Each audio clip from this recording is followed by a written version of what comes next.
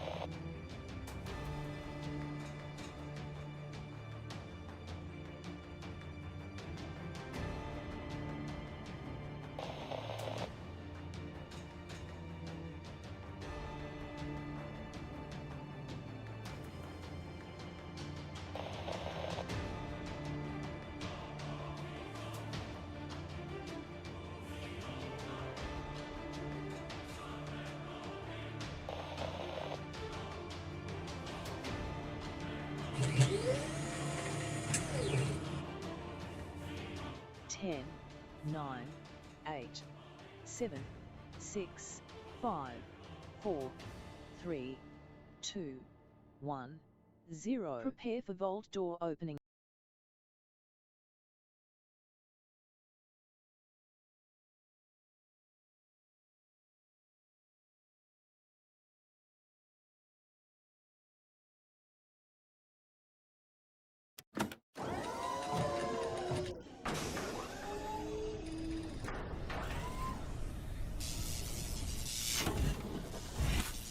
And away we go. Hello and welcome, everybody. Thank you for coming in, hanging out in the stream. I appreciate you all chilling out. Go ahead and put a 1 in the chat if you can see and hear me. You're going to show up right over there as well. See, I got cool little 3D animations that come into the stream. You know, a lot of this stuff takes hundreds of hours, everybody. It's something as simple as that, because it's not just in the doing, everybody. It's in the figuring out what you want to do is always the hardest part. In my case, I want to hang out with all of you, and I thought, well, I'll just rest and lay down for like another hour, because I've really been pushing myself massively, everybody. But it has been paying off. I've been pushing myself to walk more, to go to the gym, workout, as well as to just try to do more with the time that I have, because I'm getting up there in age, everybody. You know, TikTok.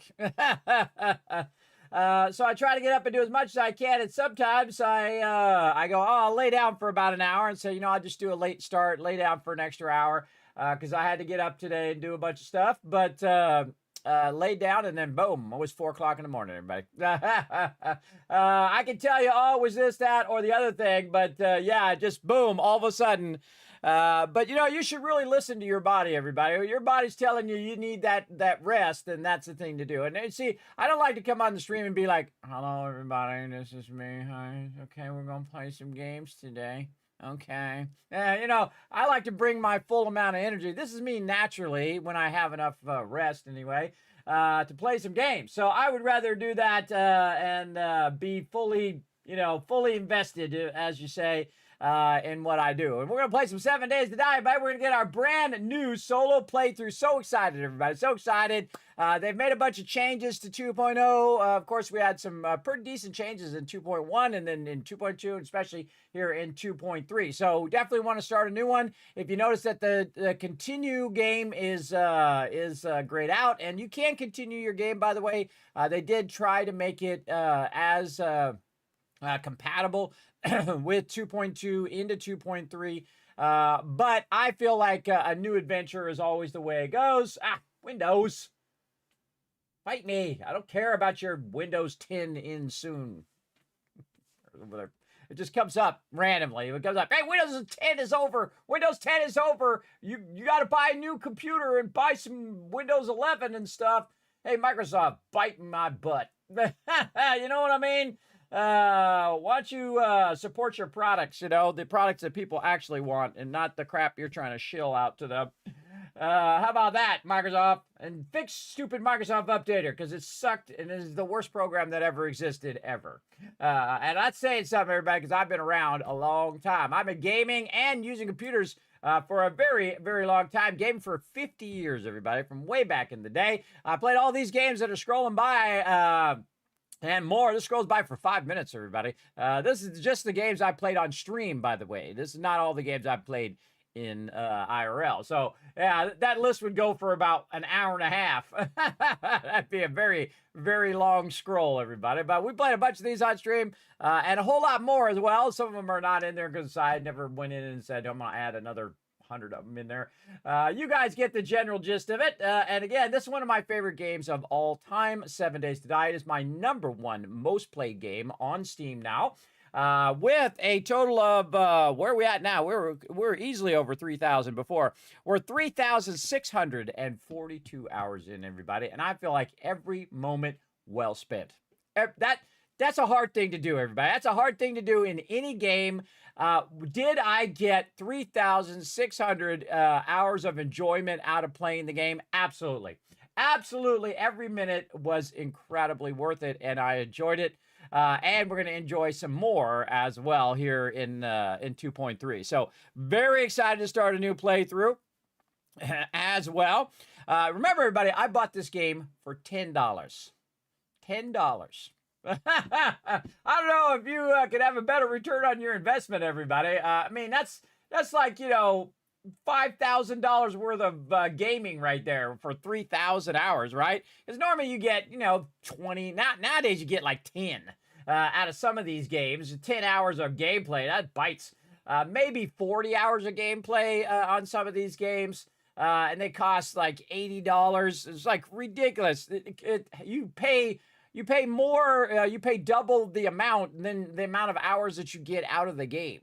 And that sucks, everybody. I like games where you get a good value, at least as many hours as you put in dollars, at least. So I feel like it's really the smaller devs, like 7 Days to Die. I mean, 7 Days to Die is pretty decent size dev, considered. Some of them are like, one dev, or they got like 3 people in there working on it. I feel like the smaller devs are the ones who are crushing it because they're making games because they love making games. They're making a game that they want to play, which I think is brilliant. Like the original Diablo, everybody. Those people made a game that they wanted to play, and they would play the game even when they're not at work or after work. That tells you there's something magical. Speaking of Diablo, there it goes.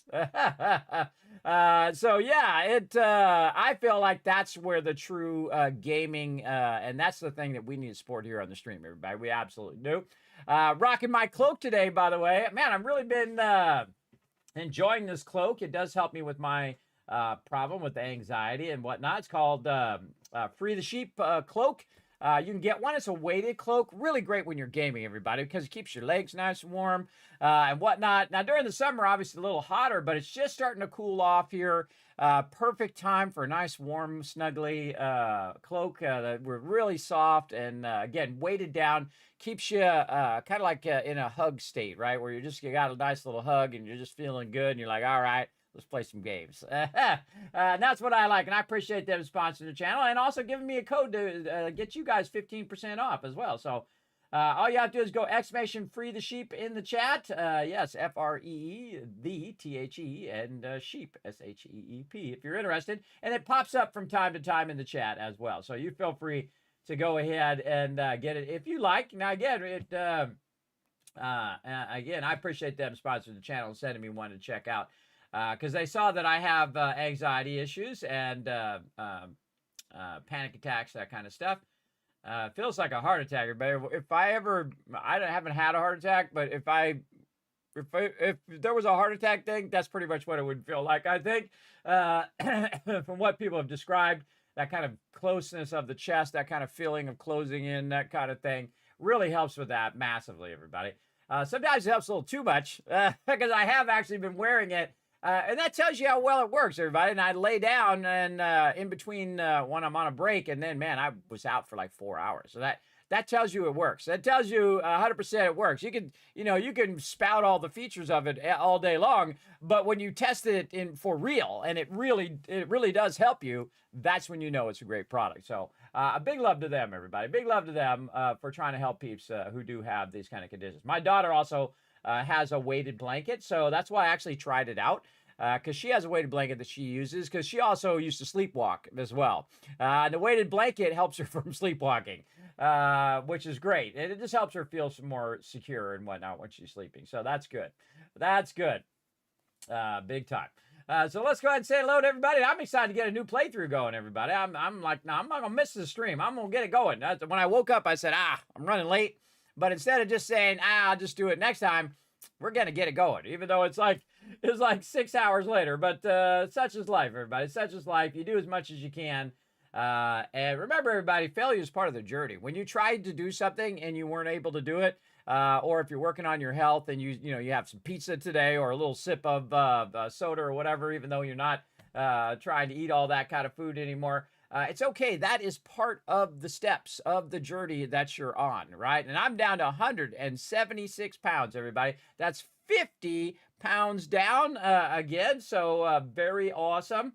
Very, very awesome. It was 230 pounds. So actually it'd be 54 pounds down since I started this crazy journey that I'm on right now, trying to, kind of give the doctors that told me to lay down and die the big middle finger. In fact, to give them a double middle finger, everybody.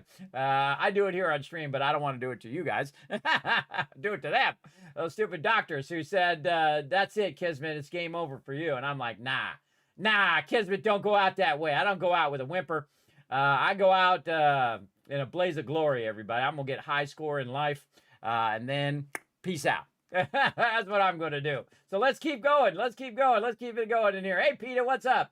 And Crazy Aussie as well. Thank you, Crazy Aussie, for coming in. Thank you, Peter, coming in as well, getting that hype going. We got Adam coming in with that 8-bit Kismet. There you go. Show some love right there. As well, we got Wiz coming in with the ones. We got Peter. Let me know everything's working. Thank you very much.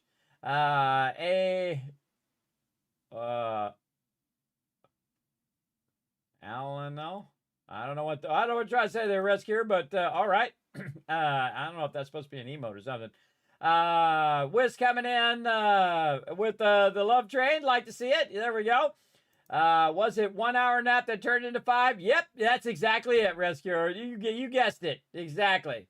But then again, when you're pushing yourself, everybody, I walked 6 miles, everybody. It seems like a dream to me. It doesn't seem real because I've been so sick for so long that I could push myself from barely being able to get up out of the bed. And I mean, I've crawled to the bathroom many times that I was so dizzy that I was afraid I was going to fall and hurt myself, everybody. I'm not kidding. I mean, hundreds of times. I mean, I'm just like crawling on the floor like a dog, everybody.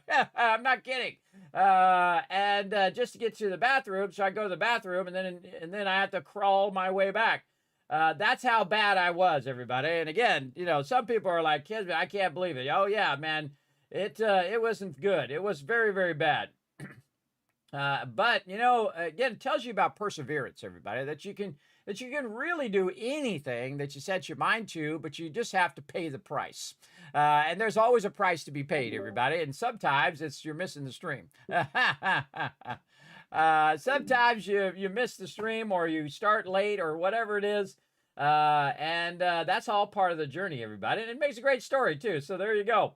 You guys say, Kismet, I was waiting for you, bro. I thought you were going to start at 10. Hey, you know how it is.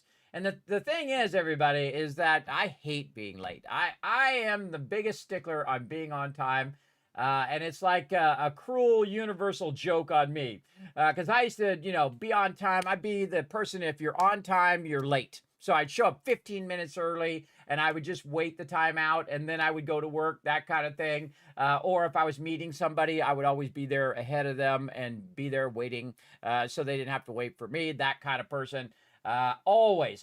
And now, because of my medical conditions, you never know what the hell's going to happen. But, it's kind of like life's little thing that says, okay, let me, you want to do this? Well, hold on, let me make it like 1,000 times harder, and see how you, see if you rise to the challenge. And I do. So there you go. That's something good about me. Let's see, Kiwi Wolf with a 1 and 6,000 out of 10. What was that for? I forget.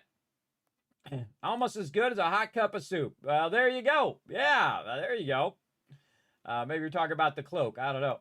Rotisserie G coming in, bringing that love. What's up, G? Did we have some fun last night or what, everybody? Man, that was pretty fun in 7 Days to Die with my crew.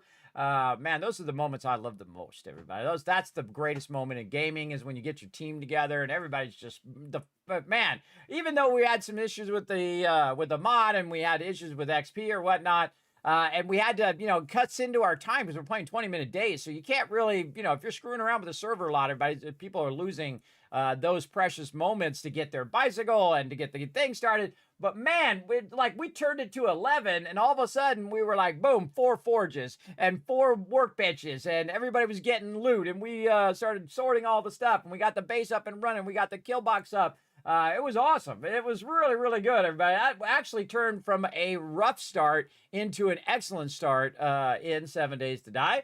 So we got a new playthrough going with the team, and tonight we're going to do a new playthrough, which is a solo playthrough, where I'm going to, on my team play, we take over location, what's known as a POI, or a point of interest.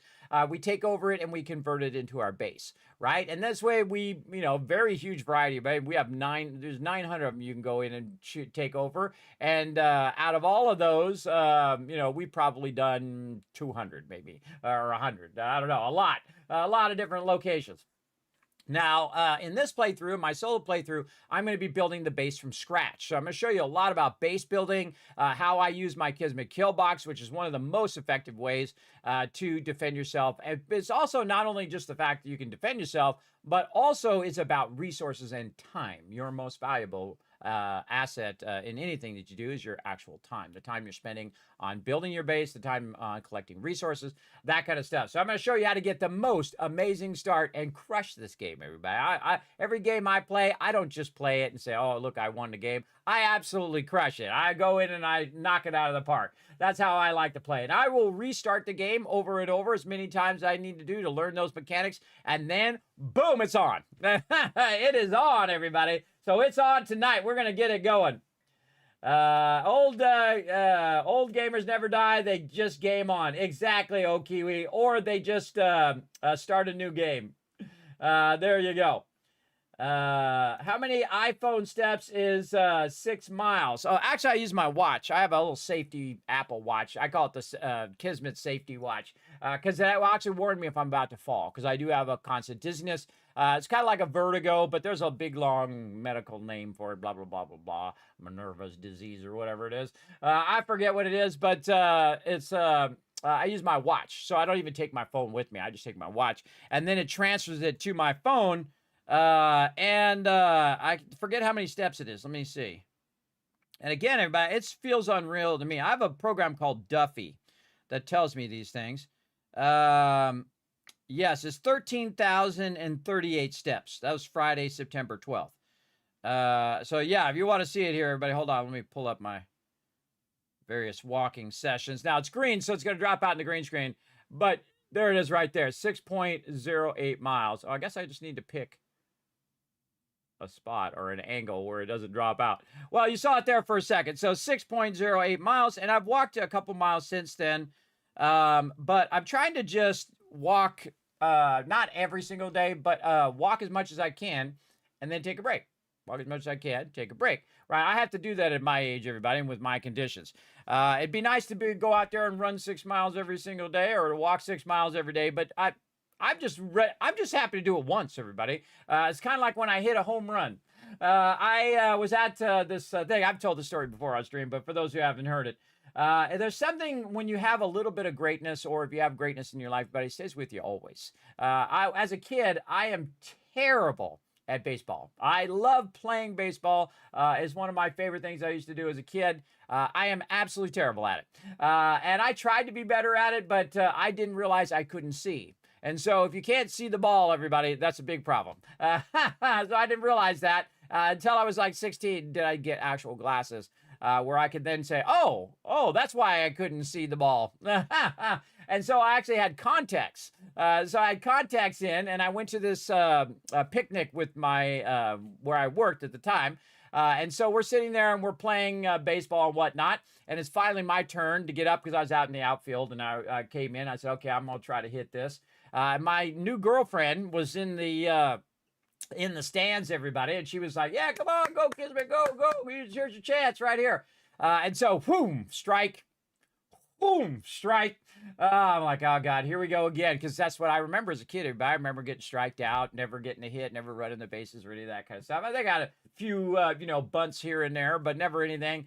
And I used to work out all the time. And so when I got to a certain age, like, 15, 16, I started working out. I started working out with a friend of mine and whatnot. And I'd not played the game in a really long time. And so I said, come on, just fire it in here. And so he fired it in. And it was like that moment, everybody. Crack! And it went out of there, everybody. It was gone. It was out of there. It was one of those moments. And look, it gives me goosebumps. Check it out. Goosebumps, just thinking of that moment. And of course, luckily, my girlfriend was watching. That's the best moment, everybody. It was watching because they had moved in. That's what the biggest insult, everybody. When you got people who move in from the outfield, and that's where they made the mistake, because I knocked it the hell out of there, everybody. It was gone. It's the furthest I've ever knocked a baseball in my life, and that was a home run. I ran all the bases, came in, boom, home run, everybody. And that stays with you forever because you know you can do that now. You know that that is a hidden talent that you have inside you that all the time you thought you couldn't do it, and then that was the moment. That was your moment to shine, and it will stay with you always. Always when you have those moments. And I know you guys have had those moments too. You've had a few moments where you're like, I didn't think I could do that. And then bam, life tells you different, right? Life tells you different. So pretty amazing, everybody. Pretty amazing, that moment. By the way, that girl that I impressed, who was my girlfriend at the time, is my wife of 30 years now. So there you go. 30 plus years. I think 32 years now. Yeah, from the early 90s now all the way to the 2025s.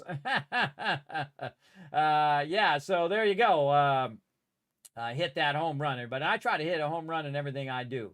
When I come in here, that's why I call it the BSE. If you notice that in the title, everybody, that stands for the best stream ever, because we're going to have one right now, and then, of course, it includes all of you. So come on in. We're going to get to it and have some fun. Thank you, One Kiwi. I don't know what you can't remember, but there you go. So, yeah, 6 miles on the iPhone.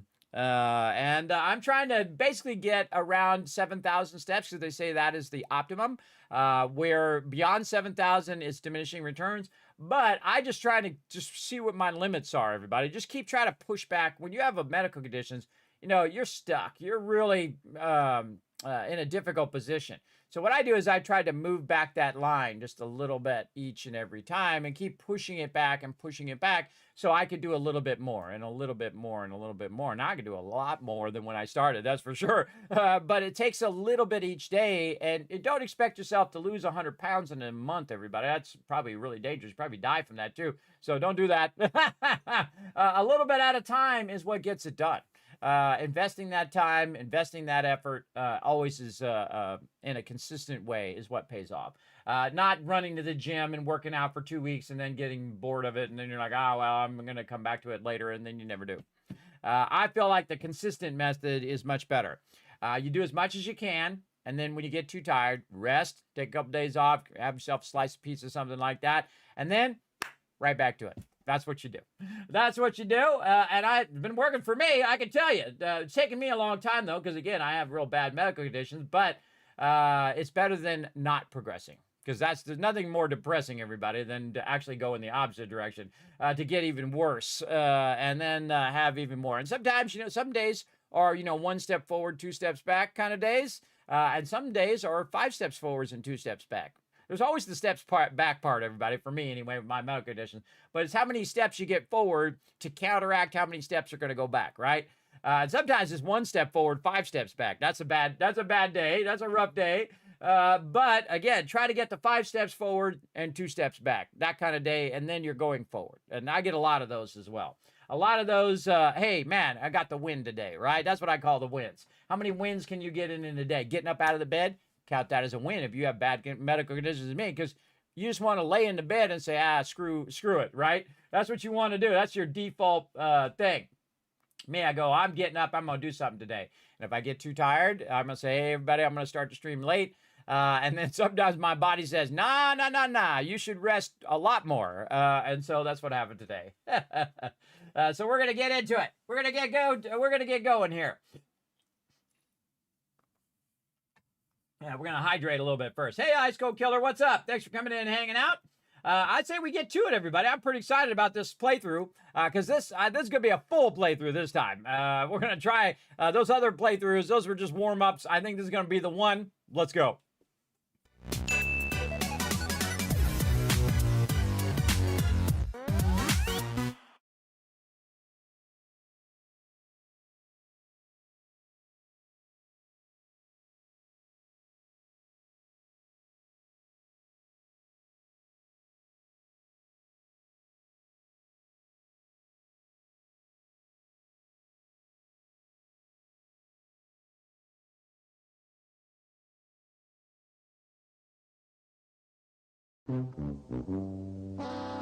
Did it mute again? Sometimes it does that. My elbow, everybody. I hit it with my elbow. Very sensitive mic, but I love this mic, everybody. Of all the companies I can just shower some love on, it's Elgato, everybody. The Wave 3 over here. I bump it sometimes, my elbow, when I'm lifting my arm or I'm grabbing. I was drinking my water. Drinking my water and I bumped it. It has an awesome mute button on the top. But sometimes when I bring my arm up over it, because it's literally right here. It's off the side. I don't like streams that have the microphone in the thing. I like to have the microphone out, and I talk loud anyway, everybody. So I actually have the microphone away from my mouth. Otherwise, it'd be like, Kismet, geez, talk a little less.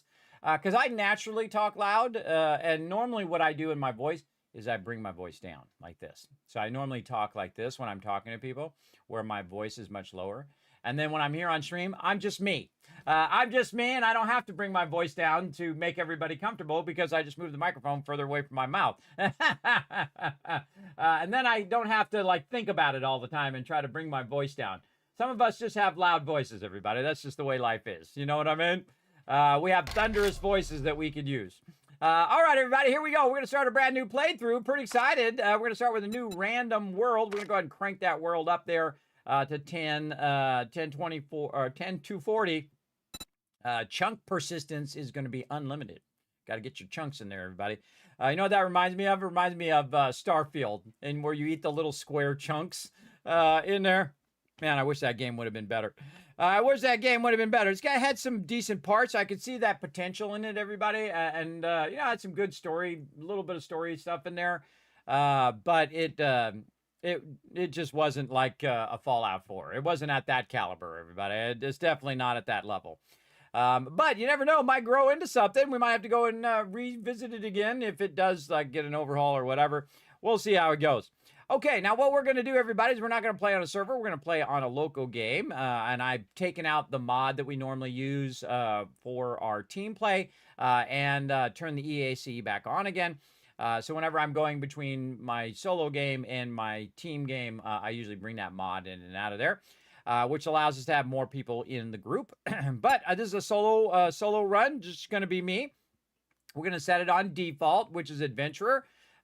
Which is the default difficulty, which is actually number 2 in the difficulty. You can see you can turn that all the way up, and we've turned up to insane many times, and I have too when I play solo play. But I'm just gonna when I'm first playing, doing a playthrough of a certain version of the game, especially if there's been a big update and they've modified the way that it goes. I don't use any mods at all. And I try to use default settings because that's going to give you the true feel of the state of the game, right? If you add a bunch of mods and a bunch of stuff like that, you're adding a bunch of variables that can modify the default. So we're going to do a 60-minute cycle, which is default, and then day length, which is 18 hours, which is also default. All of these as well, and then airdrops on. Storm frequency actually now sets to 0. By default, And you can see that I have it at 100%. I actually like the storms. I think the storms are a great idea. I think it's also a great idea to have a way of countering the storms. So in the beginning, you have to like hide from the storms, and then later you can get gear and you can work your way up, and it adds as a mechanic where you can actually survive when you're in the storms and you take less damage and all that. I like that part, that they've coupled the two parts together now. So that's something new in 2.3. So again, normally it'll be off. I hate the death penalty. I think this is a terrible idea. So I always turn that to nothing. So that's one of the few things I'm going to change, other than the fact that it's going to be a random gen and the world side's going to be bigger. Death penalty, I always turn off. I always turn that off, not only on a base game, but also on the server. And the greatest thing about this game, everybody, it is one of the most customizable games you can play. It absolutely has so many features and so much you can do. Like if you don't like the progression limit, everybody, you can just turn that sucker clean off right there. There you go. Unlimited daily progression of your quests, just like that. I love that about it. I love that.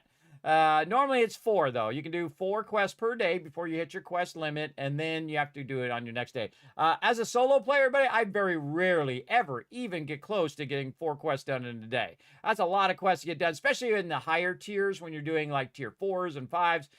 That's a lot to do in a single day, even with an hour day. So pretty crazy. So drop on death, I've turned to everything. Normally I have this on tool belt. Sorry, backpack only, and not the tool belt. You keep the tool belt. But the reason why I was doing tool belt is because that when you get your stuff back, you had to reorganize it in your tool belt every single time, which was really obnoxious. So I started turning it to backpack only, so you don't have to redo your toolbar every time. But now they added the feature that when you do pick up your backpack again, all of your stuff goes back the way it was before. So big love to them for adding that. And now I say, hey, just do everything. Because then you got to run back, you got to get your stuff. So you're really trying to keep yourself from dying, that's for sure. And then multiplayer, not going to do any of that stuff there. So it's not going to be multiplayer, it's going to be single player. So there you go. So that gives you the general overview. Death penalty to nothing. Again, now they have storm frequency, normally 0 default, because you can see if we change this to 0, it's now the default. See how it turned to white instead of yellow. It turns yellow when it does it. Now you can have storms on all the time, everybody, 500% all the time if you want. Me, I'm just going to set it to 100%. And see how it feels. Now, again, it's not the default, but I do like the storms. I like the storms. I like the bio progression. Remember, if you don't like bio progression, turn it right off just like that. Again, see, people complain. They're like, I don't like the bio progression. Well, just turn it off. What are you complaining about? Any other game, you would be screwed, everybody. If this, like, great example, Fallout 4, everybody. They came out with that HD update, which absolutely sucks, makes the game worse. It takes longer to load, all that stuff. I like the fact that it had that DLC. I like all the DLC part of it. But the fact that it made the game worse, and then you have no recourse in saying, you know what, I don't want the DLC. I don't want any of that if it's going to make the game worse to play. And of course you can roll it back, but then of course you have to use mods to do that, and or you can manually go in and roll it back in Fallout 4, which we are playing in the older version of Fallout 4, doing our Rise of the Tycoon Empire playthrough, which we're going to do on hopefully Wednesday and Thursday. We get back to it. But it's not as customizable as this. There's very few games that are so incredibly customizable that you can go in and change it and play however you want. And that's pretty awesome. This game is really, really amazing in that as well. Oh, absolutely, Rescuer. I have it on my list to get to. Absolutely. I think the Fallout 4 update benefited my PS4 version the most, more than the PC one. Absolutely, Rotisserie G. Yeah, it actually did. That's what it was designed for, is to help a console have an HD version of it. On the PC, it actually makes it worse. And they didn't fix any of the problems that have been there for 10 years. I mean, you had this opportunity, everybody. You had this amazing opportunity, especially when the Fallout TV show is such a hit and is so incredibly well done. And you have all these opportunities, and they just failed to reach those opportunities that they had. But that stuff's not easy, everybody. So you got to give them credit also and say, you know, they can't just press a magic button and everything's done. It takes a lot of time and effort and money, and you got to have invest your resources where you think best. But such a massively wasted opportunity. Imagine if they had a Fallout 4 update that fixed all those bugs, added that new content, made the load times faster, and that was it. That was it. Imagine how much that thing would skyrocket, everybody. I'd be selling like it was brand new. And then couple that with coming out with a remastered version like Skyrim for Fallout New Vegas, for Fallout 3. Holy mackerel. It just gives me goosebumps again, just thinking about it. There it goes again. Just thinking about it. Such a absolute missed opportunity, everybody. Missed opportunity for sure. We got some saves in here. Hold on, we got to delete some worlds in here. Delete world. There we go. We got to delete this other stuff out of here. Let's see. Yeah, these are... Oh, I think that's my map for my team play, everybody. Well, we'll go back and reload that map later. But there we go. See, it was red, and that was telling me that I had a save in the same county under the same name. So it wouldn't let me, it's not going to let me start a new playthrough unless I take that playthrough out. I probably didn't need to take the other one out, which is my team playthrough. But that's okay. I'll just reload and re-download the map, and then it will put that play in there, and it'll be fine. It'll be fine. We'll see. Or I'll end up with all my complete inventory empty, and I'll have to start again. That's okay, but at least the server stuff will still be there. All right, we'll see how it goes. But what we want to do is clear out all the other stuff. We want to go ahead and do it. Now, we can go in and do advanced generation where you can actually set up the map, but I don't like to know where the zones are. I don't like to know anything about the map. I want it to be completely random and completely a surprise where everything is. I think that's part of the magic of the game, is that you can replay it over and over and over again, and it can be a new experience each time because you're going to have a random gen. So, all right, there we go. We talked about it. Version 2.3 B9, brand new start. Here we go. Here we go. Now, it used to take like 30, 40 minutes, especially on the bigger maps that you would do, everybody. But now it takes about 2 minutes, which is incredible if you think of the scale of what it's generating right now. What it's generating is a massive 10K map that's going to have a bunch of POIs in there. It's going to have a bunch of different roads, and those roads are going to be main roads and side roads, and those side roads are going to connect to actual buildings and whatnot that it does. That we're going to go and explore, and who knows? And who knows where the traders are going to be? Who knows what different POIs? Because you're not going to get them all, everybody. It doesn't spawn every single one of them, all 900 of them. And it does it pretty randomly, so sometimes you might get some more traders than you got in the previous one. Sometimes you may get certain locations in a certain playthrough that you didn't get before, and so on. Sometimes you'll get gigantic mega cities, which is one of the things they're working on, which is pretty awesome. And that's why I cranked that map all the way up. Now, you can actually get even larger maps. On our team play, we actually do a 12K map, and I have done as large as a 20K map as well, because you can't just type a number in there and just have the number in. Now, you want to use it as an exponent, though, of whatever the default is. So an exponent means that if you have, say, a map that's 6,000, well, then you want to do 12,000. And then if you do 12,000, you want to do 24,000, right? So it's basically like a doubling of that number. It's kind of like when you're doing 128K in computers. So it'd be 128K, 256, 512, 1024. You get the idea. So it's just basically it's an exponent or a doubling of that particular number. And that's going to be the most efficient way because it's going to be easier for it to calculate that number, right? That's why they have those numbers in the first place. Otherwise, they would just use even numbers, everybody. There's always a reason behind stuff. And that has to do with optimizing that particular thing. So it does work out great. No, it doesn't affect the server itself, Rotisserie G. It just affects my playthrough. I might end up with nothing in my inventory, so we'll see what happens. I forget if it takes out my inventory there or not, or if it saves that on the server. So we'll see. But that's the thing for another day, but that's the thing for next Saturday. We'll find out. And that's okay. I don't really have that much stuff going on my character anyway. So we'll see. A good little test anyway. And I like to test that kind of stuff anyway, to see what happens and what goes. But I have a feeling all that stuff is local on the server, so we'll deal with that later. Right now, we're just trying to play some of this. We're trying to get this going. All right, so it's already generated it, and now it is processing all of the various different things. And the fact that it does that within just a few minutes, I think, is nothing short of miraculous, everybody, because this is really, really massive. And there are just so many little details that it adds to it. And then once it does it, that's it. It's done. It's ready. You don't have to do it again, which is amazing. You don't have to do it every single time you load up. It just generates it and you're good. Again, this used to take like there we are, done. It just take like 40 minutes, sometimes several hours. If you had it on the server, you would just start it going a couple hours ahead of time before you were going to play, and it would generate the map, and then everybody would download the map, and then off you go. But as you can see, it was just a couple minutes, and now we're ready to go. Here we go, everybody. Oh, I love a new playthrough, everybody. It's one of my favorite moments. All right, here we go. We're going to start with the basics. Our basic quest. Here we go. All right, we're going to open the challenges window. We're going to go ahead and say, yes, we're ready to start our basic quest.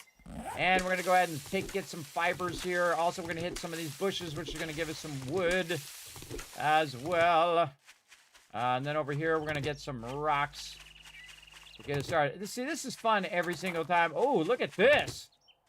We find a good amount of rock. It's always that last rock, everybody. Look at that. It's always that last rock. It always gets me every time. All right, we're also going to get some of this while we're at it. We need some more plant fibers. Aha, there it is. There it is. All right, stone axe. Here we go. Now, again, this is the same, everybody. This is a starter tutorial. And we put that down there. And then we want to harvest some wood, and then we want to harvest some stone. I find it's actually fairly difficult to find a stone rock anymore. Now, I suggest harvest a little extra because your next quests are going to require more wood, too. So I would select a whole bunch extra, and there was a rock somewhere. There it was.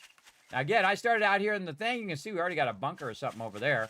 Now, this all I have right now is the stuff in my bar, which is my stone axe, which I have there at number 1. And then some water and food that it gives you to start, and then a little bit of the resources I've collected. And I highly suggest just collecting a whole bunch extra. So we're just going to go to town here because we're going to burn this up. So in the beginning, instead of just rushing, just go ahead and get a whole bunch of this. Like so.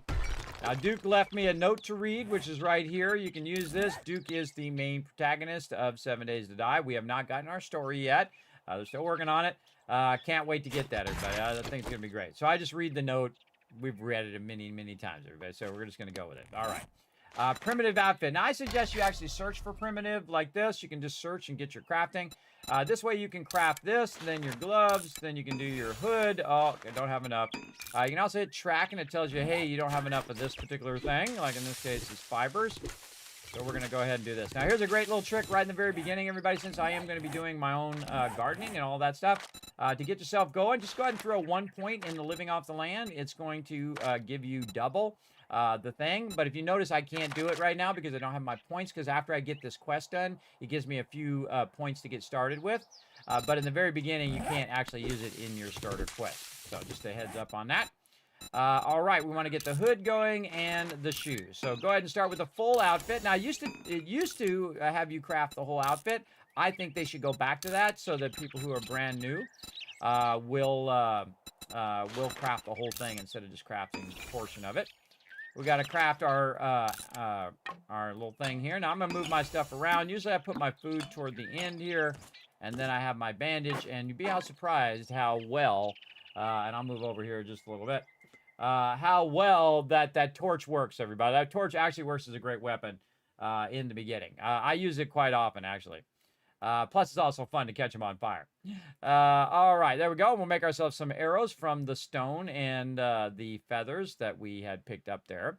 Then we pick up the challenge windows, and there we go. We got them all done. Now, to get it, the actual full row of challenge done, you have to redeem them. So you redeem them, and you're getting a bunch of various rewards, in this case, XP.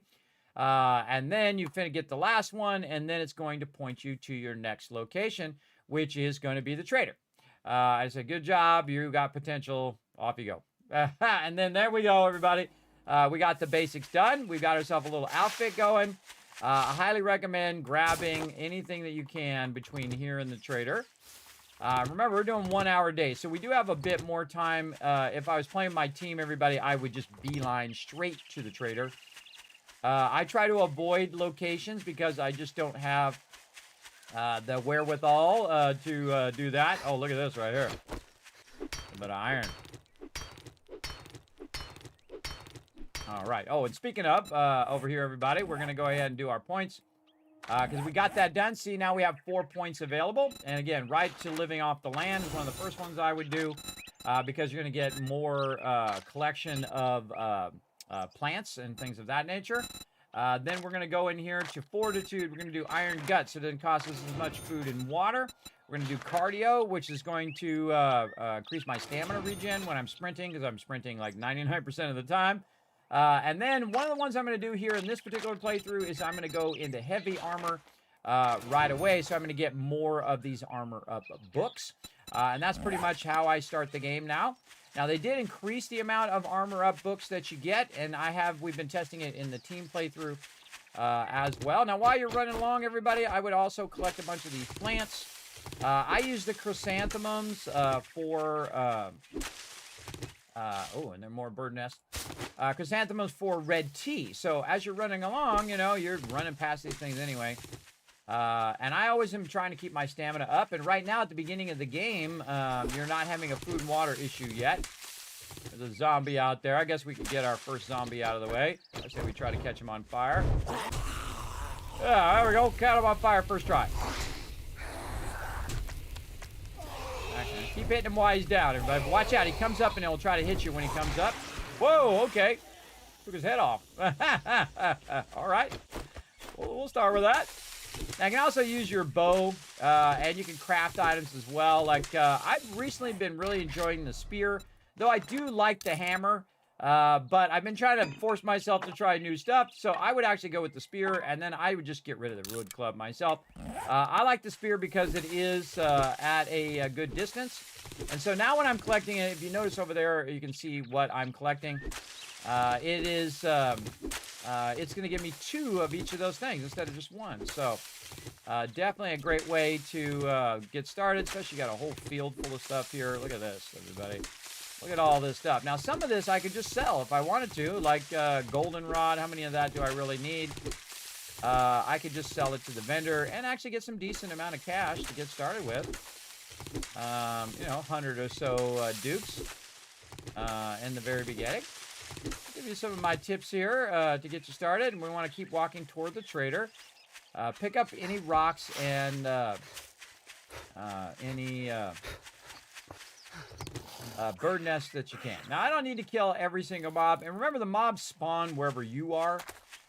So there's no mobs that are, you know, 5K ahead of me right now. They're usually around where you are within, say, 200 to 300 meters. Because, you know, they might have spawned behind you while you're running. So they're still back there. But they'll be in your general area. They're not way off on somewhere in the side of the map somewhere. And I usually try to hit stuff that's on the way and not divert. You know, and this also wood here, so you can just grab these kind of burnt out bushes, get a little wood there, and then definitely get the bird nest. This is how you survive, because your number 1 priority, food, water, shelter, right? And I consider those 1 priority. Those are all part of the same thing. That is your survival priority. And also you want to watch out for your stamina. You see there it said, hey, you didn't have any stamina. And see, while you're getting the bird nest, your stamina is going up. So that also is a great way of kind of resting and getting stuff at the same time. Get as many of these eggs as you possibly can. And then there we go. Now we're starting to see some trash containers and things like that. We'll run along there. Also looking for any gore blocks or blocks I can break up to get a bone knife.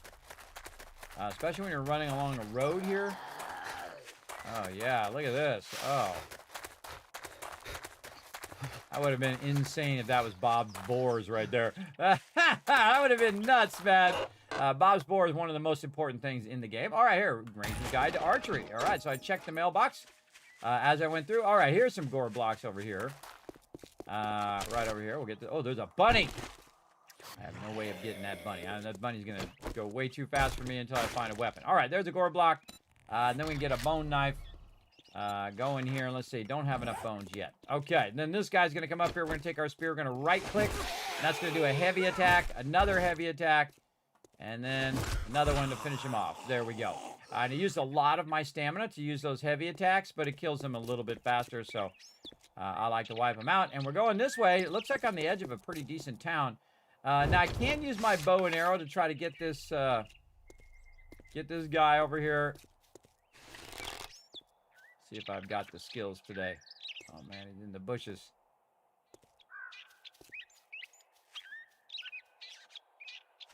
He went that way. I'm trying not to scare him off. Sometimes they just vanish, everybody. It's very rare to see animals, too. I have some playthroughs where I can't even find them. Yeah, he's gone now. If you want to save your arrow, everybody, just use your mouse wheel to switch to something else so it doesn't waste that arrow.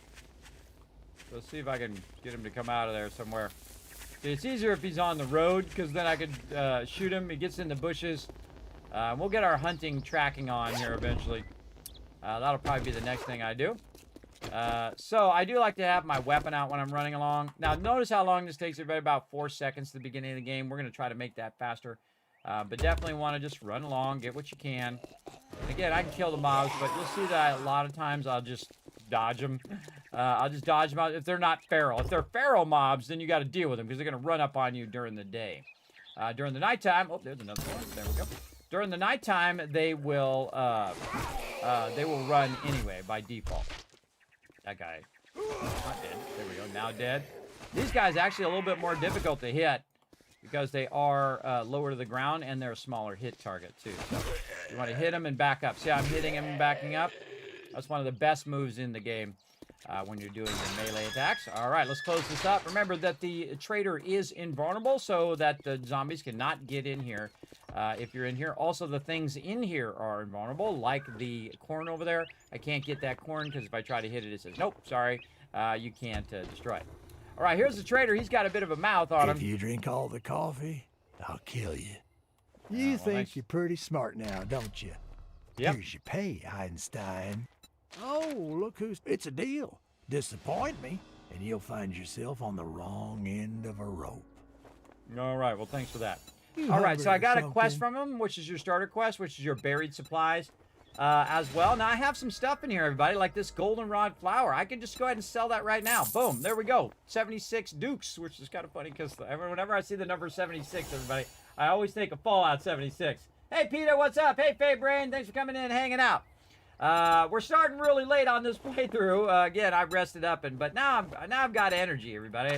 And I would rather stream when I'm fully ready to stream, and then instead of having a meh stream, So the thing I really want right here is a cooking pot, everybody. This is what you want in the very beginning. So I'm just going to go ahead and sell, and I'm going to try to sell everything here, and then I can always get more of this later on. Not the food though. Do not sell the food. I'm not going to use that. I probably won't use this. Lead, I can always get more of that. I can sell the nitrate, keep the bone, sell the spring, sell the nails, sell this gunpowder, keep the shovel. Right there. I don't think shovel you can sell anyway. So look at that. In the first few moments, everybody, I got 341 dukes just that fast. And so I'm halfway there doing the thing. Now, the Be quest that I careful out have there. also You wouldn't want to get is hurt. going to give me 500 XP as well. So, and also we can do some other quests. And as we were running along, you can see these green things here. These are your achievements. So I've already spent a skill point or upgraded a perk. I've gone in and read a magazine, so I got some XP from that. I also found Trader Rec. There we go. We also sold some items to the trader. So all the things that I did, I got rewards for it. Then you have more advanced quests where if you collect so much resources or stuff of that nature, and then you have your different biome gear. Now you can actually make biome gear for yourself and for other people. So not everybody has to go and do the biome thing. I think that's a really good change when you're working as a team. So you'll see that in my team play, everybody. My team can go ahead and run ahead now. Now, before we were doing it together, just to have some fun in there. But now they can run ahead and then make this smoke gear and desert gear and snow gear. This is all the stuff. This is the new thing that they added in 2.3. So you have different gear instead of the badges thing, or it's kind of like the Boy Scouts kind of thing.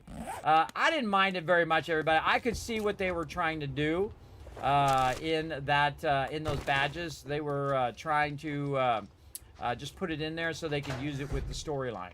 That's what they're working on right now, is the overall storyline, including bandits and all that other stuff that we will have, which is pretty great. There's my buddy Fred. Now, Fred comes to your house and he drinks all your beer. He drinks your last beer and he eats all your pizza. And that's why he must die. And he never pitches in, everybody. He never pitches in for all that pizza and berries they eat at your house. He never... Wow. That's pretty strong today. He never pitches in, so we got to wipe him out. All right, now we're going to go around the trader. One of the best things to do is go around here and just go ahead and start picking stuff up. A lot of times in cement mixers and other things, you will find that Forge Ahead book, which allows you to make forges and stuff of that nature. Right here, the best use of this, by the way, these are kind of like porta potties, is to break them down for plastic. But I can't do that because, hear that noise? That means you can't do that because it's in the trader, and the trader's stuff is unbreakable. But you can loot these things like this. I read every magazine along the way. Now, when I'm with my team, I don't do that because everybody has their own role to play that they've chosen. Not that I've assigned to them. They choose what they want to do. And then we save those magazines for the person who's working on that particular thing. Great way to work together. Let's check this truck. Over here. Ah, okay. Vehicle book already. Very nice. Also, this door rolls up. And this also goes to this back room over here. Now, this does reset, everybody. When you're done, you also have a couple vending machines with different types of food and different types of buffs there, as well as a whole bunch of drinks and whatnot that help you as well. Blackstrap coffee there, right there. It was great for your stamina regen and whatnot. Don't need it right now, though. We need to continue our looting fun. And right over here on the forges. Oh, wow, an anvil. Holy mackerel. That's one hell of a start right there. Wow, okay. All right, that's a good start. Man, if I get an anvil or a bellows in the very beginning, everybody, remember that's 1,000 iron right there that just gave me as a drop. I don't think I've gotten yeah, wow. I don't think I've gotten that in a very long time that early, everybody. That is a good sign that we're off to a good start here. Let's see what happens. That's greatly timed as well, Richard. I'm gonna give you double the caps for that. For a greatly timed wow there. That's incredible. All right. Now, one of the things that I typically will do also is right outside here. Let's check and see. We already did this. Yes. Now, we can actually use this gray sedan as a storage area. You can put it in there, but they can destroy that as well. So I suggest that you also do some of your basic starter quests right outside the trader on day one. One of those is a land claim block up there. And again, these are your achievements, so you will get XP for just doing this crafting and doing these basic skills. So I'm going to do a land claim block. Now, I'm actually going to have the base nearby. Now, I typically will build a base in the direction of the major town. Now, I actually have a house back that way, which we can see, right? And then some other POIs, but the actual town itself is in this direction. Now, another thing that I look for in the very beginning on the map is to look for some iron, right? We actually have some coal right there. And we have some stone, which is this little gray squares. Now, they actually all have a purpose. And then we have this. Now, if you want to follow along with my playthrough, everybody, I'm going to go ahead and also put the Overseer spreadsheet in there. You can see that we're tracking all the POIs that we're going to go to. We're going to push these down and start a new tracking. And we're just going to keep doing what we visited. Also, I have one in here, which is resource locations, which tells you the colors of the little squares that you need. I'll zoom in for all my mobile peeps. So if you're looking for iron in the forest location, it's going to be orange. And normally it's orange in every location, by the way, in every different zone. And of course, there's the forest, there's the burnt forest, there's the desert, the snow, and the wasteland. And I think also in our current playthrough, we might skip straight to the snow because we've already done the burnt forest and the desert and the thing. But I don't know. We might do the progression to directly to. We might do the regular progression in there. I haven't made a full decision yet. We'll see. We'll see. But what we're doing is we're looking for an orange square that we can use. Now, there's one right there on that section. It'd be nice if there was one down here that was toward the town. As well. So let's go ahead and run toward the town. Let's turn the sound back on. And I've got room in my inventory for some stuff, but not that much. So what we can do is we can go ahead and create a storage thing right here. Storage. Now you want to favorite some of this stuff because you're going to be using it over and over. So we're going to create a storage, and normally I put it up on what I call a loot pole or a Dropbox pole. You can call it whatever you want. But I also sometimes just throw it on the ground. No big deal, right? And then you just drop your stuff in there and hope they don't destroy that box and you lose all your good stuff that you got. That part sucks. But I don't need to carry this stuff around. What I do need to carry around is I can actually go in and I can lock a few of these slots. So I can go ahead and put that in there, and notice that it locks it because I'm in lock mode. And then if I do this, uh-oh, I accidentally dropped it. I can now put it back in my inventory and it's going to be in a lock slot. I've tried it at the end, everybody. I don't know if I like it that much at the end because it still ends up doing the thing and it doesn't auto sort it down into the slot that I want to do. So I kind of like it better at the beginning. So normally I use 4 slots at the very beginning for all the basics. So some of the basics would be fibers, would be stone, clay, fibers, and then eventually some coal and stuff. Don't really have anything else I can put there for right now. I'd probably put my repair kits in there eventually, but I don't really need those right now. I do see we got some food in there. There we go, some extra food. We got some eggs. By the way, you can eat these eggs too. You can just eat the eggs directly and get 5 food. Sometimes I just die so I can cure my infection and all that kind of stuff. But we're going to see what happens in this playthrough. We'll see. And then I auto-sort it. This is like an incredibly great start, everybody. That's a really, really good start. All right, so there we go. So now I'm going to also take my land claim block and find me a spot where I want to put it down so I can then build my base. Because we're going to build a base from scratch. We're in this particular playthrough. And then also we have now room in our inventory to loot. Whoop. How far away is he? Oh, because sometimes it sounds like he's right next to you. In this case, he was fairly far away. Again, aiming for the head. You get headshots. It does more damage. And clicking that right mouse button. We did loot that. All right, awesome. Anything on the map here? We see any orange here? Nope, not yet. And again, we could put our base here. We could try to take that over. That's a huge POI for a solo playthrough. I could go across the bridge and do that across the bridge there. It looks like the closest one I see so far. Well, let's go ahead and keep running along. And again, we're right up against the trader here, so it's not too far away if we found some iron over this way. And again, you'll see that the map gets revealed the closer I get. Now, it is 1400. Now, the nighttime's at 2200 in the default mode. So you want to be thinking about it right about now. Oh, man, if nighttime comes up, what are we going to do? Ooh, there's a really good spot right there, too, to build a base. A lot of open area. It's very flat. It's by the trader. Oof, that would be one I would definitely choose. Also over here on this side, which is a huge grid that you could build out a massive, massive base there. If it had some iron there, I would instantly choose that or this. There's some big rocks there. There's some coal here. But I am trying to find some basics. Now, one of the things that I always do, everybody, is just go right to the mailboxes. And these will respawn every 7 days. They'll come back up again.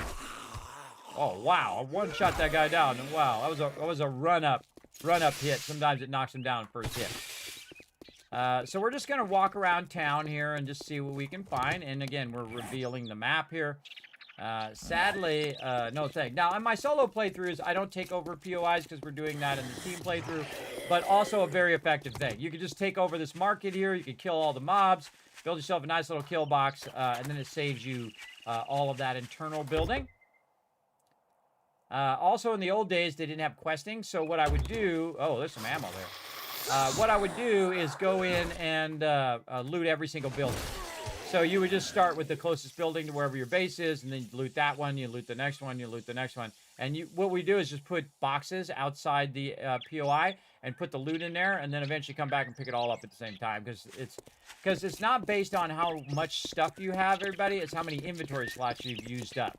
That's a different than most games. Most games based on weight of that item, right? That item has a certain amount of weight, and you can only carry so many of that item. Well, here it's based on how many slots you've used. So we're just going to go ahead and walk around. Oh, another good one. Fire's Almanac there. And again, just get some of the basic stuff while you're running along. And again, I'm trying to reveal the map. Nothing too awesome yet. Maybe out here this way. Let's go ahead and hang a left here. And picking up all these little stones as you're running along. This reminds me of Fallout 4. Taking those cones and, by the way, those cones actually give you stuff. We break them down. Break one down for you. There you go. A little plastic. So this part over here, out here, there is an open... Oh, right there. There it is. Oh, it's up on the ledge, on the hill edge.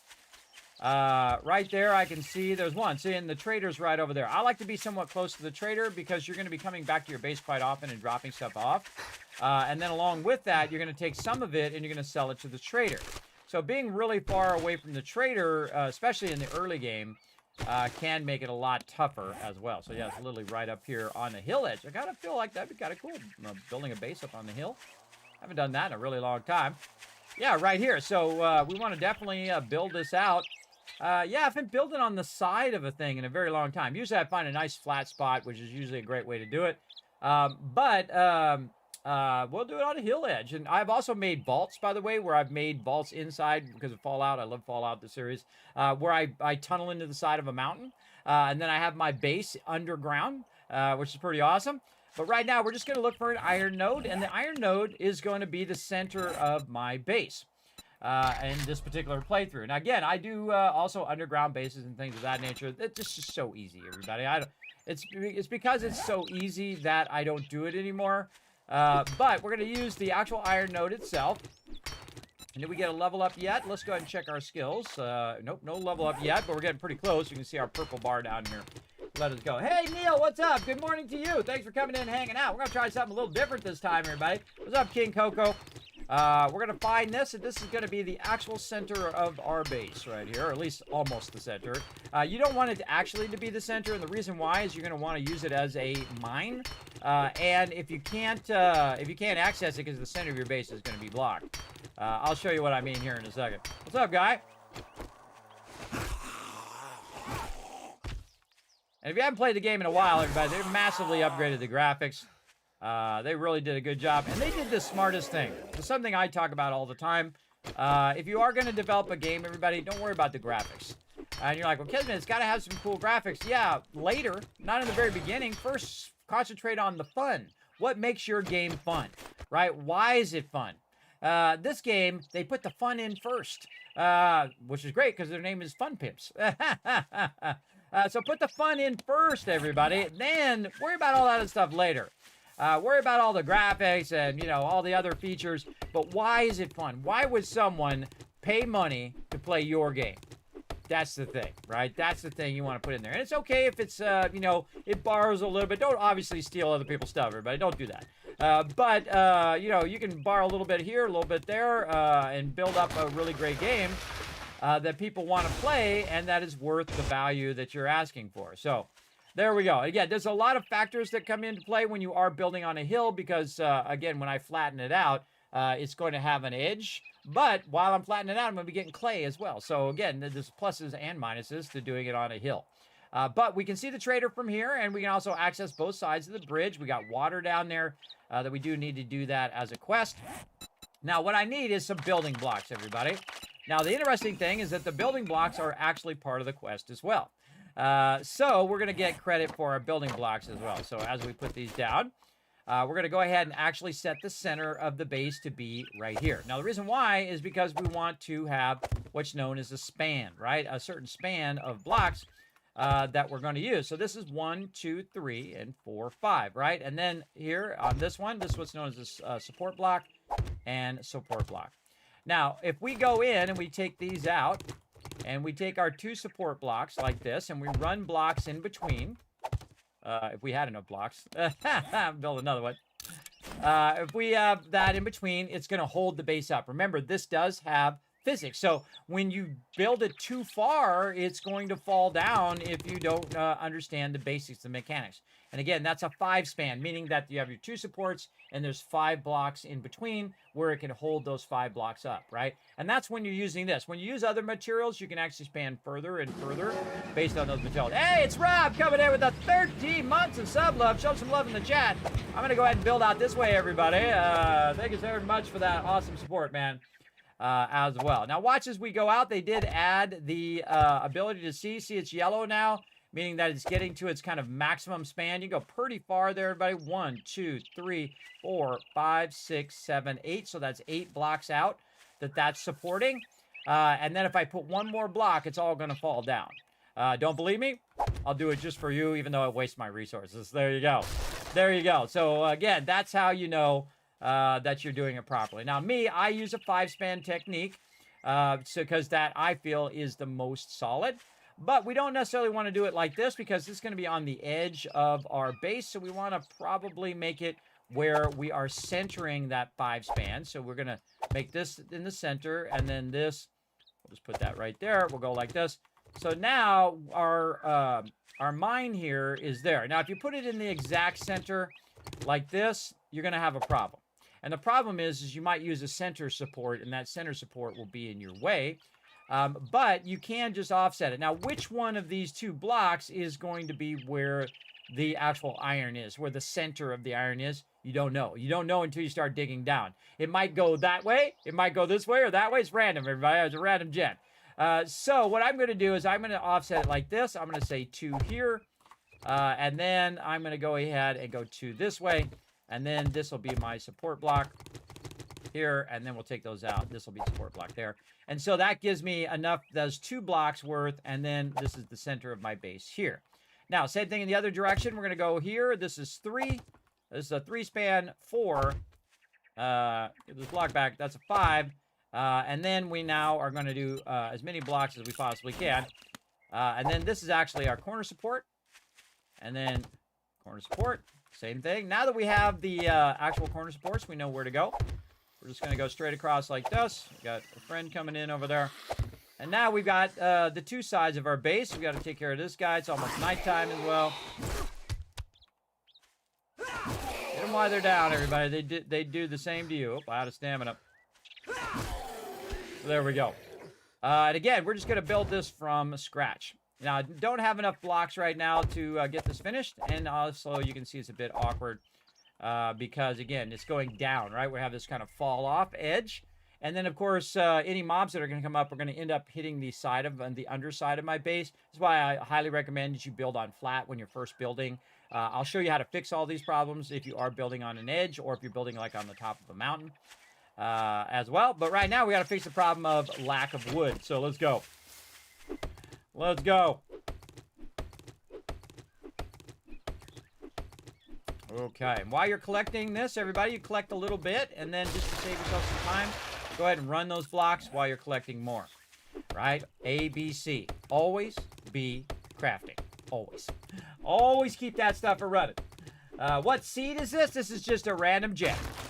Random gen, 10K map, and everything else is pretty much default other than the death penalty. I turned that off. As well as the default now for storms is 0. So that you won't get any storms at all if you don't want. But I actually like the storms. I think it's a cool mechanic, especially since they added with the ability to counter the storms. I really like it. I think it's pretty awesome. Okay, so there we go. And while we were doing that, we were doing some more building blocks. Let's go ahead and keep those going. Now, one of the things that I'm going to do, everybody, is I'm going to go ahead and cut out a block here underneath here.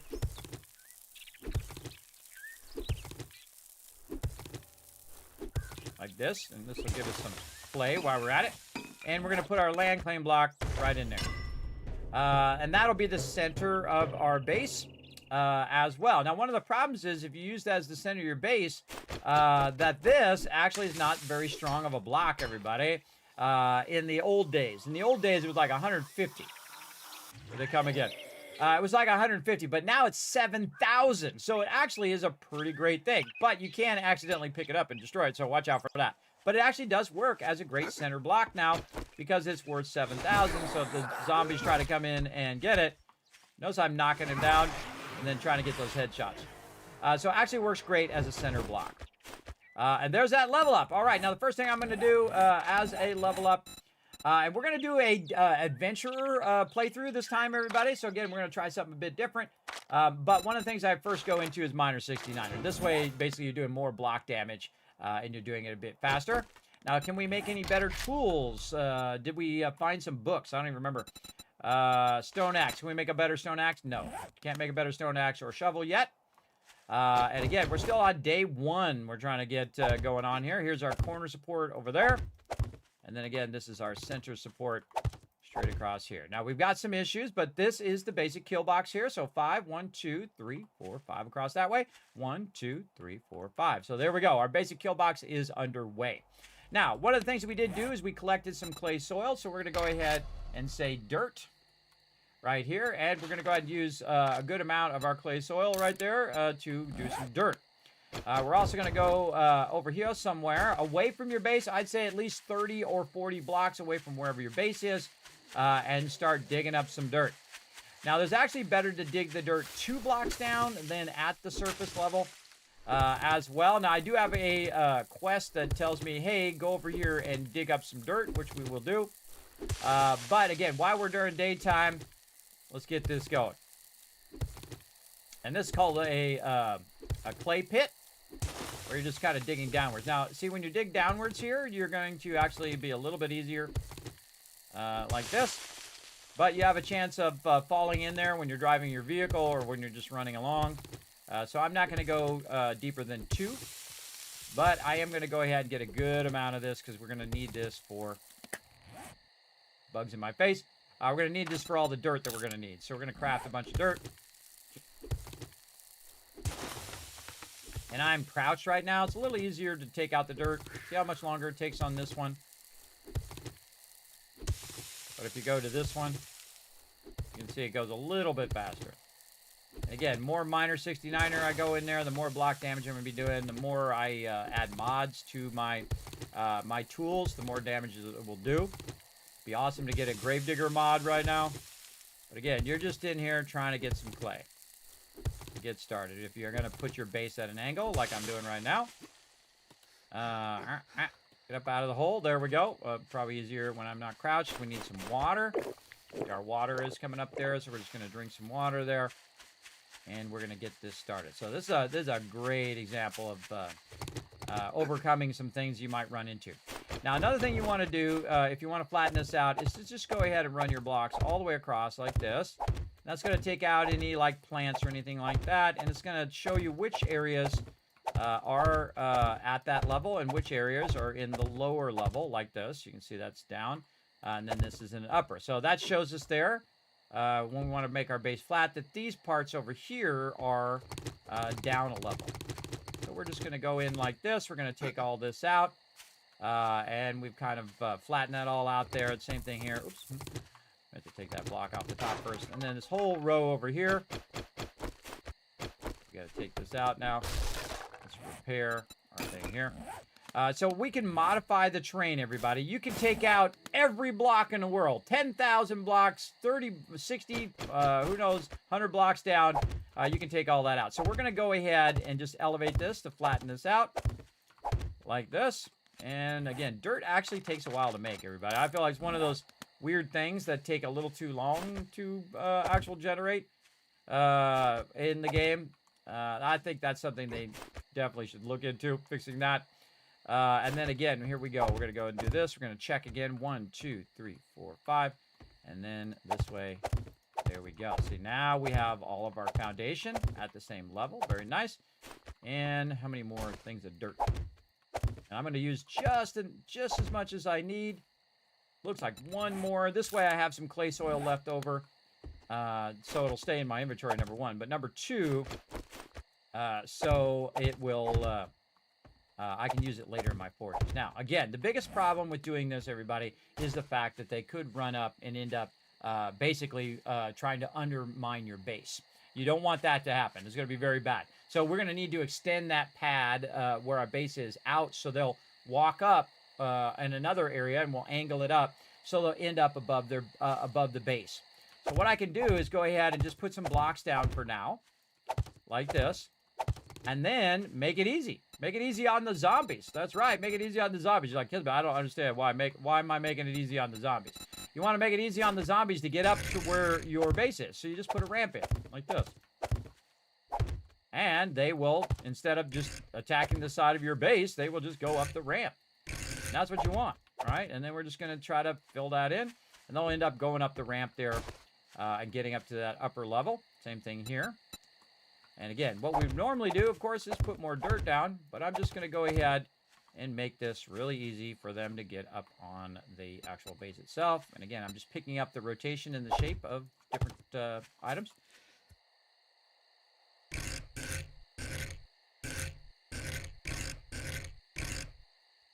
Ah, had to sneeze there. Missed it.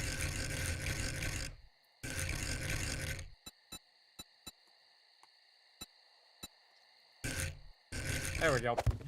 I don't know what it is about the rotation in this game, everybody. It just makes my brain hurt. All right. There we go. And then also we have a corner piece that we can do there. But you can see I'm just making it where it's super easy for them to get up to the level of the base. Now, this costs a lot of extra resources, of course. Now we need more stuff. Nighttime is upon us. Now, had I did this in a flat spot, I wouldn't have to do all this extra stuff. And the fact that I have to do all this extra stuff is actually costing my daylight time to try to build my base. And again, the further you get in and the more resources that you have, of course, the more extravagant you can make your base and to counter all of these things. This is another thing. I would actually put one right there. Again, just try to make it real easy for them to get in the base. Now, there is an actual piece that goes right there. And this is called a wedge. So you can go ahead and hit this button so it shows you all the wedges. And we're looking for a corner wedge. Nope, just look for a corner. See if we can find it in there. Outside full. There it is. Very nice. And then this is actually going to be out here. Oops. Not mean to rotate that. I meant to put that down. There we go. And then we can do this. And there we go. So now you got the edge of the base. I think that actually looks pretty cool. I kind of like it. I might leave it like that. It's kind of fun. But we do need to have the ability to put our spikes there and everything as well. So if you're trying to keep this rotating just in the default thing, everybody, you want to go to the simple mode. All right. Now, see, on this part, they're actually going to be up higher as well. So we definitely want to bring them up to the full state of where this is. So eventually we'll bring this up another one as well. But you want to have them where they're going to attack the blocks that are going to be your strongest blocks and not the dirt blocks underneath and undermine your base. This can very easily go off the rails. Very, very easily go off the rails.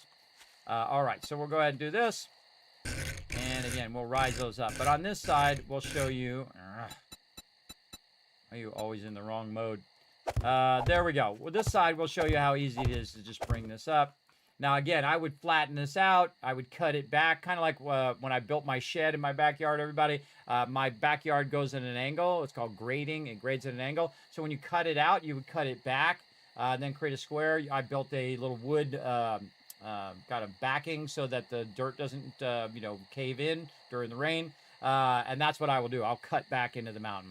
And it will take extra time to do that.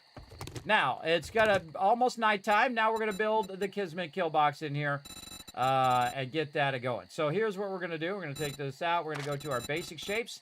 And we're going to go ahead and we're going to favorite our basic shapes. You got to make sure you click directly on them to favorite them.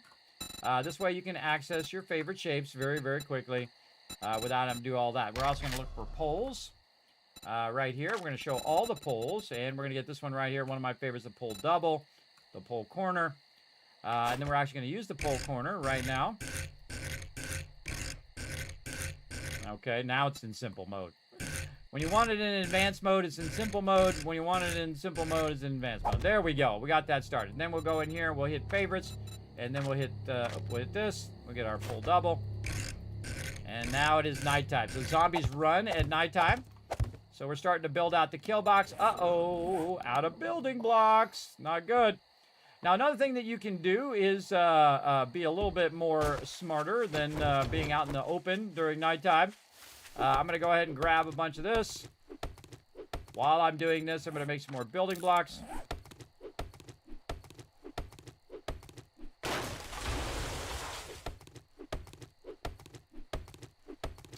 You can get up on a building or on a billboard or whatnot. We usually use a billboard that's nearby the trader. Quite often there's one there, but we're not doing it in this playthrough. In this playthrough, we're going to go for it.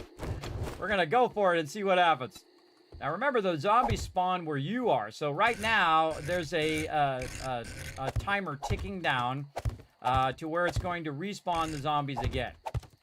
Right? And then when those zombies spawn, they're going to come nearby me, and then they're going to see me over here, and they're going to come after me. So we only got so much time to make it happen.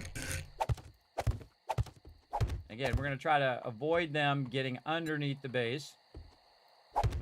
That's not what I wanted to do. The great thing about building blocks, this is the true genius of this game, by the way, is the fact that you can pick that block right back up again and utilize it. Again, this is one of my signature things I build, everybody. It's called the Kismet Kill Box. It is the ultimate protection in the wasteland. All right, now our real goal is try to get it at least 2 up as quickly as possible on day 1. Yes, I am building a base on day 1 right over here, everybody. Again, we get it 2 up, we'll be good. I kind of feel like we're going to run out of blocks. Oh, boy. Okay, we're going to have to risk it some more. Run over here and smack on some trees. Now, remember, you're making noise when you're smacking on trees. What's known as the heat map. Now, the more activity you do, the more noise you make, and you knock trees down, they make a lot of noise, it's going to attract zombies on you. So you want to watch out for that. So probably smart thing to do is to hit it all the way down, but not actually knock it down so it doesn't make noise. And we're going to go back up here. Look at this. You guys are seeing this, the beginning of the Kismet Kill Box here. Now, right here in the corner is the high side. You can actually jump over that right now. Get that going. More of the blocks here. And so we'll go ahead and do this. So you got to think about that as well, because that's going to give the zombies an advantage to get through that corner as well if they're trying to jump over. And there we go, everybody. Basic kill box is up and running. We've got our land claim block there. Also, we know that we have some iron directly under the base, which we can get later on. All right, then we'll put a block here just so I can get up on top, and we're going to go ahead and bring this upwards. Now, this is a modification of the kill box. Sometimes what I'll do is I'll put plates at the bottom, at the top, to prevent me getting hit in the base.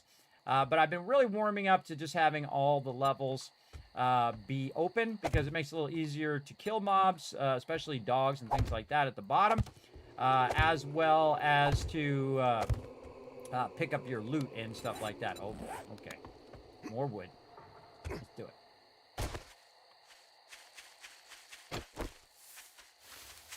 Which tree have we not done? Oh, oops.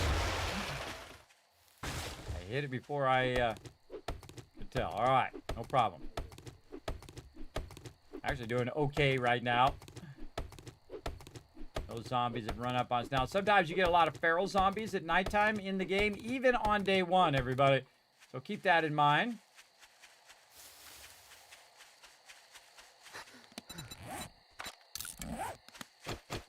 Now, what I would do is I put a block right here so you can jump on it. And this is called nerd poling, where you nerd pole up like this. And then now I'm up on top of the base. And I can go ahead and fall down, apparently. Like this. I can also create a ladder, which will allow me to climb up and down there, which we'll do here in a bit. But now our big goal is to get this 3 up as quickly as possible. And this great thing to do at nighttime, everybody, is to build up your base. Get the basic part of your base together on day 1. And now we are styling. All right, this is really good, everybody.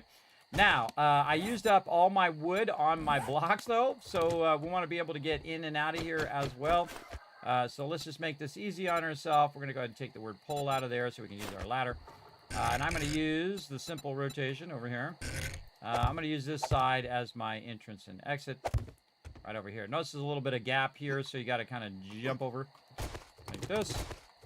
And then we'll go ahead and do the same thing here. I just put one ladder in because you could just come up, jump to that ladder, and then you get in there, especially look around for any baddies. All right. I know, actually being pretty lucky on the baddies. Pretty lucky. Whoop. Woo! Kill me kill box for the win.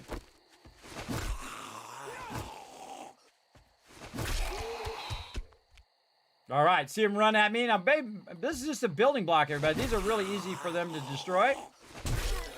Whoa, he actually got a hit on me there. All right.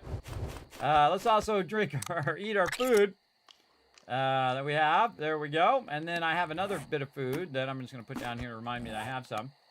And I say we just eat both of them. Let's go. So as you saw, I could run back, get in the kill box, and be fairly safe in the very beginning against those mobs. And those are just normal mobs, right? A feral mob could take out that block in one hit. Now, the block might have taken some damage, so we can right-click it and fix it. We can also upgrade it, which is what we want to do now, which is why I went and grabbed that wood so we could upgrade that. And then, of course, we could go ahead and give it another try. Now, if you notice, the zombie could not climb up the ladder. And that's because if it's up a certain amount, they will not climb up the ladder, which is a great little advantage for you as the player. Now, I could have just killed that mob, by the way, outside as well, but he's going to hit me a whole bunch, maybe infect me and whatnot. And he got a lucky hit on me there, too. I didn't even see him swing on that one. So we're over here collecting more wood. Back to the base, a little bit of a jump, hit that ladder. And now we can go ahead and start to upgrade. And now we're causing some activity. So as we cause that activity, you can see there's a zombie down that way. I don't know, it's kind of hard to see. But the more activity that we do, I'm going to upgrade the corner as well. The more zombies that are going to spawn. And remember, at nighttime, they run, all of them. So look out. Now, if they're feral, they run even during the daytime. So watch out for those ones as well. And so I'm going to go ahead and just upgrade the middle part. Out of wood again. Oh, boy. All right, we got to go risk it. Also, another thing to do, everybody, is to look and see how many of these you've gotten done, because that'll give you a bunch of XP. So let's go ahead and do this one. Oops. Right here, we got to claim it, W. We also, we did the land claim block. We're going to do the building block, which we did. Place building blocks, upgrade building blocks, place a storage container, which I did. Over here, we killed some zombies. We got to do a bedroll. Great thing to do right now. Craft that bedroll, and if I do die, I can go right back to my base if I want. I usually spawn by my thing. Oh, place door. So I got to gather some wood there. Notice that it's highlighting that for me.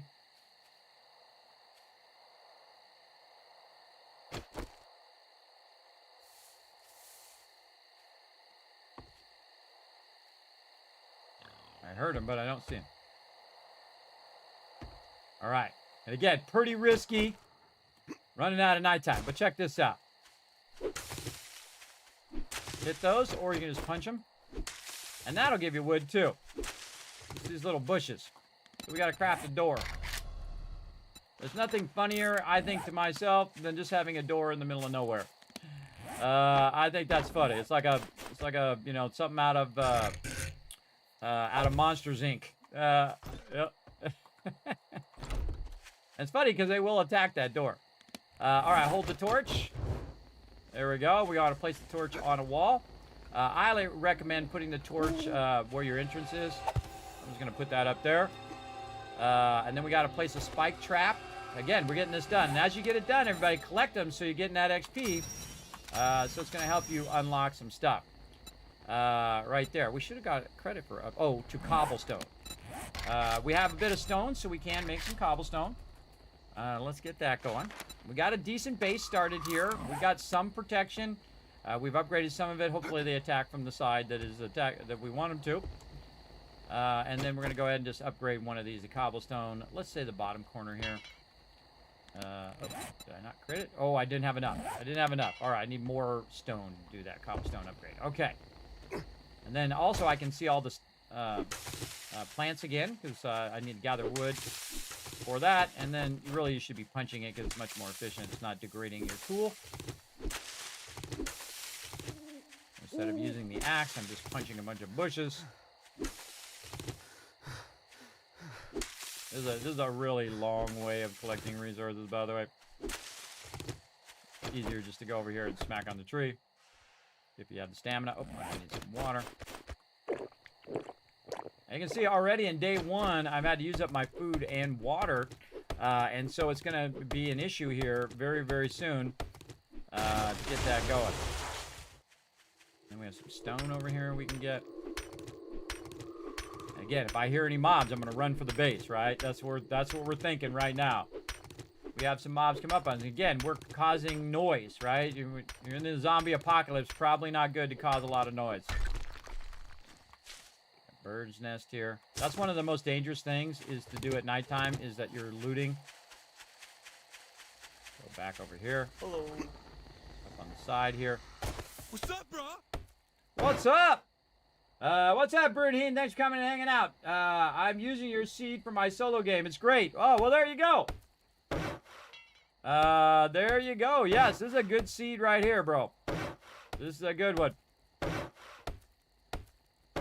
So far, anyway. All right, not enough to get there. Notice I'm doing the center first, everybody. Doing the center first.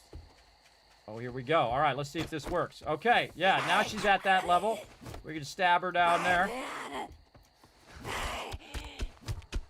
At least she's not trying to dig under the base, everybody. That's the trick of what we're doing right here. Obviously, we'll bring this up even higher, so she's up at the higher level. But this does work. She can't hit me, but I can hit her because the spear hits multiple blocks away. If I get too close, though, you saw I was a little too close to that guy. He got a lucky hit on me. Could have infected me, but he didn't. Look. All right, Killbox still doing its job right there very, very well. And then down here, we're going to collect that iron eventually. Right now, don't need to do it, so we'll just put that block back in. And then this right here is your land claim block. If you hit that, it shows you how wide. And really, the land claim block is for picking up stuff that you put down. So if you put down forges and things like that, that's what you'd want to do right there. And then you can hit E again. E to turn it on, E to turn it off. And then I'll probably put a trapdoor there so I can access it if I need to. All right, let's go. Any more zombies? Now, if you notice, everybody, that you can actually see at nighttime, by default, you can't see squat in the game. But I do this for you guys because watching someone play on a dark screen where you can't see anything is basically you could have the monitor off and be watching the same thing. So I turn up the brightness a bit for all of you. Everybody. This is why you're not watching me play in the dark. I mean, it's dark enough to be spooky, but not dark enough where you're just watching absolute darkness the whole time. I don't think that's very entertaining. I've watched a bunch of people play 7 Days to Die in absolute darkness. You couldn't see anything that they were doing. They could see it because they're right in front of the monitor, but because it's being compressed and then sent out to Twitch or YouTube or wherever, you can't see squat. So I prefer if you can see what I'm doing, and at least you're getting the vibe of it being dark. You know what I mean? You're getting the overall scary vibe, but you're still able to watch and say, oh, that's what Kismet's doing. That's how he's doing that thing. So we're really going to get serious now, everybody. We're going to really go to it. It's almost morning time. Morning time, 4 a.m. by default. But we're going to really get serious about cutting this stuff down.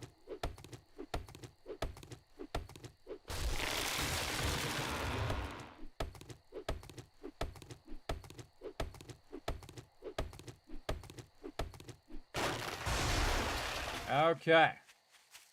And serious about upgrading our base. Now, I would upgrade the middle first because that's what they're going to start hitting. Now, in this case, the middle is not quite the middle. In certain spots, it's actually lower than the middle.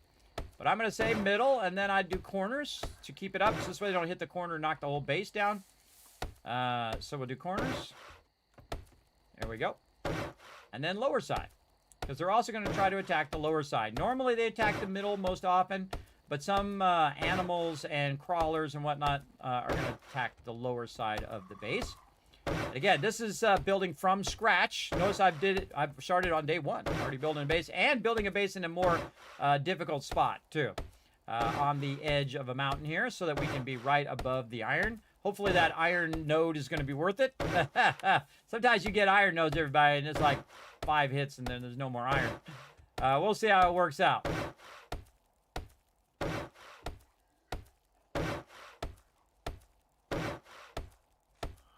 Okay, really rock solid now. Look at that. 2 layers upgraded. All right, let's go layer number 3. Oh, out of wood again.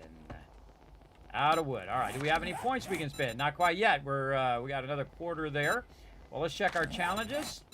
Do we get any other challenges done? Again, we can upgrade to cobblestone. Let's see if we can make some more cobble.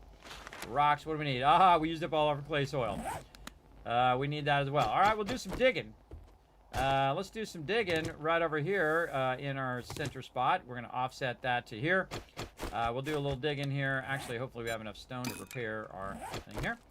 Now, what we're going to do is, since we have now kind of made a safe space for us to work, it's not a good idea to dig underneath your base, everybody. But I'm going to show you in this particular playthrough, it does attract mobs. There we go. Right on time there, guy.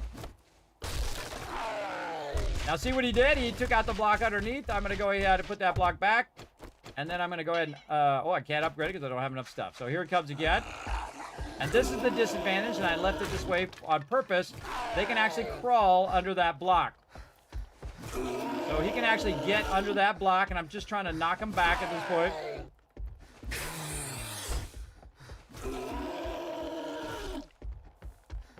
Jeez, he's a tough guy. And there we go. Try to fill that back in again. Missed my heavy attack there. He's a big boy.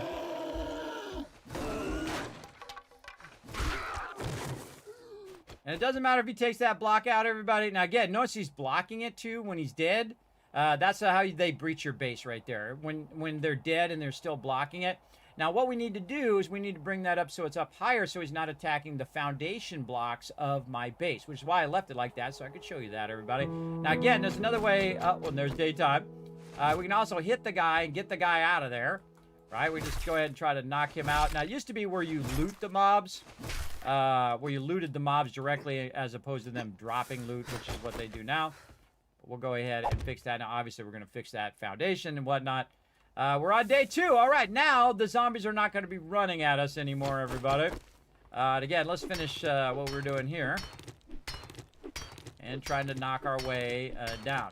Now, it's very dangerous, again, to dig too much under your base directly, but you can go way far down in there and do it that way as well. And this is going to be our underground mine for nighttime. So at nighttime, we can go down here and we can basically collect a bunch of loot.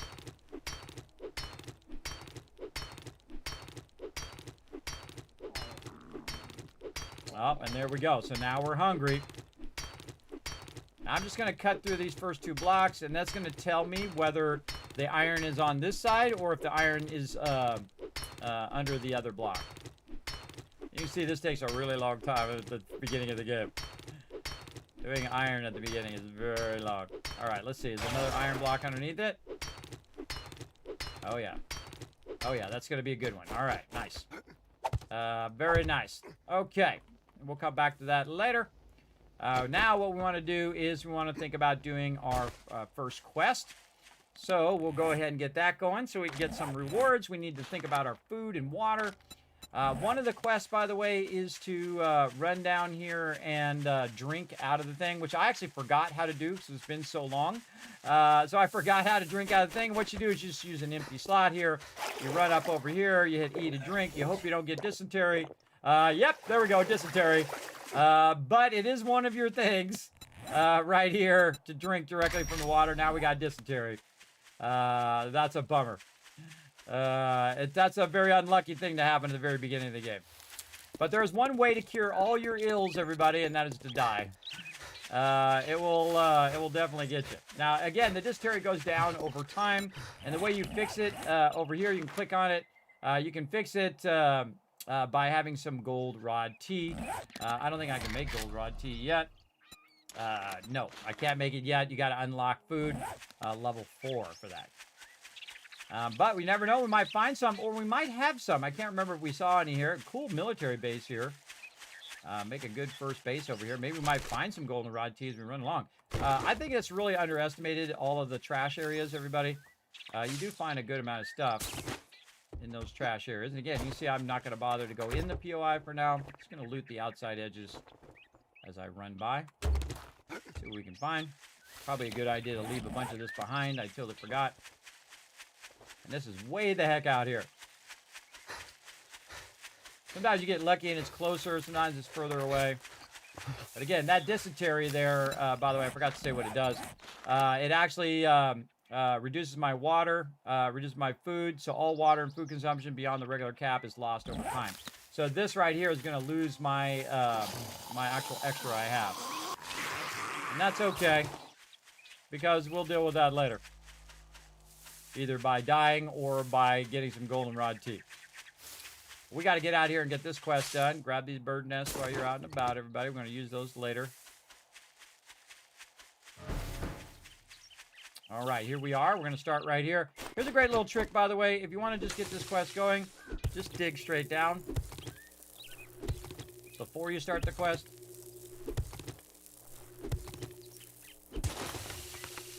Dig 2 down.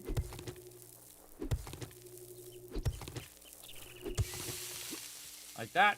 And then you hit the quest. Notice it stays. See, it stays there. So now you can just go down. Usually it's 3 down. So it's usually 3 down from the center. So you want to go ahead and dig 3 down. And then look around and see if you got lucky. Oh, actually, in this case, I didn't luck out. Let me go ahead and dig toward the center here. Dig this way. Thought I was hitting the corner one, but I hit the one underneath me. See it? See how you kind of rotate around, see if you can see it? It's okay, I need clay anyway. I'll take it. Really? Wow, okay, not a good start. Alright. Not a good start on this one. That's unlucky, bro. That's real unlucky. Normally it's a couple blocks down and you can find it. Oh, it's this way. See how the circle's getting smaller? In the regular ones, as you dig, oh, see, look at my food and water. My stam's going down because I have that dysentery. Oh, man. I just happened to choose the wrong direction. Usually you want to do it right in the middle, too, so you can usually see it in that direction. But it's at the level we're at, if we can get it going. Now, here's a problem, everybody. Look, we can't get out of here, so we need to go ahead and make sure to hit some of these blocks up here. Like this. I also have some blocks I can use just to nerd pole out if I need to. Sometimes you just get unlucky, everybody. You get unlucky for sure.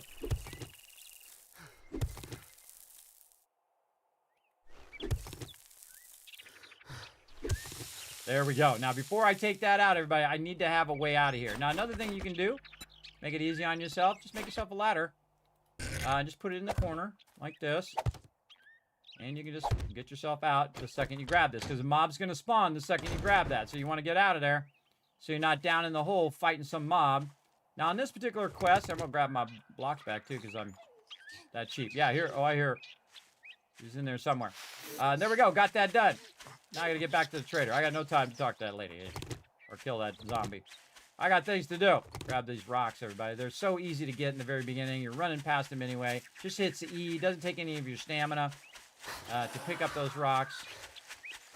And again, I just ignore all the mobs. If they're feral, then I have to deal with them because they're going to run after me. But if they're not feral, I'm just trying to get my quest done.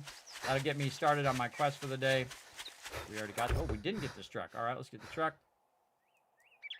We're also a little bit overburdened now from all the loot. Got some dupes out of that, too. I think there was an animal there. Oh, hello. Yeah, just unlucky on that dysentery. But if you go long enough, everybody, it'll go away. If you just let it, you know, burn down right there. It's going to be really tough on your food and water, so you're going to need to get your food and water going on. And you can, remember, you can eat these eggs directly. So if you had like 100 eggs, everybody, you just eat a whole bunch of them, and you'll be good. Your real problem is your water. Your water is going to be very difficult in the beginning.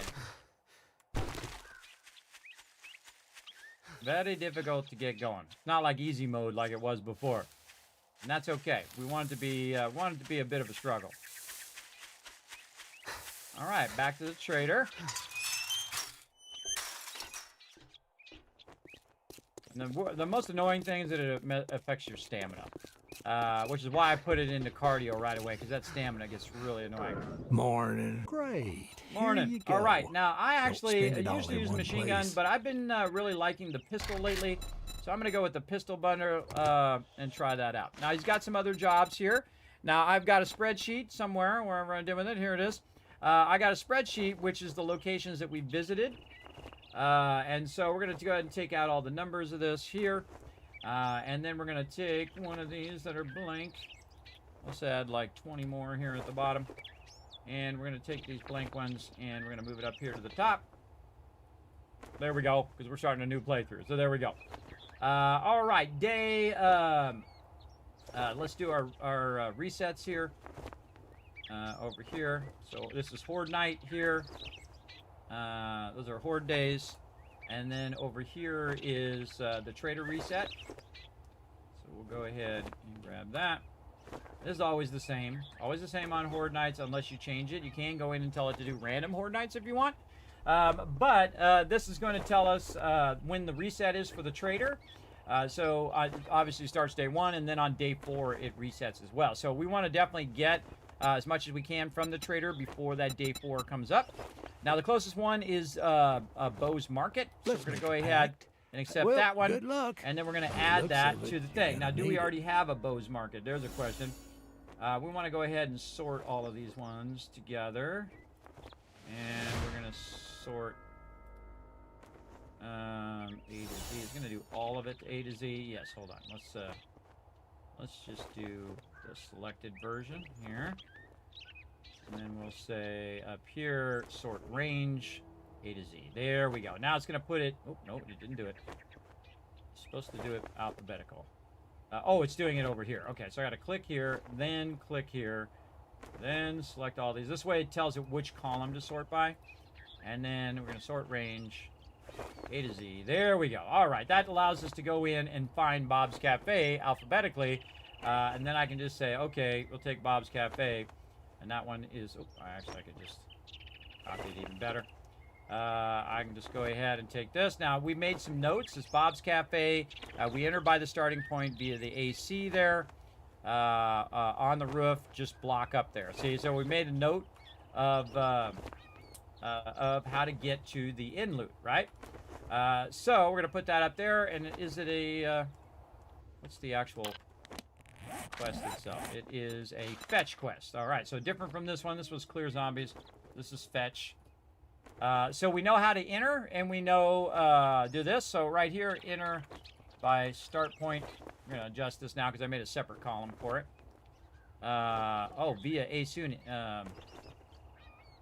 enter by start AC unit. There we go. We'll just truncate that a bit. And then we have general notes over here where you got that, and then where the in loot is. Actually, I'm going to bring the in loot over now so we'll know. Right over here. There we go. And that's going to tell us where the in loot is, and then we have some general notes of like, okay, there's plants in there, there's other type of loot and whatnot. So it's on the roof. So if I go over to here, I know I can just block up to the roof and get the in loot if I want to, right? But I'm actually going to go through the whole thing, get my fetch quest. So I could go in, grab the satchel, get the in loot on the top of the roof, and then bail out of there, which is probably what I'll do because that's the fastest way to get that POI done and to get the most rewards for it. As well. And then we also want to open up our pistol here, and now we have a pistol with some ammo that he's given us there, so that's pretty good. And if we want to use our pistol, everybody, we can go into pistols, which I always forget which thing it's in, Gunslinger here. And then we'll get more handgun magazines, and then also we'll find more 9mm ammo. I feel like this is one of the best things to do in the early thing because the ammo is so cheap. Make sure to load your weapon. Very important. There we go. And then we can go ahead and grab all of our stuff we had in here as well. Look at that. We're very overburdened now. Nothing in there. Some of that stuff we could sell to the trader right now, but I don't have anything established. And you can see my base is a bit away from the trader. Look at that coal right there. We'll get to that later. My base is a bit far away. Now, the reason why I have my base set away like that is so I don't have to listen to the trader say, it's opening, it's closing, it's opening, it's closing. Also, it's right over the top of an iron node. Normally, I build a little bit closer to the trader, and I usually build in a flat spot, but I feel like this kind of make this playthrough unique if we kind of do it up on the hill as well.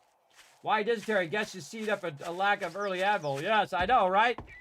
There's always some counter to some great benefit to jab. Whoa, there's somebody nearby. Get up over. Hello. Oh, that's me making that noise. All right, so right now I'm going to go ahead and make myself another storage box. Or not. Need more wood. All right, let's go get some wood. You can see ever so slowly the trees are getting further and further away from my base. And I'm overburdened at the same time. I'm walking out here. It's very dangerous to be running around overburdened. You got dysentery. Your food and water is getting low. Your stamina is getting low. Very dangerous. Make a storage box? Yes. Okay. Very dangerous thing to do right now.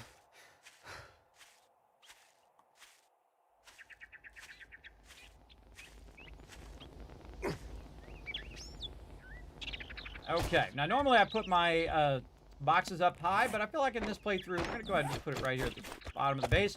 Do not put it on the edge, everybody, because it's going to be hitting your box. And then we can just drop all that stuff in there, and there we go. And we're no longer overburdened, don't need the feathers. We really need to get ourselves a cooking pot at this point. So we might also want to think about, okay, we want to go ahead and create a little area here. And I'm just going to use the circle one because it's just fun. I usually do this for campfires.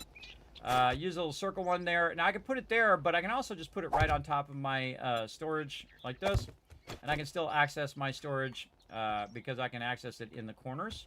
Even if I put blocks back here, I can still access that storage underneath there. So it's actually protected underneath there in case the mobs do get in here. They won't be hitting that storage box as much. Now we need to upgrade that because we don't want to put our campfire with our stuff on there. Like that. So let's run out here again. Again, I'm got my cardio on. And I'm out of stamina because I was running.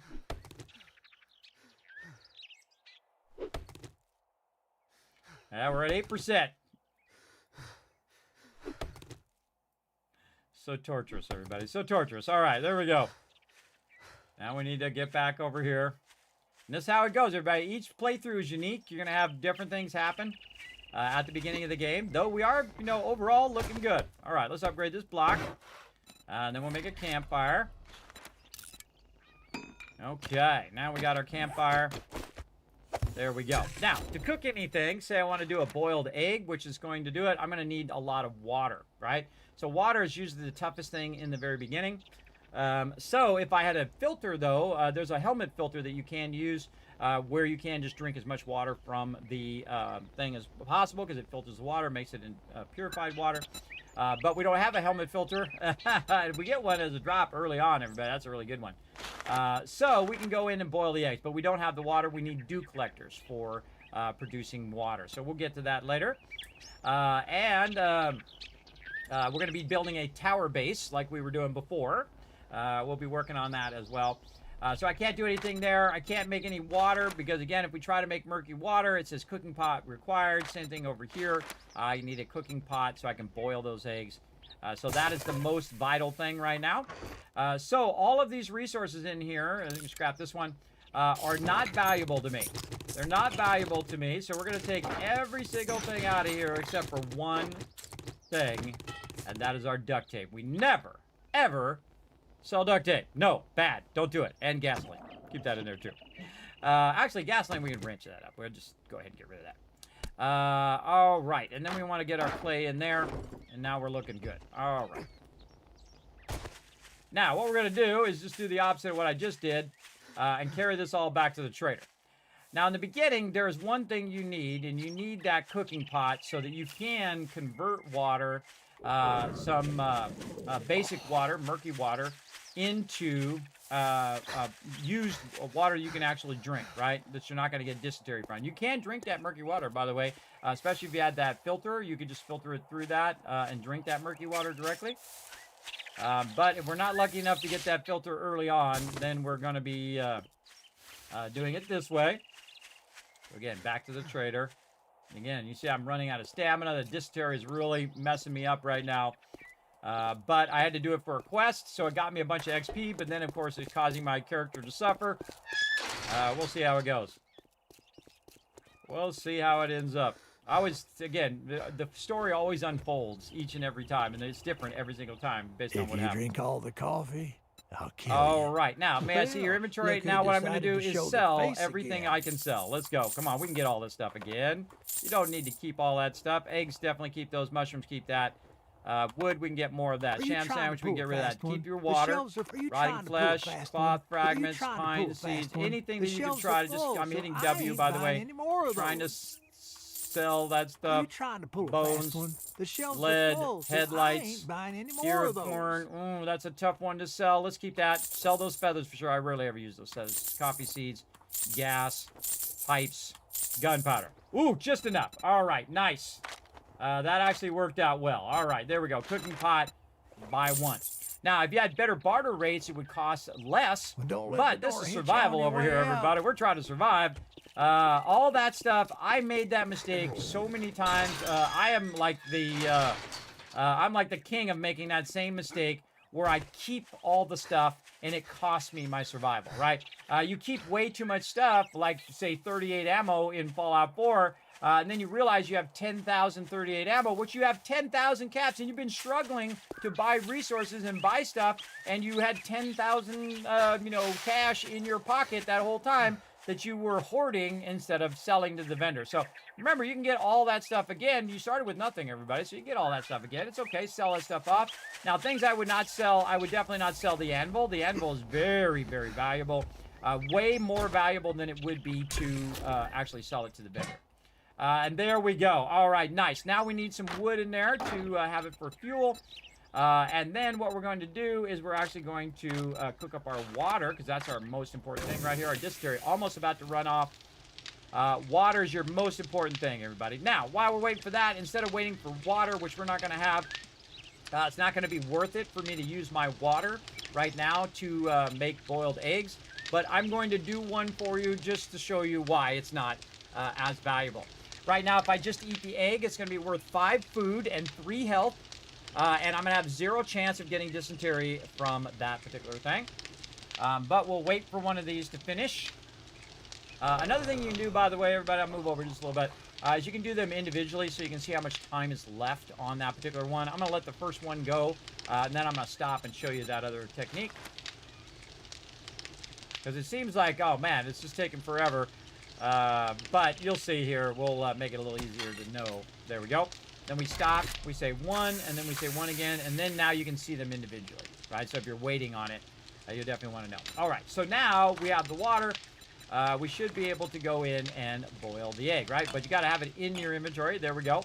And I'm going to cook 1 egg. I'm actually going to stop this water so I can get that ahead of it so we can cook that water after. And again, great way to do that in your queue is you want to stop one to put the other thing up ahead.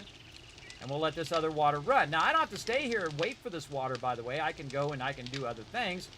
One of the things I definitely need to do is get some more wood. Definitely early game, you want to be doing a lot of wood. Now, if you notice, I'm purposely cutting the trees further and further away from my base so that I can have a more open area as well. Again, see how painful that stamina is, everybody? That's really painful when you don't have a lot of stamina. Absolutely. Absolutely. And again, you can't just let your condition run off, but it is going to cost you a lot of your food and water. And it's going to be very painful like this when you're trying to do stuff because you're out of stamina all the time. All right, there we go. Then I'm also running all the time as well. It's affecting my stamina regen. We had some coffee right now, would boost our regen. We had a lot of water and food. That would go all the way back up again. So we'll just wait for our stamina a little bit. Get that. Because we know back over there it's making some food and water for us. So. Oh, and there's a level up. All right, I have a point to spend. We know exactly where we're going to go with this one, everybody. We're going to go right toward our... we're going to try to choose the correct one this time. Last time I chose the wrong one. Let's see. Huntsman. You're on the path. 20%. No, that's not Huntsman. That's the mistake I made last time. I did the wrong one. It is the other one. Animal Tracker. That's the one we want. Oh, hello. Hello. Thought I heard a zombie there. All right, Animal Tracker, so we can track the smaller animals. And that'll help us go. See, whenever I hear that noise, I think it's a zombie. Again, right up in here. All right, and there we go. While we were gone, it was cooking, and we now have eggs. So what it did is it doubled the value of the egg. Now the egg is worth 10. But I could have just ate 2 eggs instead of just 1, and that would have been fine. It also gives me a max stamina bonus. versus going in here. See, there's no max stamina bonus here, but there is after you cook it. It is totally not worth it. Because now I gave up one of my waters, which is what I really wanted. And I could have just ate the general stuff here and just went and collected more eggs. So what we're going to do is we're just going to eat all the eggs just as they are, as raw eggs. You got to do what you got to do in the wasteland, everybody. We're going to just eat those eggs, and eventually over here, and if you want to see the detail of how your food is doing, you can go in here to your core character stats, and you can see my food right now is 32. It's got 5 more food it's going to do, so I'm going to get up into the 40s, and we're just going to eat those eggs directly. Remember, we're on day 2, everybody. Right now, we don't have the cooking recipes to do like bacon and eggs or anything like that. We haven't found any meat yet, so just eat those eggs. Eat any cans of stuff that you have. To get you going, especially if you had dysentery, which makes it even harder on my character here. But there we go. And now we can go ahead and also use our water. And I would just drink both of them like this. And that's a pretty rough start. Pretty unlucky start. But there we go. Now our water's getting back up again. You'll see my stamina start to go back up again. You see it's at 85.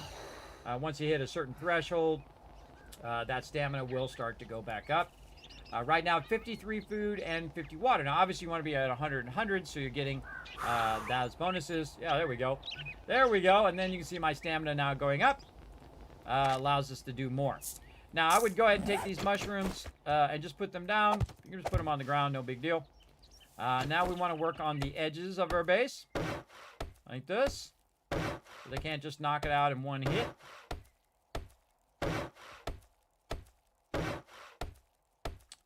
On these low edges.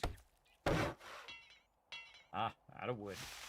Out of wood. So now we have a bunch of wood and a bunch of food that we made and a bunch of water, and we got our stamina back up again. But here's the thing, everybody. I would not actually spend time working on the base right now. I would get this in here. Don't need to carry fibers for this. Put the wood in there. And so now I'm going to start carrying my dukes with me, right? So this stuff right here I'm not going to sell because there's not enough of it to sell, especially that anvil. There's not enough of it to sell. He's not going to buy any more of that stuff. So I'm just going to keep that in my base. And now what I want to do before I run out of food and water is I want to go ahead and go to the rally point and do another quest. This way, while I'm looting that area, I can maybe find more water that I can do. Oh, there's a hole right there. There's more water I can do, more stuff I can collect. And then again, just collect eggs while you're going. And then you can eat those eggs as you go. And then it will do another 5. Over here, you'll see it pop up there. There we go. And just keep collecting that. That helps you survive in the early game. You can also go to places that have food. There are certain locations that are like markets or grocery stores. You can go just directly to those as well. You can see I'm grabbing this. You can see my water. My food actually pretty decent, but my water still is an issue. We can also check our quests here. We're going to try to do these. Okay, place a cooking fire and cook some stuff. We did. And then over here, complete some quests from the traders. Got that one done too. We already checked this mailbox. We got another one here. No eggs. Sometimes I get very unlucky. I get like 0 eggs from those. I'll do like 100 of them and get 0 eggs. Just read the books, everybody. And when you're playing solo, you don't need to carry those books around. Grab any easy stone that's not going to take your stamina. Oh, we went right past it. Went right past it. Back this way.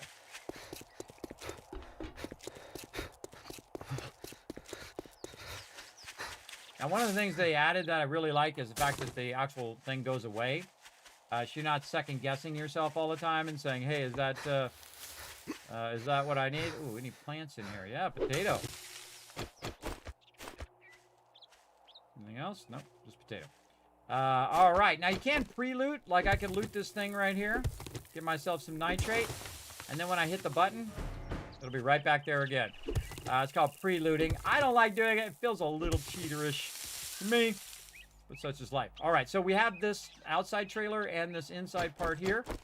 I would definitely repair your weapon before you get into the action here. Remember, these are stone weapons. Let's see what's going on. Oh, nice place so far. All right, zombie, where are you hiding? In the thing. Locked. In there. I love it when they fall down. This makes my job easier. Oh. Missed him. And out of stamina.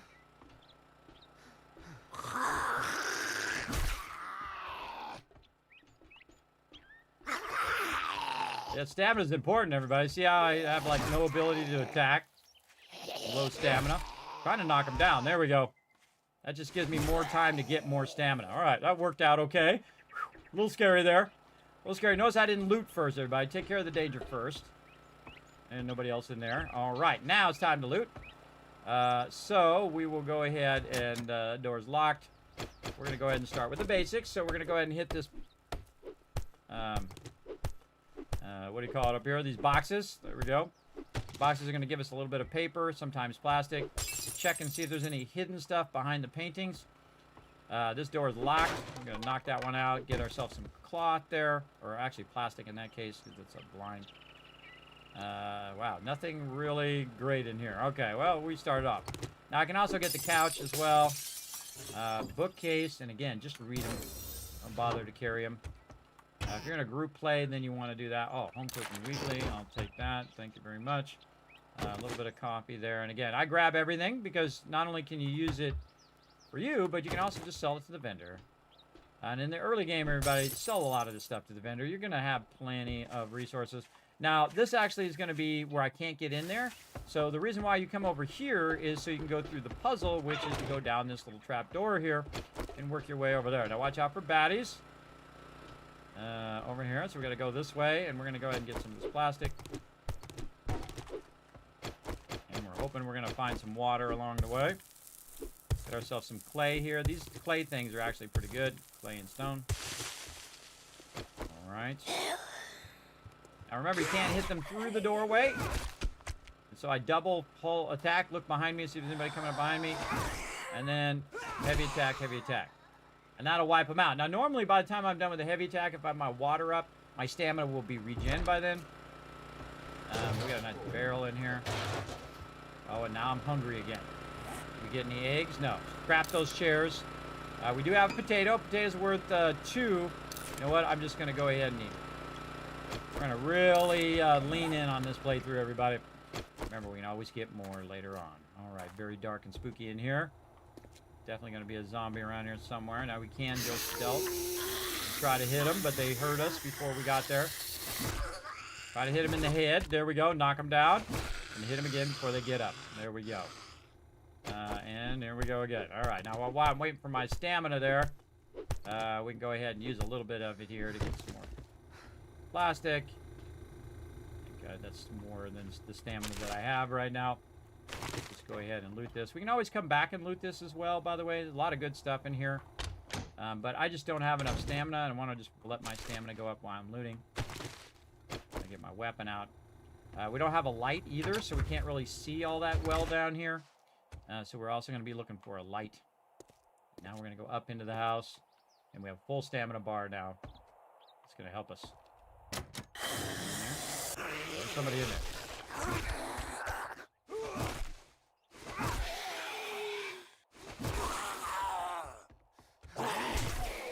Oh, got a hit in on me. See, look at all that stamina I used.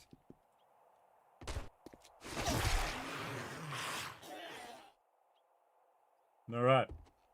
Make sure they're dead. All right, come on, give me some water. Oh, Grandpa's awesome sauce for bartering. Nice. Very rarely do I ever use those. I'm going to try to use them in this playthrough. All right. Oh, more potatoes. Now, it doesn't warn me that my food is low over there, everybody, but let's just go ahead and just make sure we eat the potatoes right here. Now, one of the problems with eating this, everybody, is it does make your water go down. So I wouldn't eat that unless you have to. Unless you're really hurting for water, right? Or, I mean, hurting for food right now, which I'm not. Because we're just going to use our food here. All right, who else we got in here? We got anything in here? No, we can use. Definitely some people in here somewhere. Where are you? Oh, geez, there he is. Wow, I had an idea there was a guy in there, and it still scared the hell out of me. Let's start with this guy. Hit him a couple times. Yeah, so you try to get him to get knocked down so you have enough time. Oh, where did I come from? Over here. So try to get him to knock down so you have enough time to regen your stamina. Oop, not enough stamina. Very tough in the beginning, especially without any water. Stab that guy a little bit. And you can see I'm backtracking. Stay in the POI, everybody, or you're going to have trouble. Now, again, I could have just went straight for the end loot. There we go. Got him done. Enough to do a heavy attack. All right. Yeah, we worked that one nice. Worked that one well. Scared the hell out of me, everybody. I'm not built for these type of games. Did you see me go? Did you see me shake? He totally got me good. Again, you got to have a sense of humor when you play these kind of games, everybody. You are going to get scared from time to time. Well, at least some of us will. Some of you hardcores out there who never get scared, more power to you. But in my case, I totally do. And again, we're just going to keep getting our food all the way up. We got some home cooking weekly here. We're going to use that. Scrap our chairs. Again, keep that inventory as clear as you can. You can also eat that sham sandwich, everybody, but you do have a chance of getting bad effects from that. Again, we can come back for all of this. We got in here. All right, some seeds we can use. Especially those mushrooms are going to be very helpful. All right, over here. And again, this is actually a good one to start because it has the potential to get us some stuff. We have some beer, stamina regen, brawling, stun damage, except for it causes this effect on stream or on the game. I don't know. Can you turn that effect off, everybody? Isn't that something you can do? Let's go see if we can turn that effect off. I can't remember. Anybody remember what that effect is called?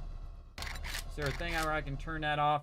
I have a really bad dizziness, like a vertigo, and it's not good. It's not good when that happens because it makes me really dizzy in real life. That's why I turn off the bloom and the motion blur. But I can't remember if you can turn that effect off. Anybody know? Let me know in the chat. Let me know in the chat if you know if you can turn that beer effect off. So we can use the beer without me falling out of my chair. All right. No real food there. No real water as well, which is not good. There's a metal key rack here, which will open the door. I don't want to open the door yet until I've checked all these coolers. Oh! Holy mackerel yucca juice smoothie! Oh, man! Wow, wow, wow! All right, there's another wow. Right now, chat. Come on, let's hear those wows, everybody. Holy mackerel, that yucca juice smoothie is worth like 80 water, everybody. As you can see over here, we just hit the absolute jackpot. Of all the things that we would want to find at that moment, that was it. Yeah, there you go. All right, more Kids Cast for crushing that wow right there, everybody. Holy mackerel. What an incredible, and we got some water there we can convert. Of all the things you want to find, everybody, that is the one. Because that is one of the highest level items you can get for water or for drinks. Okay, learn these books. There we go. So we're not overburdened with it. A little bit of bones in there. Let's check the toilet. Let's check them toilets, everybody. A lot of good stuff in there. Check the kitchen because that could have a pot, a cooking pot or something like that. Double check all of these. You got all that. And what's over here? Oh, hydrate. Good idea. Let's do some hydration. Both in-game and also in real life. So there we go. All right. Now we got some more over here. More shelves to check. All right. We'll find a little bit of good resources we can use or we can sell as well. A little bit of stone there. This right here is really good, everybody. You definitely want to collect these in the early game because this is nitrate. If you haven't, if you're not going very heavy into mining, you might want to grab those every time because that nitrate is actually worth a good amount. So we go look at how much that nitrate is worth. You know, it's worth 10. Not too bad. It took you 2 seconds. You're going to get 10 dukes from that as well. And there's a lot of things like flowers and things like that that are easy to collect and sell, like I said. And there we go. I think we're pretty much done with that. We got to, for some reason our quest went off. There we go. We still got to find the White River supplies, which are up from where I'm at. Up here, probably in the attic. Let's get our weapon out. Definitely going to be some more zombies up here. This is like the in loot.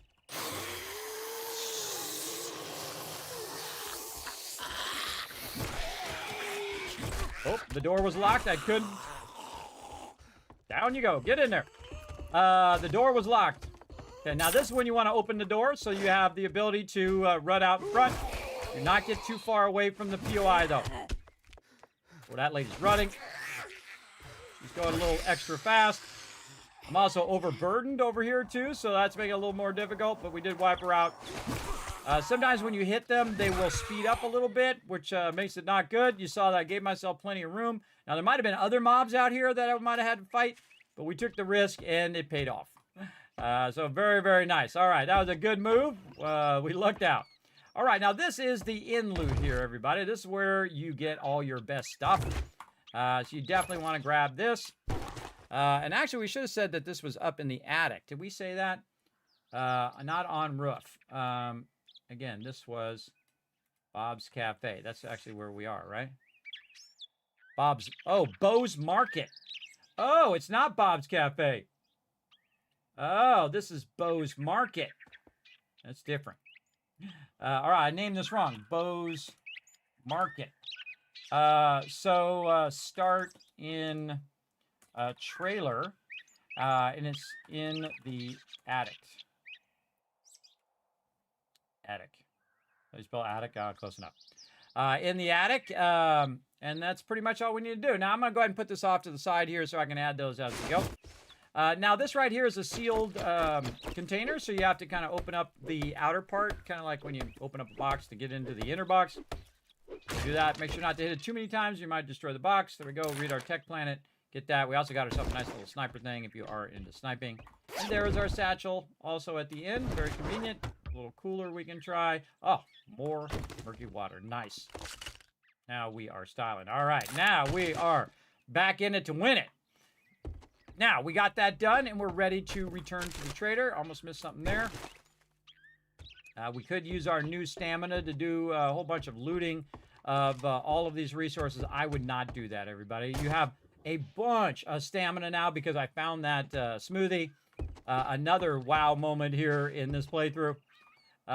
Pretty awesome. We got enough loot where we can just go ahead and run back. You might want to hit this. Get yourself a little plastic. But again, see how low damage we're doing there? It's not really clearing it very quickly. So we can always come back when we have the ability to do more damage. It's like a little red shed out here.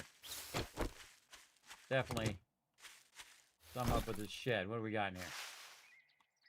Yeah, more fertilizer stuff. That's okay. Now, one of the most valuable things in the entire game, if you only learn one thing in the stream. Oh, look, there's those things we were doing in the team. Those silos. One of the most valuable things, I think, in the entire game is the cars, everybody. The cars give you crazy tons of loot. Especially the cop cars, probably the best loot container in the game, for sure. But we have so much stamina now that we are at max stamina, and we can run back to the base much easier. Again, keep collecting those things as we go. Again, we're on day 2 right now. It's getting close to nighttime. We're not too far away from the trader. I try to do the quests that are closest to the trader in the beginning, so you can try to unlock your bicycle as quick as possible. Now, you can do 4 quests in a day before you hit the basic limit. You can also take that limit off if you want, which I talked about earlier. But you can see I rarely ever do 4 in a day, everybody, because I also want to get the loot while I'm there to a certain extent. Now, you don't want to just go and loot everything because it just takes too long, and then you're going to run out of time before Horde Night.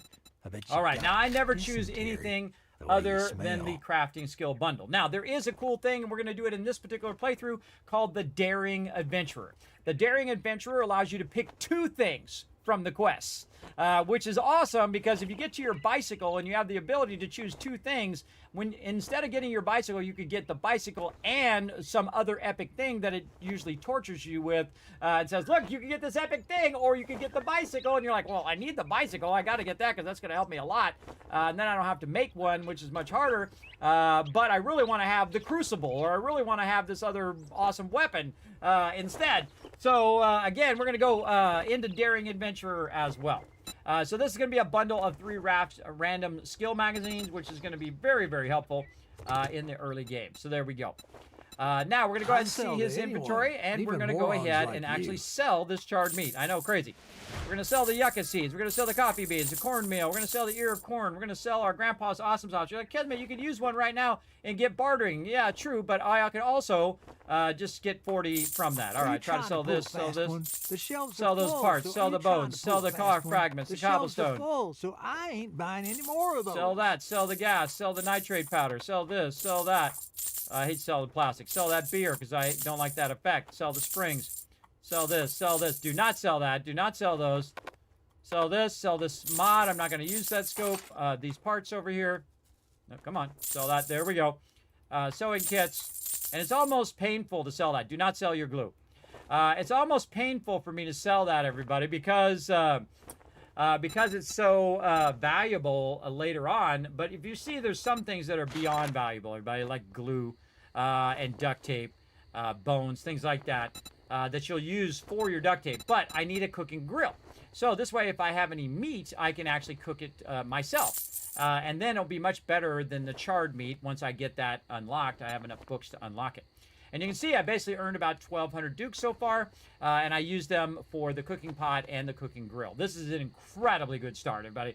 Incredibly good start. I also got an anvil, and I got a yucca smoothie out of all of that. You want a guarantee, huh? Well, maybe you should try Shamway. Now, that gave me 2 books, 3 books, and 2 each. So that's basically 6 books I just got from that one crafting bundle, which makes it one of the most valuable things in the game. Absolutely, hands down. Now, I also have a yucca smoothie, which is pretty awesome. So I'm going to take my yucca smoothie and put it right down here as well. And then I also have a couple jars of murky water. And then anything that's left over that I can't sell to the trader. Oh, I forgot to get a quest. Now, by the way, when I'm solo playing, I don't need to close that door every time. It's a habit. All right. Now, I always choose the one that is the closest, right? So, Ranger Station Charlie here. Ranger Station Charlie. All right. Do we have a Ranger Station Charlie? Ranger Station Beta, but not Charlie. I need to put more room in between the spreadsheet here and the ones I've already done. There we go. All right. And so Ranger Station Charlie is what I don't like you, but word of advice. Next time, bathe before coming to a job interview. Nope, not going to do it. Not going to do it. That's a luxury I can't afford right now. We got to get out here. We got to get it going. Again, see, every time I got to run to my base. That's why you want your base fairly close to the trader, because you're going to be running the trader, and then you're going to drop your other stuff off. But eventually we'll have a bicycle and a moped and all that other stuff. And we're going to keep going, everybody. Again, I did start pretty late. So there you go. Do you restart the world when you die? No, Coconut Cody. I do not play permadeath. That is some people's great joy in life, and it is not mine. I don't like it when my companions die, and I don't like to restart over and over again. Though I could very easily, everybody. Permadeath runs aren't that difficult. You just do the best you can until you die, and then you start again. That's what I've done. And I have tried permadeath before, I think in Fallout Shelter. And it was so disheartening to me that I said, nah, I'm good. Now, watch this as I crouch, everybody. You're going to see this little tracker thing coming up over here. Now, it's going to tell me you don't see any animals nearby. But if there were animals, it would start to track those animals. I find very rare do you have that many animals in the beginning of your base as well, of wherever your base is. Now, we need to do some more upgrades here. Oh, we need more wood. All right, let's go ahead and work on wood. It's almost nighttime, so we really need to go to town. Now, we have a lot of stamina, everybody, because we found that awesome yucca smoothie. So now's the time to really use that stamina up. We have another yucca smoothie. We also had eaten a lot of eggs, which will help us go. So really great comeback from accidentally getting that dysentery. Oh, speaking of things we can do, we can collect things because we scrapped some items here. Make sure to keep looking in here to see if you got any of these challenges done as well. And now's a great time, right before nighttime, to just collect as much wood as I can, because this is just awesome here, right? Because you got your full stamina bar going on day 2. We've already kind of built out our base a bit. This allows us to upgrade our base, make new blocks, all that kind of stuff, and really get our base going. Oh, and there's a level up. All right. Now, speaking of level up, we're going to go here, and we're going to find that daring adventurer right here. Now, in the first level, you're going to get 5% better trader items and get 5% more dukes. In the second one here, you're going to get 10% more dukes, better trader items. Mercenary, you're going to get make a name for your mercenary for hire. And then you're going to get access to better trade items and 15% more dukes. over here. 20% more dukes, but in the highest level of this, everybody, and you got to have intellect 10, you are going to get 25% more dukes, and you can click 2 wards. Now, I can tell you by the time I get my bike, I'm not going to have that at maximum, everybody. That's a lot of points to put in to Daring Adventurer to get that going. But we're going to go ahead and start it off so we're getting a little bit of better items here. Or what I could do is I could put another point into here or go into Advanced Engineering, which I do with my team. But in this case, we're going to go Daring Adventurer and then at least get the benefit for that first level. And then to get the next benefit, it's going to be level 3. Now, also, before I get to level 3, it'd be smarter for me to do better bartering because I could get that right away instead of waiting until I put a point in and then put 2 points in and then do it later, right? So you want to get your benefits as quickly as you can. You might also choose benefits that are like collecting, making your weapons better. This way you get more drops from those things. Now, in the beginning here, everybody, I'm mostly doing collecting, right? So it might have been smarter for me to go in and do my collecting, which in this case would be, and I feel like the whole line is one of the best lines in there, to do my mother load here, which will allow me to collect more resources. But we're going to go more into Daring Adventure in this particular playthrough. So we're going to go ahead and get that going right now, and then I'll come back and do that. And the thing about the Minor 69er, everybody, is that you only need 1 more point in strength to get the next level of Minor 69er. And then you need 1 more point, and then you can get the next level. And then it then jumps to 5. So the first 3 levels are probably the most valuable thing in the game. It's the easiest to access, and it will give you more resources, allow you to do more block damage when you're using your various tools. Speaking of tools, my tool broke. Repair that. Speaking of, what is that? That is axe. Can we get another? Nope, can't get level 2 yet. Now again, night is upon us. We'll stay focused. Also, when you take these trees out, everybody helps you redraw distance. Or your frames per second.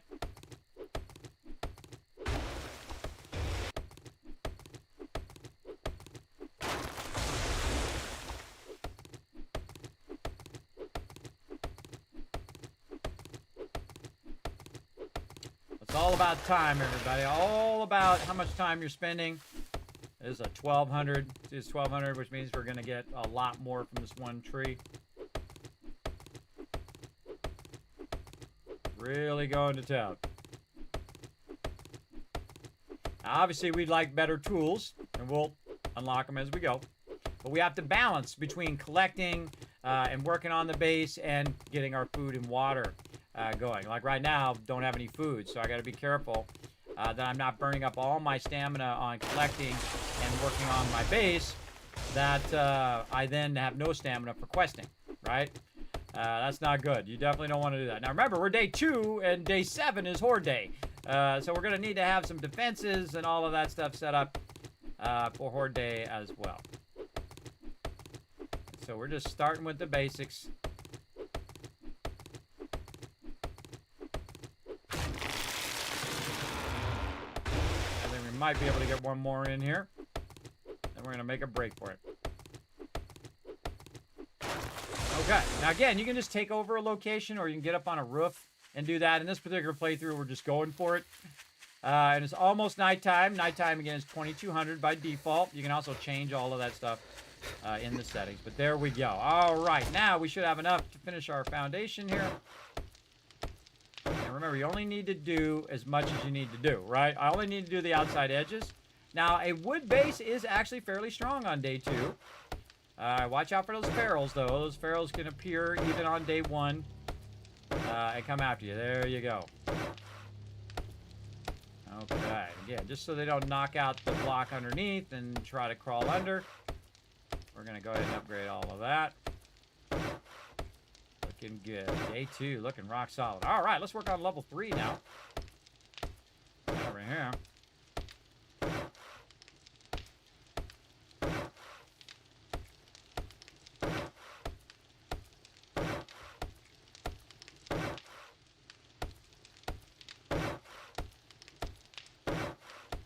Anvil and a yucca smoothie, everybody, on day 2.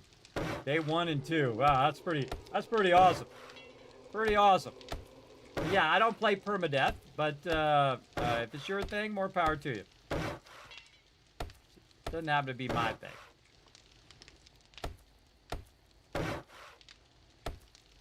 Again, this is my Kismet kill box, the ultimate protection in the wasteland. Super easy to build. You can see it doesn't take that many resources to get it going. Oh, we need to make some more cobblestone too. I just noticed it came up with some cobblestone. Let's make about 50 more so we can get that quest done. I think we put some away in here too. Yeah, we did. Okay, yeah, I can get that quest done right now. Start with a base. There we go. Very nice. And that got our cobblestone done right there. And then we need to place a spike trap. So we'll do a spike trap before we run out of wood here. We'll do one of those. Okay, and we are upgrading the upper part of the base. We got all that done. And this will add as a nice blocking area. There we go. All right, so we got that going. Now, another thing we want to do is go back to building blocks. And we'll do, say, 75 right here. And we'll want to bring this up even more, right? Because, again, they can crawl on top of each other and end up in the base. So that would be number 4, right? So this is 3. This would be 4. And then on number 5, what I do is I use a plate, but I use a plate that kind of comes back like this. Let's see all the plates. It's like an L-shaped plate. It's called a plate corner in the game. I call it an L-shape because we're going to use that L-shape to... Didn't actually choose it. Oh, it's just not rotating. There we go. And then this one you want to kind of go down a little bit and then look at it on the ground. It's easier to line it up first down there. There we go. And then you got to get up on top. This game could really learn a thing or two from Satisfactory. The way you can put the block up there is awkward. They definitely could work on that and make it where you aim at the edge. You know, you have like a little strip there on the edge, not just the top block. There's like a little pixel if you get it. You can get it there, but it definitely needs to be fixed in such a way that's much easier, for sure. All right, then we'll put that up there, and then now we're working on level 4, and that would be considered level 5. Sometimes I do go 6 levels up to prevent bombers from blowing up the base. Hopefully I don't have any bombers on day 7. That would be a rough one. Oh, didn't rotate it. With some games I play, the left mouse button puts it down, and the right mouse rotates it, and then it's reversed in this game. In this game, the right mouse button puts it down. By the way, you notice I'm picking up the shapes of the ones I already have, and the rotation. 69 blocks left. I'm born on the line of 69, everybody. I'm a Cancer, born in June. Ah. There we go.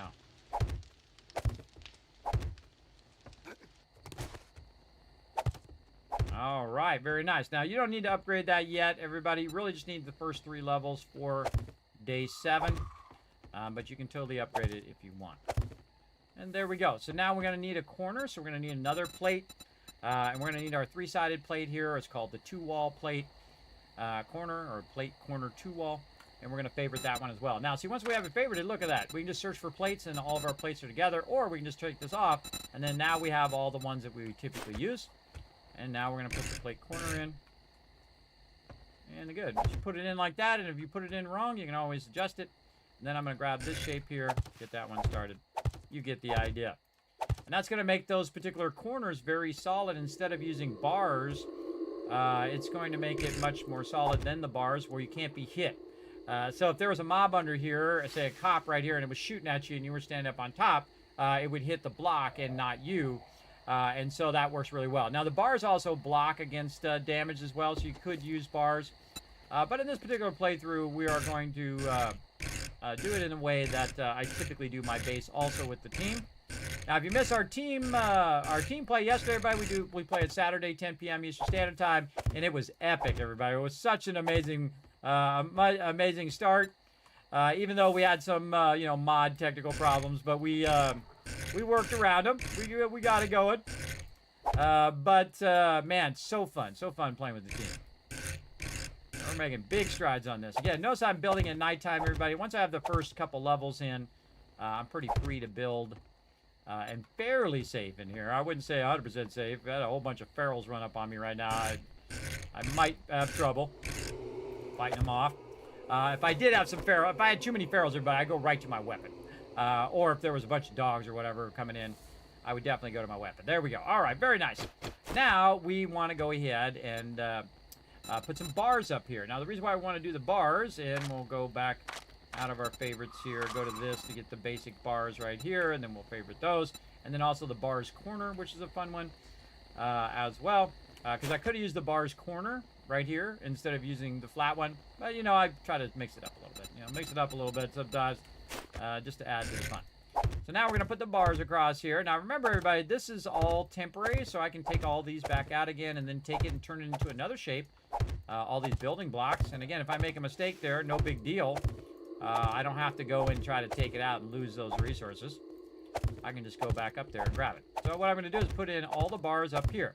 Now, I'm going to have a tower base, but I'm going to leave a gap in between. Now, the center of my base right here is actually a support. So I want to go ahead and run that support up like this. Now, do you see the problem, everybody? Now that I have my support there, that center block there is blocking my center support that I'm going to use on my base in case they do knock out the other sides, they'd have to knock out every bit of the sides of my base, everybody, for it to fall down. In this case, because I have it so solid. But I do want a center support. So that makes it where this block is in the way. But I can't just remove it like that. I can go ahead and make some dirt from the clay that I have. We'll make one of those. Right over here. Actually, I should get my torch in here now. So we can see what we're doing. Our torch. Where we're going to put it. Let's just put it right there. And now we can see down in there, we can take this, put that down in there and square that back out again. And then what I'll do is I'll use a very skinny pole, like say a pole centered like this, or there's even smaller ones where if you search for pole and then turn off favorites, do all the things. There's some really skinny pole, or actually not called poles. They're called, and what are those things called? I hate it when it goes out of my head. We'll just search for it. There we go, right here. Pillar is what they're called. Pillar, because they're round. Pillar. So we can do a very, very tiny pillar, everybody. Look how tiny that is. Very hard to put another one on top of it. So you could use that. It's just as strong as if you'd used a full block, everybody. Again, the strength of it is, now you pull the one out from underneath it, you see that one fell, and now created a block that we have to take out. Make sure to get the thing without hitting your bedroll. I don't like to do that skinny, everybody. It makes it feel awkward. So I usually use a quarter at the minimum, like this. And then what it does, it gives me more room in the base, because that space is not taken up. But the whole block is being used, though, as well. So we're going to go ahead and just put that right in the center there. And that's because we're going to build a tower on top. If I wasn't going to build a tower on top, I wouldn't bother to put that center support in there. That's just a little extra insurance for you to use later. Now, one of the things we're going to do up here is we're going to use a plate pillar like this. We're going to rotate it around, and that's why I'm using that 0.25 so that it matches up to the plate pillar, because for some reason they decided not to give me a 0.5 plate pillar. I could definitely use a 0.5 plate pillar, because then the pillar would look like it was stronger, but you get the idea. You get the overall idea, everybody. That's most thing. The stream is blacked out. Is it? It looks like it's coming. It looks like it's working for me. Maybe it's you, bro. Restart. Or not restart. Refresh. Refresh, King Coco. Yeah, I think it's you. Anybody else cannot see me? Let me know in the chat. Can you guys see me on the stream? Is it King Coco? Or is it the actual stream? I think it might be you, King Coco. Refresh. Okay, Rescue says good. Well, thanks for giving me a heads up, though. I'm giving you guys a bunch of kiss cats for both warning me that there was an issue, and then also letting me know that I think it's just on King Coco's end, because I can see. I'm always watching the stream, but when I'm looking at you guys, this actually gives me a preview of what's going on the stream right now. So yeah, this way, whenever I look up to say hi to all of you, because I'm old school, everybody. I'm the type of guy who likes to look you in the eye. A lot of streamers are like this the whole time. They're like this. They're sitting at an angle, and they're like playing their game like that. I feel like that's one of the most awkward, like, you're not important to me thing. That's why I always sit forward like this, everybody. I feel like that's a really awkward body language that you give off to people, that they're not valuable. That's an old school thought, an old school thing. I know I'm old school in that way, everybody. But I feel like it's a sign of respect to look you right in the eye and look right at you. So that's just me. I'm old school in that way. All right, there we go. So now we add our center support. And what we want to do is, of course, bring up our center block. So we're going to upgrade that. We're going to try to get that block. There we go. Very skinny here. Again, if they had a 0.5, I would put the 0.5 in. It's going to be just as strong as if you put a full block in there. All right, now we got our center support in there. We're going to utilize that in the upper part of the base. Now we have to think about how we're going to get in and out of the base. And if there was an emergency where they did breach the base, I could take that ladder out, right? You want to be able to take that ladder out much easier and whatnot. So if we put it right here next to this, we're going to have a problem, right? It's going to fall down. It's not going to fall down because it's going to be attached to the side of this. So if we go ahead and use an outer one here, it's also going to have that problem because it's there. So because of the smallness of the base, that's going to be an issue where we can't just cause our ladder to come down. Though we can just pick them up, which is another way of doing it. But in this particular build, we're going to do it like this, where we go ahead and offset it back just a little bit. So it's not in the way when I'm up here trying to kill mobs. It'll be offset back a little bit. And if you put it at an angle, which I'm going to show you a great trick here, everybody. Again, show you all my gamer secrets. If you put it in an angle, I'll show you right over here. Again, since this is going to be our entrance and exit, I would actually change it to this side because this is where the trader is, and also allow me to get that block out the way. I would put it on the trader side. You want to put it at an angle. The reason why you want to put it at an angle is because if you take the block out, it will fall down. See that little trick, everybody? If you put it on the side here, it would be connected to this block. But if you put it at an angle, you can actually make it fall down. So if you got, oh God, they're breaching my base. Oh God, I gotta get out of there. You climb up the ladder. You pull the ladder so they can't climb up to the top where you are. You shoot them from up above. Or you wait till Horde Night is done, and then you run down there and use your melee weapon on them. Whatever you need to do to survive. So there you go. All right, so great entrance and exit there. Still have the ability to pull that as well. So very good. We're going to go ahead and pull that entrance over there. We're going to put it on the other side because we're going to go up here. And we're going to make some more building blocks.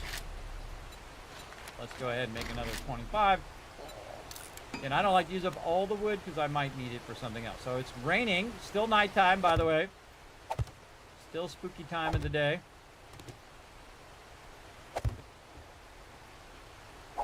And much easier to do this from the ground level, but I'm going to go ahead and get this started. Now what I'm doing is I'm just kind of leaning off the edge, hopefully not falling and breaking my leg.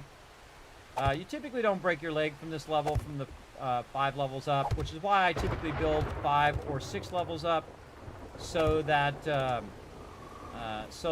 when you jump down, you don't break your leg. Much easier to jump down. And again, we're now on day 3 in the early morning. And we're making some good progress on the Kismet kill box here. Again, you get this started on day 1. Once you have it in there, once you get one in there, then a little easier to do this. Now, the reason why you do this is so you can stand out here on the side and shoot straight down at the mobs. As well, it makes it a little easier to get in and out of your base when you have your spikes there. All right, very nice. Now we need to get another row out here. I seriously doubt I have enough wood to do all the rest of these, but we'll just go ahead and burn up the rest of that wood. Oh, and then down I went. I knew it was going to happen. All right, now on this side is where our entrance is going to be, so we might as well just work on that now. And I'm actually going to make this 3 out if I can get it to work here. There we go. And then we're going to put our ladder in. Get it to simple mode. Oh, that was just lucky, everybody. That was just straight luck. All right, now you bring the ladder down, but you don't put it on the ground level. You can jump to it. Jump to it. Oh, not quite high enough. We're going to have to fix that. That's because of the ground level. I can't jump to it. But you want to make leave the last one off. Now, because it's actually it's close to the ground, they have a chance of being able to jump up there and get up to me. But that's my general entrance there. Is just a ladder. I don't put a door in there. I think putting a door in a base is the dumbest thing you could do, unless you're purposely trying to get the mobs to attack your front door. which is a great technique. You can put a bunch of campfires there, light those campfires on Horde Night, and then use that against them to burn them up while they're trying to attack your front door. I'm not a big fan of it. I prefer to have no door, and then they attack just random sides instead of attacking a certain point. And thus, you know, you can get more use out of your spikes, because your spikes are going to be on different sides of your base. And this way, they'll go one side or the other side. So awkward every time. All they have to do is make this little edge of the thing be a little bit wider, where you can select that edge and it will automatically tell it to go that direction. I'm surprised they haven't fixed that after all this time, everybody. Like 8 years of development. They have not fixed the ability to do this while you're standing up on top. Satisfactory does it the best. Satisfactory is incredible in their building, where you can aim at the edge and it will go that way. You aim at this edge, it'll go that way, and so on. If you aim at the middle, it'll try to put it on top. Just awesome. The best way to do it. All right, now that we ran out of things to do, we got like, you know, we did all of that during nighttime, and so we weren't being attacked by everything. A lot of rain. Raining real heavy. Look at the sunrise. Love the rain. They did a great job on the rain. All right, we don't have enough wood to finish, and now, coming up. Yes, no. All right, we're gonna go ahead and put a spike down too while we're at it. I feel like we gotta find the right spot to put a spike. Yeah, right there. I'll put it right there at that level. Now we need to fill in this level with some dirt, so we're gonna need some clay soil and a lot of dirt. So we're just gonna go ahead and burn up our clay soil and dirt, and we're gonna fix this edge here, because it's gonna be the easiest edge to fix to match up to this edge. We're gonna bring this edge up just a little bit, so when they're walking up, they'll be at level. Over here. Again, we want to bring it out so it matches up. Now, a great way to fix this, by the way, is to use your blocks.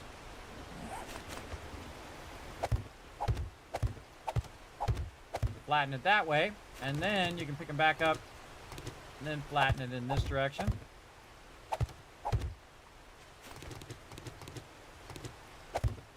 It'll just automatically flatten the terrain, and you can see how far you can get away with it, right? And then over here is the next one. The next one goes up. All right, so there we go. Again, this just helps you visually, everybody. It's not really physically taking out the terrain or adjusting the terrain. This is just for you to know where the edge of that flat area is. Also really great if you're going to dig there. Because what it does, it takes out the plants too. So again, we're just flattening it out, backing it away from the base a little bit here, seeing where the edge of that part is. And you can see this one here. Not that one, that one's up. Just kind of flatten out the edge of your base. When you're on a hill like this, you can see where the edges are. Over here, very nice, very nice. Over here, that's up high. Again, we're on a hill here, so we gotta flatten this out a bit. Help ourselves out. All right, very nice. And then we can see where this is at. And then the same thing here. We can see that these are below. So if you're trying to see which ones you need to put dirt in, you can just go ahead and also use your blocks in there. Again, use your blocks to remove all of this other debris and stuff. Other plants and whatnot that are in your way. You can also just take them out. But now we can very easily see where we need to put those blocks, right? To flatten this out. Like this. Very nice. And there we go. So we flatten out that edge. Right over here. And eventually I would dig this out and put cobblestone or something nicer there.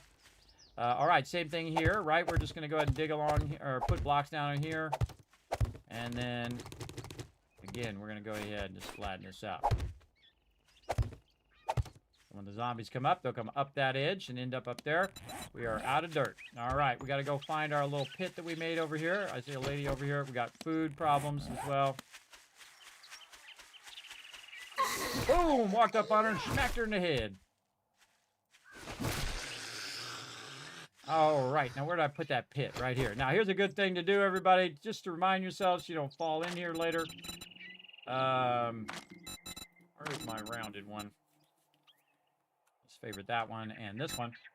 So what I'm going to do is go back to my favorites here. I'm going to use this one. I change it up each time. Just put a pole there, right?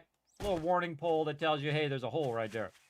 Now, we already got started on digging our stuff. Remember, the second block down is pretty good. Again, check my points. I'm good. Is one of the best places to collect as well. So, again, we're just going to start with our pit here. Even though that kind of looks like stone, it is actual dirt. And remember, you want to be about 30 or 40 blocks away from your base. You do not want to be really close. That's easily 40, 50 blocks here away from the base when you're digging yourself out of dirt pit or clay pit. And then while you're doing this, by the way, also you want to be making the item too. So make the dirt while you're doing it.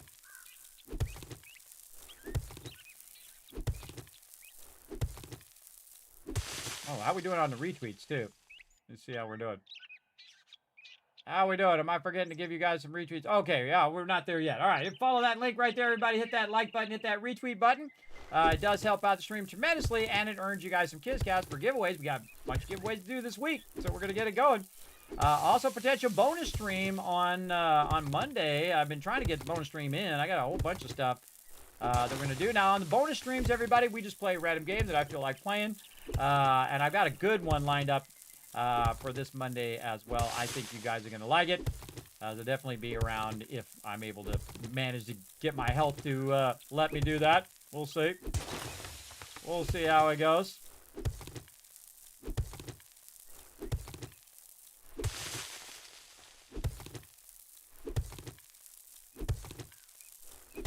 Getting a little warm in here too.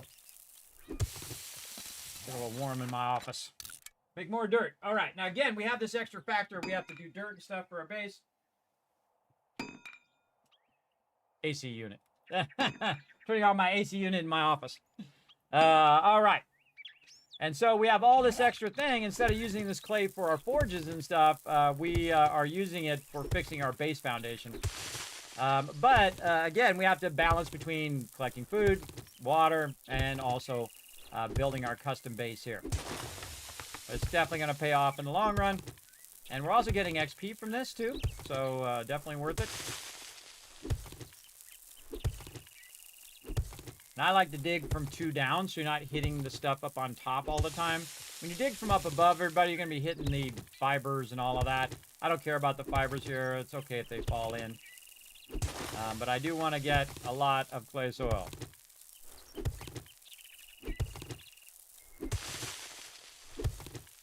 Try to get one more block before my shovel breaks.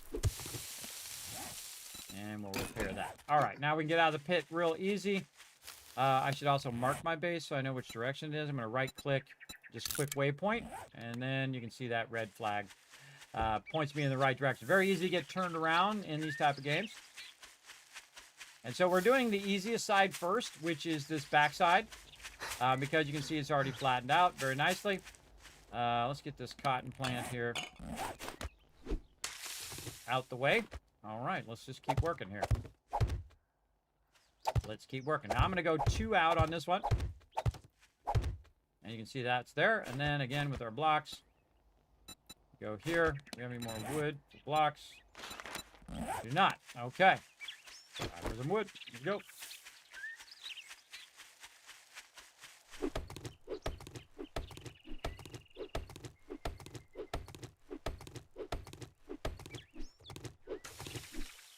I always set a time limit on this stuff. Am I missing the tree? Oh, the tree just didn't fall down.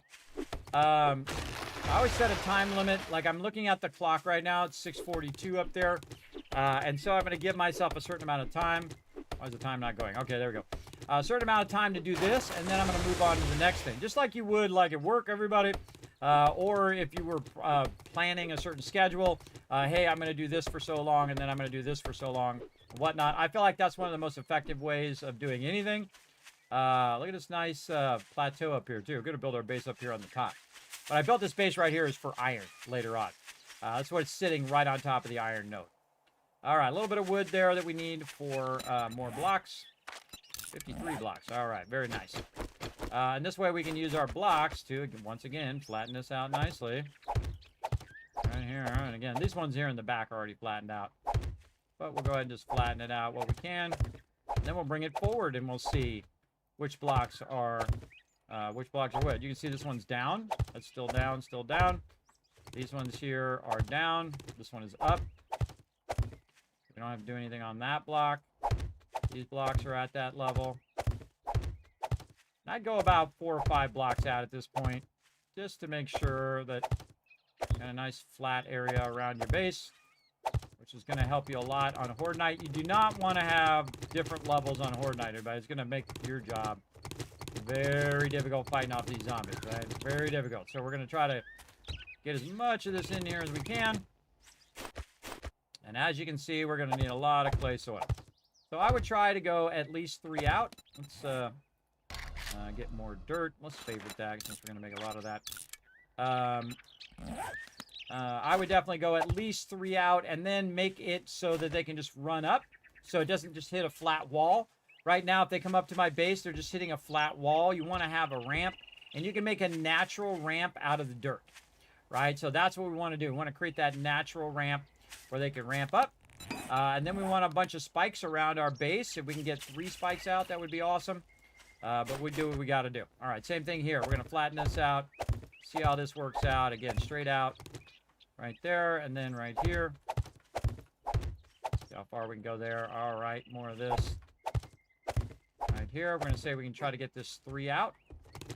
On my blocks back, and again, you'll see that the plants are gone, and it's nice and flattened out. You can see that we don't need to flatten that corner, because that corner's already flattened out. And I'm just using dirt, because dirt is cheap, and I don't have to really chop down trees or anything like that. All right, we're going to just go ahead and start stacking this out just a little bit further. This is going to be the toughest side, is this side, because it's so extreme on that edge. And we need more clay. Let's go get some more. We'll look around. Oh, right over there. Now, I can also make a place on the map. I can make a marker on the map. They do have new markers, by the way, which I really like. So we go on the map here. We can say right here, right-click, save waypoint. You can see they have new stuff over here. Let's say check mark. We'll say clay pit. There we go. Let's keep going. And do we level up? Let's check them with that level up. Okay. Not yet. Now again, everybody, we got to watch about our food and water. Now, I'm not so worried about the food right now because I can go collect more eggs. Right now, I'm worried about my base because you definitely want to start early on your base, but you don't want to start doing this on day 6 because you don't know. Oh, there we go. You don't know what's going to happen. Now, I do have a nice yucca smoothie, so I'm going to go ahead and use that to counter that stuff with water there. There we go. That's usually when your water hits a certain amount, everybody. If you go look in here, you can see my water had hit 50%. So again, we'll go ahead and spend some time doing this, and then when we hit a certain time, which is usually about noon, then I'll switch to questing, or I'll switch to other stuff so I have enough time to do the questing, get back before it's nighttime, all that kind of stuff. Oh, and I got gather clay done. Oh, and oh, also we got our spikes done. Oh, and we can go to the trader now because we got a reward for that line. And in this playthrough, everybody, we're going to try to do all of the stuff, right? We got to get some animals and stuff too later on, but we can't go to the trader and get a reward. Right now, though, we want to keep our dirt going. We're going to need a lot of dirt.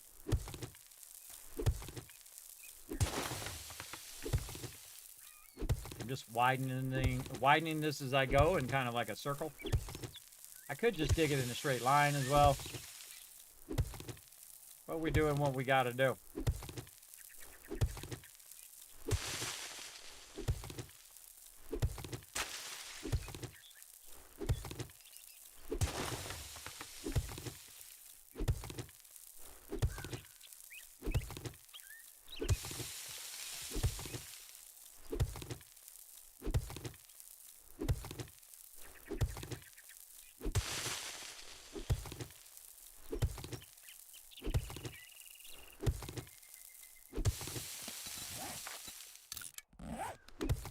Again, crafting while you're collecting. Very important. Yeah, you can see I'm just digging 2 levels down instead of digging the upper level. I find that 2 levels and 3 levels down are a bit easier to dig than the topmost level.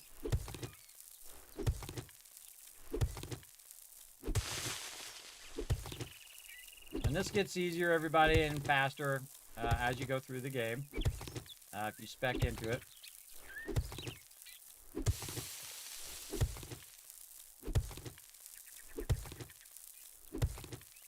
And we're being a bit ambitious in this playthrough, too, by putting our base on a hill instead of a flat spot. But it's going to make for an epic horde night, I have a feeling. That is for sure. All right, then we're going to take out all of our blocks here and back this up. Again, our goal is to get this 3 out before day 7. So we're just going to go way out like this. Get these low side ones. This upper one. Looking good. All right, then over here, across this. Now again, you don't even have to take the plants out, everybody. You can just put it right over the top of the plants. It'll take care of business. All right, there we go. More dirt, please. Looking good on this side. All right, very nice. Now, if you notice that we have to actually bring it up to this level for it to be level all the way across. So 1, 2, and then 3. And so now we got to bring it up a whole nother level. Now, this other level over here is going to be very intense in the amount of stuff. Definitely not enough clay. Back to our little clay pit. Now, it's really weird, everybody, for me to have so much time to collect stuff. When you're playing in the basic mode, you have a lot of time before the day is over. When I'm playing my team, it's like 20-minute days. So it would have already been like 3 days already. It would be like day 7. It would have already been in the first couple of hours. You would already be day 7. So instead of 7 hours to get to Horde Night, you would have 2.5, roughly. Yeah, very crazy, very crazy. All right, so it's reduced my stamina again because I'm hungry. All right, now is probably a good time to take a little break from this and go hunt down some food. Let's go. And then while you're hunting down food, everybody, just eat those eggs for now. Eat those eggs for now, and that's going to help you get your stamina back up. In fact, I can just eat them directly in here. Use... Now, I grabbed the feathers. By the way, look at this. They changed this where it has a hole in the center. Very cool. Grab the stone also. Free stone is awesome. Doesn't take any stamina. And we're just looking for bird's nest. I hear birds twerping all over the place. Now, these bird nests actually do respawn. You find yourself a little trash thing, too, while I'm out. And sometimes it's hit and miss, man. Sometimes you can't find any bird nests for some reason. Usually because you've already collected them all. Or I'm just going blind. I'm bird nest blind. More iron right there. That would have been not bad too, right there. And then you're right up against the road. But a little further away, and then my base there. And we're going to do it on a hill just so you can see what can be done. Anything in the garbage here. Lead. Any bird nest there. Let's run to this side. See what we can find. So I've got my weapon out, everybody. Oh, 2 of them. Wow. Okay. Use. Use again. All right. Another one. There was one time, everybody, that these bird nests were really painful. They would not drop. Again, you can definitely have a whole bunch of these. You can get like 50 of them and then get none. Oh, that's my quest there. See if we can get our food up before we do our quest here. Kind of good to go around the quest area so you're close by while you're trying to get your food back up. What's my food at right now? Food's at 43, so almost halfway. Actually pretty decent food-wise. Another thing I can do is crouch and see if there's any animals nearby. Notice that little tracker at the top there, and it says you do not see any animals nearby. I find animals pretty rare in the game, even though I have it set to default where it should be some animals around. I find that weirdly when you're running around town or you're running around, then all of a sudden you'll get some decent animal spawns. right now, we're just trying to get enough food maybe to get us halfway, 50%. Now allow us to have our stamina all the way up to maximum. Another one, nice.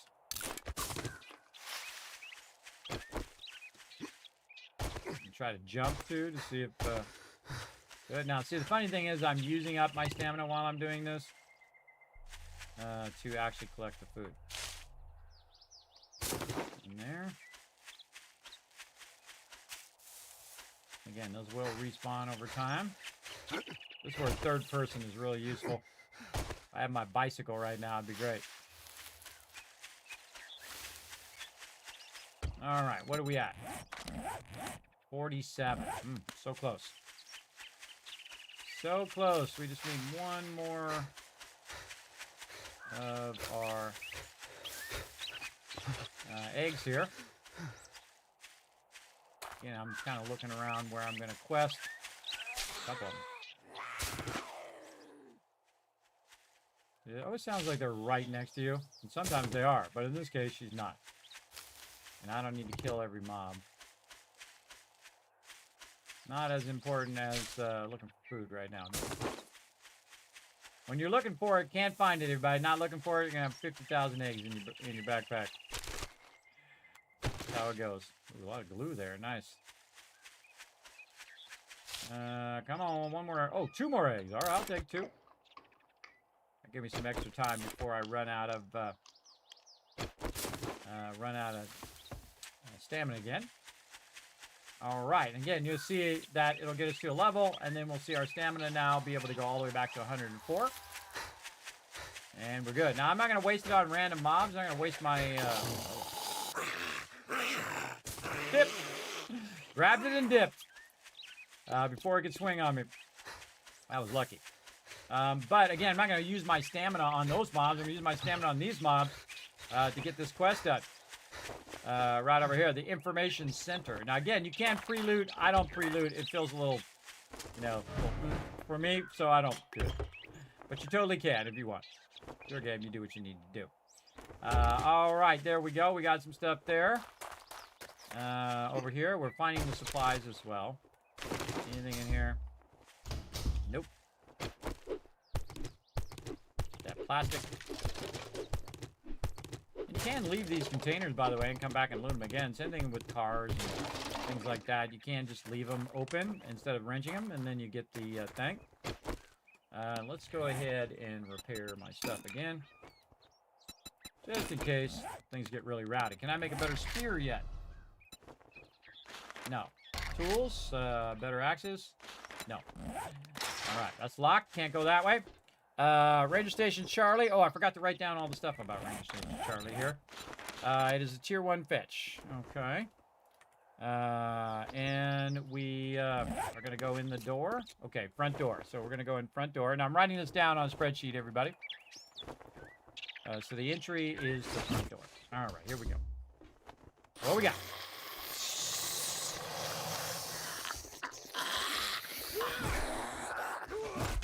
Two hits to the head. 3 hits to the head. Gone. 1. Stamina. Oh, missed his head. There we go. And you see my stamina is regenerating much faster when I have my food and water up. And that's really the way to survive in this game, everybody. Is have that food and water as high as you can. Grab the chairs. That's free and easy loot there. Cash register. Oh, some dupes in there. Very nice.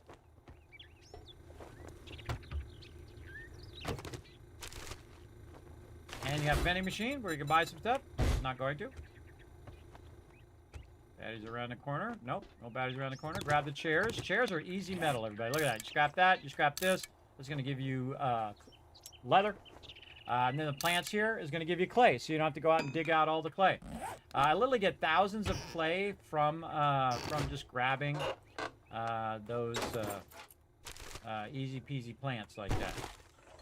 Okay, you know, potted plant there. Just less clay that I have to collect and more I can use. And I scrap it right away so it doesn't overburden my inventory. Okay, so we went in this way. We already got this. We got all that. Anything up high? Did we miss anything here in the front? Oh, right here. This is bone. Get that. Get the cool bear here. I don't know if this bear gives you a lot of wood. Let's see. Yeah, it gives you 3 wood. Probably not worth it. There we are. Hungry again. Check this car first. Okay, my White River supplies are up on the top there, up on the top of the ranger station. Bam! They did. Alright, more garbage. Now we're getting into the point where we are... I mean, I can look in there, but there's usually nothing in these things. So I usually just take them out.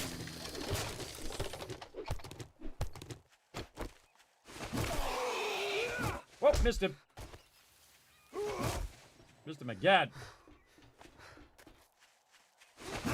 There we go. Again, wait for my stamina to come up again. Wipe them out.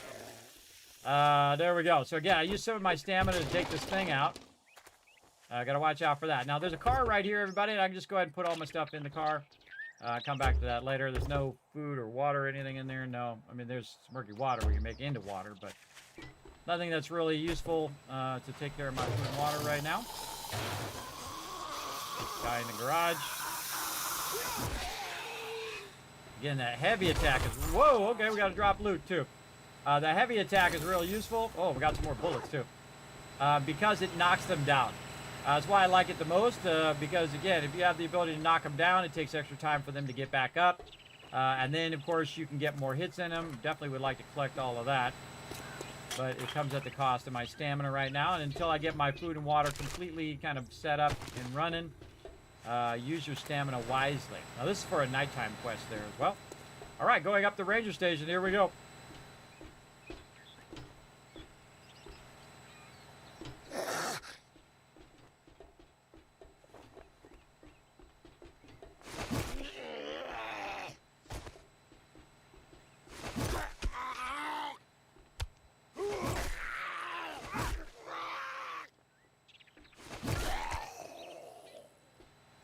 Okay.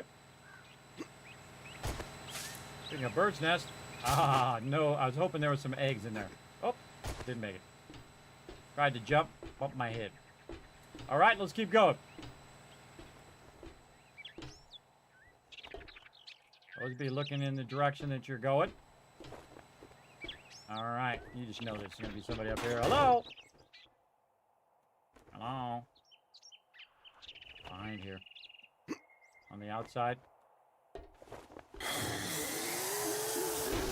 On the roof. Oh!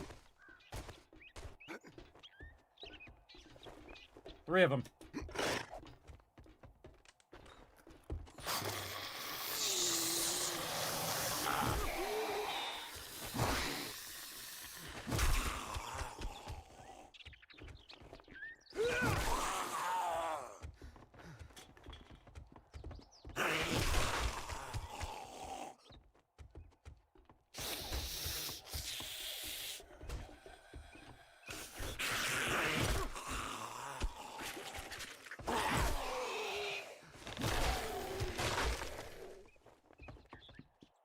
All right, that actually worked out better than I thought it was going to. I don't think I've ever bothered to fight them up here at the top. Whew. All right. That worked out pretty well. A little scary because the whole middle part here just falls down while you're running around. And I noticed that she didn't fall down either because she was moving across the block and didn't fall down. All right, now here's the safest thing to do, everybody, is to just get your quest done in case you need to leave the POI. You got too many mobs on you, whatever you got to do. Whoa, nice. All right, like that. A lot of ammo. Oh, some medical supplies there. Very nice. Up here, what do we got? Stalker. Okay. More ammo.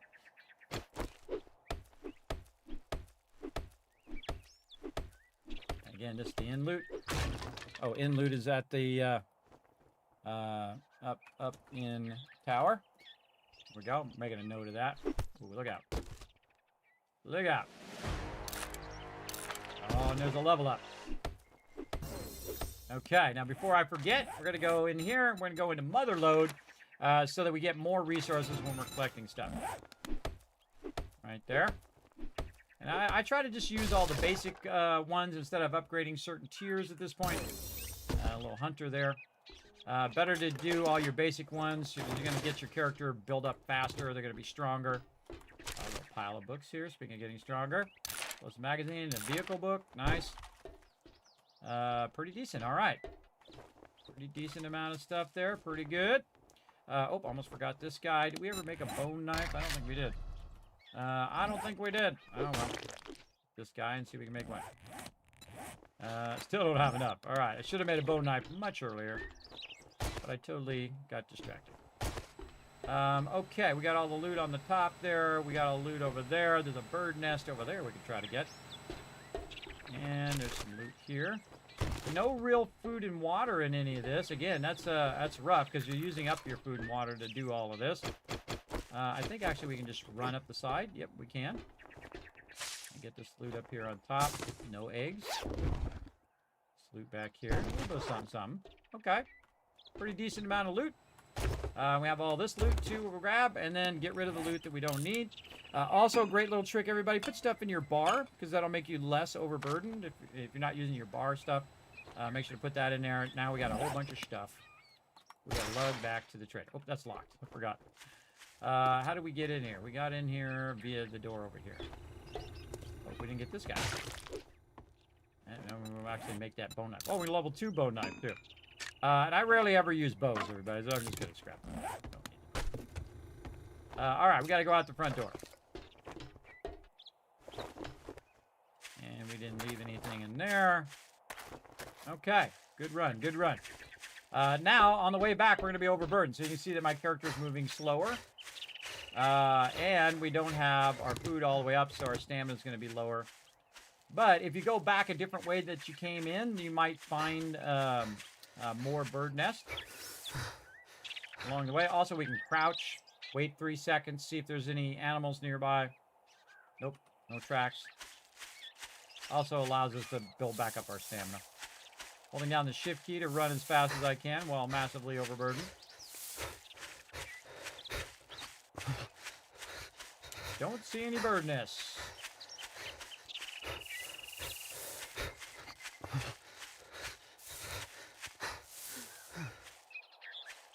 And I could be hitting all these plants and collecting those to sell as well, but that's going to slow my character down. So. Front door's open.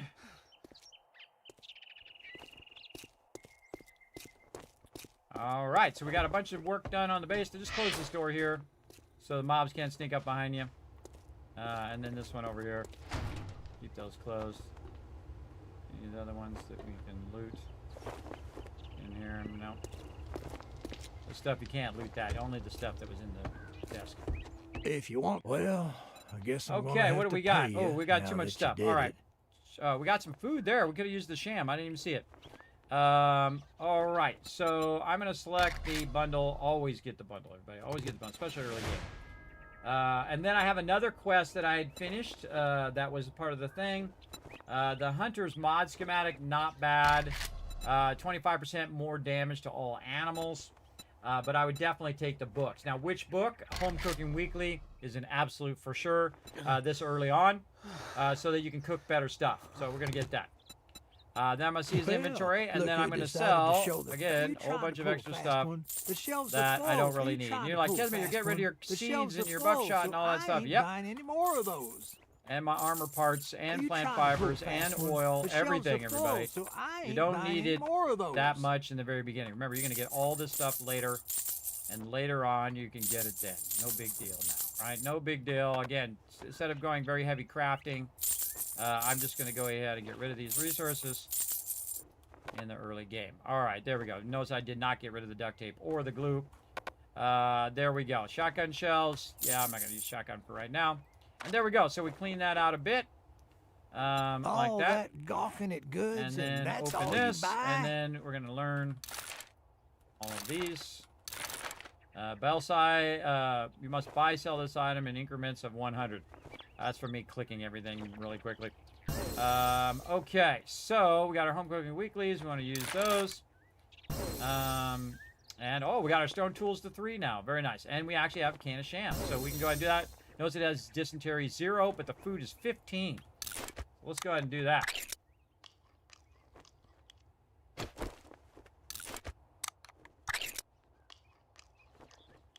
Nice. Okay. It's going to get our food up. And now we're not overburdened. We just run back. Remember, you're going to get plenty of all that stuff. Sometimes what I'll do is I'll hoard that stuff in the beginning, and then sometimes, like in this playthrough, we're doing what I call an adventurer playthrough, where it's more about doing questing early on than collecting loot. Questing, vitally important, and since we have a lot of work to do on our base here, we want to also focus on that. So let's get up here, and then go ahead. Now, I could take some of this stuff I've stacked in here and sell that too, but I'm not going to worry about it for now.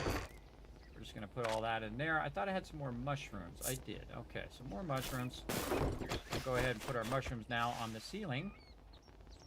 It's going to be floating there for a little bit, but that's okay. We'll just put it up there for now.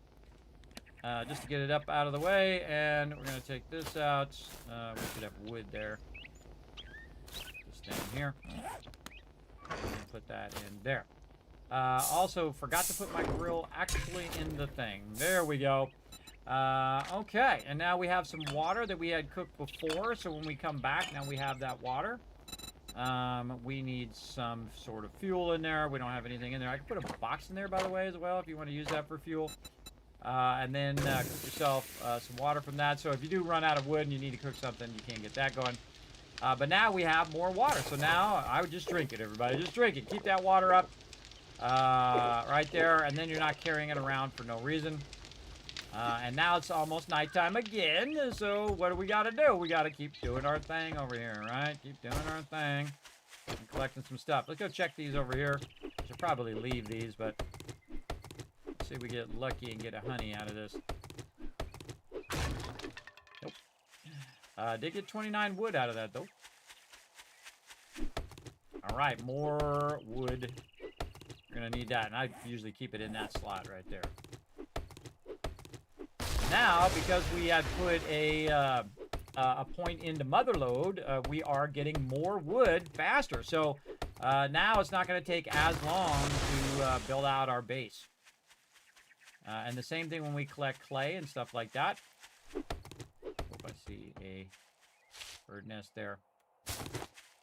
No eggs. Get it going.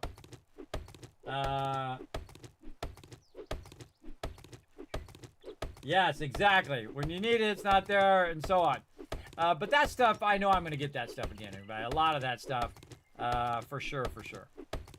Especially when we go and we get to a point where we're wrenching cars. So if we do get a wrench, we're going to be styling. Oh, I forgot to get another quest, by the way. Oh, whoa. I didn't know you could push the tree. Oh, I just pushed the tree over here. I didn't know you could do that. I just learned that on accident, everybody.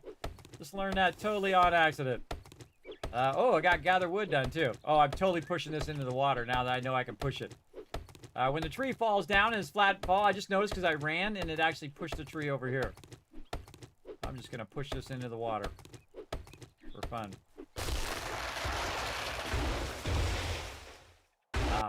Didn't let me do it on that one. Maybe it's got to be a certain level of tree. Let's try the smaller one.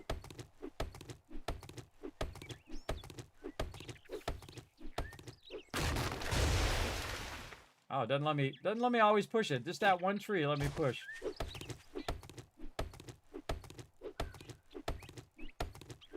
Again, while your stamina is high, while you have lots of food and water, either be questing or collecting.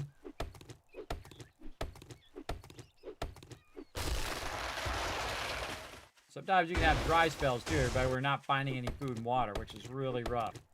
And then what you want to do is get a bunch of other stuff, sell it to the vendor, and buy the food and water if you have to. All right, all about survival at this point. Now it's day 3 going into day 4, so again, watch out for those tougher mobs. Especially at nighttime, the tougher mobs come out for sure in all the different zones at nighttime.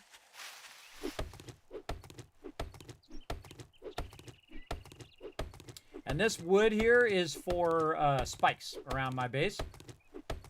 That's going to help me do it. Now, again, if they die to the spikes, everybody, you do not get the XP, but you live. So, you know, and also it gets annoying after a while when you have a bunch of screamers constantly at your base, and they'll just die to the spikes. Oops. Oh, we can make better things. I forgot. Well, let's not repair that. Let's scrap that. It's not worth repairing if we can make another stone axe. We need some plant fibers. Bunch of few here. Now we got a level 3 stone axe, and then while we're at it, you might as well just make a shovel as well. So now you got a better shovel, and just scrap the old one. Scrap the old one out, put the new one in. GG's. Now we got a better axe. There we go. Very nice. It'll last longer. The 3 means the durability, everybody. I'll move over here to the right so you can see that I have a level 3 axe there. That's just the durability, how long it's going to last before you have to repair it again. And so I like the durability system. I think it does add a bit to the game. And again, you got mods for all this stuff, everybody. You can turn durability off and all that stuff if you want with different mods. Or make it even harder if you want. That's what's so great about this game. Very customizable, very easy to do what you want to do. Always checking those bird nests. Unlucky. Unlucky on them bird nests.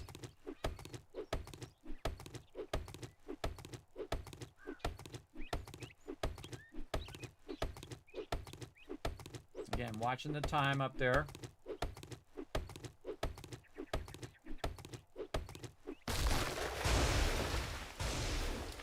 And now what I'm going to do is cut my way back toward my clay pit. So I'm doing 2 things at the same time. I'm going toward my clay pit, but I'm also collecting resources on the way. And I'm going to go till about 1800 on wood, which is about right there. And then I'm going to switch to clay because, again, investing your time is your most valuable asset. So, and I should be digging away from my base, not toward my base. And so, oh, and there I am hungry again. Do I have any food? Nope. Nope. And now we're also going to be collecting more stuff. Also, notice I'm crouching. It says you do not see any tracks around here. So, not that many mobs. Again, we're going to have a food problem for sure. But we're going to be in the base here in a second, so we should be fine. And it just keeps tracking over and over again as long as you're crouched.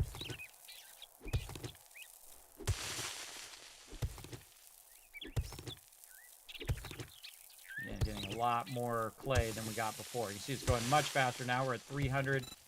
We can go create some dirt blocks. You can create, we do 21. Instead of creating 8 like before, we did 21 blocks.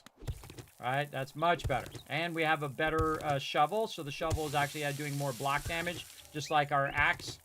It's doing more block damage, which means it's collecting the clay faster and collecting more of the clay as we go. So again, this is how it goes. What is it tracking? Tracking animals. So right now I have the first level of tracking, so it's collecting, tracking like bunnies and roosters, things like that. So that's what it's tracking. It's actually tracking tracks, if you think about it. It's tracking the tracks of bunnies and such. And then you can get it to a higher level where track deer and so on and so forth. I rarely ever invest more than just the first level. And the reason why is because the bunnies and the roosters are hard to see a lot of times. So the deer, you can usually see that, especially the larger animals, wolves and all of that stuff. You're going to see that stuff coming. Hopefully, it won't just be right behind you. But again, we're making ourselves a nice little dirt pit here, and we're getting a lot more than we got before. And again, we're making lots and lots of dirt because our base is slightly elevated on the side of a hill. So again, we have all this extra effort that we got to do. Now, normally I would be out questing and doing other things if I had built it on a flat spot. But it's going to pay off in the long run, everybody. And you'll see why. Because when we get to when we need iron and we start setting up our forge and all that other stuff, then we'll have that iron right by our base. In fact, it'll be under our base, which means that while I'm down there collecting, the zombies cannot get to me because my base is blocking the entrance to where my mine is. So that's why I built it that way in this particular playthrough. Now, I've built hundreds of bases. I've played for thousands of hours. This is not my first playthrough. 7 Days to Die is actually my most played game on Steam with over 3,600 hours. And I consider those rookie numbers, everybody. Some people have 5,000, 10,000 hours. I wish I had those kind of hours. I would definitely do it. But I also like to play other games too. But I'm a true variety streamer. I do play multiple games here in the stream, for sure. And my headphones just died. Hold up, gotta switch my headphones. Switch out my headphones. I have multiple sets of these wireless headphones. They are awesome, everybody. They are really great. Not to worry about cords or pulling my neck or any of that kind of stuff. Though my Lucid Sound ones are really awesome, though. But I really like that these are small, simple, and I can hear just fine. And I'm also partially deaf, everybody. So all of that quality is lost on me. All of that higher quality sound and stuff is totally lost on me. So it's really not worth it for me to have it. But hey, if you like that good crisp sound, go for them headphones, everybody. Go for the full headphones. Me, I just need to be able to hear just the basics of what it is. I'm not going to get benefit out of a really nice thing. 3600, oh boy, yeah. I've been playing since Alpha 10 or 8 or 5, I don't remember, for a very long time. Some good friends of mine over at Bearded Guys Gaming, now known as Hutch, I think it is, and my buddy Banlish, both said, Kismet, I think you would like 7 Days to Die. And I'm like, I don't really like zombie games. I don't really play that many zombie games. They're like, no, it's got building. It's got all sorts of stuff. Plus, it's a multiplayer. You can play with other people. And I'm like, oh, multiplayer and building? Oh, okay, hold on. Let me try that out. First day I played 7 Days to Die, 20 hours long. I know a good game within the first 5 minutes. I've been gaming for 50 years, for half a century. I am the OG, the original gamer. Now you know somebody's been gaming for that long. There you go. Welcome to the stream. Come in, hit that follow button, relax, take it easy. We're going to have lots and lots of fun, everybody. Now, I'm just going to go ahead and collect as much as I can before nighttime here. And we do a little bit of work here. And probably 44 is enough. That's probably good enough. Before nighttime, and then try to upgrade my base. Look at our pit getting much bigger now. And again, you don't want it too close or the zombies will fall in there. They'll spawn in there and then they'll run up on your base. Now again, we're doing up on a ledge here just so I can show you how to fix a high ledge base and how to set it up so the mobs can make their way at level. So I'm going to go and bring this out.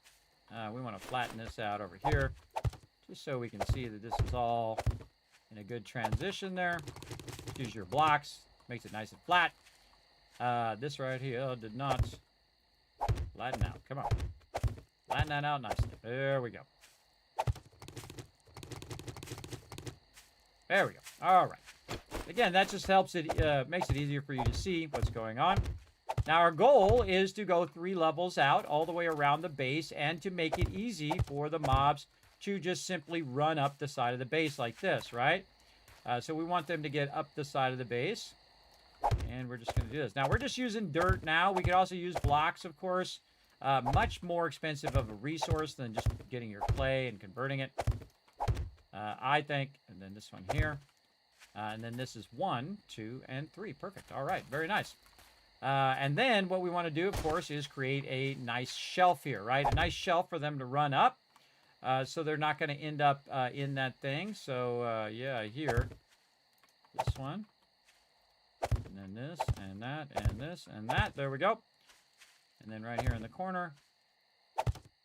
Down there. Again, we want to create an angle. Well, they'll end up just walking up that edge, right? They'll walk up the edge instead of starting to dig. You don't want it to be flat. If it's flat, they're going to start digging through there. Not good. Not good for sure. All right, more dirt. 41 more. Let's go. We're definitely going to need more than 41 for this side. We're going to need a lot for that side, but we're going to go ahead and get this going. And again, I could just use blocks. That works too. It's going to take a minute for that to go. Let's go ahead and use some of this wood that we just got. How much we got? Whoa, 1,100. Nice. Let's go over here. And we're working on the easiest sides first. We worked on the back side, which is the easiest than this side. And now we're working on a little tougher side there. But while we're waiting for it to make that dirt for us, we could be focusing on our base. Now, this is actually pretty far along for day 3 in here as well. But we're just going to go ahead and upgrade another level. And we're trying to get our base upgraded for day 7. But we have to think about food and water as well.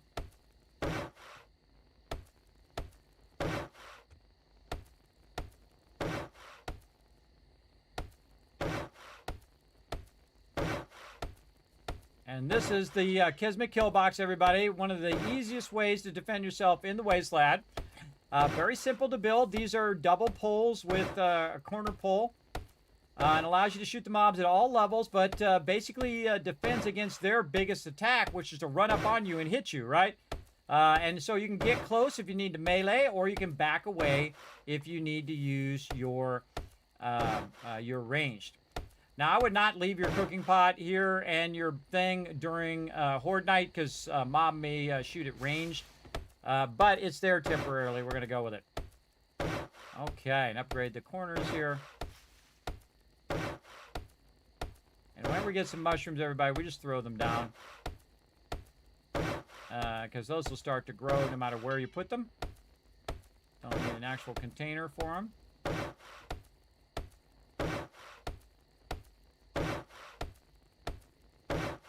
Very cool game coming. Have you seen Permafrost gameplay? I have not, Master Jab. Let's go take a look. Permafrost. Permafrost. I love great game suggestions, everybody. So, again, you can also put it on my Discord. I'll put a bunch of links in the chat for you guys to find my Discord. There's a section in there where you can suggest games. Permafrost game. Let's see. Ooh, kind of looks like, is it like, it went right out of my head. Man, I hate having sleep apnea, everybody. It sucks. Let's see. Is it a survival game? Yeah, survival in a perpetual winter. Hunt and gather resources, building, utilize deep survival mechanics, and craft your way through the harsh, unforgiving landscape. Forge alliances and dominate the remnants of humanity in a chilling open-world saga. Oh, cool! I'm gonna put that on my. I'm gonna put that on the Discord for you. How about that? Because I make a list of all of these, everybody, and then when I have time, I try to integrate them into stream, whether it's a learn to play, where I play for about an hour just to show it off on stream. Actually, I could be pausing right now. If I just show it off on stream, or if I really like the game and I have enough time, I will play even more. So who suggested this? This was Master Jab. And I give you credit too. 86. Permafrost. There you go, Master Jab. I put it on the Discord for you right over here. There you go. So another great suggestion. Thank you very much. I will look more into it when I have some more time. And maybe, you never know, you might see me playing it live here on stream. But right now, we're going to keep going on some 7 Days to Die. 7 Days to Die. And that'd be something I would do also on a bonus stream, like on a Monday. I do a lot of more random games.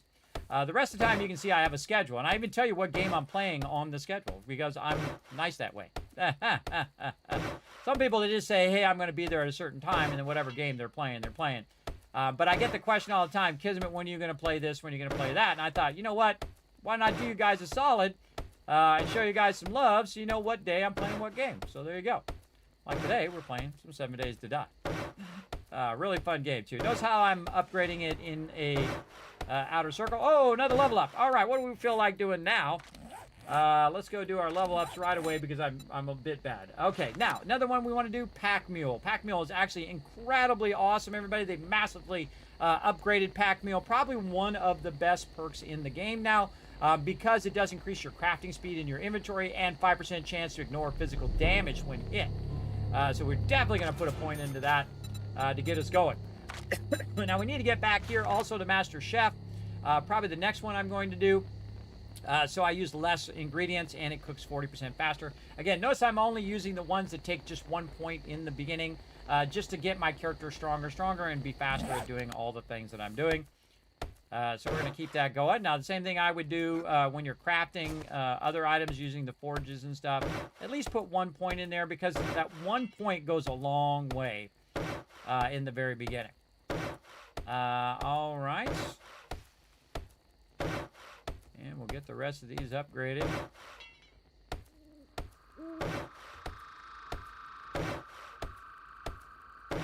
Okay, look at that. The whole kill box already upgraded. Day 3 still. Very nice. All right, very nice. Now, again, it is nighttime, but we do have the ability to get the heck up our ladder in case things go wrong. Look around for any baddies. Oh, I hear an owl. No baddies for the moment, but the second I get down here, you watch, they'll all just appear right behind me. All right, we've got 38 more of these. We can go ahead and start to build out our little ramp here. There we go. And then we're going to bring this all the way out, I think. I think we might be going 4 there. 1, 2, 3. Yeah, 4 is the ramp edge. And then we're just going to ramp it down like that. Very nice. And then, yeah, this is just like putting blocks in, everybody, but it adds as a natural dirt ramp. Way easier, especially if you're going into mining. You can see, again, that's a natural ramp. They'll just run up. And this all looks good. Maybe down here. You don't want to do too much, see, then your ramp is messed up. I'm going to just put that in and then take it out. Like this. Because of the elevation there, we got to kind of modify it a little bit. You can also just kind of partially hit it and leave it like that, by the way. But we don't want it where it's flat like that. That's not good. They'll usually run up that. We're going to test it. We're going to see how well they run up that. Now, this is the tough side here. This is a very deep change in elevation. Notice we were just using blocks in the beginning. Again, we do not want them digging under the base. That's not good. You don't want that going on. All right, we'll just go ahead and put that in. I think we're all out of thing. We can make a little bit more. Again, protecting the bottom of the base, creating an edge.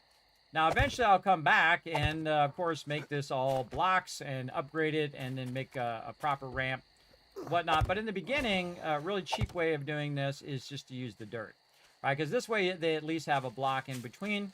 And we've created kind of a ramp system here where they can get up to the block and up to the base really easy. Now we need some spikes.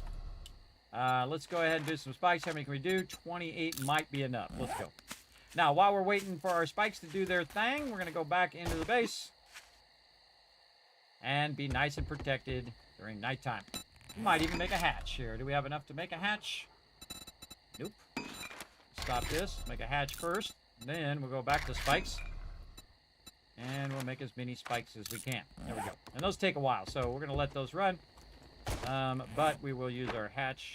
Oh, easier if I had done it from up on top. The greatest thing about a hatch, I find, everybody, is the fact that it creates a backing. So the backing, you got to wait a second for it to actually kick in. You can bump into it, but now you can bump into it and go down. We had cooked some water, so we want to just drink our water. No reason to save it for a rainy day. Now's a good time to use it. Because now we're going to go ahead and get back to working on our mine down here. Again, you can see I just switched modes over and over again. Oh, we should bring our torch.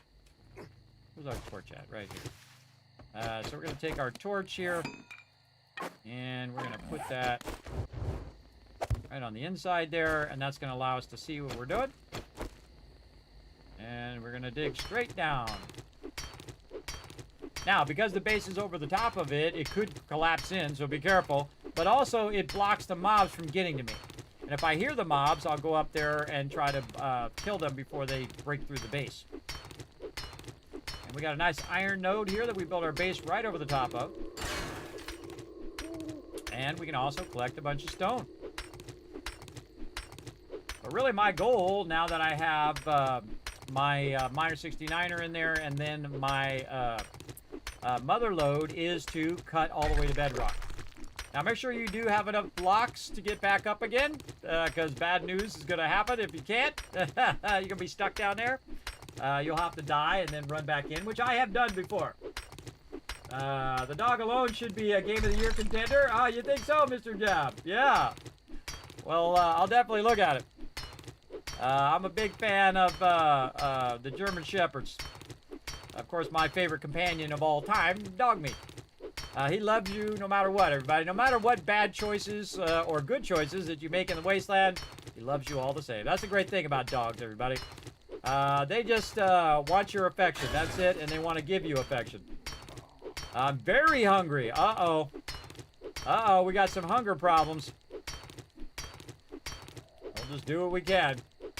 Now, if you notice that my stamina is actually keeping up pretty well, even though I am very hungry, and that's because I have my water all the way up. So my water is countering that right now. And I don't really need that much stamina, so we're just going to keep working our way down here. And because we're up on a hill, this is actually going to go deeper than it normally would. So you want to have at least like 50 blocks on you, especially when you're up on a hillside, because you might have 10 extra blocks there. So instead of it being 30 blocks, it'll be 40 or sometimes 50. Oh man, lots of layers of iron. See, I'm also taking a sample of all the different layers as I'm going through. By the way, you can also just create a ladder if you want to make it nice and easy for yourself. You can just create a ladder in the corner. A lot of people do this. It's not my favorite thing. But you can just put it in the corner. Really super easy way to do that. We can grab our torch and bring our torch down here so we don't have to do the dance in the dark. And then we can take out one of these and we can put this up on the wall. And there we go. Now you guys don't have to watch me play in the dark. Oh, prepare for the future. Thank you very much for those 100 biddies there, Tellus. I appreciate you. Feeling much better, everybody, by the way. Feeling much better. I was having a rough time there, but I feel like I'm coming out of it now. And this is the type of season, everybody, right now where it's fall, so you have a lot of allergies. The weather is like, you know, hot, cold, hot, cold, hot, cold all the time. Really easy to get ill. So I was resting up, feeling better, so I can bring 100% here to the stream. Yeah, a lot of iron way down here, too. So we don't necessarily have to collect the iron from way up on the top. We can collect it way down here at the bottom level, which is what I prefer to do.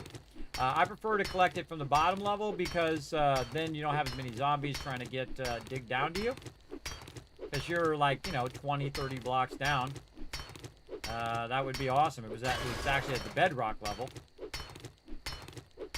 Yeah, a lot of good stuff here. Oh, and we need to repair our item. And this is why I keep all the basics on me. So I can repair.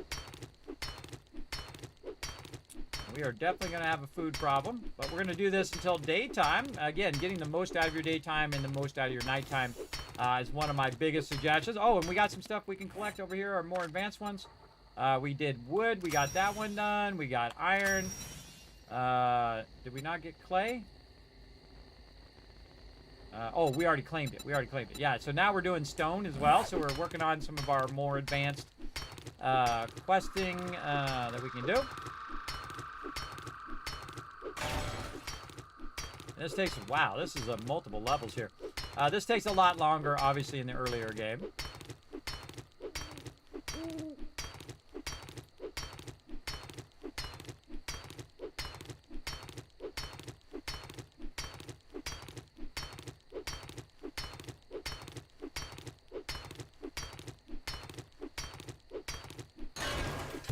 What are we doing on time? Holy mackerel!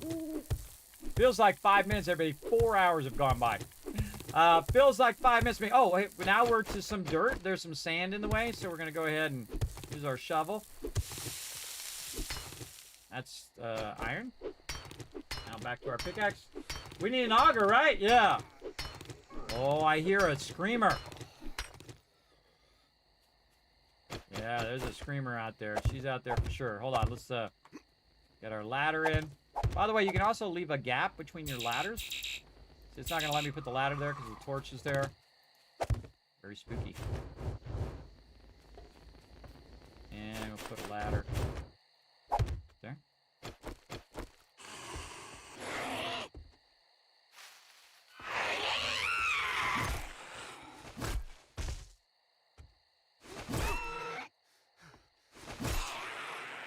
Okay, now she's a screamer, so she's going to scream for other mobs. And those mobs are going to show up here in a moment. And things are going to get dicey. Ah, I hit my one spike I have out there. I have one spike, and the dude hit it. All right, let's put this up here. Somewhere, say here in the center so we can see what's going on. There we go. So you guys not missing the action. Oh, he hit me.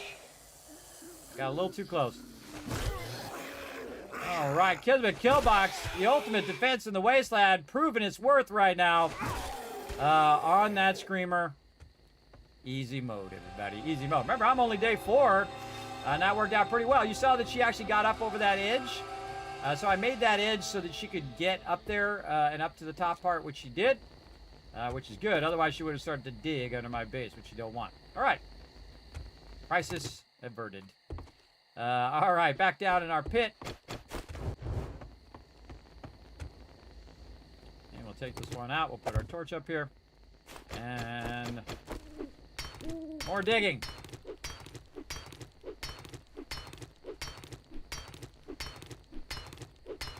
Man, this is a good spot, too. There's a lot of iron, especially way down here. Now, you never really realize how far down you are when you're doing this, because all of a sudden you look up and you're like, whoa, I'm way down here. Oh, yeah, this is a really good spot. Look at that iron just keeping going and going and going here. Pretty awesome. Oh, I hear a zombie again up there. Oh, and now we're thirsty. I like how that one guy hit the one spike I had there. That's pretty nice. All right, now see how far up they are? So they're not necessarily after my base. They're after me. And I'm way down here. And so a lot of times you can just crouch or you can just get down so far that they don't recognize that you're down there. If you build a base at bedrock, everybody, especially if you come down and then you say you offset by 30 blocks away from where your entrance is, they'll never get you. And all the time I've played, and I've done a bunch of underground bases, they have never once dug down that far. Because you got to think that they got to go straight through stone at some point, depending on which biome you're in, of course. But they gotta make their way through all this iron and all this stone to get down to you. When you're at bedrock level. Now, I don't do underground bases because they're too easy. But I have done them in the past, and I've shown you guys here on the stream how to make amazing underground bases, including having underground bedrock level farms and also dew collectors. All the way down to the bottom. All right. Oh, we're out of stamina now. Okay, let's put our little ladder in. And it's almost daytime. Stand up so we're not crouching. Pick up our torch. Go up here and see who's knocking on our door. Hello? Where are you? I heard you up here somewhere. Now, because I'm making a bunch of noise, it's going to spawn the mobs, and the mobs are going to come my way. They buggered off. Or they're hiding around the lip of my base. Another problem with having an elevated base is they hide around the lip. Down the side, and that's why we got to widen it out and put an angle there. It's going to be really awkward on Horde Night, too. An awkward place to put your base, but I'm going to show you how to overcome that awkwardness for sure. I think I'll build my first kill box today. You do it, Joe. You get it going on. Again, just it's actually 7 by 7. So again, you have that 5 span in between, and then you have your 6th and then 7th one on the edge, so that it's really rock solid. We're going to be doing a tower base on this particular playthrough. And notice I just upgraded the outside, not need to upgrade the inside yet. Okay, what do we do? Oh, we've got to deal with our food and water. All right, do we have any food and water in here? It doesn't look like we do. We have a bunch of stuff we can put in there, including a bunch of spikes that we can put down here in a bit. No food and water, so we're gonna prioritize that. We'll prioritize that on daytime, but not too bad. It's not like we're starving to death yet. But we are getting down there. How do you know you're getting close to starving to death, everybody? It's actually the number. It's the number there where I'm at a certain level. I'm down at level 70 now. That's a dead giveaway. Sometimes you're the dead person. That's a dead giveaway that you are getting low on your food. So let's keep going, though, because we do have a little bit of time until daytime. And then we're going to definitely have to work on some water and whatnot.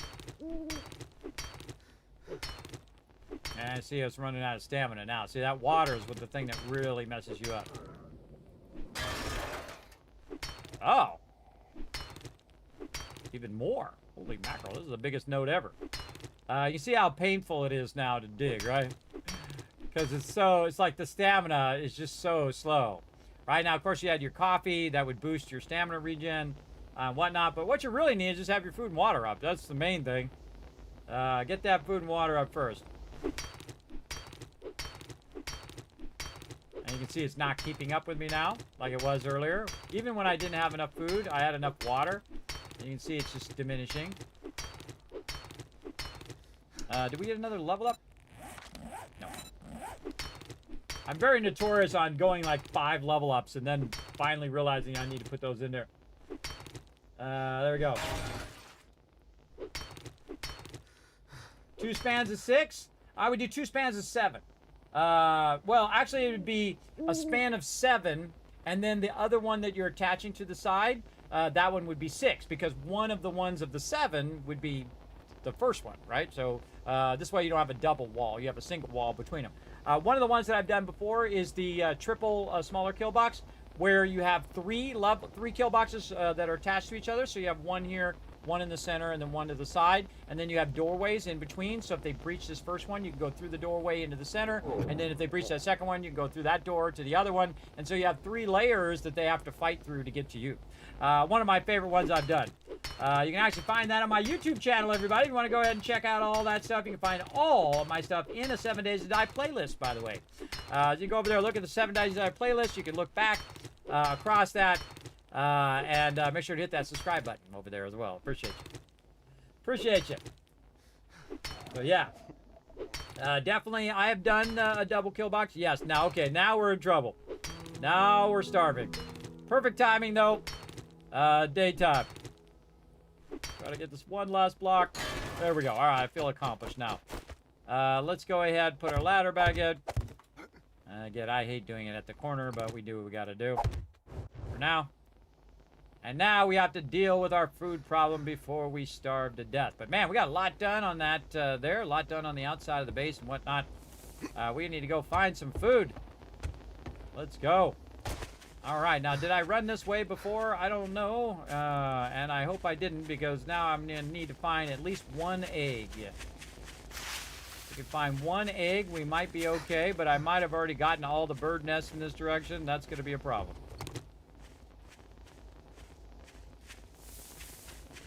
Let's just keep running until we find one. We're not going to have any stamina for fighting. And in just a moment, everybody, our stamina is going to drop to 0.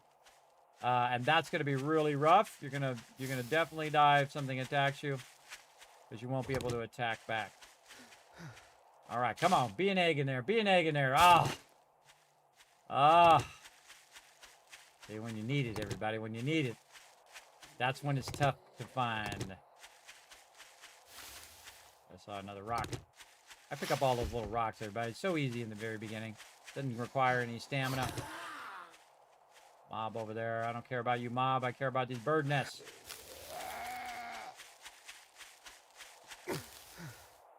I'm jumping so I can see. We're getting away from our base too, which is even more dangerous. Trying to see if I luck out. If not, I got to try to go back to the trader and buy some food. How many dukes do I have? 871. I got a lot of dukes. I can buy some food as well. Oof, very unlucky on these things. I tell you, everybody, again, when you're looking for it, can't find it. Kismet's law of gaming. Just need 1 egg. That's all we need. 0 bird nests. I don't think I've been over here. Just being unlucky right now. Mob over there with no stamina. I got no stamina. There's a mob on me. There might be some food in there. But let's not risk it. Try to find this bird nest. It's going to save our booty. Stone. Lots of stone. 0 bird nests, and it's also foggy. So, making it even more difficult. Oh, here we go. Here we go. Right here. Right there? Nope. There's not one there. The trick is, don't get panicked, everybody. Relax. Don't get too over panicked. And remember that if you do die, it'll cure all your problems. Your food and water will go all the way back up to maximum.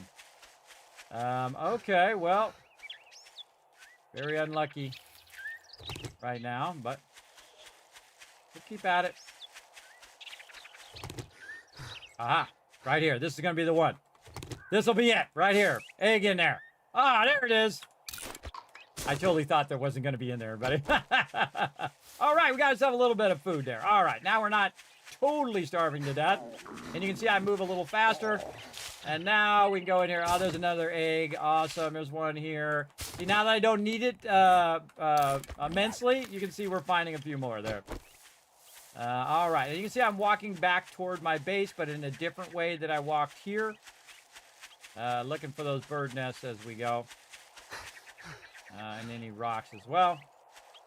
That's kind of staved off our starvation for now. But it'd be very hard to do a quest right now because, again, we'd have very little stamina. Man, there are no bird nests around here. I must have did a thorough job of either collecting them all over here or they're just plain none around.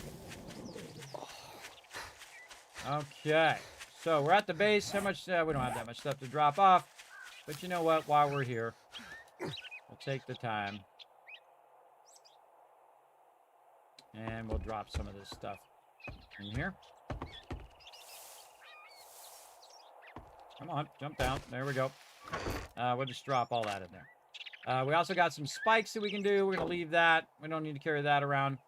I'm actually going to put my dukes down here. Then I can unlock this other slot. There we go.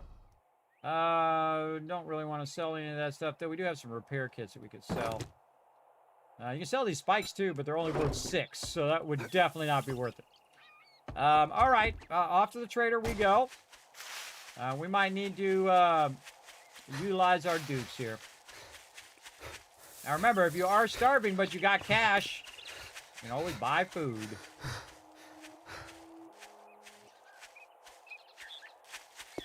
And there was a bunny around here somewhere. Earlier. Now again, I can crouch. It's searching for animals right now, and then will let me know if there's anything nearby. Nothing nearby. This is a standard deal in this game. Anything in here? Nope. All right, let's go talk to the trader because we're gonna have problems with our food and with our water. All right, let's go check the vendor first. What do we got? Can of tunas and things we can do. Now this is gonna give us 5. Can of chili give 15. 15. That's 180. Right here, 2 for 90, that'd be 180, so that would be worth 10. That wouldn't be worth it. It'd be better to buy these as well for some food. We also have the ability over here, like I would, if you were really hurting everybody, I would buy a red tea. Though a yucca smoothie, boy, that's 78 water right there, and is also some food. Very tempted to get one of those. We'll see. Now, also, you go to the dude. I got a hangover. Try and it's day smart, 7. He's going to start. restock on day 7. He reset on day 4, so now he's got new stuff. And because we might have bartering set up, or we might put some points into bartering or whatever, it's actually cheaper to buy that stuff from the vendor than it would be over there. So if I wanted to say get a can of pasta, right now it's 180. And then if I go look at whatever this is over here, I don't think there was pasta in there. The doors. Is there any pasta in there? No. But it's basically the same right now because I don't have any barter benefits. Also, I need to get a job here, too. I forgot to get one. The Reed residence. I'm gonna make you let's get one thing straight. You're not working with Let's go me. over here You're and working see for if me. I have that one. The Reed residence. Nope. Man, it's always amazing when I haven't done that one yet. Now, I've probably done it, like, with my team, everybody, but we're going to write it down over here. All right. Reed residence. Back to the game. Up here. Fetch.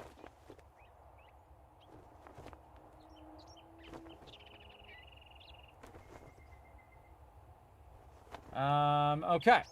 So there we go. We're writing this stuff down. Now, he's reset, so that means I can buy new stuff from him. You So got very money awesome. this time, or you just And I've got 871 dukes, so I got some serious dukes. Now, I could buy a bunch of eggs at 45 each.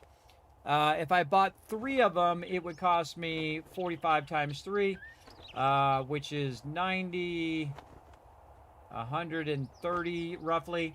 So this would cost me 130, or this would cost me 180. Now later on, I'm going to need those eggs so I can use the eggs along with meat and then actually cook some stuff.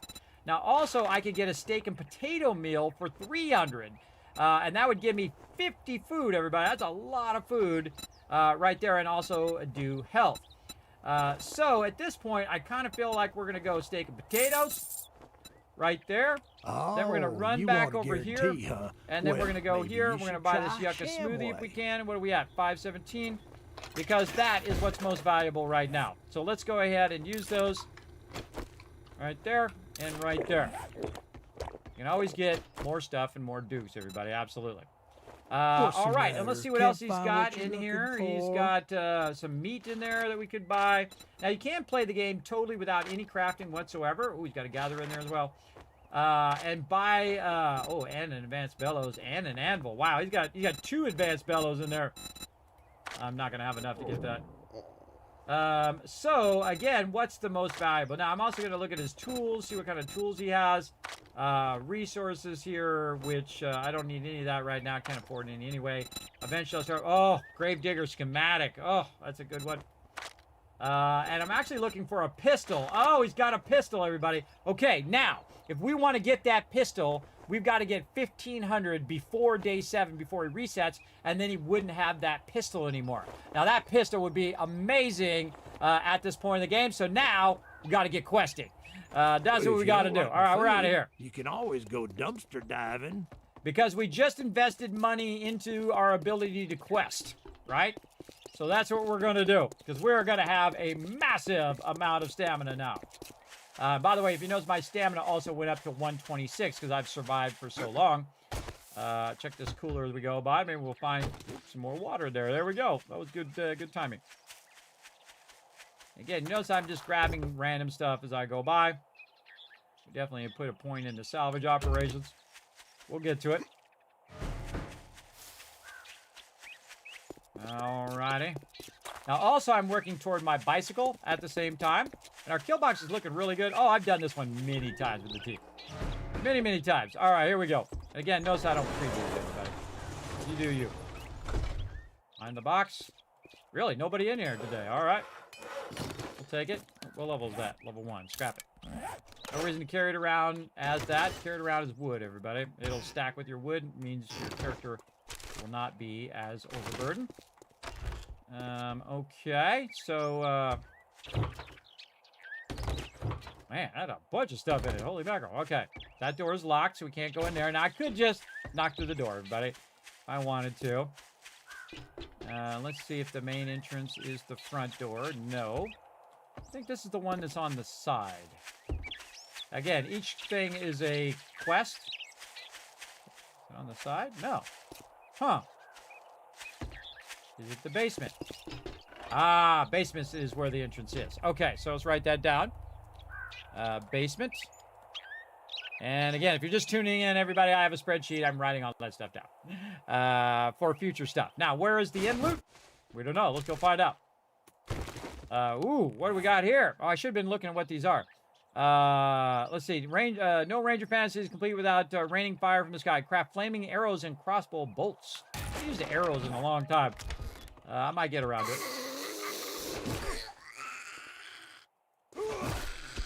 There we go. Oh, my character's getting stronger. You see that double damage? Oh, spears. Let's see. Can I make any better spears? Nope, not quite yet. Okay, no worries.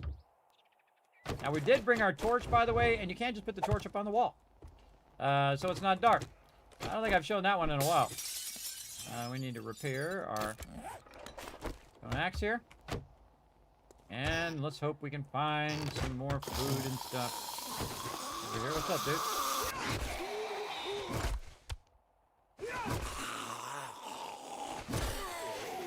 See, now it gives me a huge advantage when I have lots of stamina, because then I can attack more often.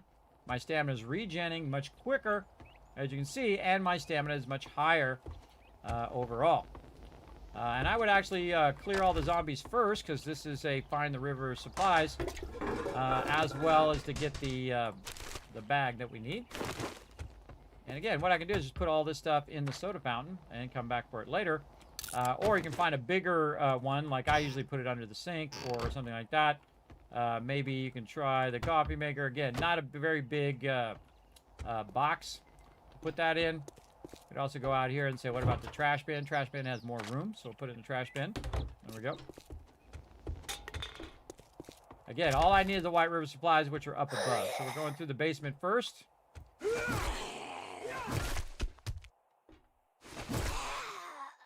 Piping her out. And sometimes you want to grab the loot as you're going, and sometimes you want to come back for the loot. I find you're typically more thorough when you're grabbing it as you're going through. And again, there's some couches and stuff back there we could do. See what we got in here. Also, this is coal, so this is really useful to take that out.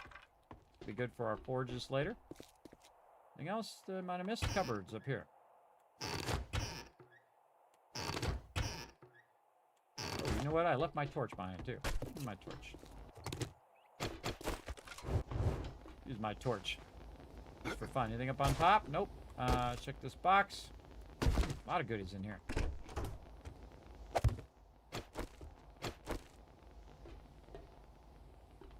Okay. Not much there. Thing on the top there. Down here. Ah, a little weapons bag back there. Nice. Little mod there. Now here's the thing, everybody. Mod your stuff right away. Even if it's not a mod that's good for that particular thing. Like I can't use it on either of mine. Even if you don't want to use that mod, put it in there anyway because it's going to increase your overall damage. All right, now we're going up into the house. Let's see how this goes. To my left. Somewhere. Oh, behind the door.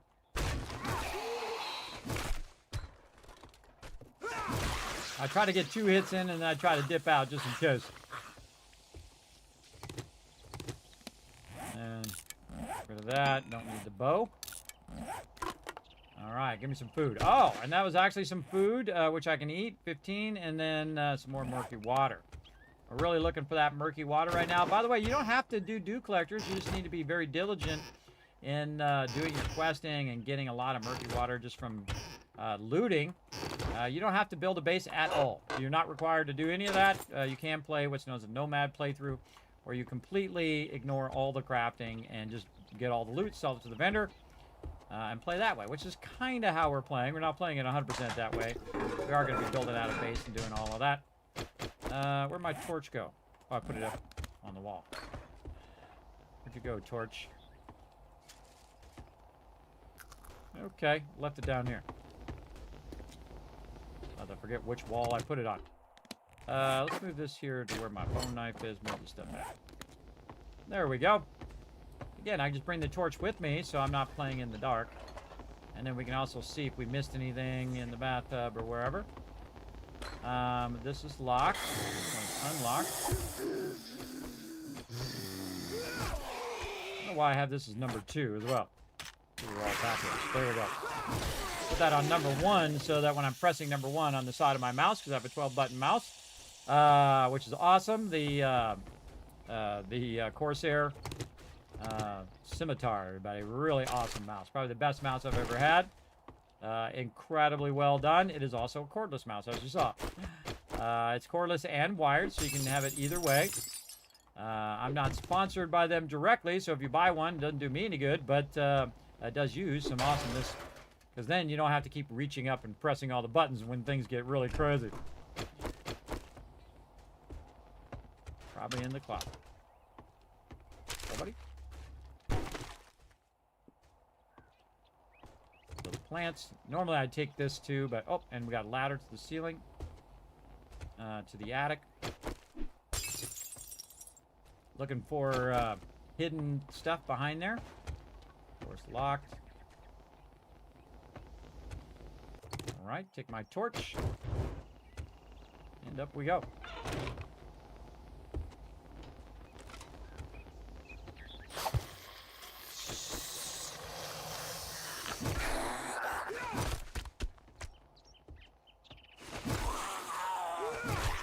Yeah, I can do a lot of heavy attacks, everybody, because, again, that stamina and food's up. So spending a lot of dukes on that is actually paid off right now.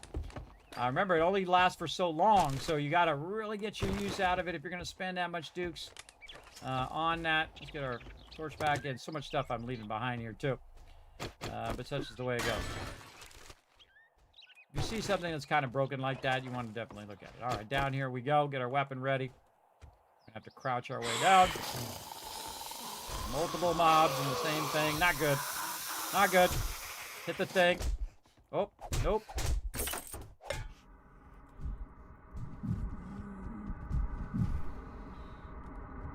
Now infected. All right. I was trying to hit the door thing. I clicked it 5 times and it didn't work. But that's okay. We made it out here. All right. We're still alive. We have to deal with this infection later, though.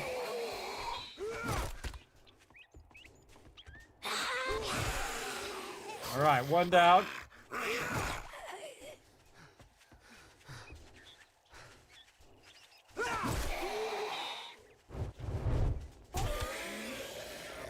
I don't know.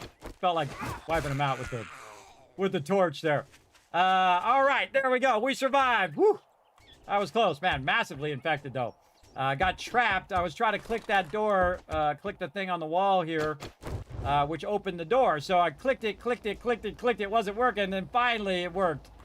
Not good. And they were probably obscuring it, and that was the problem right there. I should have just straight on hit it. When I dropped down in the room, I should have turned and clicked it right away. I didn't realize there was 3 of them. Gotta be in there. Had I known that, I would have definitely turned and do that. And then this is like the end loot here, so we made it all the way to the end of this particular one. We gotta remember to get our supplies, though, before we go. I have accidentally walked away before. Oh, and there is some gloves. What do we got? Lockpick and speed, doesn't matter. It's better than the default gloves, so we're just going to take that. And then right here.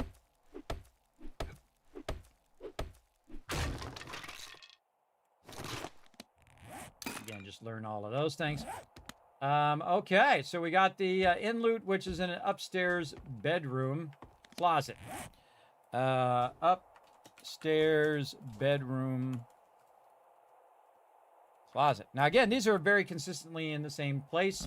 If you find another residence like this, they'll be in that same place as well. It says it's right here. 3.1 that way.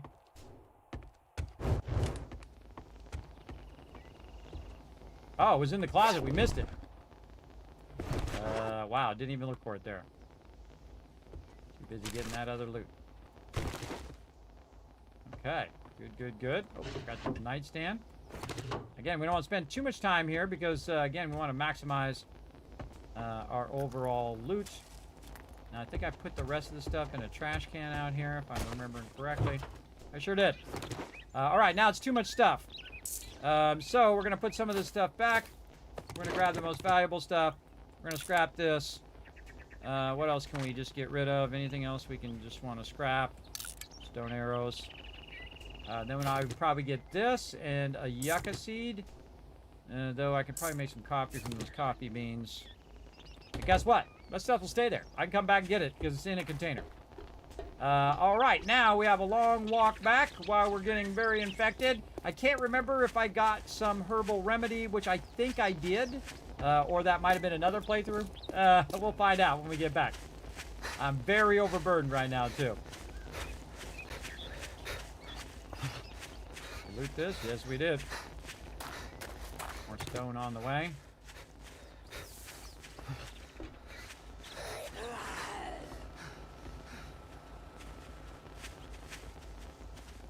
Can't pick them up. Off to the trader we go. Now, we have a bunch of resources that we could sell to get rid of our thing. And very rarely do people do that, right? People just die because they're holding on to their resources when they could actually sell it to the vendor. And then you could buy yourself a herbal remedy or some sort of remedy like honey or something like that to save yourself so you wouldn't die. So again, we're going to look after that. Again, we can look in here and see if there's any honey or anything in there. There's another yucca smoothie in there. Very nice. And then over here, we'll talk to the trader. And what can we sell them? Some yucca fruit? Sure. Oh, do not want to do that. I guess I'm gonna have to pay oh, you it's because now we're that you collecting did it. resources. I'd definitely go with the ammo there, though the glue is very tempting. Definitely go with the item. Vitamin's not going to help me. Oh, here comes the guy. And so inventory. There we go. Buy quicker, piss off fastest. Sell. Notice we're not doing seeds early on, everybody. We're just selling our seeds. Ammo. Don't really want that. Sell this. Sell this. Really selling a lot of stuff early. Get rid of that shotgun choke. Brass. Sell it all. Coal we can sell. Whatever we can sell. Not glue. I was trying to get to the next thing. Let's just sell all this stuff. Everybody. Oh, right there. Yeah, we actually have one in our inventory. Even if And that's kind of an overkill, everybody, because this one does 10%, but we actually have one of our inventory. That's where I saw it. I just picked it up. Awesome. Oh, and we have some bandages, but we also have a full med kit and some fort bites. I would go ahead and sell the fort bites because I always forget to use them. And I would keep the bandages for sure. That's definitely a keeper. Sell the sewing kit. Again, I know this is hurting some of you. You're like, Kismet, you're selling all the good stuff. Don't worry. Don't worry. We'll get more. Patience. It's thinner. So don't hold on to it to the point in which you're dying all the time, everybody. I have made that mistake more than anybody ever. Sell it all. There you go. Now, what do we got? 1,100 dukes. Holy mackerel. Rolling in the dukes right now. All right. What I really want to do is try to get this gatherer in there. But what I really want is this pistol, everybody. 1,500 right there would be awesome. Be careful. Let's get another quest. See if we can get it done before nighttime. What do we got? The Kevin residence. Do I have that one? Oh, the Kevin residence. Yes, I already have that one. All right, cool. Let's go ahead and grab it. I didn't write down what the entrance was or any of that stuff. I didn't write it down. This is number 1. This is number 2. Again, doing a spreadsheet over here so you guys can follow along on the ones I've already done. And I'm also making notes of where you go into the location and then also how to do it. All right, so we got to get this done by day 7. Plenty of time for midday. We do have an airdrop. Best thing to do is go do that airdrop. What up, Fred? Ran right past me. Again, because we have a bunch of stamina right now, right? So we have stamina. We had that yucca smoothie. We had that steak and eggs and whatnot. Or steak and whatever it was. So yeah, use that stamina. Use it to get all the way out here. Now, these airdrops are awesome. Sometimes you get like a weapon or you get some really good stuff. If nothing else, you're going to get some books. Oh, there's our bird nest. Ooh, 2 of them. Come on. And check for any points. Ah, there's some points there. What were we going to put it in? I can't remember. We'll think about it in a second. Hold on. Let's go over here first.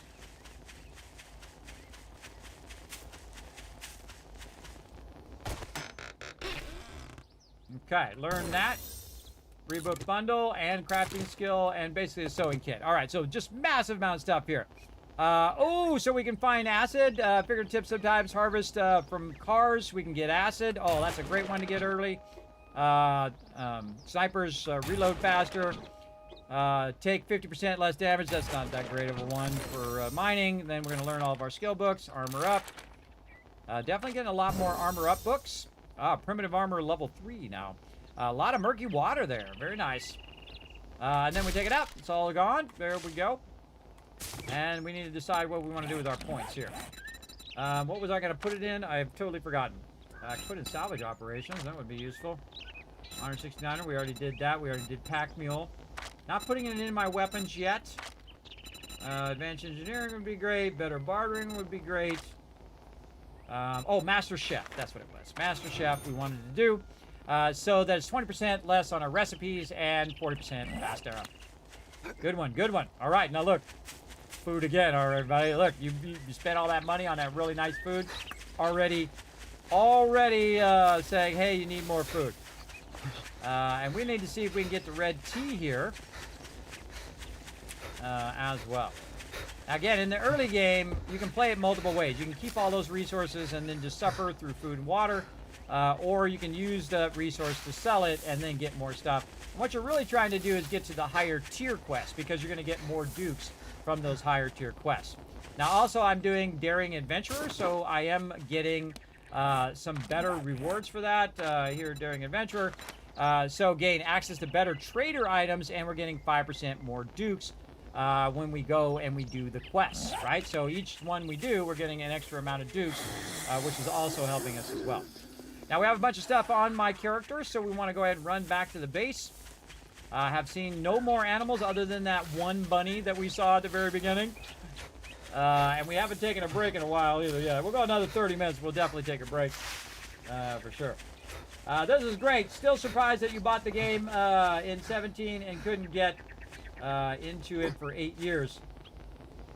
In 17. What does that mean, Turbo Joe? I've played it since day one. On day one, I played it for 20 hours. That's how much I like this game. And then, over the years, I've played through, I don't know, 100 times. And I've played through every single streamer weekend as well. They've invited me every single time. Greatly appreciate them showing me so much love. Okay, hey, look at this over here. We can go ahead and collect our mushrooms. Right there. Very nice. And this time, see if we got any seeds. Oh, unlucky on them seeds. Let's go, actually, right here. We don't need to go up. We're going to go right here. And we have a little bit of wood, so we're going to fire that up. We're going to go ahead and get our water going. Oh, we can do our red tea now. Hey, look at us go. All right, awesome. We're going to definitely use some red tea. We got 6 waters to run, everybody. Very nice. And then over here, we might have, we could boil some eggs, but you know what? I'm not even going to bother with it right now. I'm just going to eat them directly. And I'm going to eat these lamb rations. That's going to give me a nice 15 bump. By the way, you can just stack a whole bunch of this stuff over here. You can stack a whole bunch. You see the number goes back up again. 15. If I have another one, it went up again. And so I just eat those eggs, everybody, for right now. Mushrooms you can also eat. I would not eat those normally, but we're YOLO in this playthrough, everybody. We're going to get it going on. Now, I do actually have some mushroom seeds there. I actually see them there.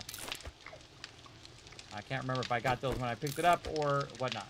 So I'm just going to use up all the food that I have. Just use it all up in the beginning, everybody. The problem is you throw this in the box. It's sitting in there. You're starving to death. You have no water. You have no food. You have no stamina. You're suffering the whole entire time. Just use that stuff up. Just use it up. Sell it or use it up. If you can't sell it, like I tried to sell this to the vendor, I didn't have enough to sell to the vendor. So now I'm just using it all up. And it's not going to give me any dysentery or anything like that. So there we go. Lots of food there. Lots of food.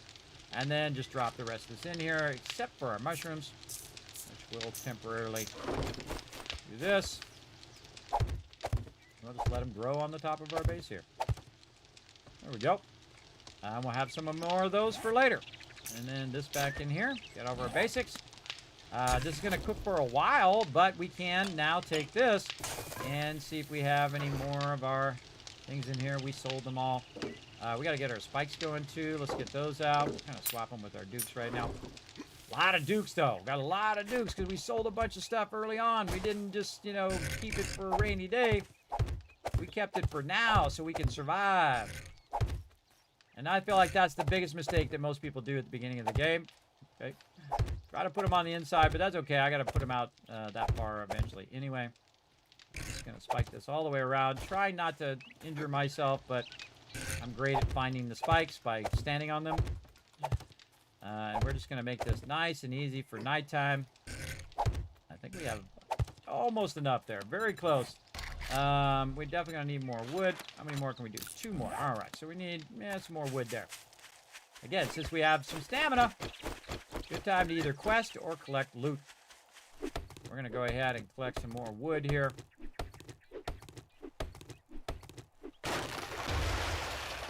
And it's also giving me XP while I'm doing this. So doing good.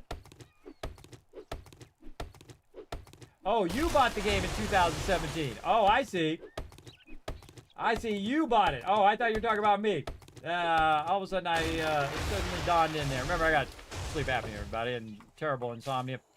Oh, man, another egg there. See, now when we don't need it, finding tons of it. Get over here, guy. I'm going to drop this tree on your head. Missed it. Ah, not loaded. Tried to put a mod in it, so it wasn't loaded.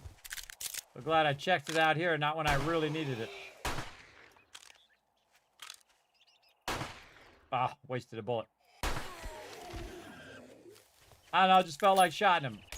Shotting him in the head, or shooting him in the head.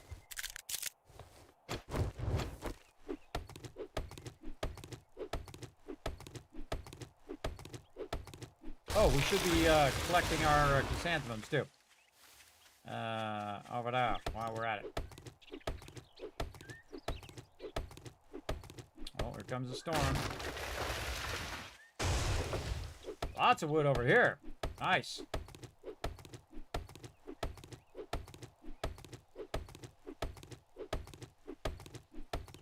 Again, great to collect a bunch of resources right before nighttime if you're going to be working on your base, because then you'll have plenty of resources to build up your base while you're waiting for the nighttime to be over. Very, very useful. We're on day 4 right now, trying to push for day 7. Get those chrysanthemums while we're at it. Get ourselves some nice red tea. Great, red tea is great because it will slow down. Oh, there we go. We got our farming done for chrysanthemum. Nice. Because the red tea will help with your digestion, so you digest basically slower. So you want to get to that red tea as quick as possible. Get that going on.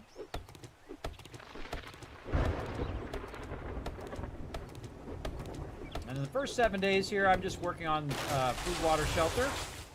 The basic survival stuff. And then we'll get into the deeper stuff. Again, check for that point. We already did the points.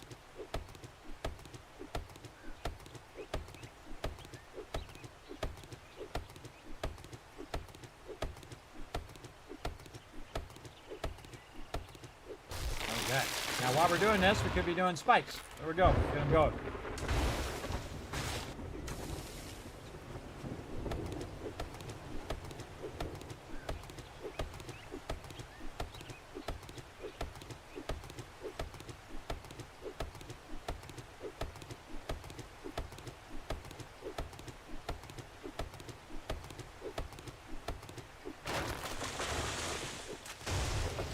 Again, I could take that off there and just punch that, everybody, but it takes longer to take it off and then punch it and put it back on. So I very rarely do that. I'll just repair my little axe later.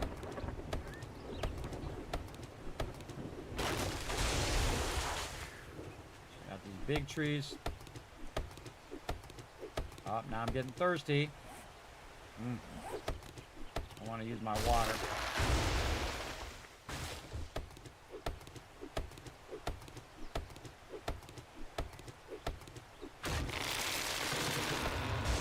Okay, so you should always be multitasking as well, because like right now it's in there cooking while I'm out here doing this.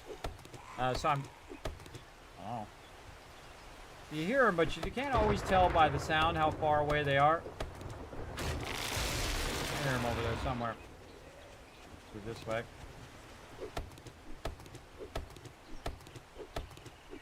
Again, focus survival in the beginning. Especially if you're doing a permadeath run, everybody. You should be really focusing your survival early on. I mean, if you die once, the game is over. You start again. I don't play permadeath runs. It's not my thing. It doesn't float my boat. But if it's your thing, more power to you.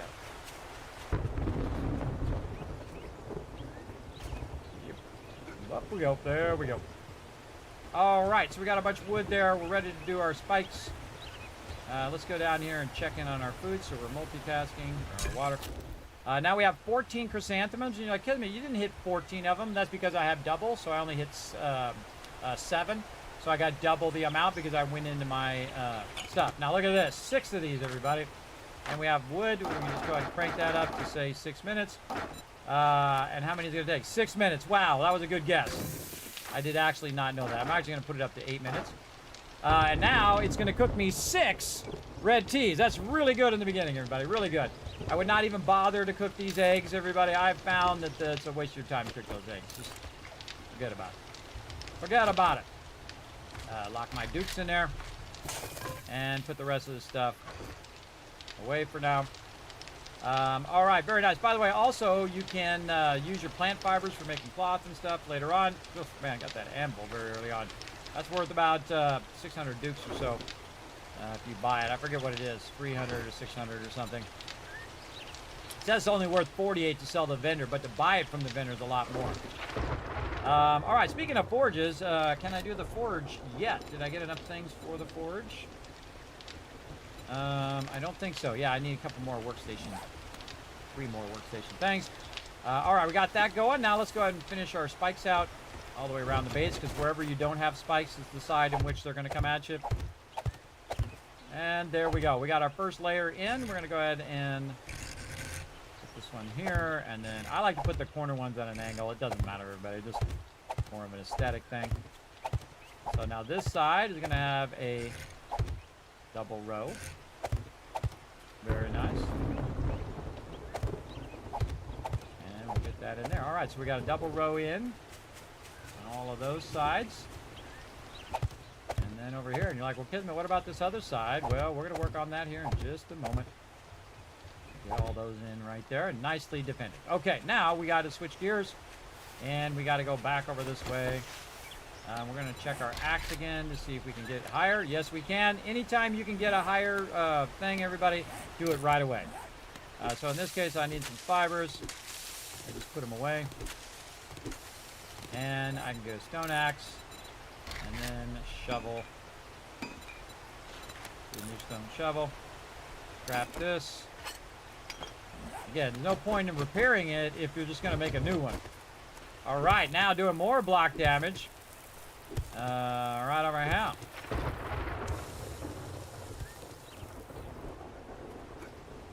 I heard a snake.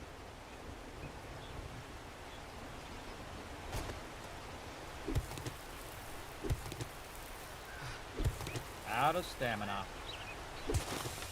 Oh, so painful when you're out of stamina.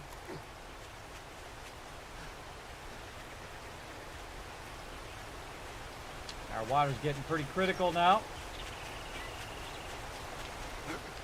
It's really stopping our stamina from going.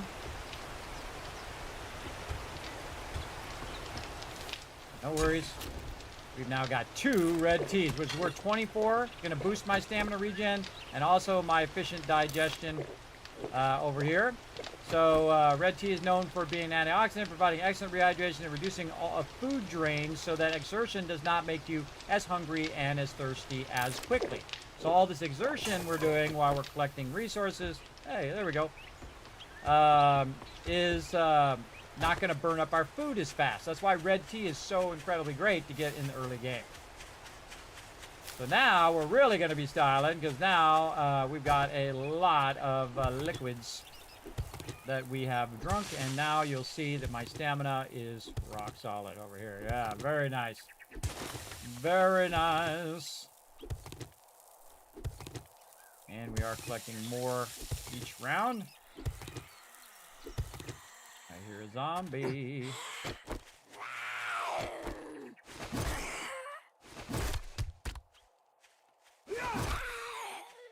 Now I just go take care of it, everybody, before they get up in my business.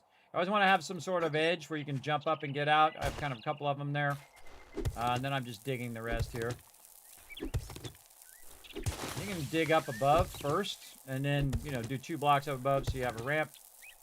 Again, digging down like this avoids hitting the stuff up in the top, right? So if you're hitting the fibers, and there we go, nice angle there.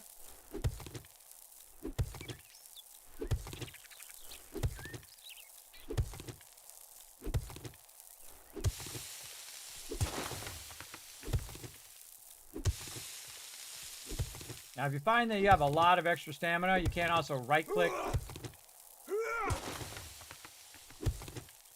Using this heavy attack, but it really burns your stamina fast, as you can see.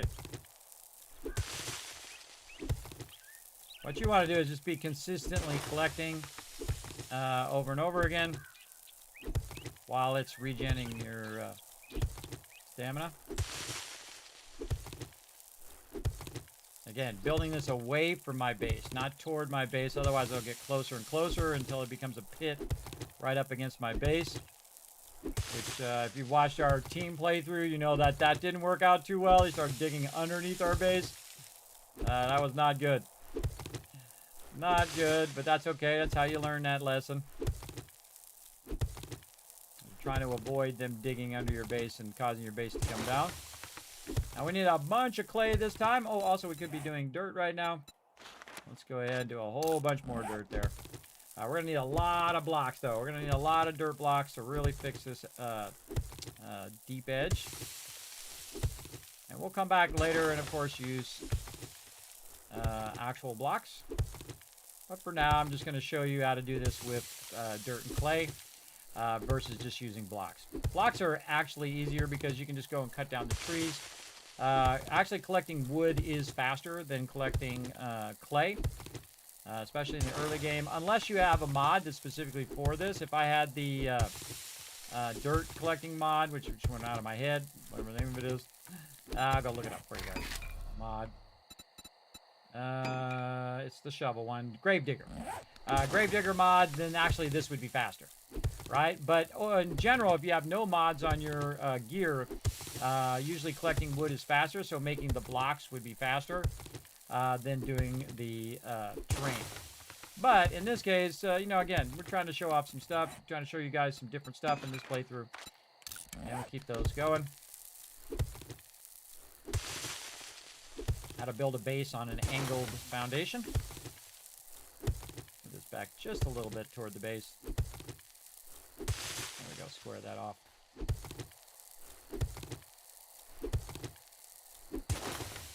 Now I wouldn't bother digging down any further because if you dig down too much, it creates a pit that's very difficult to get out, especially if you fall in there with your vehicle or people who you're playing with. Run in there. They're like, hey, why'd you dig it so deep? And then you didn't make a way out. You gotta make sure you make a way out too, everybody. If you are gonna dig pits, whether it's a mine or whether it's a clay pit like this, it's better just to keep going this way on the top 2 levels than it is to dig 5 levels down as well. Another cool thing about this, you can come back later and just put some blocks over the top of this to keep yourself from falling in there.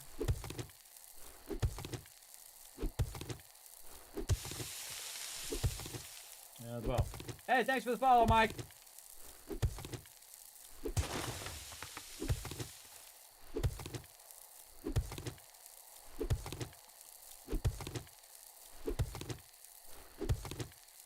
Yeah, you set it aside. Well, hey, there you go. Well, it was a good investment, I tell you, for 10 bucks. Hopefully you got it for 10 bucks like I did. I played for 3,000 hours for 10 bucks, man. The best return on my investment ever. That was a good amount of hours. And see, the thing is, I still love the game, even after that many hours, and having a great time doing it right now. Time's flying by for me, everybody. It's flying by when you are enjoying yourself.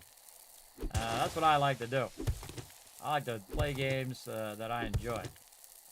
I'm at the age now, I don't have to do anything I don't want to do. If I don't want to do it, I'm not doing it. Simple as that. If I'm not interested in your game, not playing it. Simple as that. Simple as that. You can pay me an infinite amount of money, I would not play it. Nope. If I don't think I would like it or you guys would like it, nope. There is no cap limit. You're like, yeah, man, you do it for $1 million. Nope. The second you start down that road, everybody, that's where that leads you. It leads you down that compromising. You compromise once, then you compromise again, and then you compromise again, and so on. Now, if it's for charity, well, maybe. They said, Kismet, we got this charity game, and it's going to go to St. Jude Children's Hospital. All right, maybe. Maybe. Still probably no, but there's a maybe in there for that.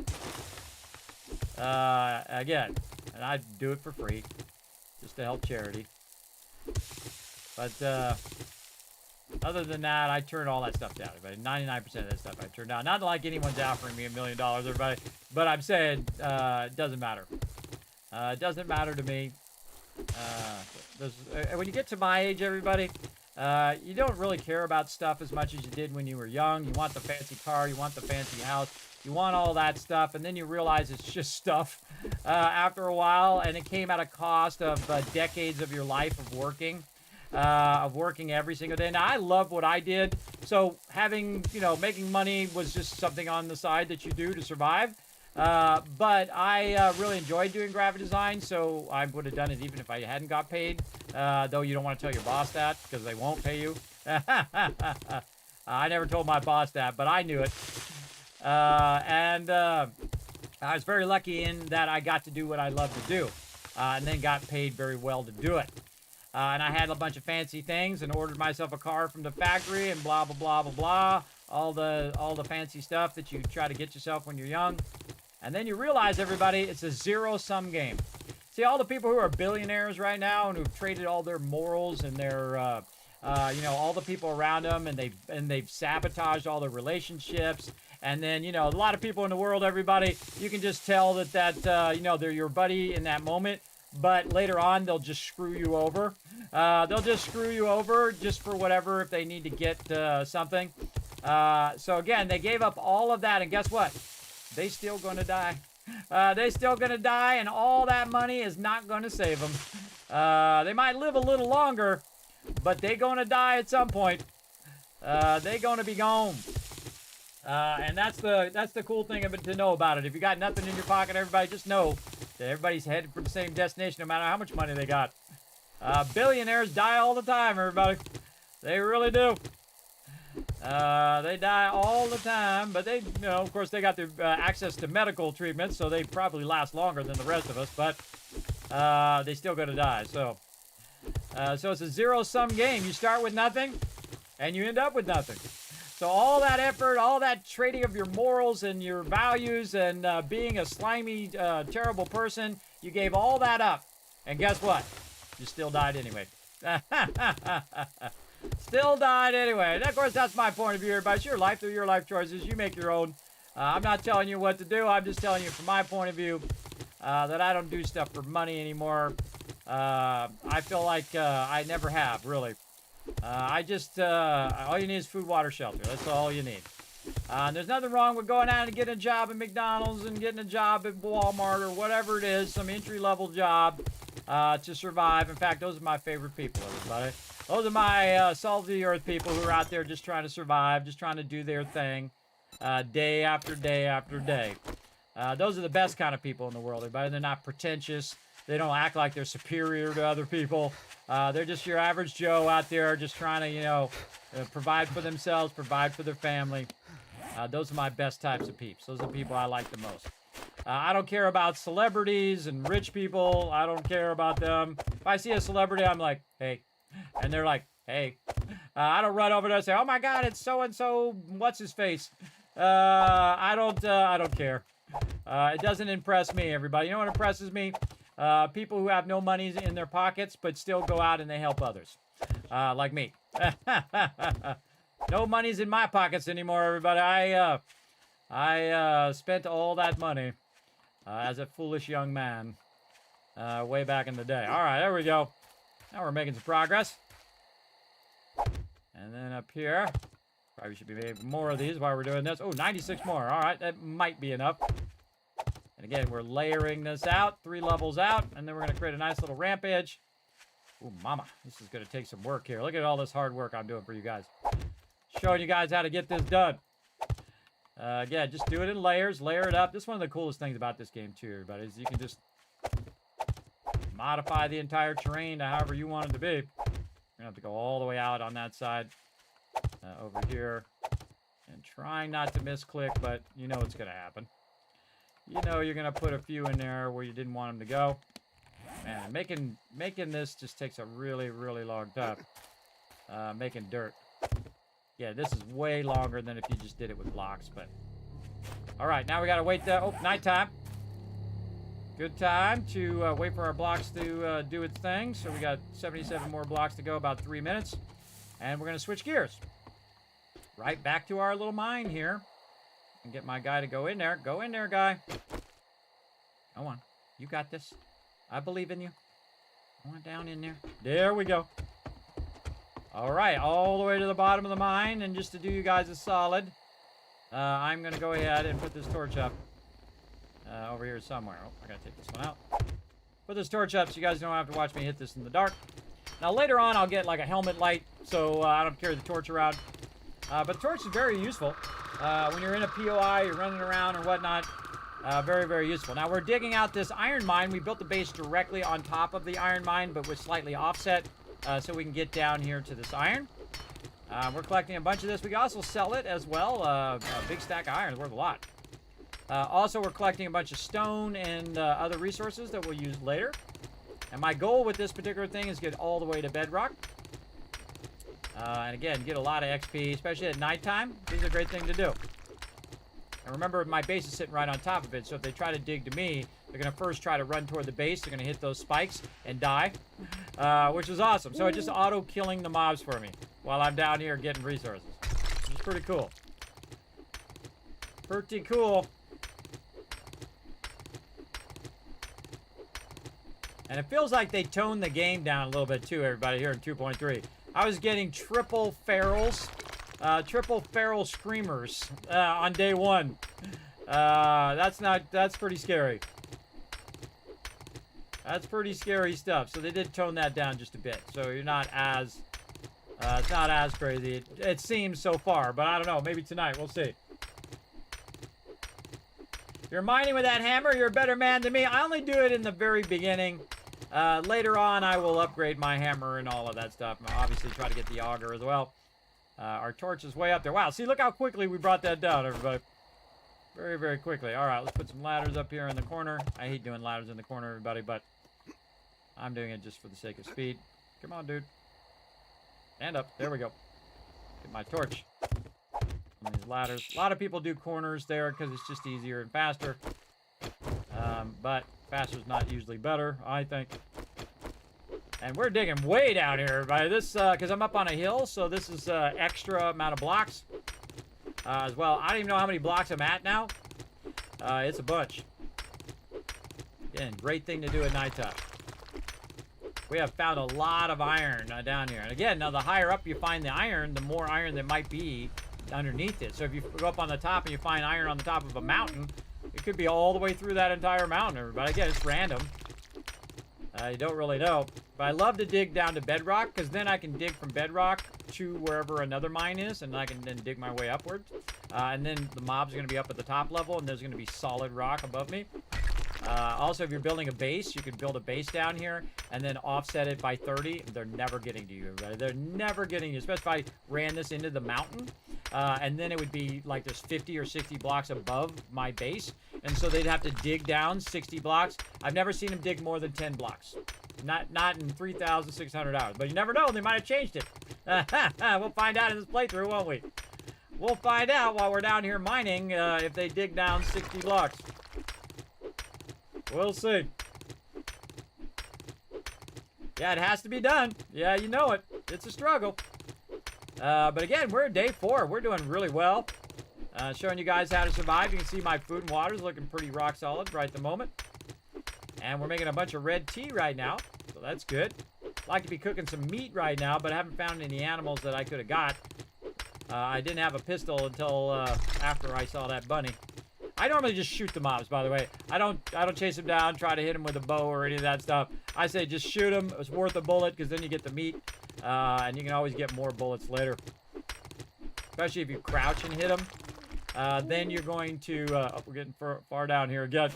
See, the light is starting to fade again. I just did the torch for you guys, everybody. It really doesn't... I don't care if I'm hitting stuff in the dark. It's really for you guys, but man, we are way down here. This has got to be at least 30 or 40 blocks. We're approaching here. Oh, we got to put the torch back. I just put it in the corner, so again, it just shines down here. Again, getting lots of stone here, too. I'm definitely going to use this stone later. As well. And we're just digging further and further down to the very bottom of the thing. Now, see, I'm actually collecting stone right now on purpose. We can also sell this stone to the trader, too. Like right now, if we sold this stone, everybody, look how much this is worth. There were 330 dukes right there. And again, all we had to do is just whack on some stone here. Now, of course, if we could collect it faster, which if we get all of our mods and we get that going, which we will. But right now, we're just finding something to do at nighttime. At nighttime, we are digging ourselves a nice mine here that we could use for stone. We can also use it for iron, and we might find some other stuff down here too. Might find some nitrate, some coal. Who knows what we're gonna find? Again, this is a random map. This is a 10K map, and it is a random generated map. So don't know what's here, and I don't like to know. I like to discover it as we go.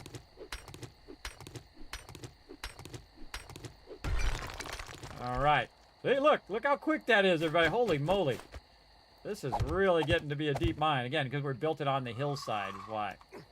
That's why. Yep. Gotta be standing and jump. Grab our torch here.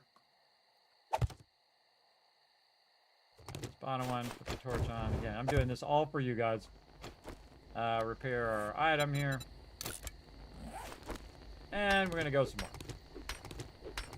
Trying to get the bedrock. I'm a little tempted to take out the ladders and then figure out how many this is in blocks. Must be getting close. There it is. All right, yeah, pretty close.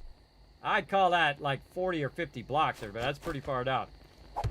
Pretty far down underneath our primary base. I'll put that there. And up we go. All right.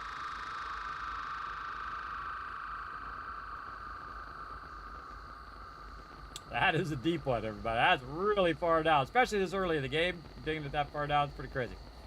Okay, so there's also the center of our base, which is in this direction. So what I'm going to do is I'm going to go like this, and I'm actually going to start cutting it this way into the dirt. But we need to get our torch in here. Let's put it on this side. I'm going to take this ladder up on that side. There we go. And then we can go down here, and we're going to dig one this way. Now what I'm going to do is put the center of my base all the way to bedrock. So it won't be undercut or destroyed that easily. So now we're just going to go ahead and dig down the side here. Now one of the things that I like to do, I'm going to go ahead and take all these up, and we're going to go find out how deep this is. Don't do it too fast or you're going to fall and break your leg. For sure. I brought my torch. Get all of those? I think I did. We'll find out when we're going back up with blocks. Show you a great way to count these, everybody. This is definitely way down here. This is way down here. All right, there we go. All right, we have 96 blocks, but here's what we're going to do. We're going to cut it in half, and we're going to say 50, right?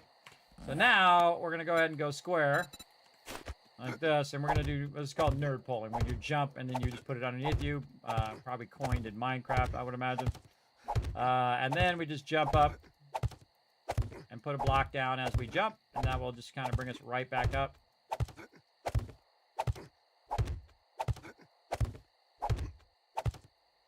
Still going.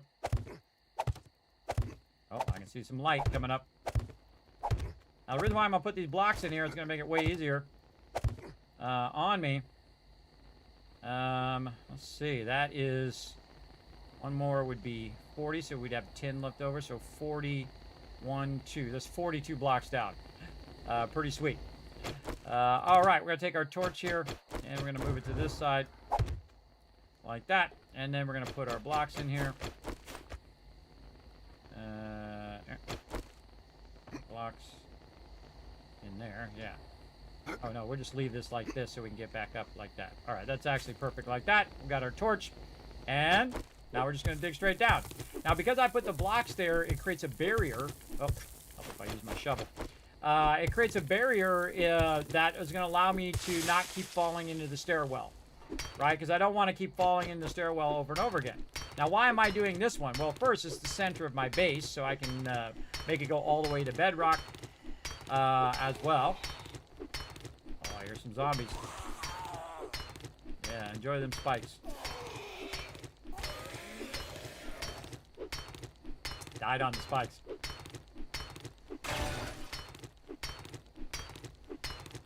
So this is what I call the backing. So it's not only going to be a center support for my base, but also a backing for the ladder, so I don't have to put it in the corner. I don't like to put it in the corner, though it's very effective, as you saw. Also, this allows me to collect all the iron, because I did put it right over an iron node. Incredibly huge iron node right here, by the way. And so, again, something really great to do at nighttime, since we have lots of stamina. We can do this all day. We can do this all day at this point until we run out. Don't want to fall down that, right? Yeah, you know I will at some point. Probably smart idea to put a...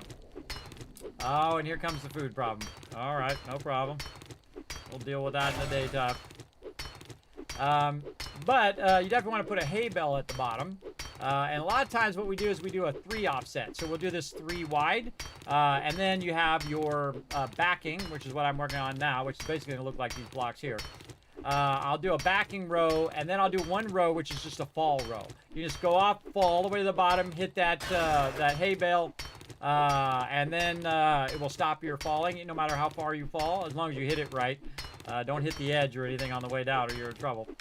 But you can hit that hay bale, and you can just drop to the bottom of the mine right away, which is great. And if you're away from the ladder, you won't catch on the ladder. But if you want to stop yourself, you can fall down and then move toward the ladder and kind of catch yourself on the ladder before you do hit the ground. You can do that as well. Oh, we've got some sand here.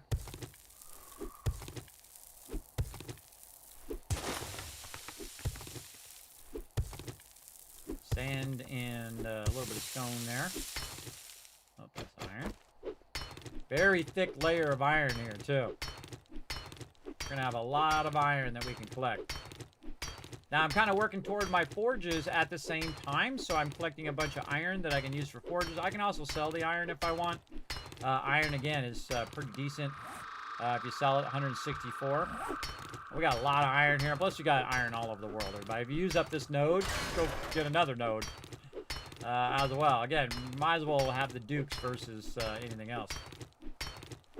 And we still got some blocks to do out there, too. Some sand blocks, dirt blocks. This is a great thing to do at nighttime. Just grind away. Especially if you got the stamina for it.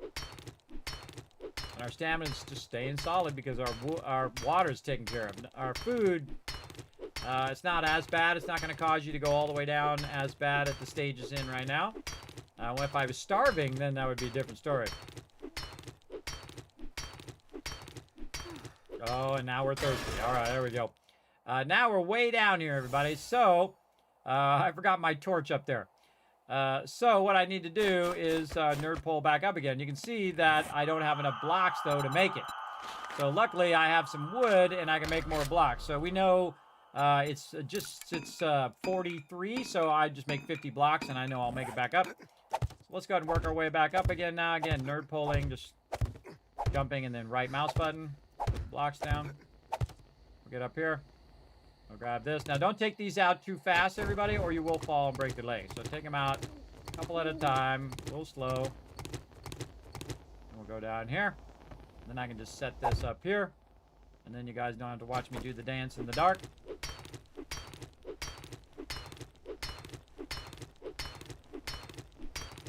Doesn't make any difference in the game, everybody, whether you have light or not. It's not like you're getting a bonus because you can see what you're hitting. Which would actually be kind of a cool mod. But I'm sure it's out there somewhere. But this just allows you to see what I'm doing when I'm streaming, everybody. Again, a lot of people don't go the extra mile like I do. Just so you guys aren't watching a black screen. And again, you can do this in pitch black, everybody. In pitch black, you get the same resources you would in the daytime.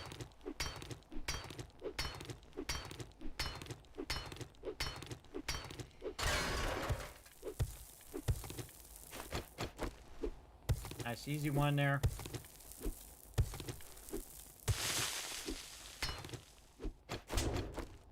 And we're gonna pair that.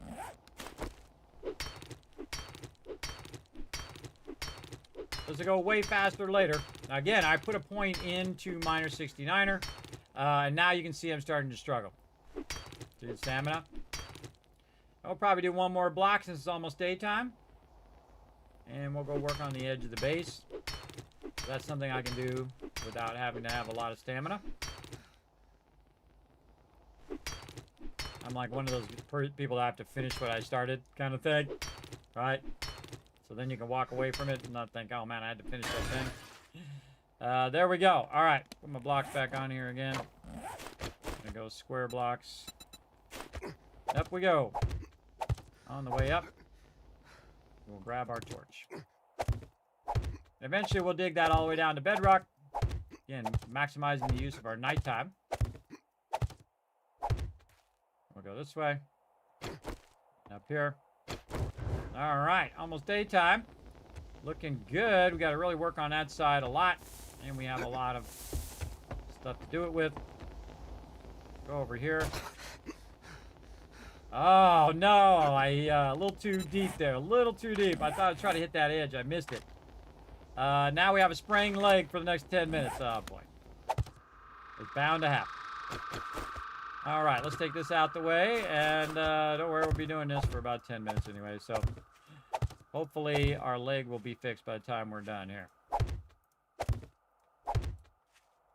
Again, just creating a nice edge.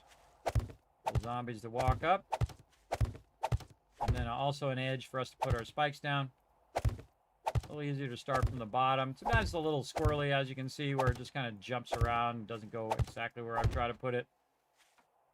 Especially when you got trees in the way or whatnot. Definitely do all the foundational stuff first.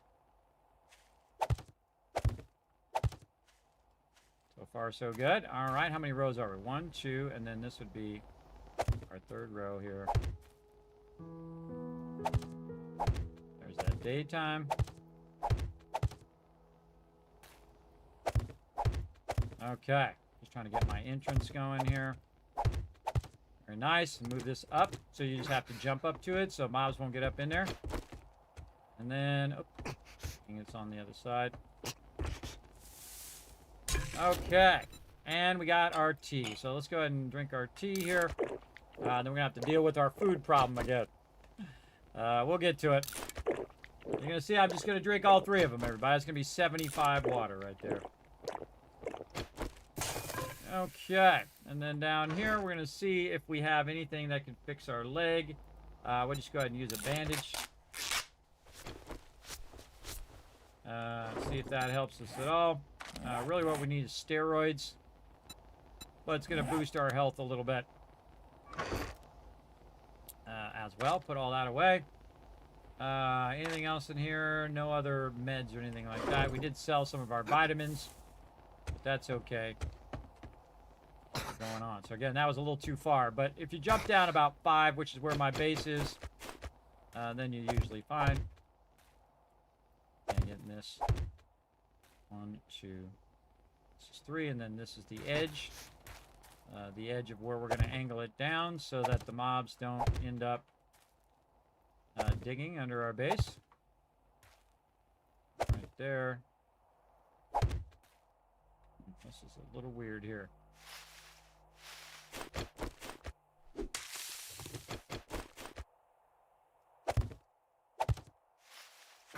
I get that angle in there, a natural angle. Again, that's already naturally going down. So they can get up there. Again, you don't want it to be where they can't just go up on the edge. How do you know? Well, if you can do it, if you can go up on the edge, they can do it as well. Again, there's a nice natural edge there. This one out just a little bit more. Natural edge. Now we're just kind of adjusting the train. Keep them from running into like a wall. Oh, man. So close. And we're going to do 7. Got a little bit of more clay when I was down in that pit. Again, make it where they can just come up right up the edge. No problemo.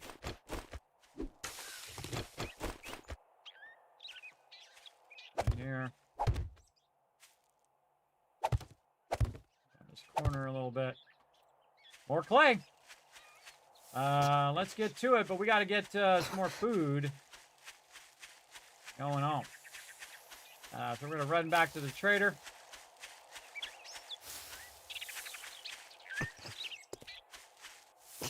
We got to get some more questing on, too. But we keep re-injuring our foot over here as well. So let's go see if he's got some meds we can use.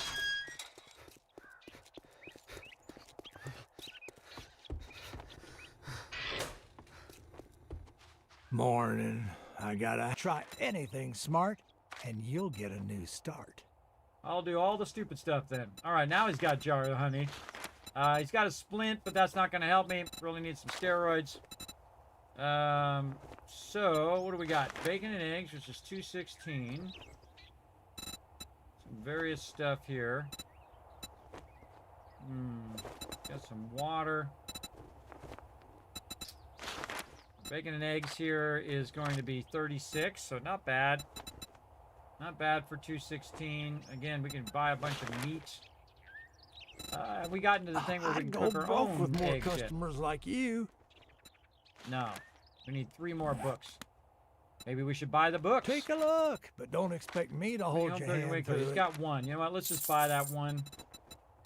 Oh man, I want that right there.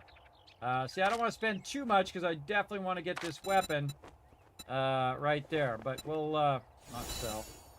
But we got food problems, so we got to deal with these food problems first. Kind of feel like I'm just gonna buy these bacon and eggs. Go with that. I should have bought all those other eggs. Right here. How much is this? $5.85. Yeah, I think we'll just go with that. Thanks, buddy. We'll use this. We'll use this. And then we're at 610. So we need about 900 more dukes. Boiled meat and yucca juice. Yeah, this is going to be a rough one. Gonna be a rough one. Do we have a quest? Didn't get a quest from him. So glad I thought of it now. What's he got? Oh, of course they got to be far away. The Kin Residence. We just did that one. I'm not doing that one again. I don't do duplicates.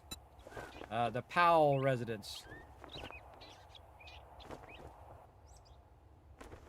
Nope, don't have that one.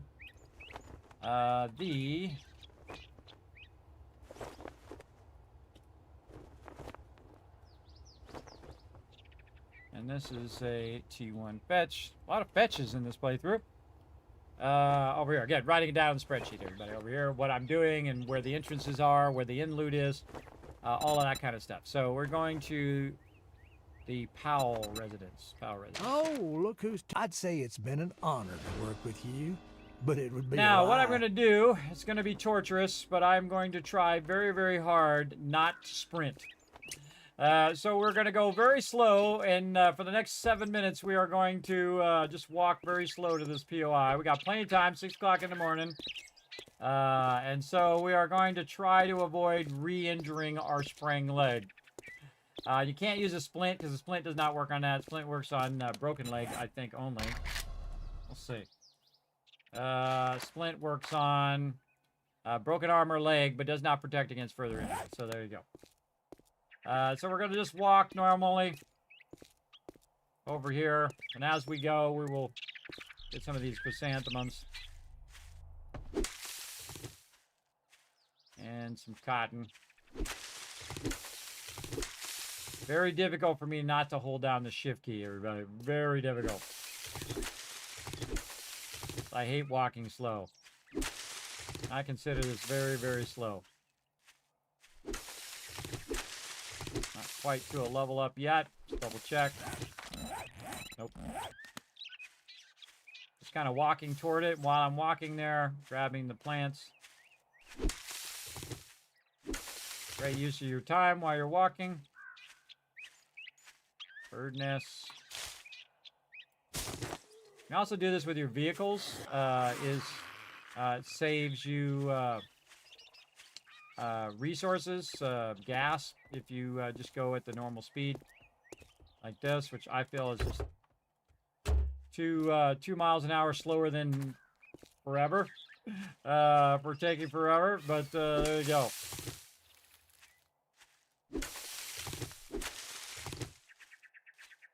Show you how to counter this issue. I usually am just hurting myself over and over again in the game because it's really painful to have to go this slow in the game. I think this should make your base a little bit faster, and then make the other one a little bit faster as well. Doesn't feel like you're doing it, but then again, that's the whole point of having those issues. Is the fact that it was your fault. You did it, right? And thus it's making it harder on you, and thus it's a fun mechanic if you're into it. All right, yeah, look at this wood right here. Whoa. 26 wood, easy mode. More easy mode wood there. Tire. Plastic. Yeah, even if you have to walk slow, you can at least grab some resources while you're at it.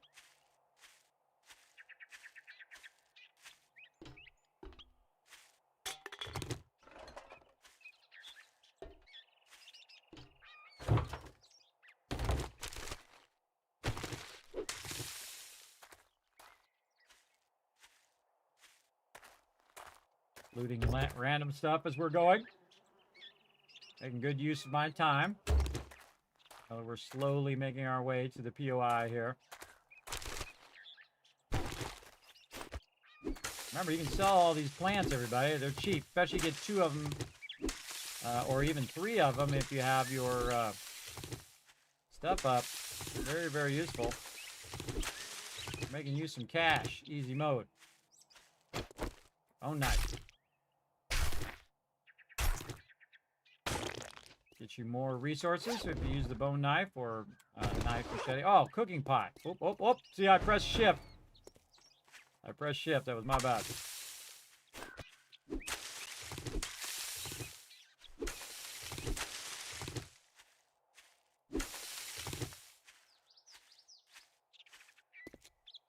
I don't think I've ever walked this slow, except for at the very beginning of the game.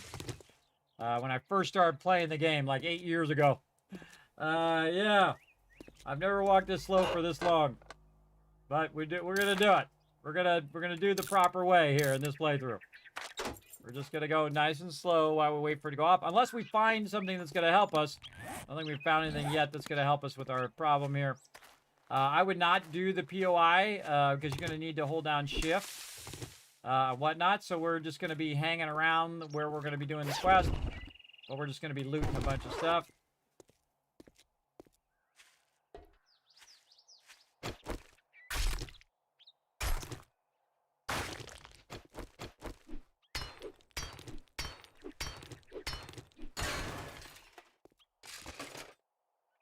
Nope. We get some meds in here. Just happen upon this. Nope. Nope. What's up, guy? Get over here. 2 heavy hits. 3 heavy hits. 4 heavy hits. Oh, and another level up. Awesome. All right. Now, let's see. Better barterer. That's a good one. Good one, good one. But we're not doing that yet. Run and gun. We got Gunslayer. We're going to try to get that weapon going. I haven't done pain tolerance in forever. Huntsman is a good one. Because you're harvesting more resources from animals. That would be a good contender right now. I haven't done Siphoning Strikes, which is melee kills grant you 2 HP. So when you hit them over time, you start basically it's like a vampiric touch kind of thing where you just get health back from hitting them. Spearmaster would be good. It'd be doing more damage. Treasure Hunter, salvage operations. Salvage tools do the thing, getting more things. Stamina costs are 8%, and 15% for power attacks. Find more salvage tools and parts and loot. That's a really good one right there. Do more damage. Do 10% more damage with spears. And reduce my power attacks. Probably want to do spears first. And then come back to salvage operations. So it just makes it easier. It makes me do more damage when I'm attacking the mobs. Oh, there's a Kevin residence right next to it. That's funny. Let's go check this thing. Again, try not to hold down the shift key. It is very difficult. What do we got here? 10% more dukes and cash and safes and registers and ATMs. Awesome. Take that. And again, we can pre-loot. Did we already get the mailbox? I think we already did. We can pre-loot a bunch of that, but I'm not. All right, 44 seconds left. Paying our dues here. Oh, get some coal over here.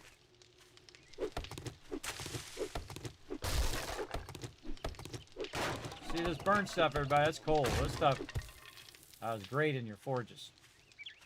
All right, 27 seconds. Let's go over here and see if we get this fire engine.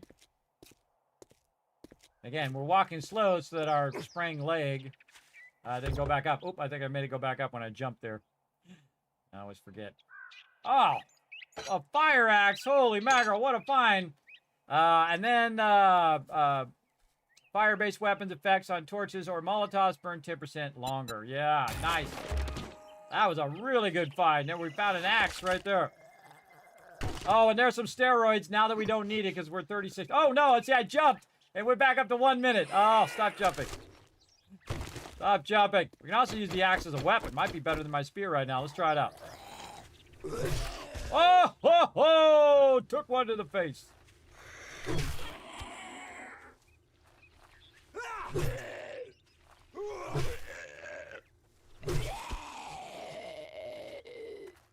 Yeah, how much damage does it do?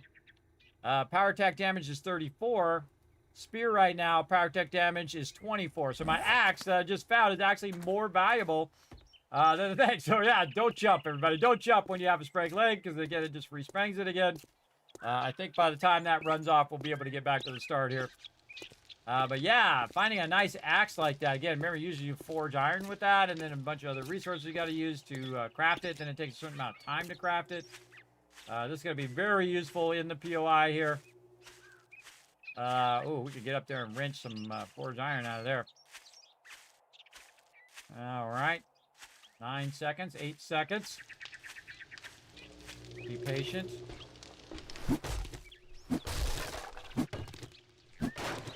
And there we go. Of course, this whole time, though, your food and water is running down, so you got to be careful. All right, now I can hold down shift. I can move around at full speed. Here we go. All right, we're going to go in here again. Notice we can re-loot this again. Pretty sweet. Normally I don't. Most of the time you see I don't, but yeah, we'll get it going on. Also, we should go out to the edge here and make a storage. Do not go too far away. We're going to kind of risk it, see if we fail this quest. Storage crate. Better to put this crate down. You can actually put the crate down in the POI after you start it, because you know that it's not going to reset. But I like to put it out on the road. Just put all that stuff down, everybody. Don't torture yourself carrying all that stuff around. Just put it in the middle of the road. It'll be fine. All right, well, mostly it'll be fine. Get our axe, and now we can use our axe. Oh, man, this is so good. This is so good at the beginning of the game. Holy mackerel. Day 5, everybody. We're using a heavy axe. Awesome. Now we can get a lot of this plastic.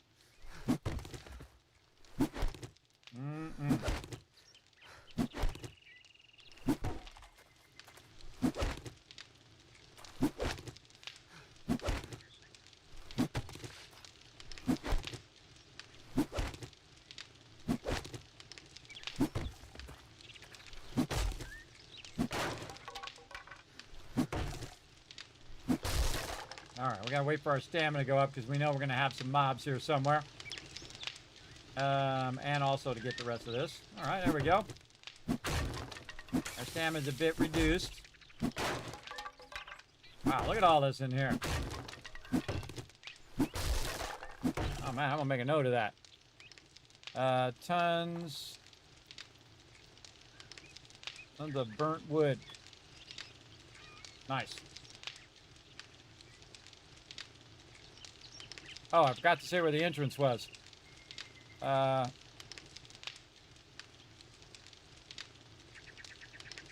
Ken's residence. We didn't write anything down about the Ken's residence. Oh man. Well, maybe I'll do that one again, because I didn't write it down. Or I'll just go run in there and try to remember. All right. So we checked out the garage. We're checking out the yard. Again, we could just go right in the front door, click that switch, and all the doors would open. The basement, all right. So we're going to say that the basement is probably the entrance. Basement. All right, here we go. Oh, look at this. Whoa, okay.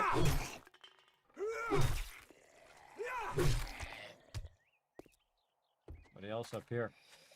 We're also going to make a note that this is burnt mobs.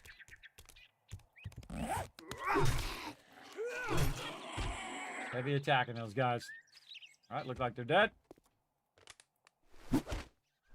Getting these couches now. And we do not have the stamina to get all this stuff. Remember, you can always come back later, especially when your skills... Oh, definitely the wood. See what we got here. Especially when your skills are a bit better, and you have better gear and you have more stamina. I can come back and collect all of this stuff. Right now, we want to find the White River supplies, which are up above. And you can see that the house is all burnt out. So interesting. A lot of coal, though. Man, we'll use this for our forges. A lot of coal in there. Getting into the spooky spot. Whoa! Guy on the right. Didn't even see him. One shot at him. Yeah, just... Yeah, so I two-shot him with this axe.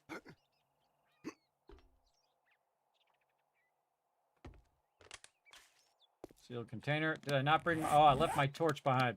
My bad.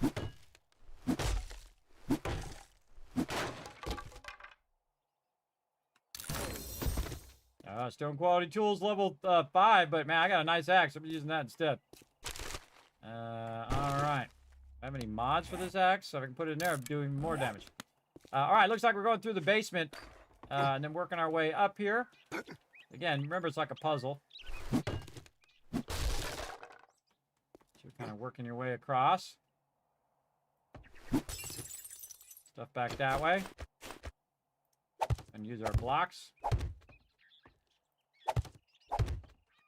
And get ourselves some of this. Oops. Nope.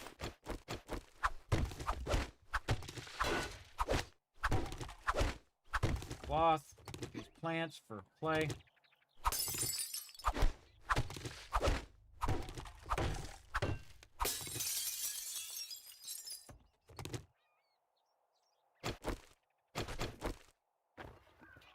Doors.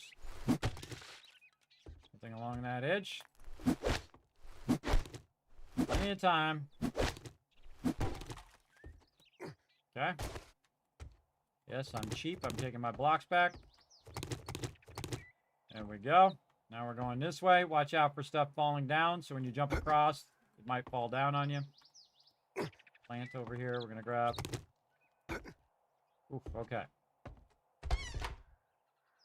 Definitely going to be some mobs in there. Let's do this. No, they're not.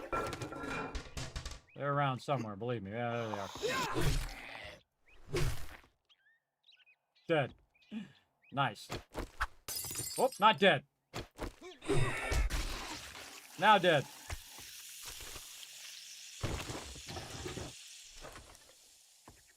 Oh, way up to the next level. Nightstand. I've done this one with my team, too. Again, you're going to leave some of that stuff there. Open up the front door.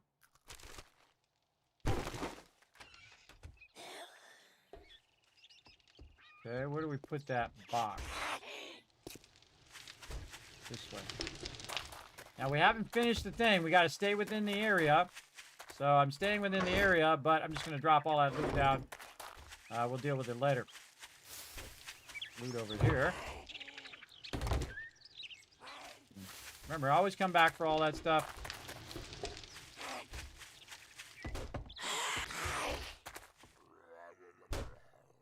Out there, some random wandering mobs. Don't really care about those right now. They'll find me eventually. Oop, can't go that way.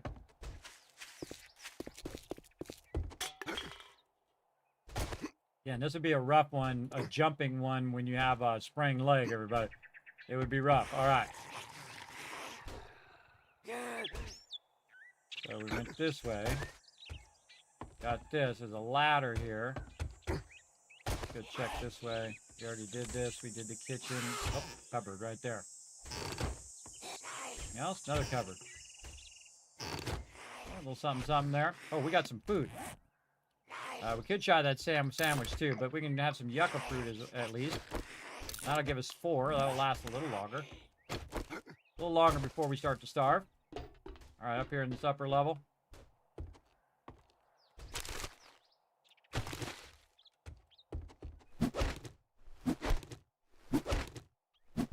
Anything hiding back there in the corner? Okay, good. We're moving across. So I'm doing the puzzle as it's intended, everybody. Now you're going to walk across the side here. Pretty iffy amount of stuff going on here. All right, where are you?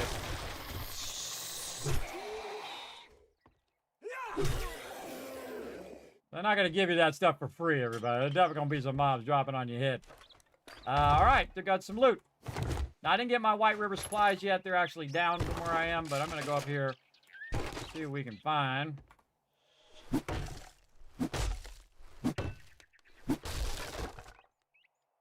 Oh, nice.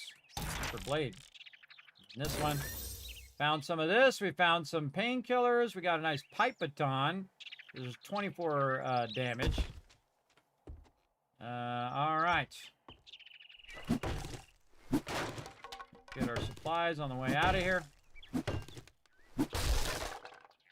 Okay, anything else? Make sure we got it all. Anything underneath there? No.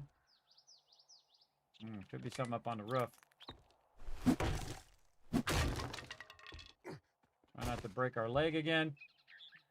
On the way out. I don't think there's anything else really in here. All right. Going down. Again, I could just get the White River supplies and go from there. Watch as I be very cheap and take my blocks back. Oh, actually, I think they're in that other room.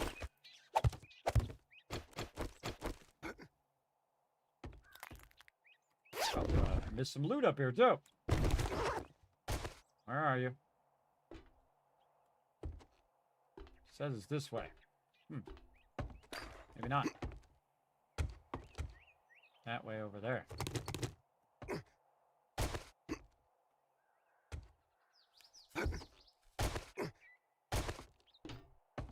Oh, right there. We went right past it. Wow.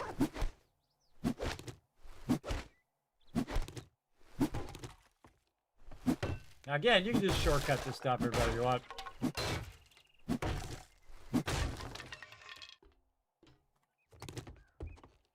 Okay. GG's. All right, now we gotta make some choices. Gonna scrap that, gonna scrap this. Actually, I can get it all. We can get it all. Heading back. Get any food that we might be able to eat. Yeah, a couple of eggs. Let's get those going. While we're walking back. That'll keep us from starving.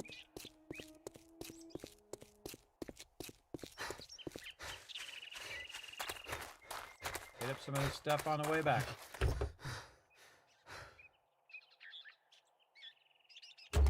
Absolutely crushing it right now. Ooh, another forge ahead there. Get everything? I did. Okay. Sometimes when you're full, you don't grab everything out of the container. It leaves some of the stuff in there.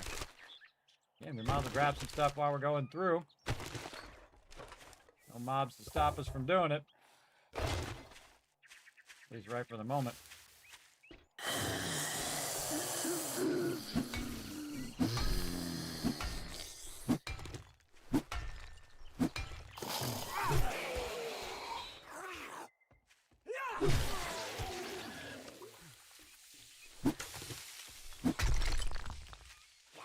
That was bone.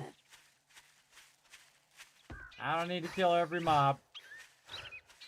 I don't need to kill every single one. What's up, Peter?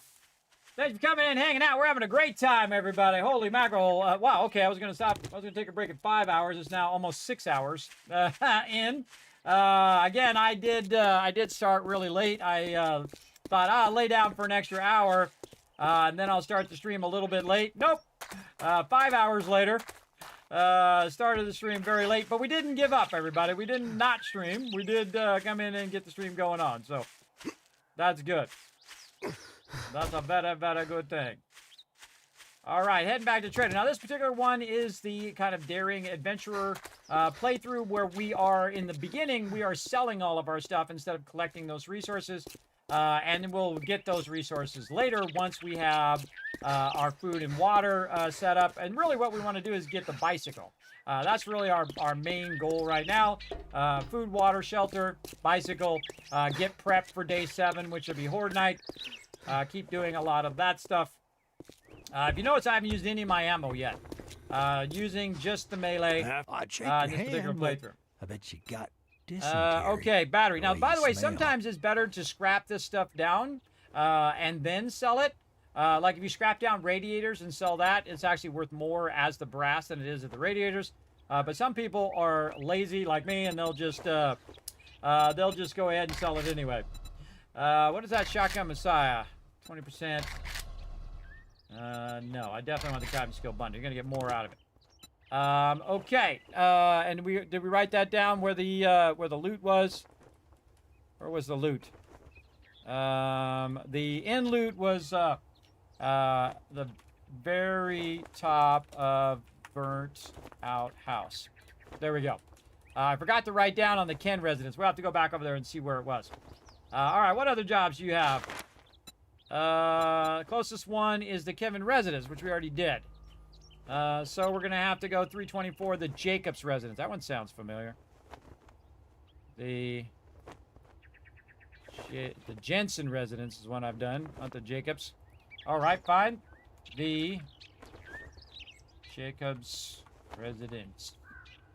And that is a T1 fetch. Man, I've only had one clear so far. Let's see. All right, Jacobs residence. I'm gonna take that one. I'm gonna make you an offer. It's a deal. Disappoint me.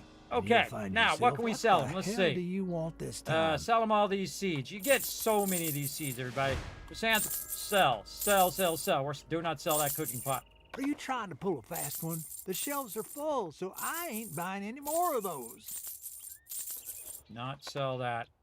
Sell that lead car battery. See, you're suffering the whole game, everybody. You're suffering the whole game with no dukes, no food, no water, and you know why? Because you're keeping too much crap. Mufflers, I'm going to keep that.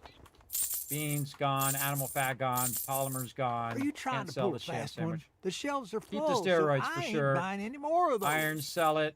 Rotting Are you flesh. trying to pull a fast one? The shelves Blood are bag. full, so I ain't buying any I'm more going of to those. sell my coal, which I don't normally like to do. Because we need food. And it's day 7 is the reset, and we're getting close to it. I want this pistol. I want 1,500. Oh, we got it. Oh, my God. What day is it? Oh, my God. Day 5. Forget about it, everybody. We win. That's it. I won this game. I'm going to modify it to take the ammo out of the pipe pistol. And then I'm going to take that pipe pistol. Quit gawking. And then I'm going to sell it Piss off. for 38. Yeah, forget about it now, everybody. Forget about it. Got the 9mm. All right, that it was a really good start, everybody. I think that's the earliest I've ever gotten the 9mm. That wasn't an accidental drop. Very nice. That's a really good start. All right, man, what a great start, man. Oh, and there we go. We can make ourselves some more spears. A better spear here. Yeah, level 2 now. Let's just scrap this one. Yeah, nice, nice. We can do goldenrod now, which we needed earlier from our dysentery. But there we go. Very nice. Also, we can go into our armor. Probably one that's better. Maybe this rogue gloves here. Modify that and put this. Oh, nope. They can't put it in there because of the style of armor that it is. Because it is light armor. I think this one's not light. It's can that be installed in light or assassin armor? Okay. Let's do modify here. Can we put that in there? No. Because this is also, I think, considered to be light. Yes. These are all light armor. All right, so we need some better armor. I would keep this because that's going to help you in your armor if you can. But in my case, I can't do it. I'll move over here a little bit also. You can see I have some gloves that I'm not really using because it's for lockpicking. But it is better armor-wise and whatnot than just having the base one. But I can't really use it right now, so you know what? Let's get those 80 extra dukes. You're leaving. There we go. Now we're back to 205 dukes. A little tempted to buy all these eggs. How many eggs can we buy? Let's see.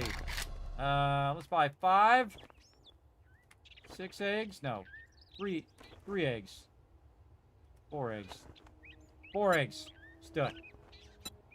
Be careful out there. Okay, and have we gotten to eggs yet? How many more? 2 more food books. Okay. Now we're also going to crouch, see if we see any animals, because now we got this weapon, everybody. I can smoke animals from really far away. Do not see any tracks. Of course we don't. Of course we don't see any tracks. That would be too easy. Now, any leftover stuff that I have goes in the base. While I'm running over here, I can zap a few of these as well. We definitely got a food problem that we need to solve. We need to find some animals. animals and a couple more of our food books, and then we'll be styling. Then I will start collecting resources toward, look at this. That's a cool, look at that, there's a nice little ramp. And up here we go. We want to put our spikes down too. Almost closing in on that day 7, everybody. Day 5. Let's go ahead and put this in here. Let's drop all that in there. We're starting to get some resources. Gonna scrap that. Some resources are getting built up, especially our glue, our duct tape. We got some steroids now, painkillers if we need those, and some stuff. We also got a medic kit if we need it. But we spent all of our dukes, but absolutely worth 100%. Oh, I forgot to sell that oil too. Worth it 100%. All right, spikes. How many wood spikes can we make? 22. Let's do it. And again, we should be able to jump down from there because it's only 5 blocks. Let's go ahead and get this corner in. And we're now going to get our spikes. Now, my ultimate goal... My ultimate goal, I knew it was going to happen at least once. I turned it sideways by mistake. Because when I went to make more, it automatically went back to its default rotation. So, that's a bummer. It happens. Should have waited it out. All right, there we go. 2 rows, spikes. Probably good enough for day 7, by the way. Probably good enough. Let's go ahead and stop those spikes so we just keep that wood. 2 rows is good enough for day 7. We'll see how it works out. We definitely need to work some more on this edge. But we need to deal with our food, and we want to see if we can get maybe another POI in before we have even more of a food problem. Ah, 2 eggs. Look at that. Oh, I forgot to eat those other eggs. Come back for them. Going back. Test this out every time we come through here, too. Definitely need to fix that edge, though. So it's a nice little ramp for them to go up. And I'll replace all of those with blocks eventually. Why am I going down there? This one right here. Eggs. Put them right here. Put the spikes right there. Then I can eat the eggs while I'm moving. While I'm running away toward the POI, I can eat them on the road. Get my food up best I can.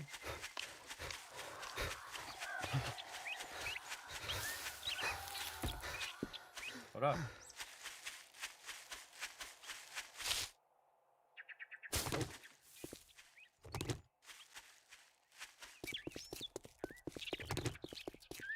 Remember, you don't have to kill every single mob.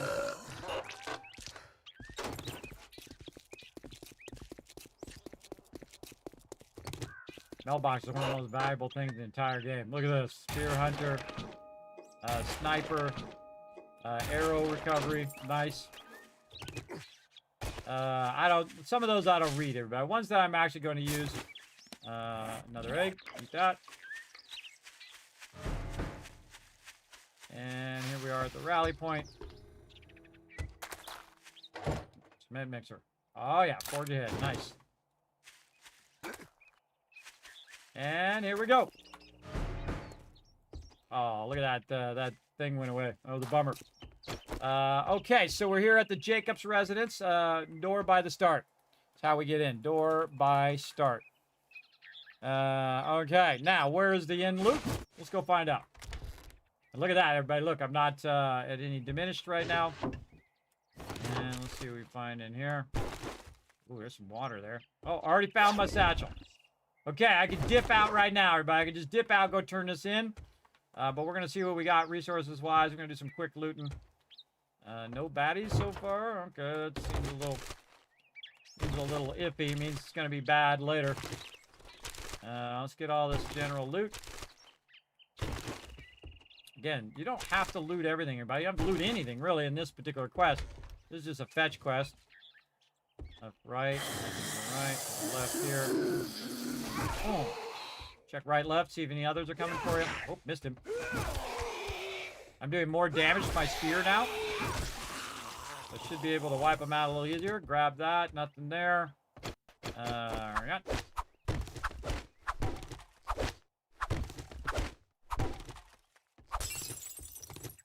Not going to get the couches, not going to get the coal. Again, just going to skip some stuff just to make it go a little faster. But I like to do all the looting of the various different cabinets and stuff. You'd be surprised what you find, but you find some really good stuff. Even in trash, you'll find some good stuff. I find. All right, then we click this. Open up the door in case we need to bail. All right, let's see what loot we can find. Here it comes. Oh, right in the face. Make sure you have enough for 2 attacks. I hear somebody else somewhere.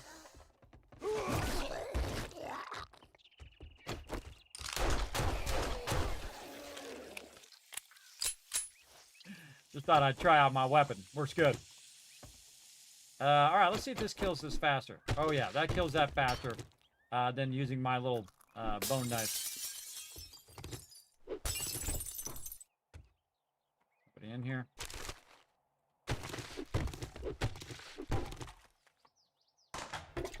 Probably about a higher level bone knife to do it. Look at that plant up there. Get that too. Nothing behind there. Get that cloth. Oh, look at these books. Oh, fear level 3.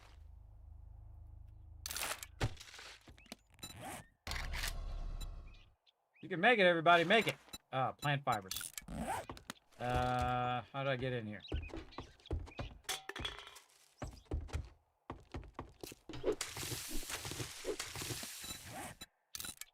Grab this one. And now I got a level 3. Nice.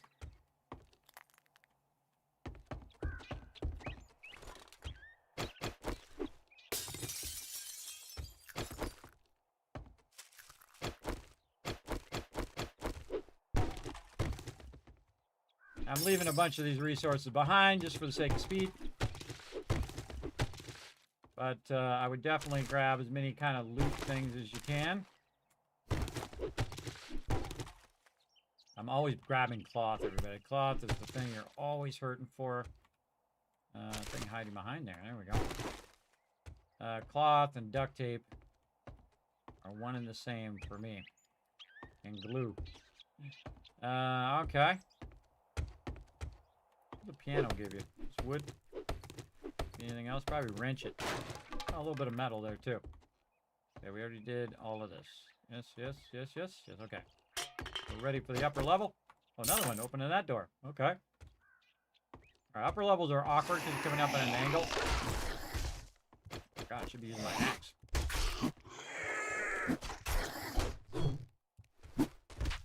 Oh, he's falling through the floor. Get this guy first because he's already taken some damage. We actually hit both of them at the same time. See, I hit both of them with that swing. What's more damage? 26.4. What's the attack speed? 55. And then attack speed here is 65. So this is doing 34 damage. So the axe is actually better. Oh! Forgot about the floor falling in. God, that scared me. All right. And again. All right, I think that's how it's going to be here. All right. Get up on the bed.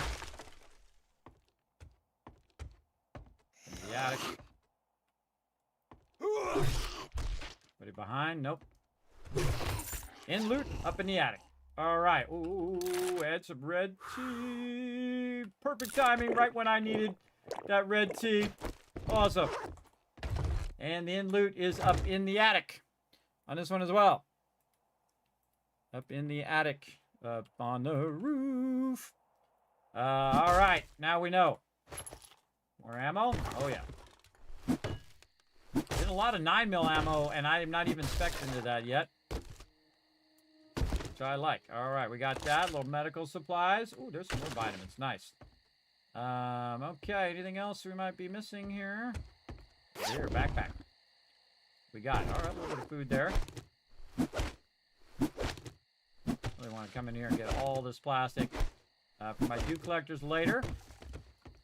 But we can also, since we're writing this down, we can remember which POIs we've been to, and then which ones to come back to. Just gonna eat that. Also right here, we got a couple ear of corn. Again, you have all this stuff in your inventory, buddy, but you're starving to death. And I do the same thing. I've done it many times. You just have a bunch of stuff in your inventory, and for some reason you have no stamina because you don't have any food. What's a good fireman without water? Adds a chance to find more water in loot. Oh, yeah, we'll take that. Level 3 bow we don't need. Scrap all that. Nice, okay. Nice, nice. And we're just going to take the fast way down because it's not too far. And I think we got most of everything that we needed. We're just going to go out the door, see if we find any stuff out here. All right, plenty of time left. We might even be able to get back to the trader. We'll see. No box. Oh, armor up. Nice. Still doing primitive armor. I don't bother with primitive armor, but I just wait until I'm at the next level. I think I've ever made any primitive armor that wasn't just level 1. Take the drill. Running around the outside of the building here.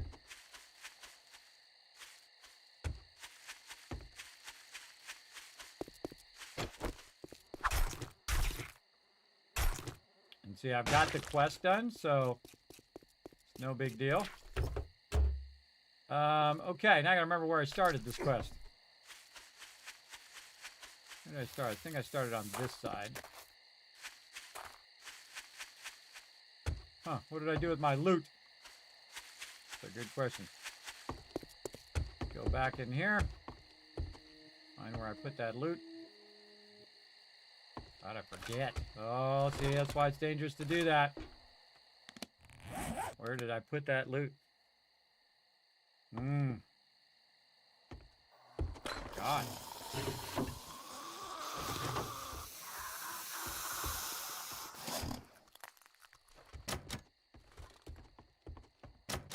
Door's locked. I can't lock it. I put my loot somewhere and I don't remember. I didn't put it in a box. Didn't put it there. I would think I would have put it right here. It's the standard place I'd put stuff. Forgot to get the machine.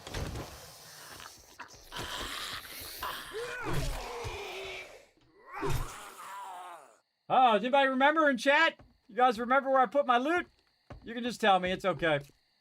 Normally I put it in a box outside here. I kind of felt like I put it over here by where we started. I could have sworn I put it over here. Can we start on this side here? Did I put my loot down? Any of the loot that I had on me? On this particular POI? If I remember, I go back and look on the stream. Did I leave it in the car? Nope, I haven't looted that car yet. Kind of felt like I had more loot, right? I totally forget. Anybody was paying attention? I felt like I put that loot down somewhere. Found the satchel. Maybe I didn't put a loot down at all. On this one. I know I did it on the previous ones. We'll just check it one more time because I feel like I put it down somewhere. The cabinet. Didn't put it... Anything that says empty, it's not going to be in that, obviously. Didn't do it that way. We came through here. Not in the desk. Anything here. How about up here? No, I think we didn't put anything down, actually, in a container. Yeah. Alright, I think that's all the loot that I have. Alright, let's just go ahead and jump down on the bed. And we'll risk it. There we go. Risked it for a biscuit. Okay, we'll go back to the trader before he closes. Pretty far away. We might make it. Pretty close.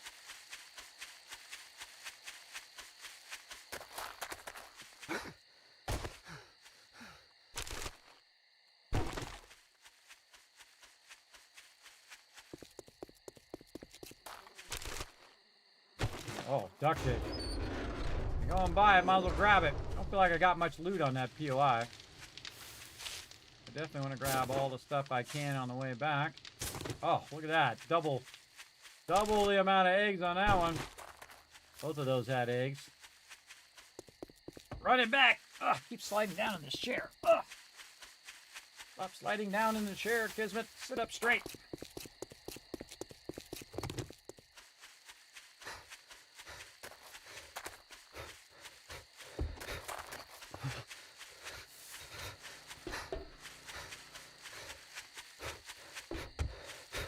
gonna be close. Luckily, I have good stamina. All right, now see, I'm 3 right now, overburdened, so I can pick something I know I'm not going to sell. Oh, actually, or I could just scrap that. I ran that over there, all the way over there for nothing. I could have scrapped that, and I could have ran and taken less stamina. I know I'm not going to sell the murky water, that for sure. Not going to sell this, not going to sell the duct tape. All this other stuff, we're not going to sell the shotgun ammo. All this other stuff is up for sale. Let's go. Starting with our basics here. You bet. Congratulations. Here's your reward. Sucker. Yeah, that's some crappy rewards, bro. That's some crappy rewards. Probably the most valuable thing in there is the baked potatoes. Because that'd be 30 food. 7.62 though. If I do get a 7.62 weapon, that would be great.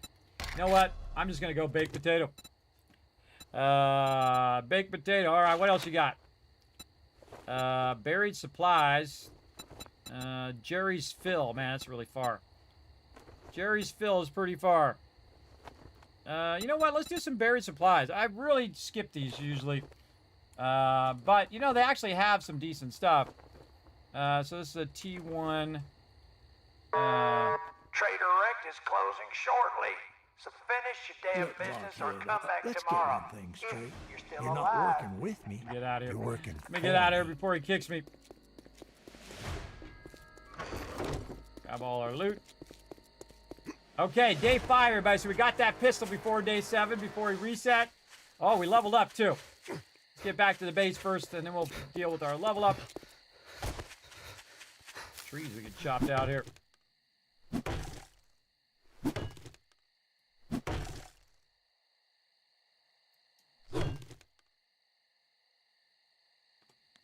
What do we have?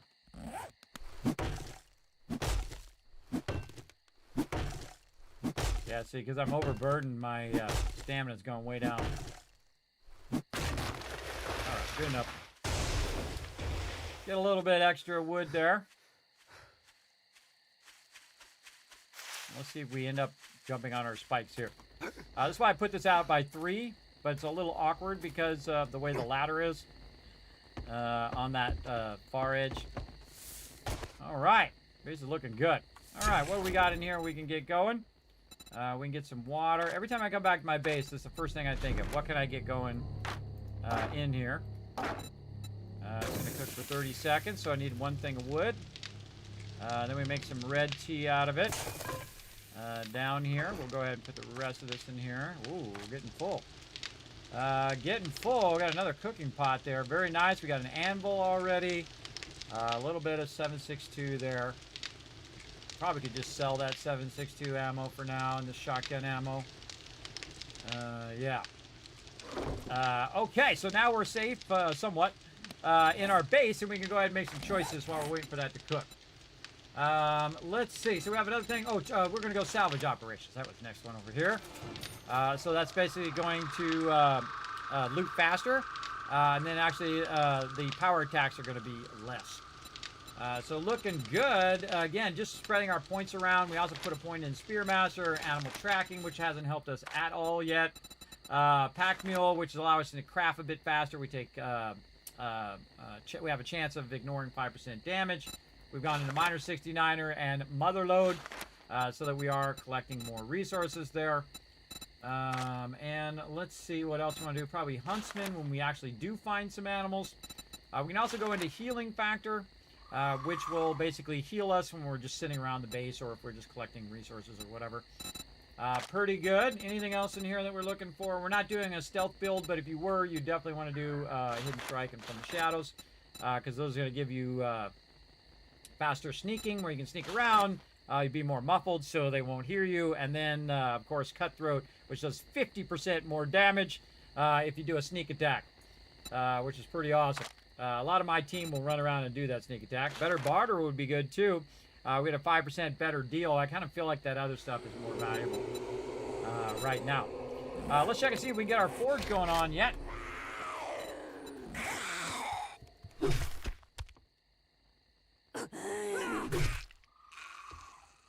got wrecked. There we go. Forge. Not yet. How many more? One more book. All right, one more book to get her done. We got this going. We'll take this out. We'll see if we have any more of our stuff. We do. We'll just leave that in here like this on the side. And then this takes a little bit. So we're going to go red tea. I'm going to cook it. Oh, it's going to take 1 minute. So, yeah, be real stingy on your resources, everybody. Remember, that's your time and effort that goes through. All right, now what else do we need to do on the kill box? Not much, actually. The only other thing I would do at this point would be to upgrade the outside edge, in case I want to stand out there. So let's do that, and that's going to give me a bunch of XP. Oh, I forgot, we also got some of our other stuff done, our gathering stone. We also buyed items from the traders. We got that done. We've got some other ones to do here, some food, craft some charred meat, do a whole bunch of food stuff. And then craft a farm plot. We might be able to do farm plot now. Let's see how much we got. 10 rotten flesh and 25 nitrate. I sold all that nitrate. Oh, no, I didn't. All right, I have enough. And then rotten meat. Plenty. All right, cool. Craft a farm plot. Farm plot, not craft. Farm plot, go. And once you're starting to craft it, everybody, you just throw all the stuff back in there. By the way, got some eggs left over down here. Got some food left over, and I'm not really starving to death, which is usually what happens at this point, because you're so busy trying to collect all your resources for your base that you're just basically starving to death the whole time. Hold a farm block. All right, now I got to place it. I'll place it up here. Though it's definitely not going to stay there. Let's just put it right there. There we go. We got that one done. And let's go ahead, redeem that one. And we're going to work very heavy on our questing here as well to get as many of these done. Because when you get these done, then you go and you collect resources from the trader. Now, what you can do is also save these for later. So instead of finishing them, leave one undone. And then say you get your Daring Adventurer all the way to maximum, you can collect 2 rewards for each of these instead of just 1. So it's kind of like what you want to do. Now me, I'm just using it for XP to kind of further my character along as well. We got to do Dew Collector, charred meat. We got to definitely do some meat stuff. We can buy some meat from the trader at some point. Let's put our blocks back in there. Okay, we got our red tea. Very nice. What can we put down here? And we can put this... what would I rather have down here? Yeah, we'll just put this up here for now. Put that up there for now. And then here we go. Back to what we were doing. Again, it's nighttime. So we're going to go back in here. Oh, what did I do with that torch? Right out there. I'll pull a knife out for right now. I'm not going to need that. All right, down in here we go. Again, keep working on some nighttime stuff. Making ourselves a nice deep mine here where we're going to come over here eventually and get lots and lots of loot. We're going to put our torch up there so we can see what we're doing. We're going to check our axe to see if we can get a better stone axe. Oh, level 5s. Yep. Now I have to go back out again. Because I need some fibers. That was a good find, that axe, though. Very good find. Probably going to get burnt out before I have the ability to fully utilize it. Oh, look at this. Our mushrooms are done. Let's get them. There we go. Get any seeds back? We did. We got 2 seeds back. Now, see, I'm already growing food for myself, everybody. Right there. Look, that's 12. That's 2 food, so that's 24 food right there. I think a lot of people don't take that into consideration.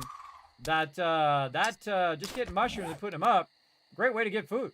And then you just eat mushrooms and doing purified water. So, very good. All right, better tools here. Where's our fibers? Here we go. And so I'll go ahead and just scrap them now. And just keep upgrading, everybody. And then shovel. And keep upgrading for sure. Now that'll take a minute for that to do that. While that's doing that, we can work our way back down. Here's the central. We're going this way. I'll automatically put that stuff back in my bar, by the way, once it's done crafting, because I took the other stuff off. And there we go. And now we got a nice level 5. Let's go. Again, going to do more damage. Going to knock through this a little faster. We're going to get it going. On day 6. Coming up on day 7 very, very soon. For sure. Might be a time for a break here, too. Perfect time for a break. Alright, I'm going to take out this block first. Oh, okay. Hold on. Let's do this first. Since it's been like 6 hours, probably a good time to take a break.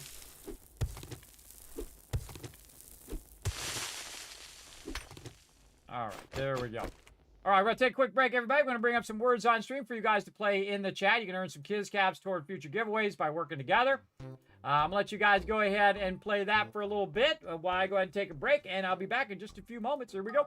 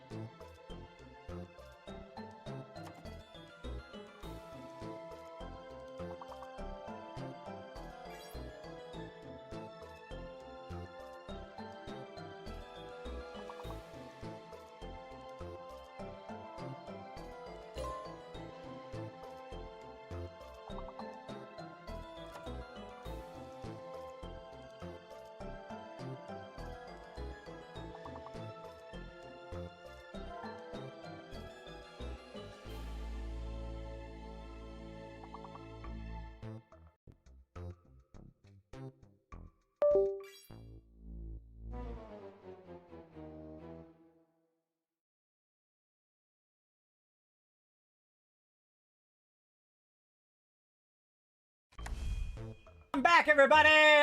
Look at you go. I took my cloak off, everybody. Getting a little warmer here. Now it's middle of the day.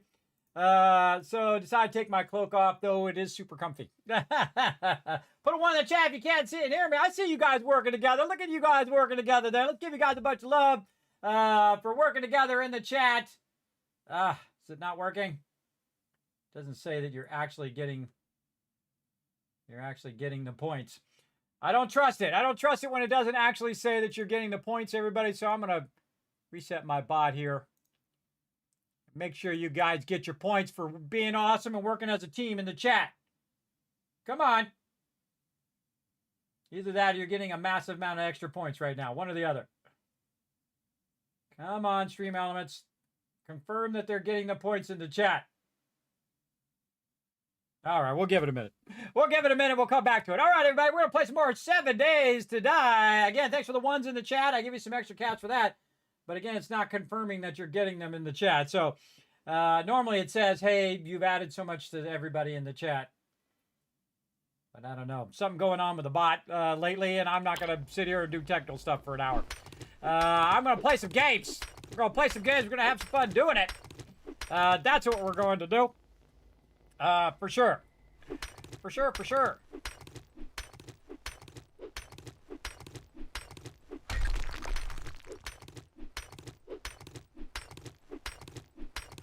Digging down while it's nighttime. Now, we're on day 6, everybody. We're coming up on Horde Day, day 7. Doing really good, everybody. We got lots of food and water. We weren't taking all our time and grabbing a bunch of resources that are just going to make us starve to death. So we've really been working on our food and water first, above all other things. We've been doing some of our quest lines and whatnot, and we're just digging our way down to bedrock while it's nighttime. Right? So good use of your time during nighttime is to go in there, center myself, is to go in there and make yourself a mine. Because again, I'm collecting a bunch of stone. I'm also getting a bunch of XP. So a great way to get XP at nighttime is just to mine your way down to bedrock. Now what I'm doing right now is I'm digging out the middle of my base. Oh, thirsty, no problem, right here. Burp, burp, burp. There we go. So I'm digging out the middle support of my base, so that middle support will go all the way to bedrock. It'll also act as a backing to the ladder that I'm going to use to go up and down to collect resources later. So I'm really setting the foundation of stuff that I'm going to do much later when I have better tools and stuff. But this is a great thing to do, because you can just sit here and hold the button down, aim downward, and now I'm hungry, but I've got some eggs with me, so I'm good. Nom, nom, nom, nom. We're getting there. We're getting there. We got a few more quests, and then we'll get our bicycle as well. And I'm going to go until Horde Night, everybody. We're going to keep going. So definitely stick around. It's going to be epic. Gonna be epic, that is for sure. And we are just doing so good on this playthrough. Now, again, we're playing 2.3. We started a brand new playthrough. We've been going now for about almost 7 hours. And we're getting it going on. For sure. I'm at 3,000 stone already. 3,000 stone, that's a lot of stone to have this early in the game, everybody. That's a massive amount. That's going to be real useful for when we use it for our cobblestone, which is the... Oh, gosh, I could be making cobblestone. Why am I talking about this? Why am I not making cobblestone right now, everybody? I should always be crafting, like I keep telling all of you. There we go. Let's use that stone up. And make some more cobblestone. Why did it... Oh, because I need more clay soil, too. We could be making some more cobblestone so we can upgrade our base to cobblestone. That'd be amazing. By day 7 to have your whole base in cobblestone. That's pretty crazy. Definitely we need a lot more of our clay as well.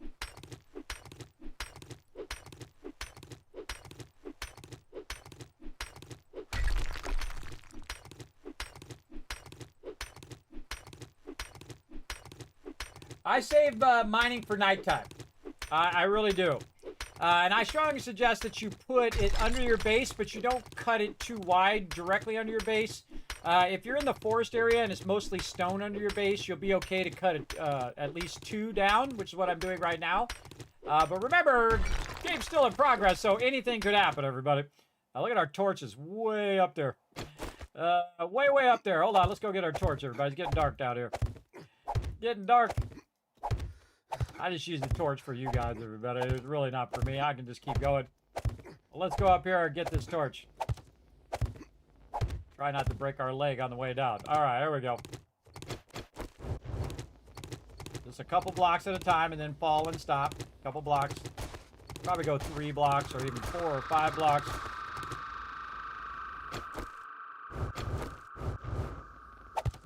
There we go. Now you guys can see what I'm wailing onto.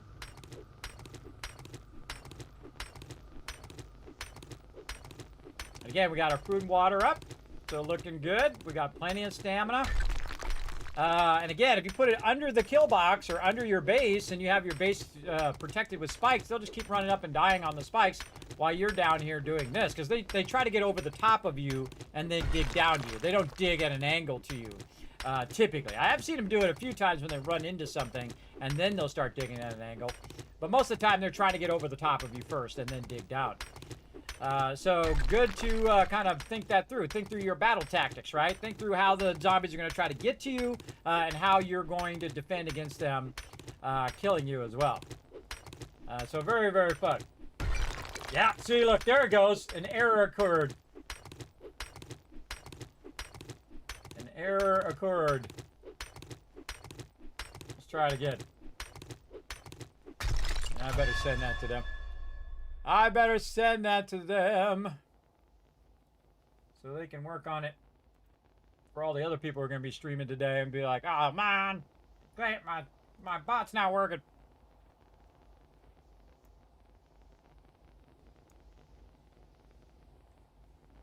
Go tell my buddies over there at Stream Elements, we got problems. We got problems. Or my Stream Elements peeps right here.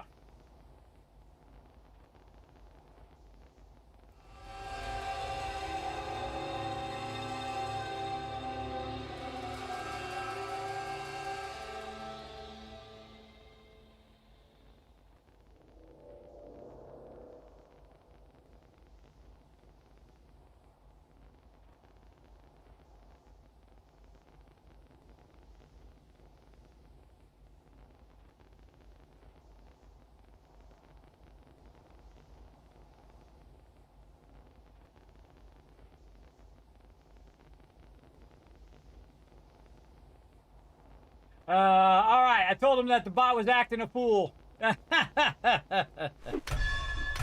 Oh, we got her done. Oh, wow. All right, standing right there at bedrock. All right, nice. All right, now we got that whole project done. Sweet. We're going to go ahead and grab our torch here. So now what I'm doing is nerd pull my way all the way back up again. Jumping and then right mouse click your box down. And again, this is like 43 blocks down, everybody. This is way, way down there. Again, this is going to act as a multiple purpose, both as a support and also as a backing. So we don't have to do this whole awkward, stairwell in the corner stuff. And we also got a bunch of extra resources, which is really the purpose of making a mine in the first place. And then we're going to go ahead and go back to this, and we're going to take this up. Which way do we want this to go? This way. Because we're going to move our campfire eventually. And I think this should let us go up and then bump right in the center pole. Yes, nice. Okay. Now we're just going to go down like this. And then we just keep adding our ladder.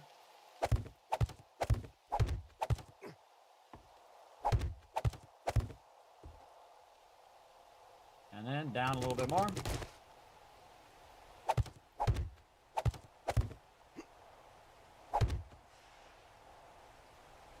One, two, three, four. Let's try 4. Yeah, 4 is good.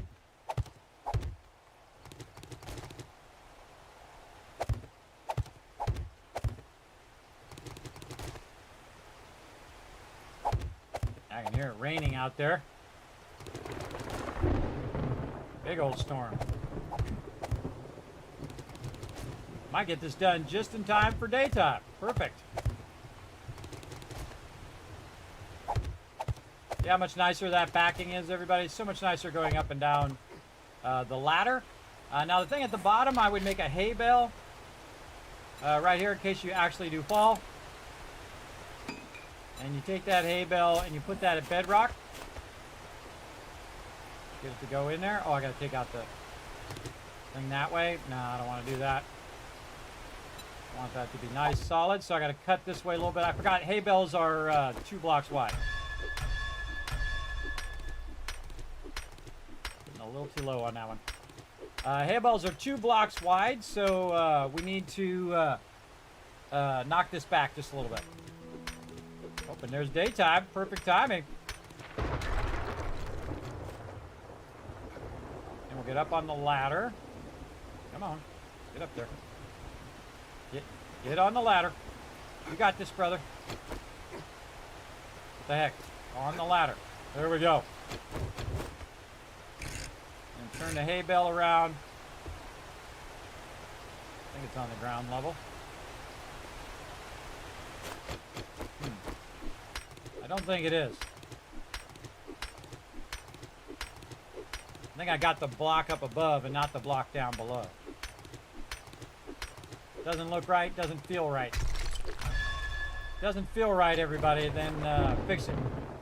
I gotta put another stairwell there, and that'll block it from going up one higher. There we go. All right. Now what I can do is also cut another block forward and just walk off the ladder and fall all the way to the bottom if I want to. So I can cut another channel. But check it out, everybody. Look at this tunnel. We did this all with the basic tool, see? Tells you can do it even with the basic tool right over there. Now, we also would like a hatch. Would be great. Right here, wood hatch. I'm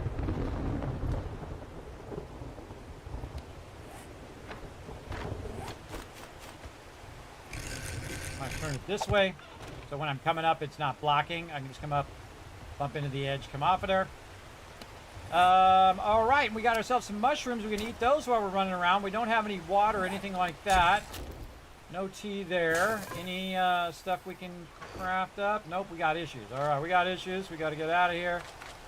Drop all that in there. Let's swap. Move that stuff down. Make sure our gun is loaded. All right. Now, we got to get our next quest on. Buried supplies. All right, this one's a bit of a ways away. Let's jump down and see if we find any more eggs on the way. Now we can eat our mushrooms while we're walking as well. Another egg, nice. So that's why you want to put them in your bar, so it's really easy to run and eat them. I'm just going to eat them all because they're only worth like 2, everybody. They're not worth that much. But they're worth a lot if you don't want to die. Because you ran out of stamina. Just eat them all. While you're running. Oh, I'm here. Okay. I'm going to show you how to do this easy mode. You ready? Easy mode. Dig first. Dig first, everybody. Now, normally these are about 3 down. And I'm also going to dig toward the center.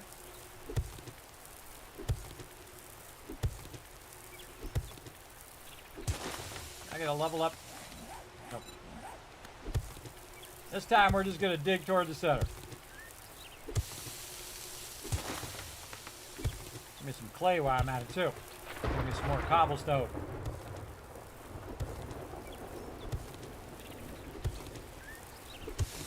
Okay, so that's 2 down.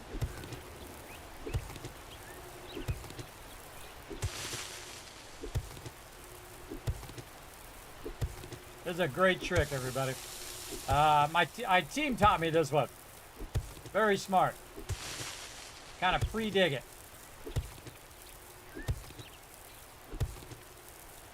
Now in the center, I'm about 4 down. And now what I'm going to do is just cut the center out. So if it's in any direction, down here on block number 4, it will give me an overview of it. Okay, there we go. Hit the thing, look around for it, grab it, and jump out of there. And that was it. We're done. We're done. See? Smart thinking right there. Look at that. Put a 1 in the chat if you guys like that. Look how easy that was, everybody. That's typically why I don't do those. These are because they're easy if you just pre-do them. Man, look at this rain coming down. Holy mackerel. Serious rain there. So that was easy. We dipped in, we dipped out. Then we're going to go turn this quest in because I'm trying to get my bicycle. Yeah, you like that, Wombat? Yeah. So again, I would do mining at nighttime. I would work on your base at nighttime. Get enough resources right before nighttime so you can go and work on your base all the way through the nighttime, as you see me doing. Using a lot of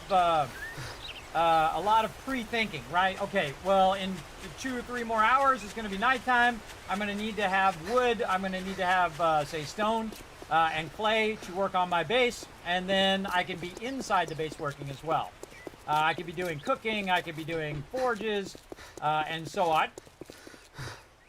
And so we're back over here. How are we doing on our Dukes? 129. Oh, we got a magazine that we want to go ahead and use. Oh, and we got a couple murky waters there, too. And some chicken soup. Wow, good stuff. You think you're pretty smart now, don't you? Yeah, I'm always smart. Crafting skill bundle. All right, what's the next job you got for me? Come on, something nice and close. I've already done this one. Black Bus Mechanical. Did we do that one before? No. All right, man, we get a bunch of new ones, too. Awesome. Black Bus Mechanical. MECHANICAL. It is a tier 1 clear finally. All right, we got a clear finally. Right there. So Black Bus Mechanical. We also need to stop by the Kieran residence and see what we can find. So Black Bus Mechanical. I don't like you. Well, good luck. By the looks of you want something? I have anything that I really want to sell him right now? Not really. He's going to restock on day 7. I'd like to get these this gatherer before it goes. Maybe even a bellows if I'm lucky. At 391 right now, so we got to get some more dudes. Store. It's for real customers. Oh, some pipe machine guns up there. All right, on to the next quest. What are we at quest-wise right now? 7 of 10, so 3 more to go, and we'll get our bike. Again, notice I'm doing the one that's closest because you're walking everywhere, everybody. If you're walking everywhere and you're burning your stamina. Oh, I should go do this actually real quick and do our red tea. Otherwise, we're gonna have a problem with our stamina. Plenty of time, early morning right now. We might even be able to get a couple quests in. Oh, hello. Come here, you. Might be able to get a couple quests in. Grab those rocks; they add up. Before the day is over, if we do this quick.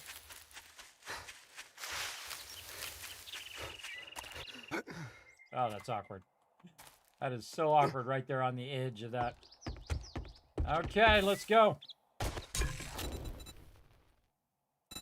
Water.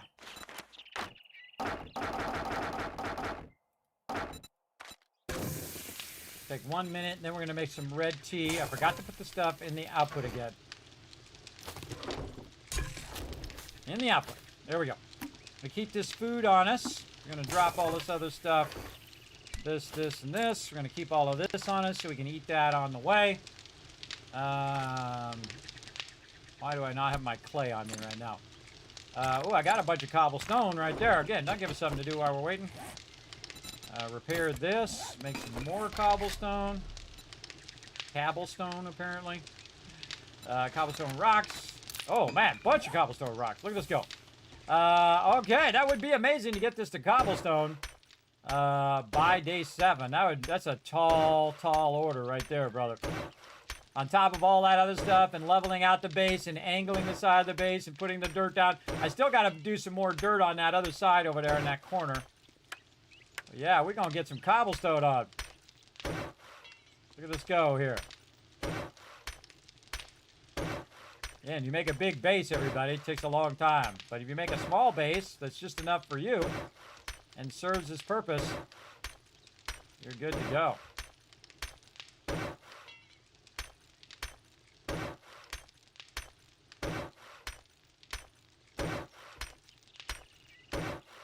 Again, multitasking for the win. All right. Well, we don't think they're going to come in down that bottom part. the middle going. And again, normally I have my forges going by now, and I'm doing all of that. But in this playthrough, we're going to focus more on food and water, so you're not struggling as much in the early on. And just selling all of our loot for now, and we can always just like dedicate ourselves to getting certain resources, like for dew collectors and all of that later on. But really, it's all about the main, the 3 survival things that you need, both in-game and in real life. Food, water, and shelter. It's actually not in that order. It's water, then food, then shelter. Because water is the thing you, if you run out of water, that's the thing you'll die from first. Then it's food. Then it's shelter is more of a convenience thing for your well-being, your mental well-being. But definitely water and food in that order. All right, 3 levels up. Look at us go. And now, you know, oh, look at that. I got a level up, too. Sweet. All right. I think we're going to go better barter or advanced engineering. We haven't even got to our forge yet. Grease monkey, no. We already did our cooking. We would need 2 points to get the next one. We already did armor. We did our cooking. Lucky looter. Looting is faster. That's a good one right there. We could definitely use that one. Gunslinger. I do have my pistol now, so that would give me more damage. Yeah, I think I'm going to go with pistol. Let's go with pistol on that. That seems like the smartest choice. If I could find some animals, I would go huntsman. But again, spreading your perks around in the beginning, everybody, really does help a lot. It massively does. All right, where was I at? I was going this way. Right here. This thing done? Oh, yeah, it's done. All right, now some red tea. Another couple minutes. Nice. And where I left off again. All right, right here. All good stuff. And again, you get a lot of XP for upgrading your base, too. Now, it's not as good resource-wise to upgrade, to put the block in and then upgrade it to wood and then upgrade it to cobblestone. But in the beginning, you're just trying to protect them from running up on you, especially at nighttime, or any ferals or anything like that. You're trying to protect them from just, you know, that's their main attack. Run up and hit you, right? And then if they can't do that, you got a huge advantage, right? You got a huge advantage. You get them, especially if you have a spear or you have a weapon. You can just stand back and shoot them or hit them with your melee weapon. And save your ammo for when you really need it. Oh, out of cobblestone rocks. What a bummer. We need more clay soil. And we can close this for right now. How we looking? Another minute. Okay, good time to go grab some clay while we're waiting. It's burning into our daytime, but whoa, watch out. Forgot there's a big drop there because I have my base elevated. All right, let's get some more clay. And now we're doing clay for cobblestone as well as clay for adjusting the edge there. Now, one of the things that I will do, everybody, is I will typically keep the undergrounding dirt underneath the blocks that I'm going to add later. Does this actually have water? Yeah, let's do a little bit of this so we can get some water out of it. We're going to eat these anyway, everybody. And I can tell you my food's probably not up that high anyway. It is at... Okay, so it's going to be 80, so pretty good. It's going to give me some water, which is going to help me with my stamina. There we go. A little bit of water there. Just get that squared away so we can just do this a little faster.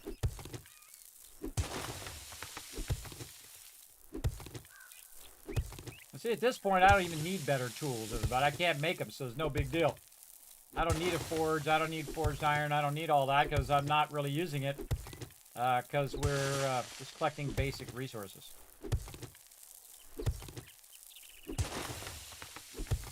Getting them basic resources going.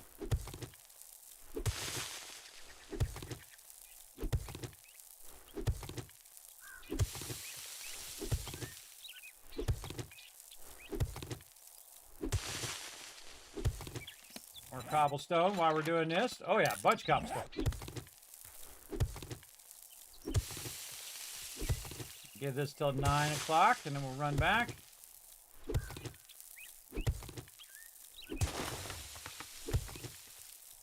See, later on, we'll be collecting massive sums of this, everybody. So right now, this is the slower part, but as you build up your character, and I'm going real fast in this playthrough, everybody. We're crushing it. Absolutely crushing it right now. And we'll get better tools and all of that stuff over time. All right, good enough. And then we're also going to create some, let's favorite that as well. Take this out and do some more dirt on the way back. And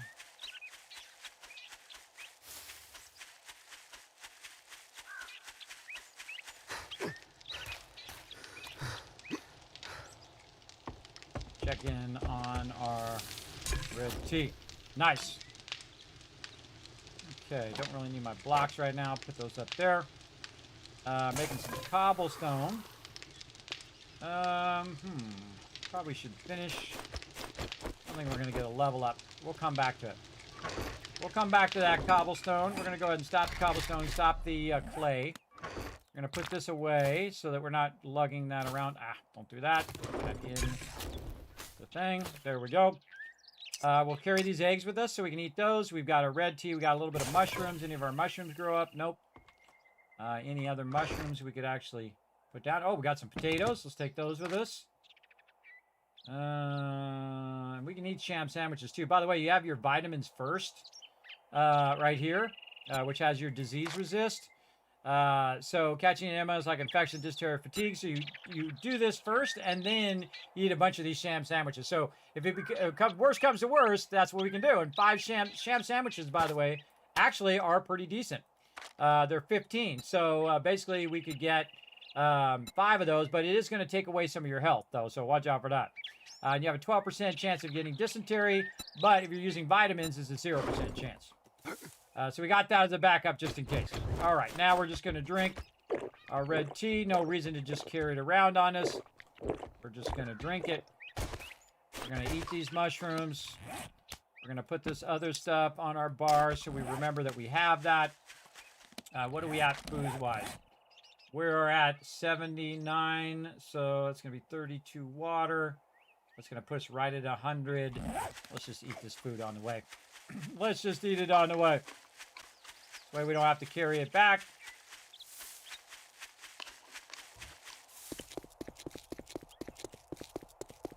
And we're going to try to get a couple, maybe 3 quests in today. Let's see.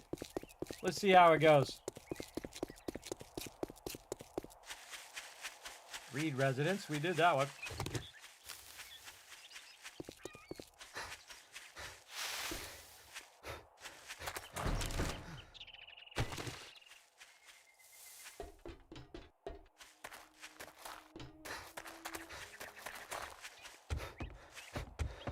Black Bus Mechanical. I've done a bunch of these, everybody, but I don't know what their name is. Oh, yeah, I've definitely done this one before. All right, let's just start it up. And we got to clear the mobs. All right, so we're just going to try to clear them first. Usually a mob around this corner. Nope, in the garage.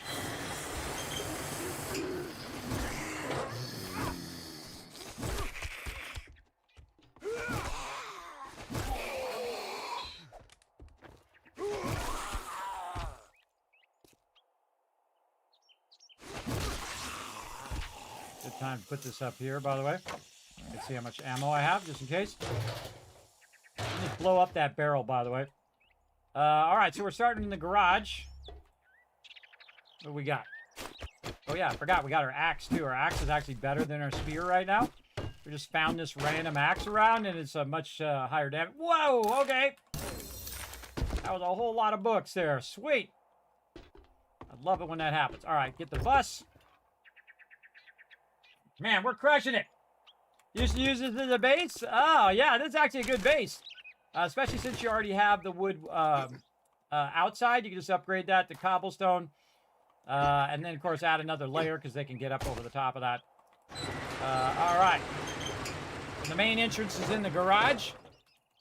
We're going to mark that.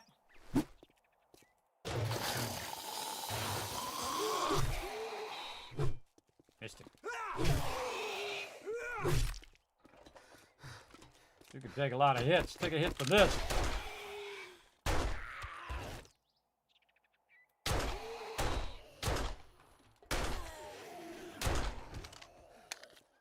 That's it. Done. We actually finished this one. Wow. Okay, quick. Grab some loot. That was like the easiest POI ever. Oh, there's one way up there at the top. We didn't get this one. Got these other barrels, but not that one. Cardboard box. Now, I'm going to do what I call quick looting. Never trust if there's not another mob up here, everybody.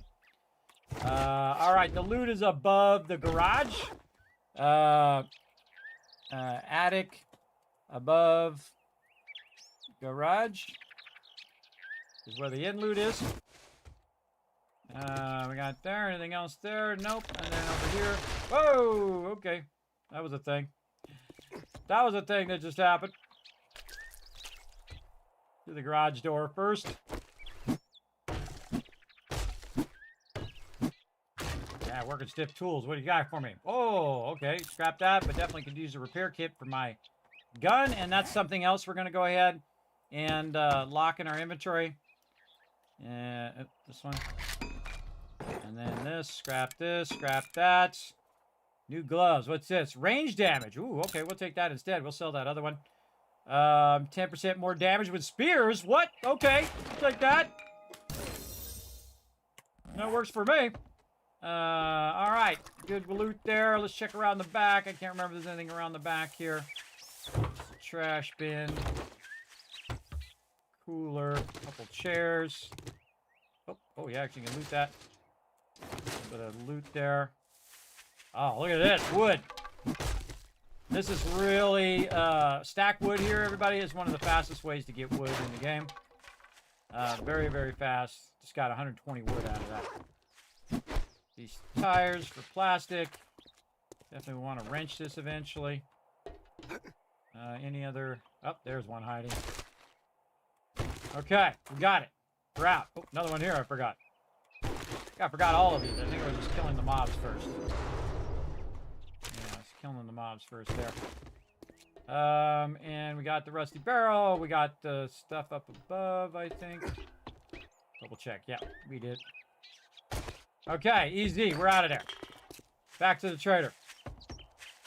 Now, when you're playing a solo game, everybody, the quests go a lot slower. But when you're with a team, you can do multiple quests back to back because you don't have to run back to the trader. Whoa!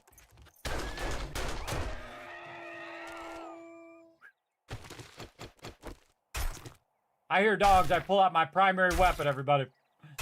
I don't mess around. Probably make a better bone knife at this point. Oh, I'm encumbered. What's my food doing? 92. That's going to give me 10. That'll be 102. I'll eat one of them. I'll eat one of them. I was going to eat those potatoes to get them out of my inventory so I wouldn't be overburdened, but we do what we got to do. Probably something in here I can scrap. Some chairs. There we go. Now not overburdened. Bob's Market. Looted that.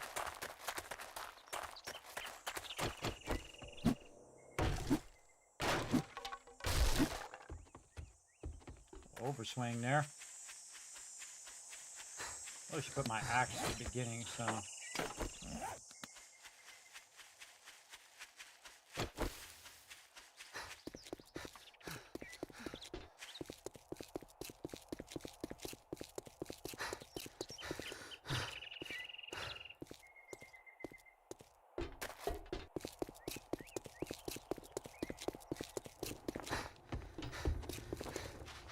Great, here you go. Don't spend it all in one place. Probably go wood, 500. 500 wood. That's worth it more than a baked potato. All right, what other jobs you got? Still this one. Mausoleums. All right, mausoleums it is. I do it based on distance, everybody, how far away it is. This way I don't have to say, do I want to do this one or that one? Honestly, most of these I don't even remember. I'm usually doing them with my team. Hey, jerk. What are you standing there for? You hungry or something? All right, anything I can sell you? All right, let's sell you all this stuff. Heavy selling in this particular playthrough, everybody. Heavy, heavy, heavy. Don't sell that. Selling all the leather, selling the pipes, selling all this stuff you normally keep. Sell those road gloves. Definitely not that. Sell the gas. Not my glue. Not the bandages. All right. So now I got 1,400 dukes. What was I trying to get? I was trying to get that gatherer before. Oh, yeah. Nice. Don't have enough for the advanced bellows. What else do we want to get before the sucker resets? It's going to reset on day 7. Get some ammo. I think we have plenty of ammo for Horde Night right now. Nothing on the off-brand. Nothing there. No super corn seeds yet. You got to get to a certain level before you can have super corn seeds, everybody. A little tempted to do raw meat, but I still don't have the ability Don't let the door to make hit you on your way out. bacon and eggs yet. Still waiting for those 2 books. All right, another quest. Here we go.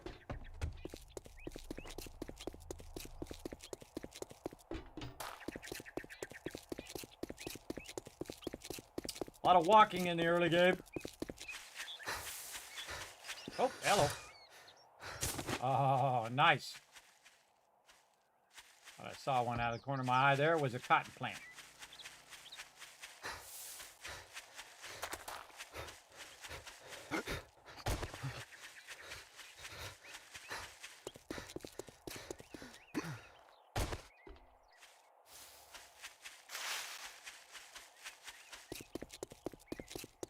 Could have ran this gatherer back to my base, but I'm not going to. Whoa. What's there, guy? Totally missed it. Got time for you, bro.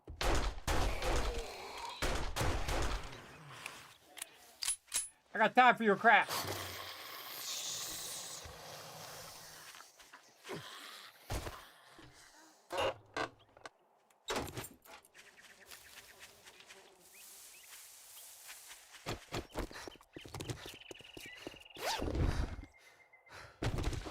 Oh, more vitamins. Oh, hardened rotten flesh. All right, more quests done. Right here, rotten flesh. Let's redeem it. Any animals nearby? Let's crouch and find out. There we go. It's searching. You're not seeing any tracks, of course. I don't know what it is about animals. I feel like they got to turn the animals up or figure out why they're not spawning all that often. Pretty wild. Oh, we did this one. We can see we did that POI because it has a thing there. Probably go back and super loot that later. Oh, this is the mausoleums. Oh, I've done this one many times too. You can pre-loot this right here, everybody, and get yourself some rotten flesh if you want. I'm not going to. I'm going to do it after the fact. And I'm just going to do that because I don't want to wait for it. Put it over here.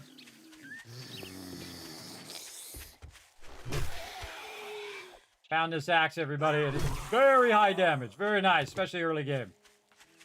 All right, we're just here to wipe out some mobs, right? Oh, no, we got to find the White River supplies, which are in the mausoleum itself. Really want to use your bone knife on that, everybody, but...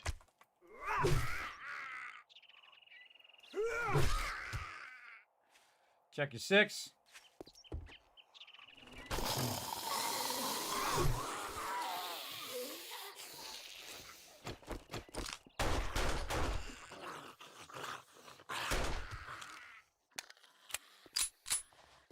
Anybody else coming this way?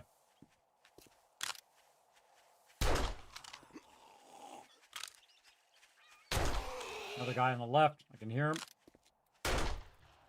They dodge at point blank range like that.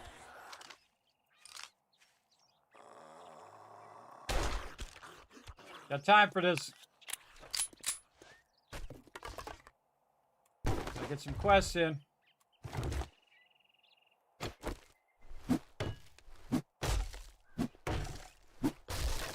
Watch out for that overswing. There's a lot of overswinging in this. All right. Gather all the loot first. And then we'll check and see what we got on the way out. Okay.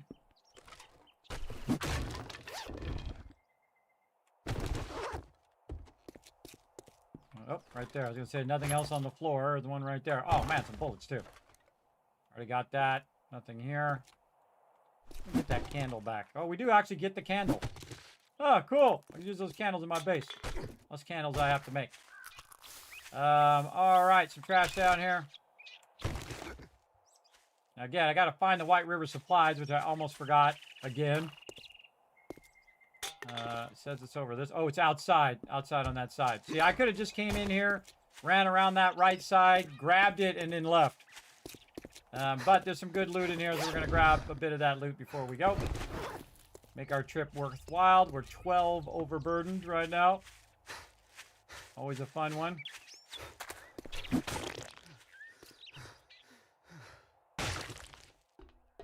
All right, back we go. Gonna be a tough one. We're gonna run out of stamina a lot.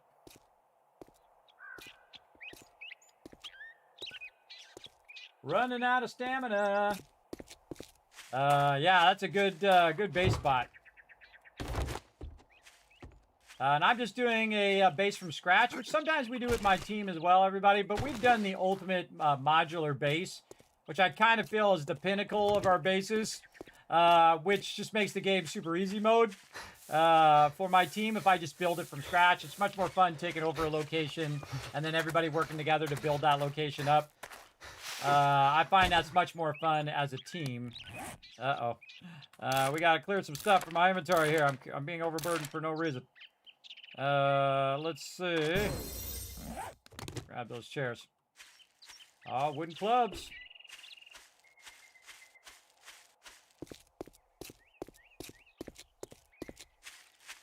Yeah, I think it's gonna be day 7 before we get our stuff going on. We get our bike. Our bike is gonna make the 1K ones feel not so far away. Right now, you can see the ones that are 300-400 away feel really far away because you got to walk all the way there. You're running out of stamina. You're overburdened the whole time. So the bike is a huge advantage.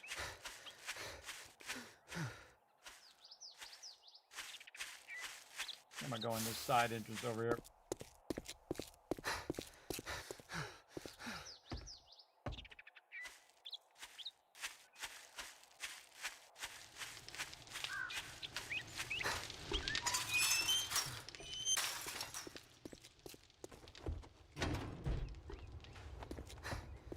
If you want some, well, look here, boys.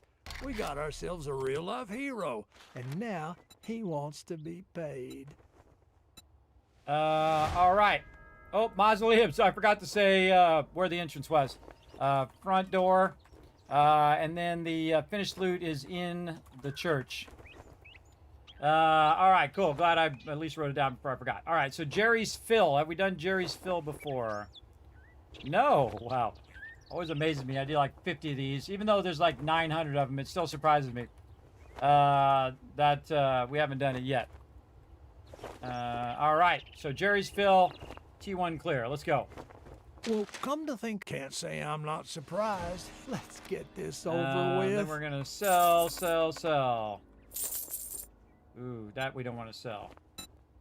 A sale is a sale, even if it is to a scumbag like you. No, axe. Can we put on our axe? Yeah, put on the axe. Now the axe is going to do more damage. 57 block damage and 35.5 power attack damage. Before we do that. All right. Take a look, but don't expect me to hold your hand through it.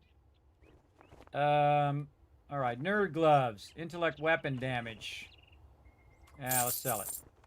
Sell bullet tips. I know some of you are like, no, don't sell that stuff. You're going to need that stuff. Yeah, I will. But you know how much of this I'm going to get later, everybody? A tremendous amount. An absolute tremendous amount of all of this stuff. And whatnot. Sometimes, again, I go straight toward crafting and doing the stuff. But in this playthrough, we're going to play a different way. And I actually find this, if you're a new player, playing this way is much better. Where you don't keep all your stuff. Because this way you're starving to death the whole time. Just go ahead and get rid of that stuff, everybody. And we got the big thing that we wanted to get, which was the gatherer. Don't let the door hit you on your way out. That's the main thing that we want to get. Oh, I missed him. What? Running up on him, and I still missed him. Oh, I dipped it. Whatever, Fred. Slowing me down. Oh, leveled up from that, too. Well, now I'm glad I did it. See, this is another reason why you want your base to be a bit closer so you don't have to hoof out to it all the way. When we get the bicycle, it won't feel so bad, but every time we have to hoof out to our base, which is usually why I build it right there. I built it literally as close as you can to the trader before. The actual trick to it is, everybody, is you got to be at least about 4 blocks out from the trader itself. Oh, look at the mushrooms coming in. More food. And then we got some mushrooms we can plant right back there. Like that. Very nice. Okay, then we're going to cook up some stuff here. Put that right there. Some water. We've got some eggs, which we could probably just eat, but I don't want to waste it. Where we at, food-wise? Man, we're doing really good on food, man. Crushing it on food right now. Open our crafting bundles. Oh, and there we are, bacon and eggs. Yeah, and coffee, too. All right, let's put all the rest of this in here, what we can. Let's see if there's any food or anything in there. What can we get rid of? Probably sell those chrysanthemum seeds. These feathers. And keep those bandages. Keep this food on us. Keep your food and water on you, everybody. So this way, when you're running around and you need that food and water, you're not going to be hurting for it as bad. Again, we're having a really great start, man. Really great start. All right, so we'll sell these back to the trader. Probably because we probably end up going the other way. We should probably sell this 762 as well. Bullet tips. Let's get rid of those. And just hate to sell my cloth.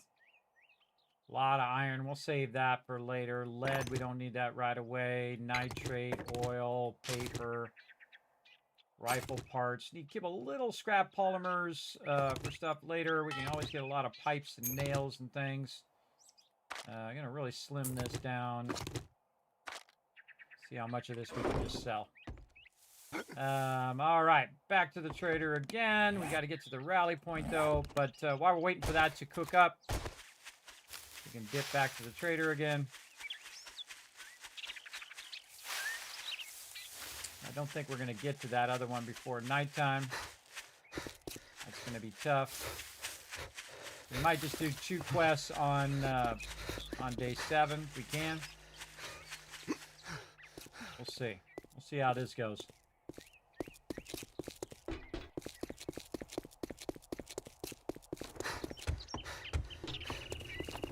It was a good evening until you... What's the matter? Can't find what you're looking for?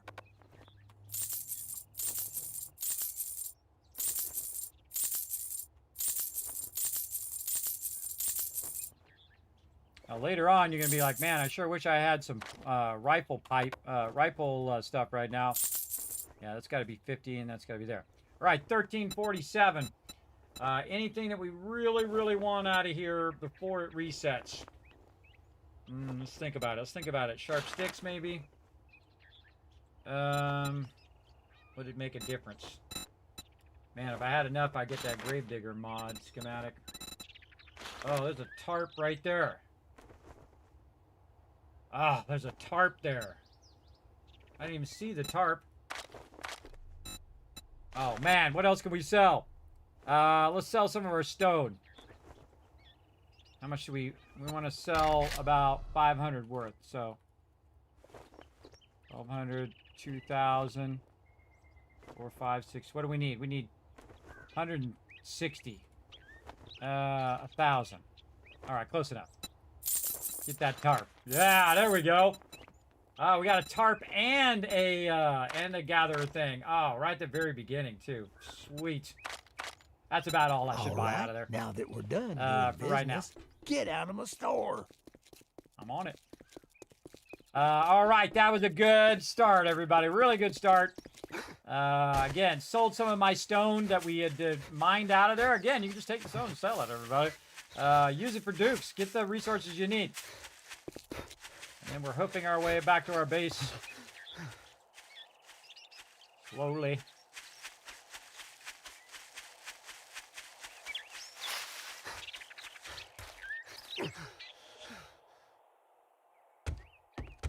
We don't want to lug this around because this is a really valuable item. So we want to go ahead. What happened to my block over here?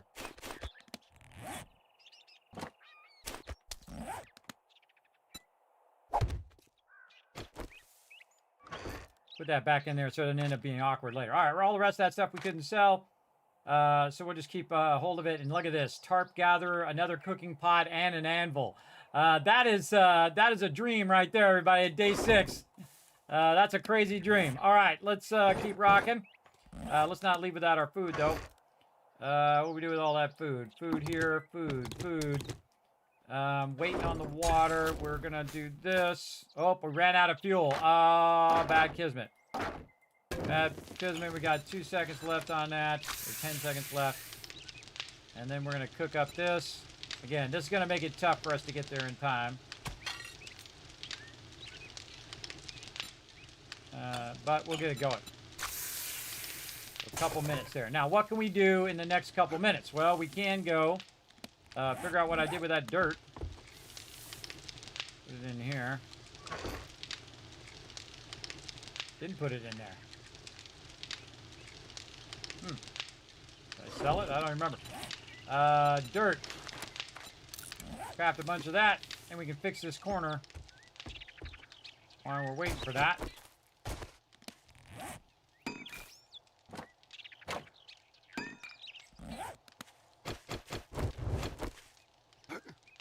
Now what we did is we built up on an edge. And you can see very quickly that the side of it here, the angle here needs to be matched so they can get up there at an angle, right? So if you can run up it, they can run up it.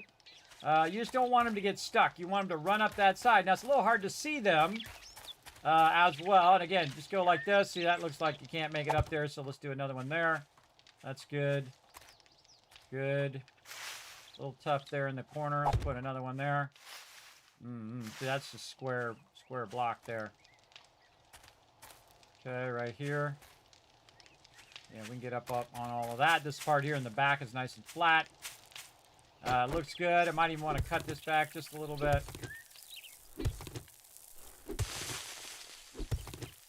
And always be making good use of your time.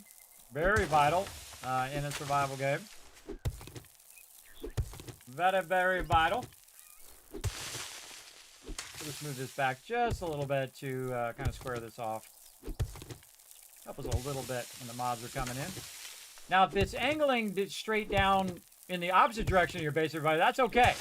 Like right here, if this was flat and it was this way, well, they're going to be coming this way and they're going to jump down. It's only when they're going toward the flat side that you don't want that to happen. I actually typically don't make it flat anyway, because I don't want them to start digging downward and then end up underneath and then start digging that way.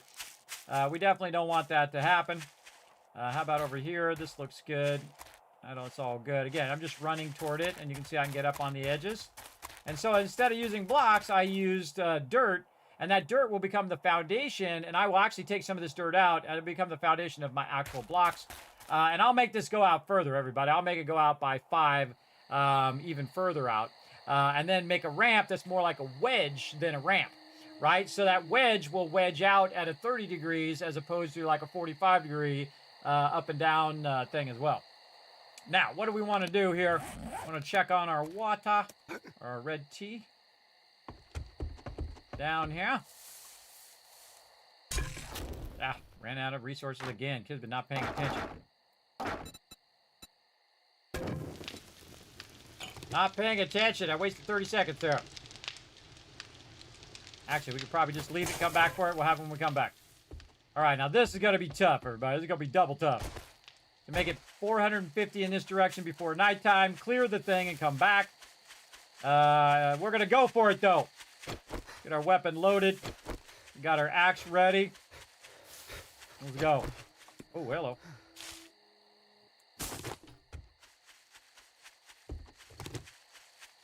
Every little bit adds up.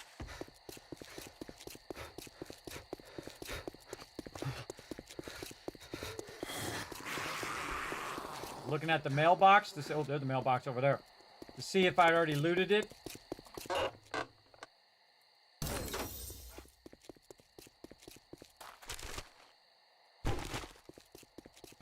Blew up right there.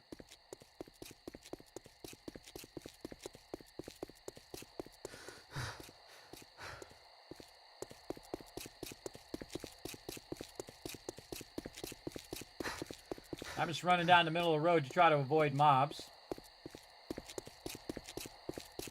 Already looted that one. You can see I've already got a box there. Oh, more water in there. Nice. That was worth the stop.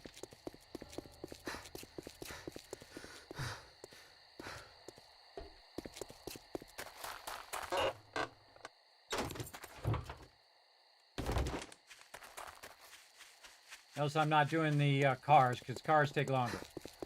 All right, we're going to just go in hot, everybody. Full on hot in this Jerry's Deli. We're just going to go in very, very hot on this. Oh, we've done this one many times.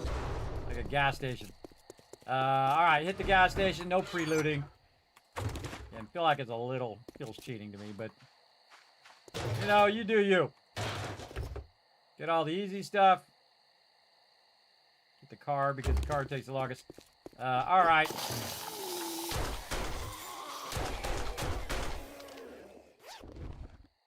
Going in hot. All right, let's go.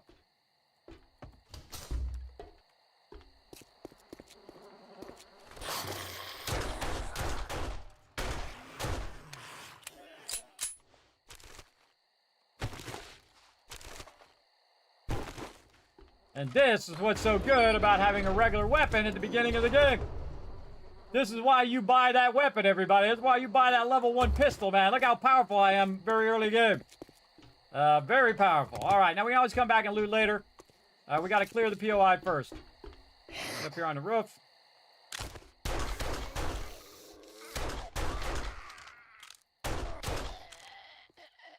This is the end loot here. Then we'll come back for it. Maybe some ammo in there. Oh, yeah. Over here. Nobody. Oh, down there in the garage. See how it's got that dot there? That tells you where the last bit of mobs are. As well.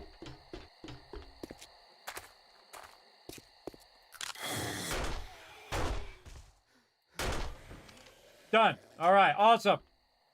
And that's as many quests I can do for the day anyway. So even if I did try to do another quest, I wouldn't get it done. So yeah, that's perfect. Ooh, look at that. We found a recipe. Scrap those tires. Scrap those arrows. All right, now we got to quick loot all the rest of this before it gets really crazy over here. Oh, another one we can just learn. Oh, we can learn this one. We can just eat these potatoes. Left that dirt behind. Get all these chairs. Get all these shelves.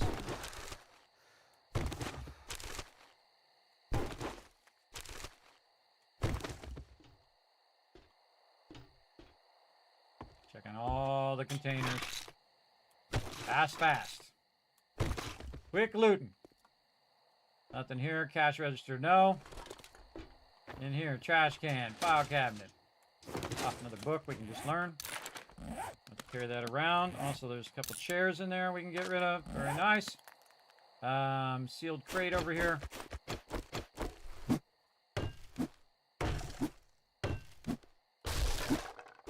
Ah, look out.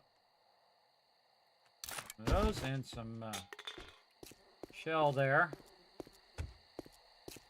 Got all this stuff. Got all that up there. Gotta go up there and get that other cabinet. And we gotta get all the in loot up here.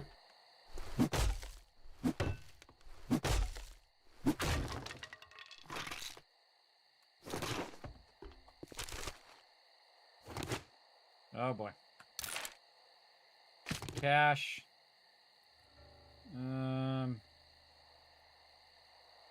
Scrap those. Get this. All right. What else we got? And that.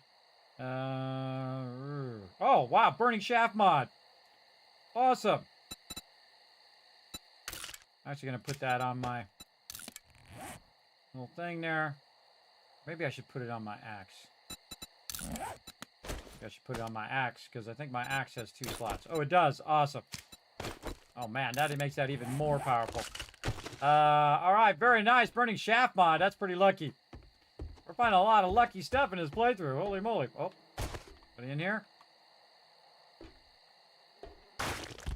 Oh, God. Dropping stuff.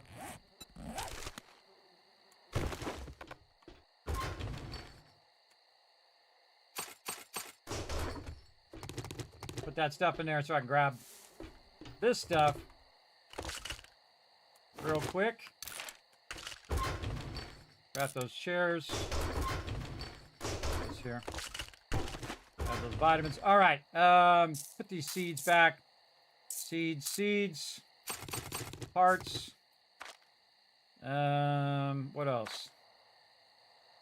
Anything else? Feathers. Again, just based on how many items you have on you, not on the actual quality items. Nails.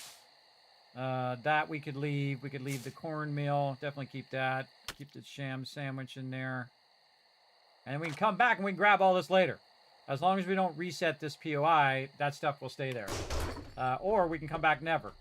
Either of those 2 choices. All right, we're done. Now we got to get the heck out of here because it's nighttime. There's no way we're going to get to the trader in time. But we do want to get out of here so that we're not getting attacked at nighttime just wandering around. We got a long way to go in a short amount of time. We got a flaming axe. We're walking down the middle of the street in the zombie apocalypse at nighttime. We're going to see how this works out. Oh, I need some water. Luckily, I have some red tea, and it makes me less overburdened.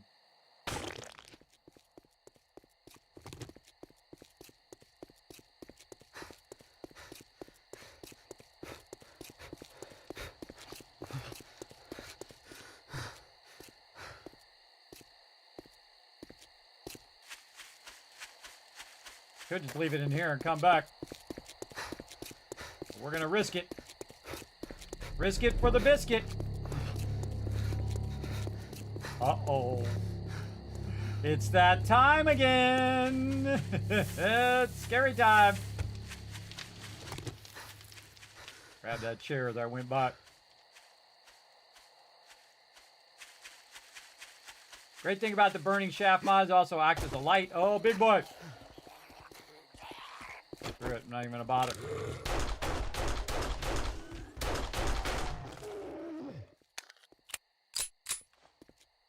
Check behind you.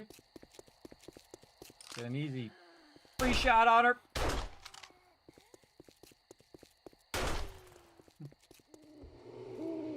Shoot an extra time just in case.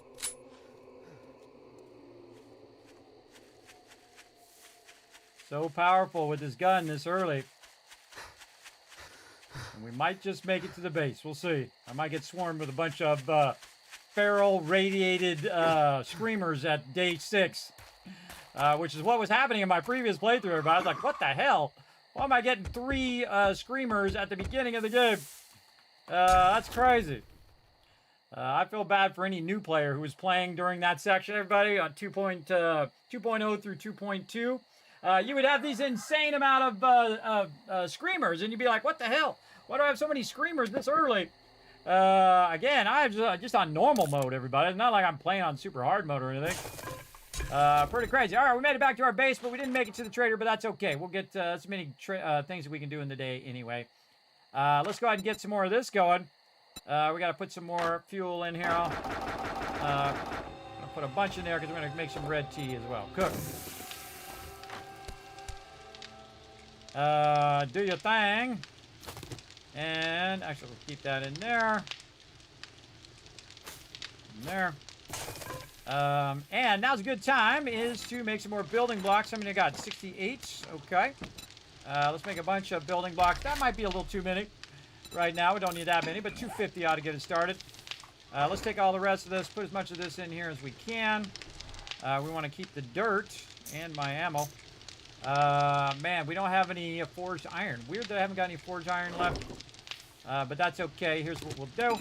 We'll make another wood storage crate. Actually, we'll do this first, and then another 200 building blocks.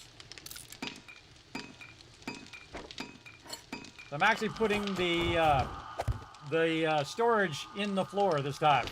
Again, it's something different. Let's keep this. Let's keep our ammo. We'll come back to all that stuff later. Okay. Very nice. And now it's time to expand our base, everybody. Now we're going to use our support areas, which are going to be in our corner area here. And we want to get our pillars again. And we're just going to use our pillars we did before, which is our 0.25 center pillar. Or we could do an offset pillar. Yeah, we could do a corner pillar. Oh, that's half-size corner pillar. We don't want that one. We want a full corner pillar like this. Hard to see. Yeah, I still don't like it. I still don't like it. So, I want to use this part here, everybody, but they don't have a half-size pillar on this where you have a block up above. It's all quarter pillar.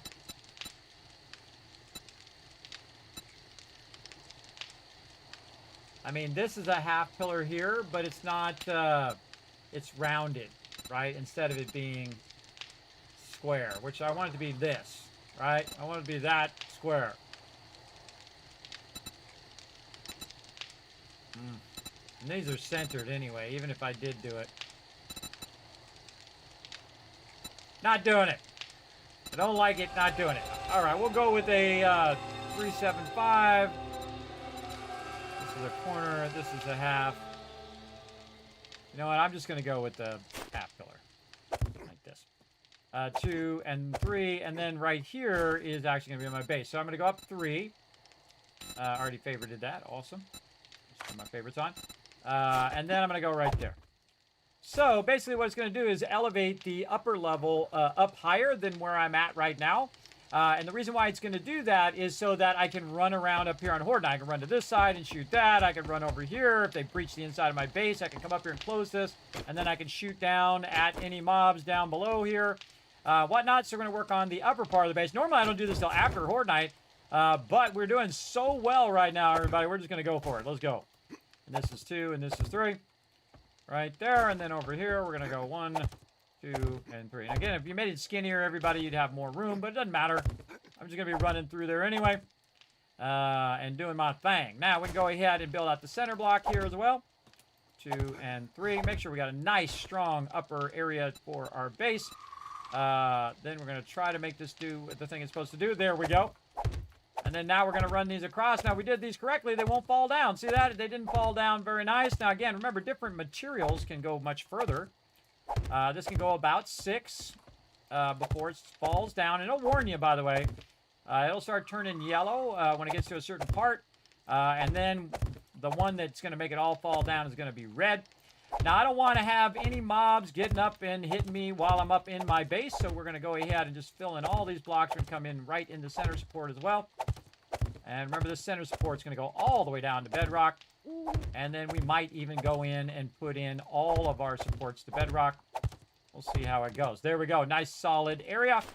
And now we want to upgrade all of our stuff. In fact, we can also put a torch out here so we don't have to do this dance in the dark. There we go.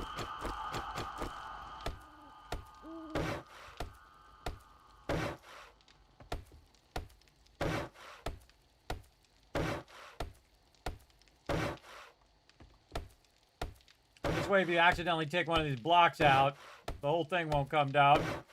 It'll prevent you from accidentally picking up those blocks.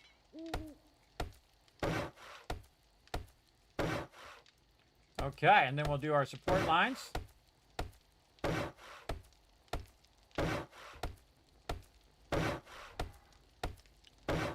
Because when you make this heavier, everybody, remember that the weaker blocks like this one, I should upgrade this one first.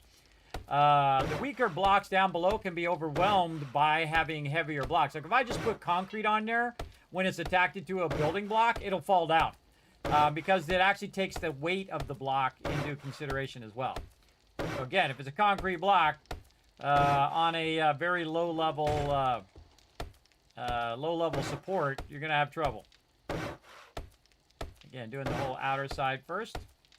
Great thing to do at nighttime. Work on your base. Again, normally I do this after day 7, but we're just doing such a good job. We really have one more quest to go to. Our big goal today, get our kill box up and running, which we already do. And then get the bicycle. If we got all that done today, everybody, that would be an incredibly great start. Insanely great start. What we are working on. Again, notice I'm doing the cross beams here from the center support. And then once you got that, you're pretty solid. All right, there we go. We're going to grab all of this stuff like so. A nice solid base. Up out of the way from the rest of this. I could do it only 2 down, by the way, and would take a little less resources. But I like to have that extra headroom, that extra block room as well. Also, if you have a vehicle, you can put the vehicle down up here, get on the vehicle, and drive off without clipping through the blocks. Very, very useful. Oh, I forgot one very important thing, everybody. My ability to go up to my upper level. I forgot to put a ladder going up there, everybody. That's funny.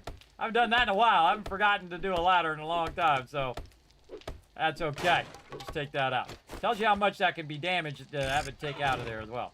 Now we're going to need a ladder, so we'll pick up the shape of that ladder, rotate it around, and there we go. And we'll just bring that all the way down. This way we can close this and then just run right up into here. And now we're on to our upper part of our base. Now this particular base, normally I would just go ahead and square that off. But what we're going to do is actually have it go out a little bit more. So we're going to say, hey, we're going to go ahead and lean this out. We're going to make a little bit of a wider base in this particular playthrough. And we're going to utilize that strength of those inner pillars to extend this out a little bit. And it's also going to be nice and easy because we can just stand up here on our bars away from danger.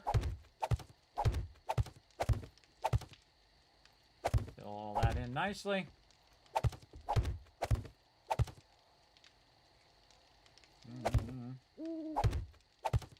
There we go. Oh, didn't finish the bars on this side.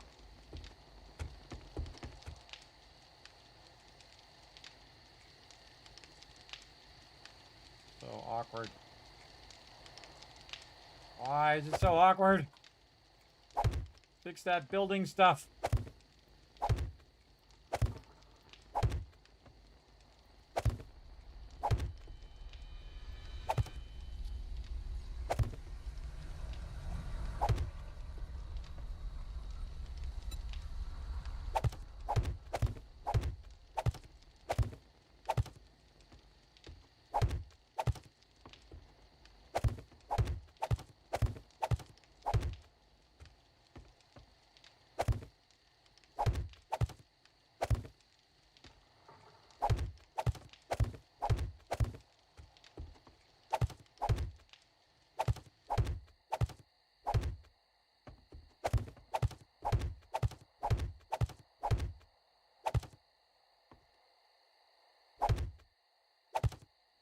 Okay, there we go.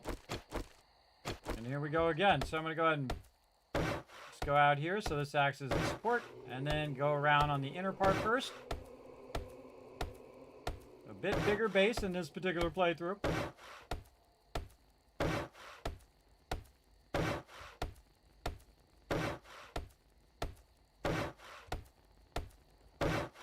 Matters which ones you're upgrading first, everybody. It really does.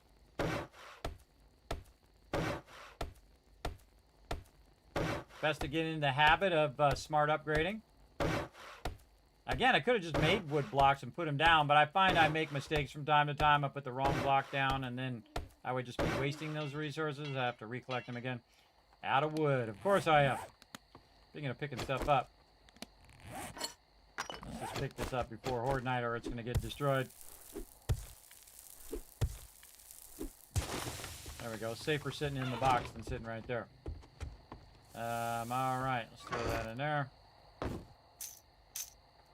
In there. How are we looking over here? All right, more red tea. I used up all my wood. Use some of my blocks. Red tea, 3 minutes.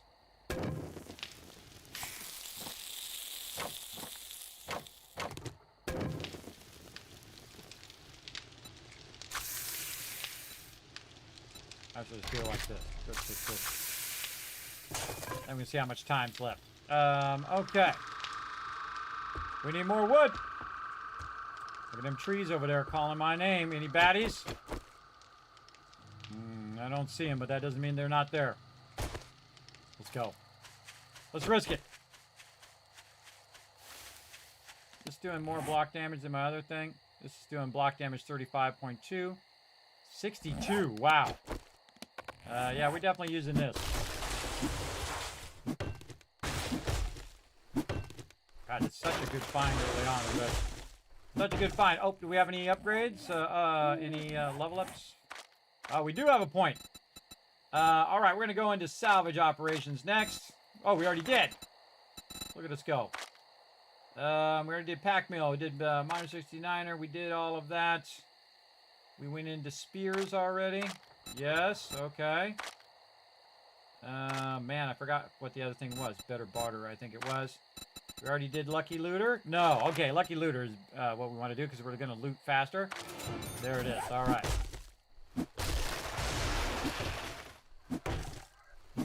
Collecting wood faster now.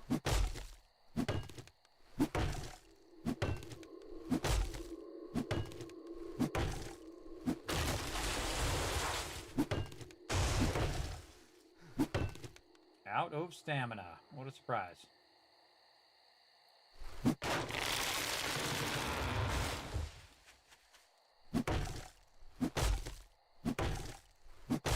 Good time to have some coffee.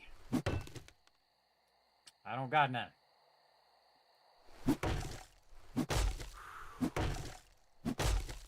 Getting thirsty. See how perfectly we're on top of that, everybody? That we're got our water and food squared away. We're not starving to death. We use some of our food or some of our resources that we collected. Instead of keeping them, we use them to keep us our food and water going. In terms of playthroughs, everybody, this is probably one of my best. Absolutely. Especially when it comes to food and water. I should be a beacon for every zombie within a 5-mile radius with this flaming axe right now.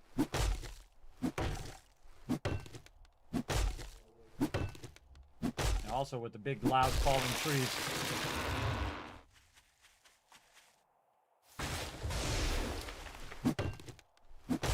I saw a loot thing in the ground.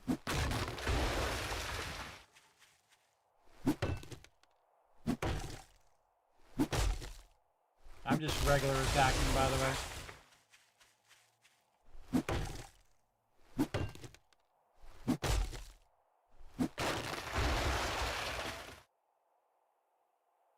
Now, it used to be when you had your stamina at halfway, it would actually regen faster. I don't know if it still does that. It doesn't feel like it does. I feel like it still goes down just as much. The same consistent pattern. Dumpster diver, exactly. Yeah, grinding learning exists there. Well, the best thing to do with it at this point is to sell it. That's what I'm doing. I sold a bunch of that stuff. Remember, you can always get that stuff later, but it's not that special. It's not that unique. If you got super corn, that I wouldn't sell. Especially super corn recipe. That's pretty unique. There's only really 2 ways to get it. You get it at Bob's Boars, or you kill about 50 cops. If you don't do that, then you're not going to get the super corn. Recipe anyway. The super core recipe is pretty super rare in the game. So that would be something definitely I wouldn't sell. Unless I already have it, already know it. Then I might sell it. Alright, that's good enough. We're going to the trader right when he opens. Let's go. Actually, I think we get one more tree in. On the way. Now remember, the trader does not open exactly at 4. He opens a little bit after. We might be able to get ourselves a tree here. We had some stamina. Trader Rick is now Broken. with No worries. We got some repair You got kits. money. By the way, also when it's better repaired, you might notice that the doesn't go down as fast and it does more damage. That's the thing they added a while ago. Not sure if it actually still takes into effect based on what its durability level is how much it reduces the overall damage. Actually, we can look at it and see. Block damage is 62.2 right now. All right, talk to Trader Rec. We got one more quest to go. I think we can get it done on day 7. We're going to choose whatever we can get. Congratulations. Here's That's your the skill reward. bundle. Oh, no, there it is. I got my bike. Oh, see, now right now it'd be great to have two, be able to grab two, everybody. I would grab the Gatherer and the bicycle. Wouldn't grab the wrench. I'll probably end up getting a wrench later. But definitely bicycle. All right, got any special jobs. We'll get that one. Opening look trade at- routes. Let's get one thing straight. You're not working And with then, me. You're working for me. where was the in loot? The in loot was, I forgot to write down the in loot. I was on the roof. And you go in the front door. On Jerry's Fill, I forgot. All right. Do you have any jobs? Let's see what he's got. What do you got? That's the closest. We already did the Kansas Revenue. So the smokehouse. Did we already do that one? A lot of the POIs in this. The smokehouse. Tier 1. Clear. The smokehouse. I don't like you. Well, good luck. By the looks of it, you're gonna need it. Okay, what's he got? Is it day 7? Yes. Okay, so he's reset. Look quick, buy quicker, piss off fastest. I agree. You go ahead and piss off. All right. Where is it? Gatherer and chart. Do I have enough? Oh my God, I have 2,500 dupes. Awesome. Give me more, give me more, give me more. Ooh, tempted to buy those bellows, but not gonna worry about it right now. Yeah, another Be careful out thing. there. All right, You nice. wouldn't wanna get hurt. Let's open this, see what we're gonna get. Ooh, some more southern farming too. Nice. Nice. Handgun magazine. All good stuff. Pipe pistol level 5. All right. Now we're done. We did it. We got it done before day 7. That was incredible. I forgot. It's actually because you get another quest. You have a quest on top of that quest, so it will actually make it into number 10 when you're at that level. I always forget that. I always feel like you had 2 more to go. And there we go. Bicycle time. I want to ride my bicycle. I want to pop some wheelies. Whee! Yeah, I want to ride my bicycle. Whee! With the sunrise. Popping some wheelies at the sunrise, everybody. All right, man. Incredibly great playthrough, everybody. I hope you guys are enjoying this. We are working hard to show you all the best tips, showing you all my gamer secrets right now. Very nice. Going down here. All right, what else can we just throw all that in there? We are definitely keeping this, though. And we're going to throw our ammo down here. We're going to use this dirt. Have any more dirt spots that we need to kind of fill over here? We'll test this out on Horde Night and see if they start to dig under the base. If they do, we got problems. We'll go out here and we'll fix this up even more so it's like perfectly angled, everybody. So again, I'll push that out 5 blocks out. Right now, I just want 3 for day 7. But when we get probably day 21, I won't do it for day 14, but I'll do it for day 21 where I'll push it out and have it at least 5 out and then angled down with blocks. So again, not worth it to do it now. It'd actually be worth it to do the cobblestone at the 3rd level as well. But now we can really get into some questing, everybody. We can really get into it. We want to get all of our resources that we're cooking. Man, I keep going around the backside of that, thinking it's on the other side. We really want to get all of our food, water, shelter, all that stuff squared away, which we do. And then we can look for any food in here. Yes. We got food here. We got some mushrooms that we can get going. We put that away. And now, see, when you look, you really realize that you actually do have a lot of food. Again, I can do baked potato. Baked potato is actually pretty easy right here because it just takes the potato itself. And so the potato now is worth 10 food.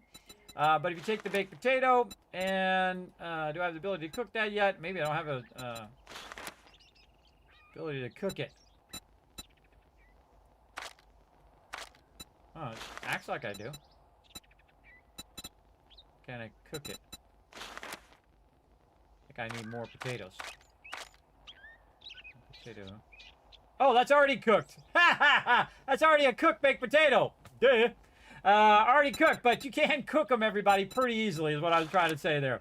Wow, that hurt my brain. That hurt my brain. The later the stream gets, everybody, the more that's going to happen. Hello, who's that? M's in the chat. What up?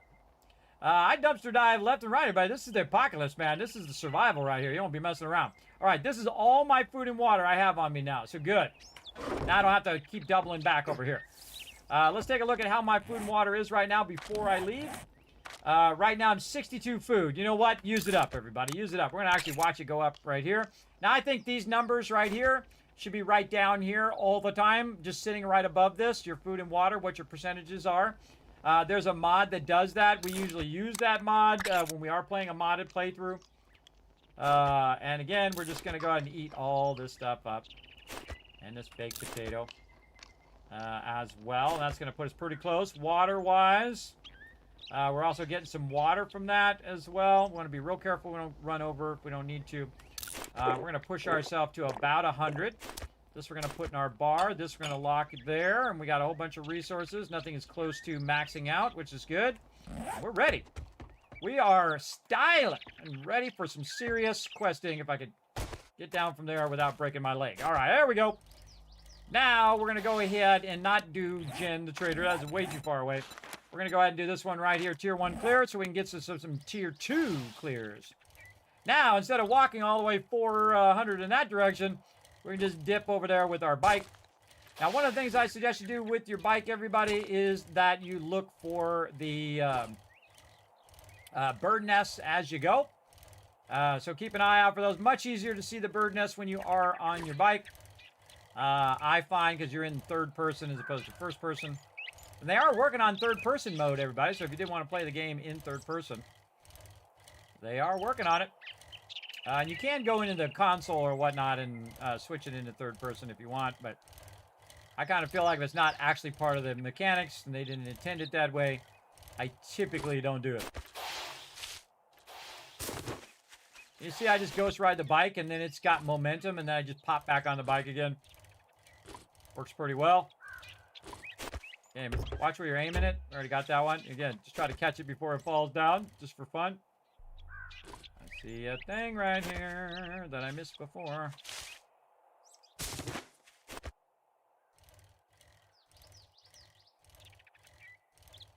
All right, look at that. Look how fast we went 400, everybody. Very quick. All right, name of this one is called the Smokehouse. Oh, look at this. All right, hold on. Start getting serious here on these guys. Get some mushrooms. Very good. Nice and early. Look at this guy. We'll start with an easy shot.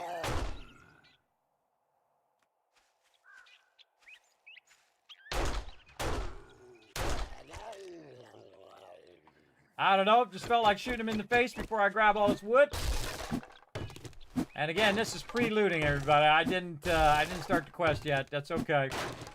Sometimes I do a little bit of pre-looting just so you're not torturing yourself too much. Especially when it comes to that wood right there. There we go. All right, now we're going to start it right there. Bird. Wow, okay. Bird came right in right when it respawned there.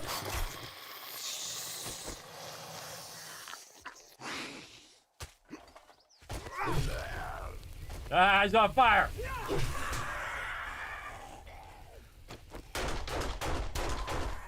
Try not to get too far away from the POI or you fail the quest.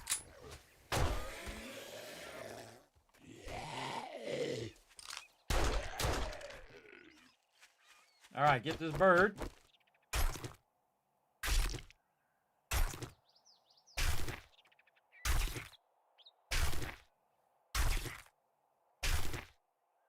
Okay, that was a scary start. All right, here we go.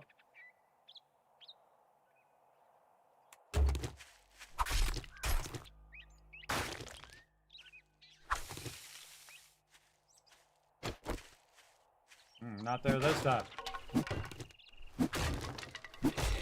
Oh, there he is.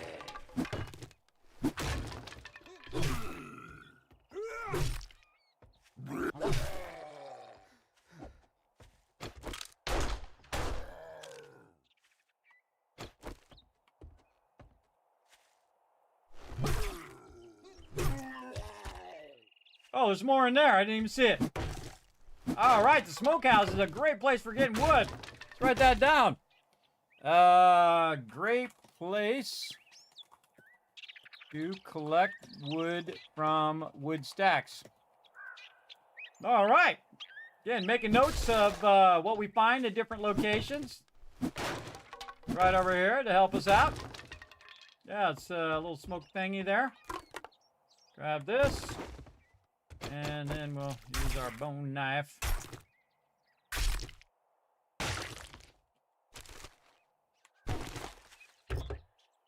Drop all that in there. Learn that. Come back for it later. All right, what do we got? One on the left. Another one behind there.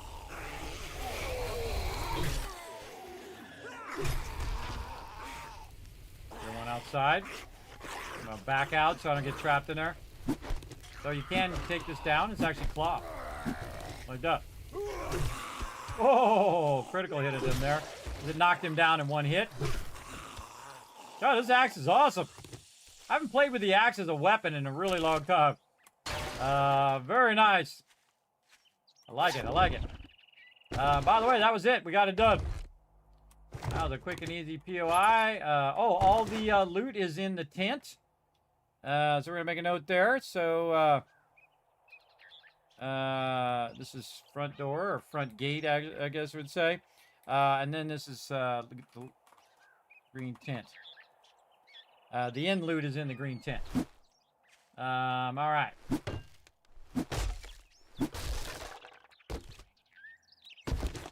Now, normally I grab all this cloth and whatnot in here, but we're gonna try to see how many quests we can get done today before Horde Night is upon us. You never know, we might get ourselves some more ammo. Take this out just so I don't look at that every time I come running by here.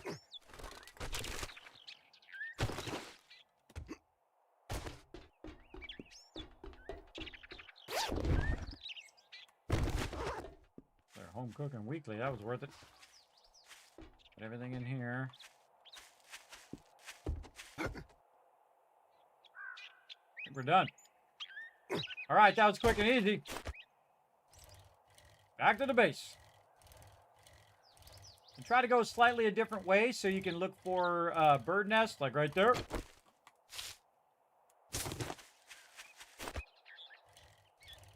And watch out when you're going up hills, everybody. Easy to stall out when you're going up a hill. You got to just keep that momentum going. See, that's like 10 times faster when you have a bicycle, everybody. It really is. Oh, I went past one back there, but that's okay. It's like 10 times faster. You get way more quests in a day the second you get a vehicle. Highly recommend.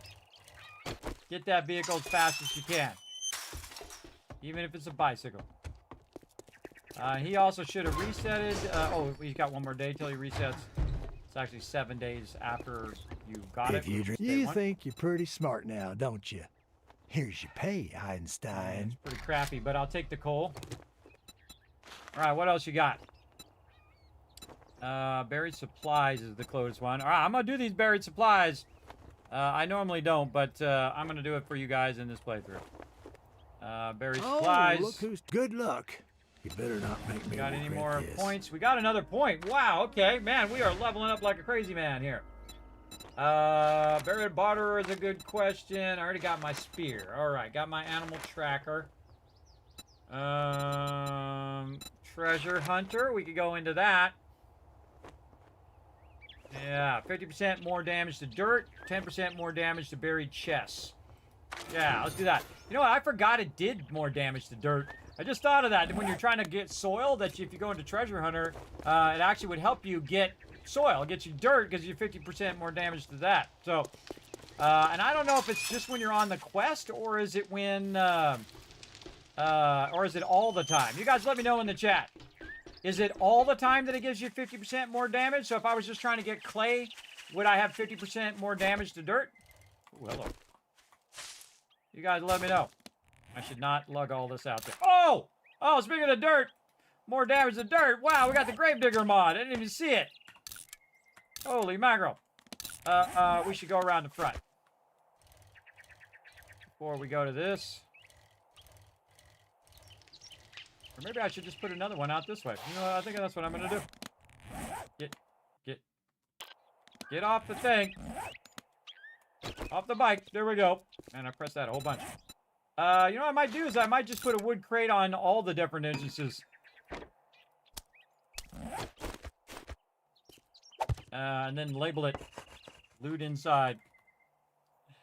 To try to remind myself. I'll probably forget, but let's do it anyway. All right, drop all that in there. Keep our food right here. Egg.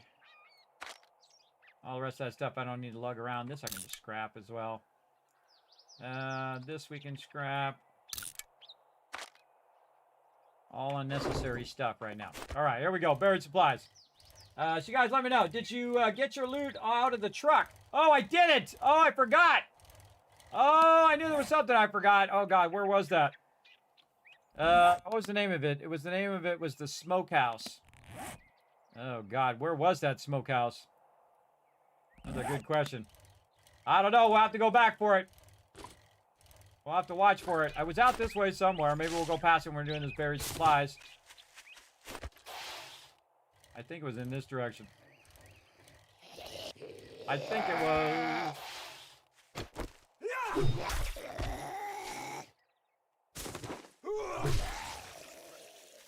Might as well get that XP while we're at it.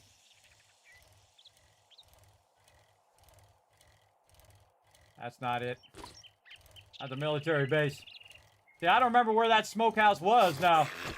Oh, I just thought of something. Huh. I just thought of an idea. I can't believe I never thought of it before. Until right this moment, everybody.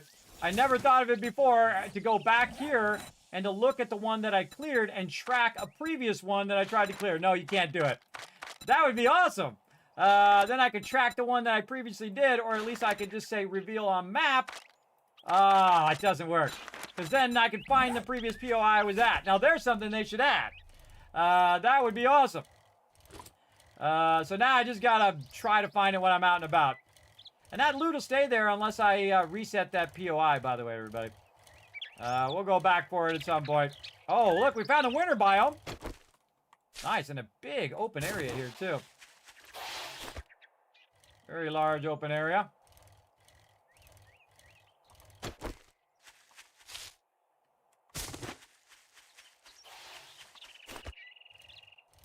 Oh, and the desert. Oh my gosh, the desert, the winter, and the forest all come together.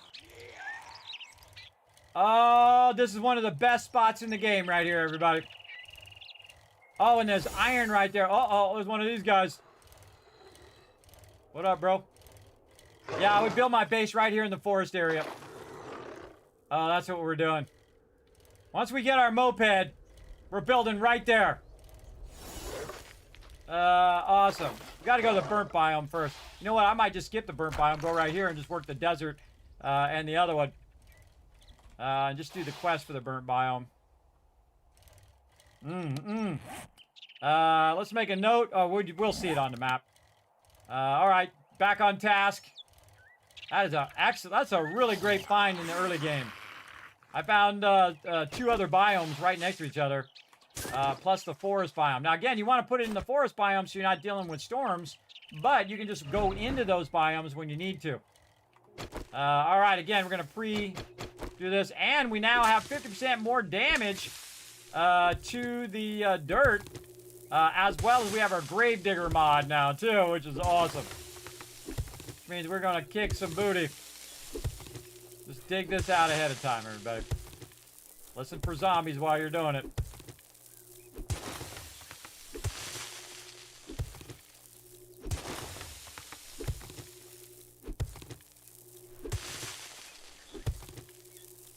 So, does anybody know? Does the 50% act all the time, or only when you're doing treasure quests?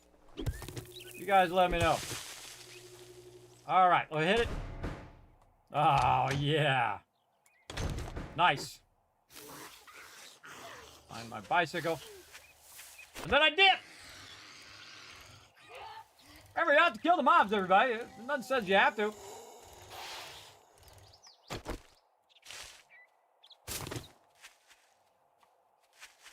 Sometimes I forget which way I ghost righted it. There we go. Easy mode. You believe it's all the time. All right, awesome. Awesome, man. We got to find that smokehouse again. I hate leaving loot behind. That sucks. How far was it away from the trader is a good question. That's something we can look up. Right? How far was it away from the trader? Oh, we can't do it unless we actually know where it's at. You know what we might do also is just every POI that we go to, we could mark that POI that we've already been there with a little X. Because that's what I actually do in real life, everybody. In real life, it was the zombie apocalypse. And I've done this in-game as well. Where I've marked off the locations I've already been. And that was before you had questing, right? When you would go and you would say, have I already done that house? Did I do the next house? And you just kind of X them out. Okay, I already did that one. I did this one. Because that's what I would do. And I think there should be an option where the loot does not respawn. It does not respawn when you do a quest. It does not respawn when you, every so often. You can just literally turn the respawn off. Now, you can set the loot to 0 where you get no loot. That's not what I'm talking about. I'm talking about having, oh man, red tea. Let's pump that. Let's pump some more of that. Learn this. Oh man, we got a Mega Crush too. So I'm just going to throw all this in there for right now. Come back for it in a minute.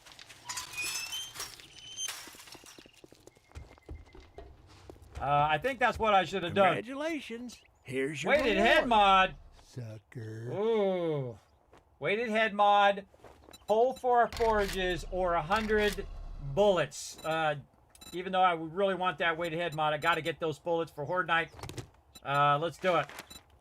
What do we got? You're going to make me do this Kevin residence again, huh? You know what? I'm going to go to the Honeysuckle Trailer Park. I'm going to resist. Did I do that one yet? No. Honeysuckle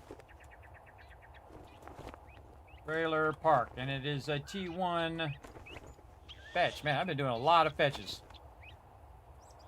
Honeysuckle Trailer Park. Let's make a pact. I'd say it's been an honor to work with you, but it would be a lie.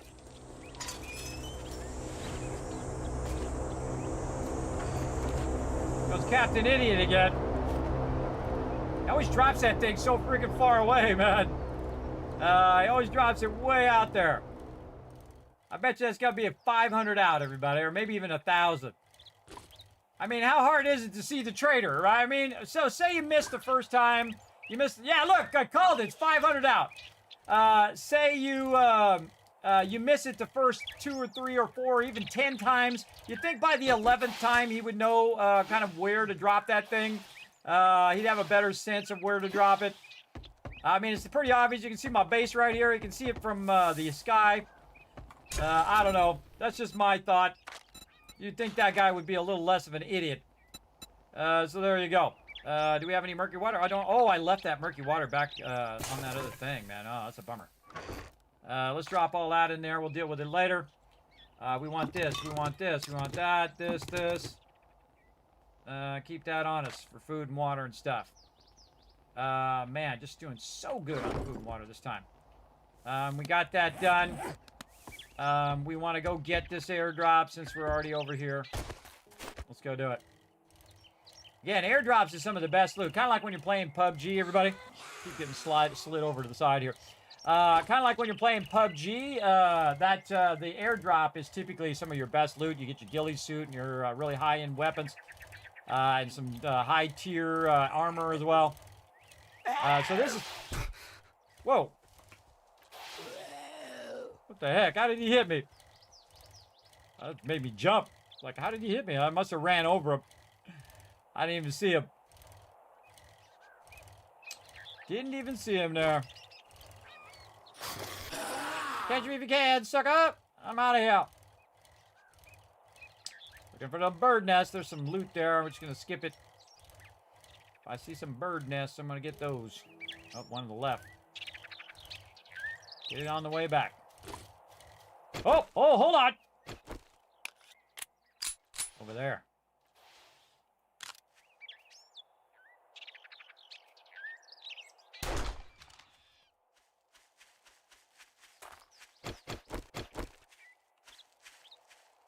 I gotta get over here and get it. We finally found an animal, everybody.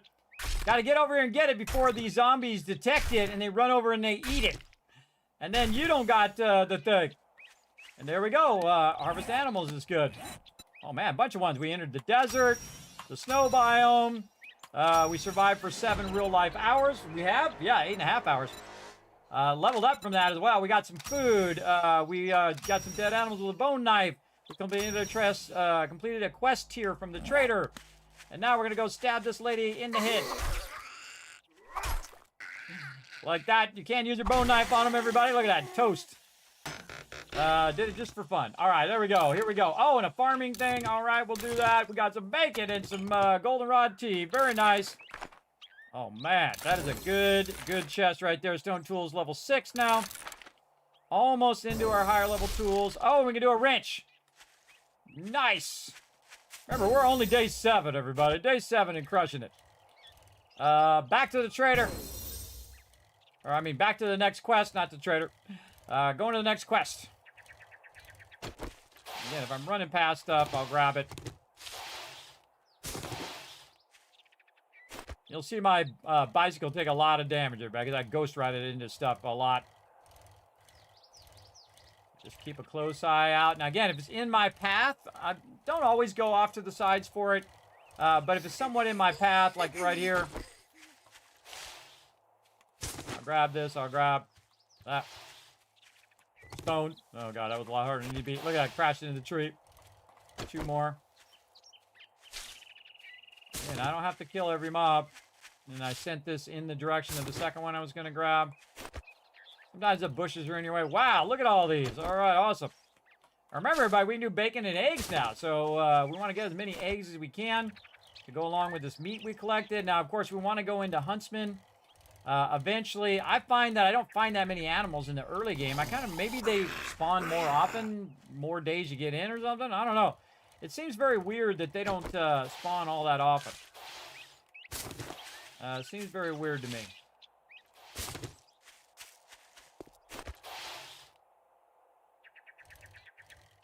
Sometimes it's faster to walk up the hill, by the way, than to ride your bicycle.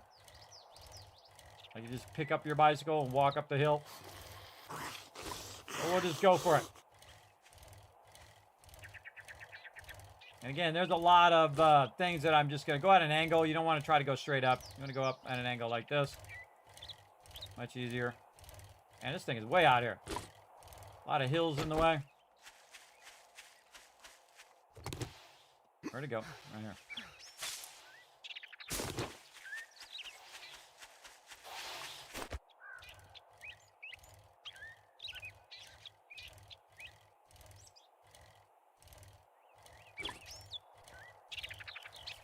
Sometimes it's easier just to go on the low side and then come back to the hills. But I'm also looking for bird nests. I'm going to ride up in the hills a bit here.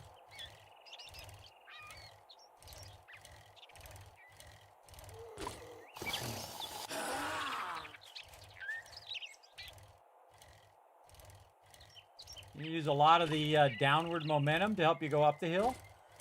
Like right there, you saw I went down a couple times and then it got me up over the hill. And then now we're going to have some serious momentum. Whoa, how about wasting all my momentum on a spin out? Bummer.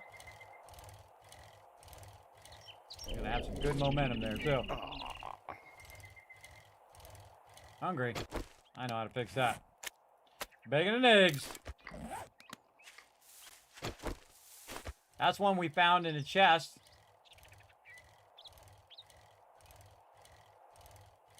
We're going to make some more when we get back. But right now, we're doing this quest that's way the heck out here. Bird nest. Watch out for explosive, everybody. Anytime you see some sort of military thing, watch out for explosives nearby. Totally worth your time to get every single one of those.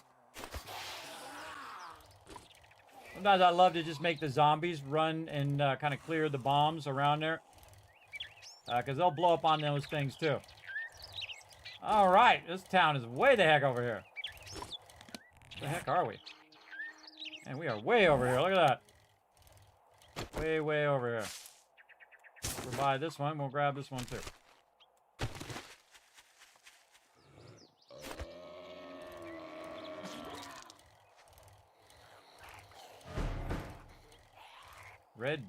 Red Barn Bed and Bath. Ah, the trailer park. Whoa!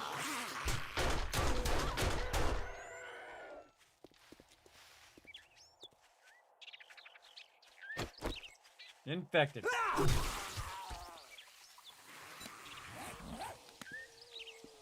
And got an abrasion. First aid bandage. Do I have any bandages? I don't want to use my kit. I didn't bring any bandages. Such is life. Blade quality 4. Nice. Mother coming at us here.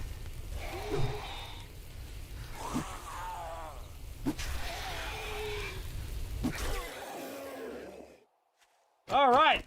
That's an auspicious start there. How about bone knife, everybody? Can we do better bone knives yet? Oh, level 4. All right, cool. Get rid of this one. Get yourself a better one.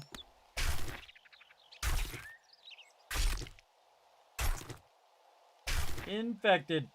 Luckily, we got some stuff back at the base. Do what we got to do. All right. Want to get past all of this to get to the start point. Put my bike out on the road here. Did I put anything in this bike? No. Cool. Put all that stuff in there. Put all that stuff in there. I also have to run around. We should make a storage box.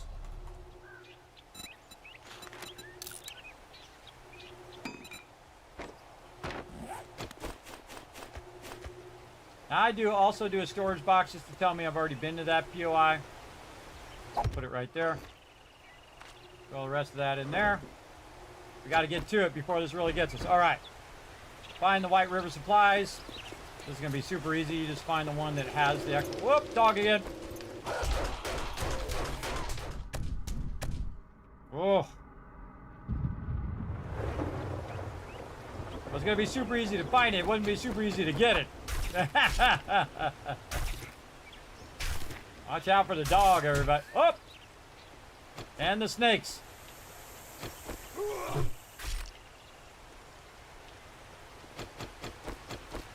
Dogs and snakes up in here.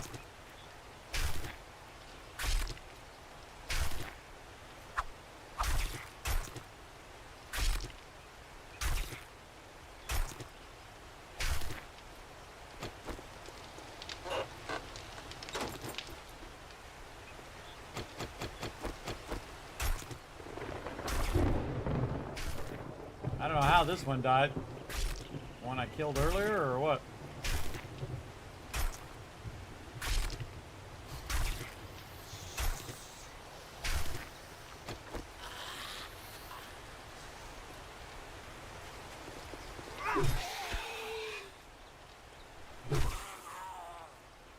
Not messing around.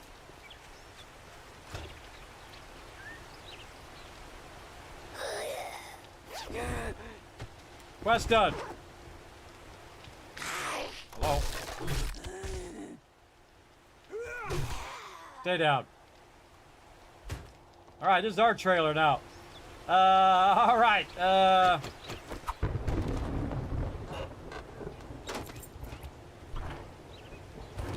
was a dark and stormy night. Maybe we'll find some meds while we're out and about here. Use our axe for this. Kind of a waste, but it's got a light, so we're gonna go with it. Right here. Nothing, nothing. Oh, okay. What we got here? Do 10% more damage to wolves. All right. Take it. No little safes or anything. We got all of this. All right. Again, if we have to run away now, we can because We have the quest done, and we're not going to fail the quest. Even if we die, we won't fail the quest now. And that's what you want. You definitely want to watch out for dogs in this one. Oh, harvest polymers complete. Nice. All right. Now, I'd like to stay here and get all this loot. But we just came over here to dip over here, get the quest done. And then we got to dip back because this sucker's a long way to go. And it is Horde Night, everybody. It is day 7. So it tells you don't have to loot everything. We'll come back to that particular one. I should make a note of where it's at. Right here. We're going to put it as 1 trailer park. And come back into that trailer park later so that we can get all the loot and find out where the end loot is and all of that. But I just wanted to dip over there, try to get that quest done, try to maybe get some more ammo before Horde Night. And it tells you don't have to do the whole entire quest and sit there and whatnot. Because the second Horde Night starts, it's going to start wherever I am. So it'll start over there, and then my base, building my base would have been useless. Now, of course, if I was in 20-minute days right now, everybody, I wouldn't make it. I wouldn't make it back. But I have my bicycle, I have a lot of food and water, and a good amount of stamina, so I have a good chance of making it. Normally, I would not have waited this long if I was in 20-minute days. These are default days, 1 hour per day.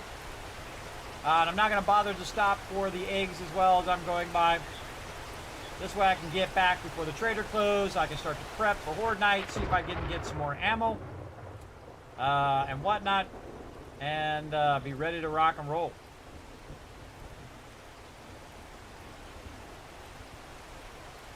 And then on day 8, we could go out and we could look for that loot that we left behind. Left it in that truck. It happens. Gotta find that smokehouse. Well, it obviously wasn't down there because we've been down there. And again, we can actually, you know what? I might mark what each one is. Like this one's the smokehouse and this one's this. And that one as we do the POIs. That'd be kind of a fun extra thing to do. A little tedious to do if you're going to do 100 of them, but at least we'll know that we did that thing. And if we need to go back to it, we know where it's at. We can also mark them as we're just going by. Right? Like we're going by one, like right here. Ooh. And we go by and we're naming one, the current residence. We can just mark it on the map as well. I think that's a pretty cool idea. We'll add that to this playthrough. See how it works out. Bazooka! That's Mighty Inspir in the chat. We know his special command. What's up, man?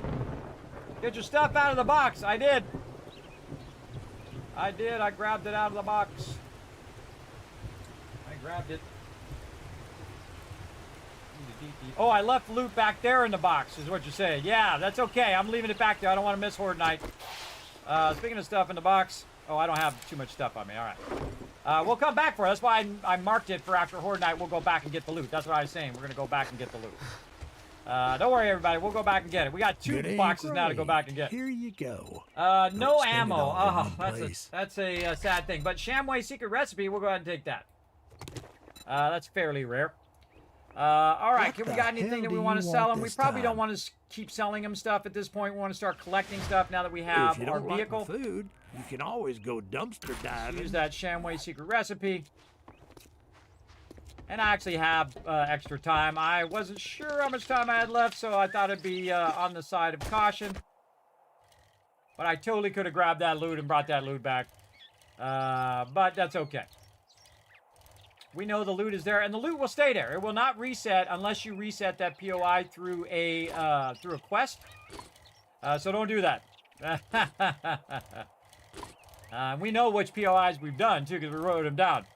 And I don't even know where the end loot is over there, so we got to go back and figure out where the end loot is and all that. Don't tell me. All part of the fun. But we did put some loot in our bicycle as well here. Come on, bicycle loot. There we go. Up onto our ladder. Look at our Kismet kill box looking good. We also need to get some more wood. Keep going around the backside. Stop doing that. Stop going around the backside of it. Holy moly, do we got a lot of loot. Okay, let's put all that in there. And then we're going to take out our water here. We're going to go ahead and cook that up. That's going to be perfect. All right, do that. We've got plenty of food and all the other stuff. They'll definitely hold us over for Horde Night. Whoa, we got 197 bullets. Okay, pretty good, pretty good. A little tempted to try to go back to that smokehouse. Now, where was the smokehouse? How far away was it? We went way over here.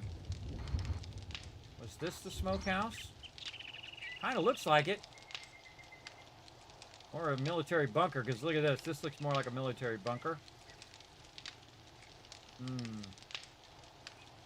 What would a smokehouse look from up above?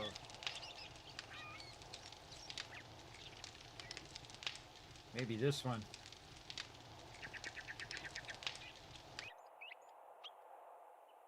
I kind of feel like it might be that one. Should have marked it. That'll teach me. Should have marked it, should have got my loot. I very rarely leave loot behind there, but that's a pretty rare occurrence. I'm a super looter. I loot everything. I'm going to try that one. And if not, I'll just kind of buzz through town. We got a little bit of time. Again, just kind of overestimated or underestimated, depending on how you look at it. And we're not going to put anything up here in the upper level, but what we are going to do is we're definitely going to take our grill and stuff out of here for sure. So that we don't lose that. That's super valuable at this stage. Red tea, water, chrysanthemums. I put them away again in here, which is irritating myself. 1 minute, plenty of time. All right. Those back in there. All right, gonna have plenty of stuff. Oh, we gotta work on our medical stuff. We gotta work and use our stuff here. We have goldenrod. Did we already use? Oh, I think we already used that other one. So if we hurry, we can go ahead and just buy some honey. Yeah. No honey in here. No other meds. Double check multiple times. No. Also, we can use a first aid bandage to help with our abrasion. Yeah, let's go buy some honey. I know that the trader had some honey before he reset. Don't know if he's got it now. Let's go see. Or our infection gets too bad. If it goes above a certain percentage for each item that you use, there's an upper percentage of it'll counteract that infection. Honey is one of the lowest. And they are going to make a thing where you can keep a beehive, everybody. Make your own honey. That's going to be cool. I can't wait for that. That's going to be super fun. Nothing in there. I'm going to leave my bicycle outside in case, for whatever reason, I can't get out in time before it kicks me. How did you get in here? What's the matter? Can't find what you're looking for? No. He's not going to have any now. You watch. Yep, he doesn't have any honey. All right. What else? Medical. Oh, he does have a honey. Why didn't it come up? That's weird. 240. Worth it. Totally worth it. Cures infection up to 5%. It goods, and that's all you buy? There we go. See, it's going to counter it. And now we good. All right. Oof. Do we have enough time? Do we have enough time? All right. How long is it going to take us to get over here? Let's go see. Again, you're going to watch your time up there at the top. We're leaving around 1900. About 7 p.m. 6 p.m., whatever it is. 3-hour difference.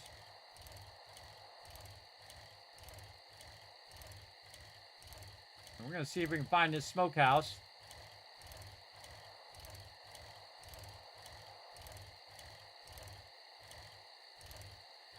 Not the smokehouse. Hoarder's house. Oh, that's my house right there. Hoarder's house.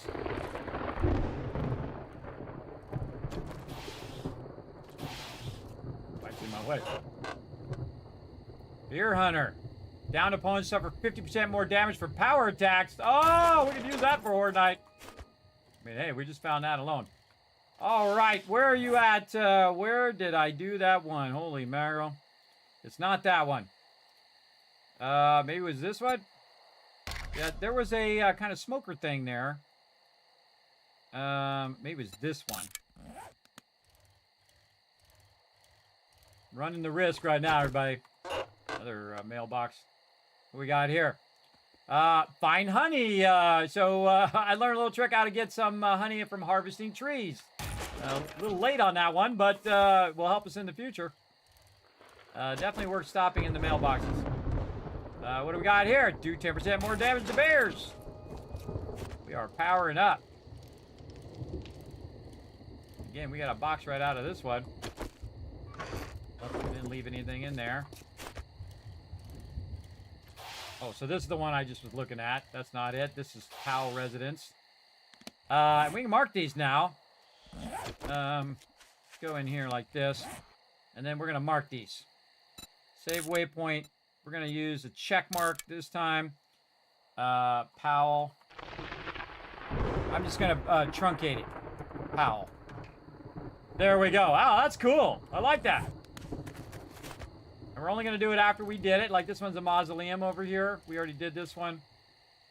Wow, this is kind of a fun little thing to do. I haven't done this in forever, but I have done it before. I know I have. But I haven't done it to this extent in a very long time. Like I'll mark things that are like the crack a book or something like that that my team needs to find. But very rarely do I actually get like super involved in doing it. We must have went down here for some reason, everybody. Because we went down past here. So I can see I've been there. Oh, this is Jerry's Phil's where we went. I think we left some loot over here at Jerry's Phil, didn't we? Okay, so this is Jerry's Phil over here. Getting so close to Horde Night, everybody. Very scary. Save waypoint. Jerry's Phil. All right, marking that out. All right, no such luck.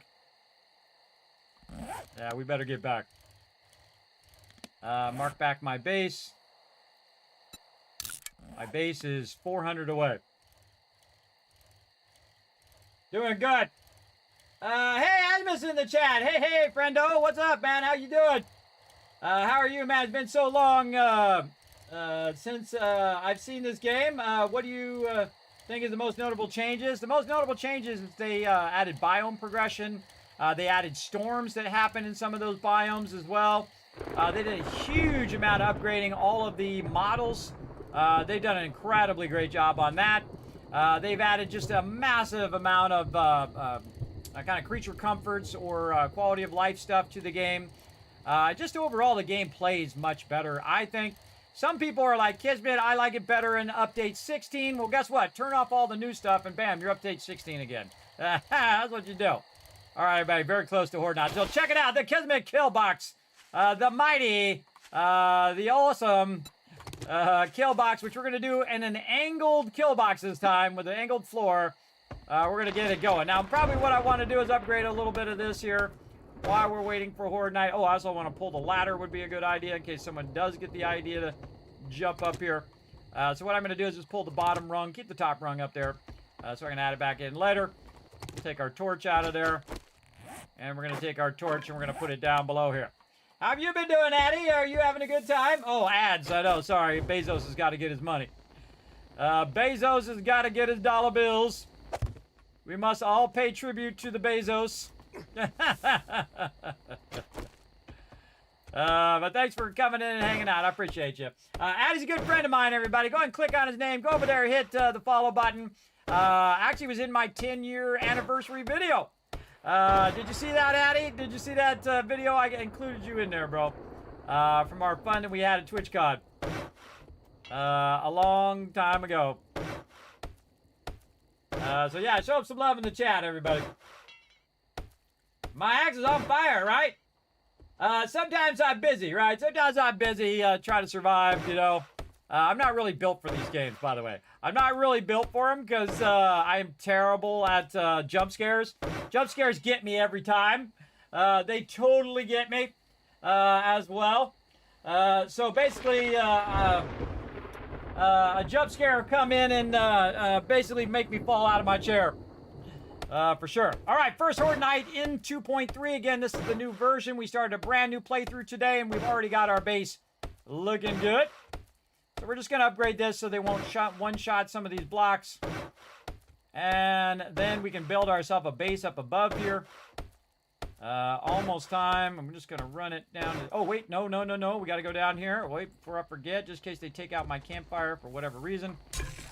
We are going to take these out right here. Take all this stuff out of here. I don't want to lose my stuff there. All right. Let's keep upgrading. Since we got a little minute to wait. We got a lot of ammo, too. There's a lot of ammo for day 7. I actually got myself a really nice weapon.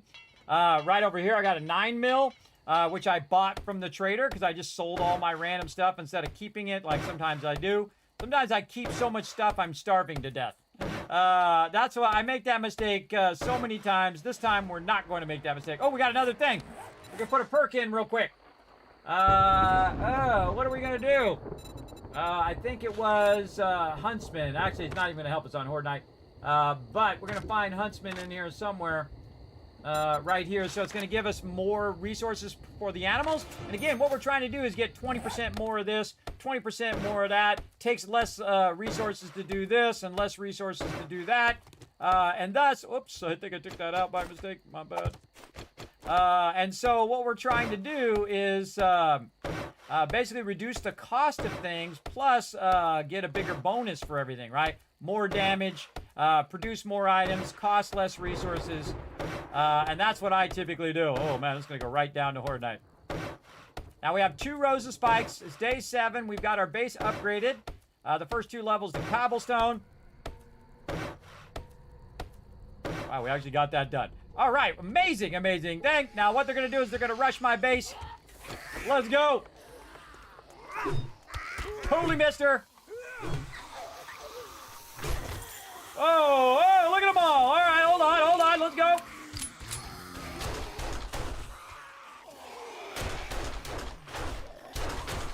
Don't let them die to the spikes. You want to kill them. Oh, thanks for the free loot. What do we got? Oh, home cooking. And some ammo. Don't have a weapon for it. Now, don't let them die to the spikes, everybody. You kill them. So you're getting all the XP. That's why you don't want to save this ammo. See, when they get back up, shoot them. Shoot that girl. Shoot this dude. Missed him. So normally they'll fall down on the spikes, and when they're getting back up, shoot them. So you're guaranteed that XP. Let's crouch as well.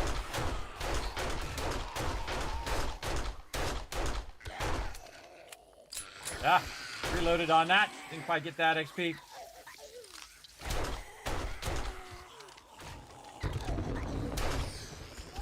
Get him with the headshots.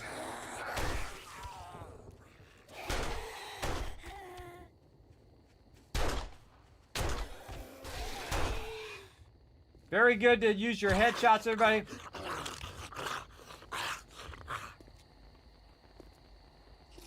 You dead? Yeah. See, I can loot from in here, too. Especially helps when you're running low on ammo. Get some headshots, everybody. Get those headshots. That guy's going to get back up. Shoot him before he dies. You're like, Kismet, why do you shoot him? That's because you're going to get the XP from it. This guy here, too. And you could potentially get drops, too. This guy, that girl, rolling in that XP. This guy's going to get back up. Shoot him. Reload in between times. Holy moly. Now remember, everybody, they changed it where it just will keep going until nighttime is over, and I love it.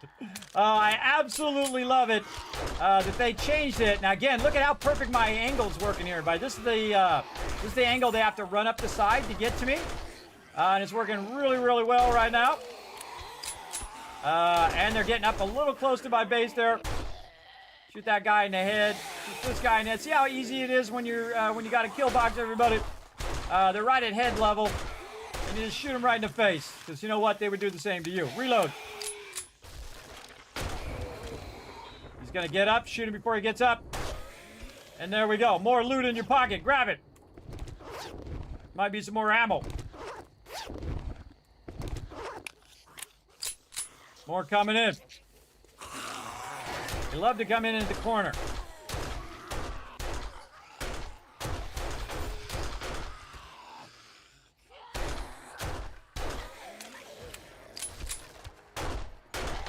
Another level up. That one's gonna get up. He died before he got up. Be the one to kill them, everybody. Be the one to kill them. Ah. Sometimes they dip their head right when I'm shooting.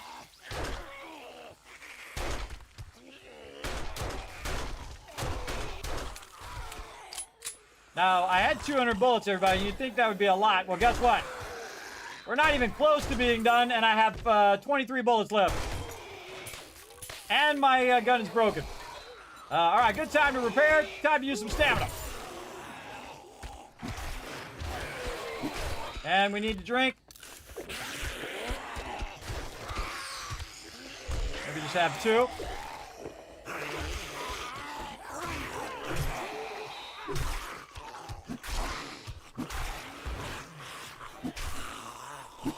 Now remember, early on, they're dumb, everybody. They're coming toward you. So before you get to day 21, they're just going to come toward you. So they're going to just run into the spikes. And hit that guy before he gets back up again. There's no spikes on this side. Put some more spikes down.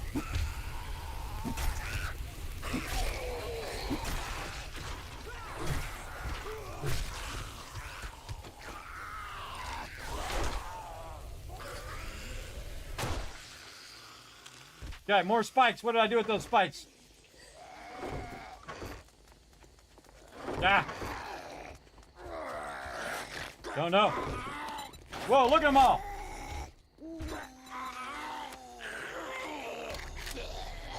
You're right with you. Oh, they actually hit me. That many bullets and I missed them all. I hate wasting bullets.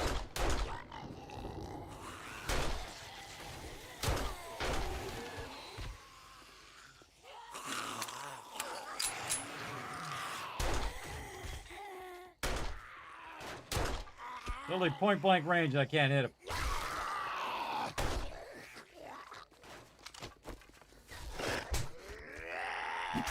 Now I need food. Jeez.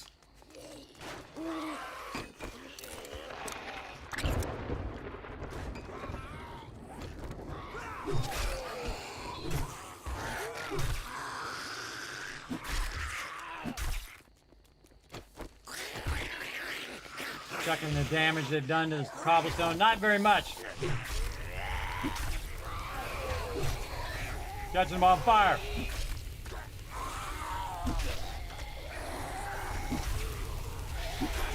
This is awesome.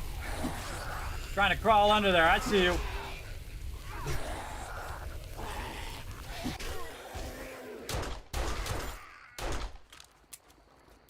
Out of bullets. All right. Long way to go. Hit me. Getting a little too close.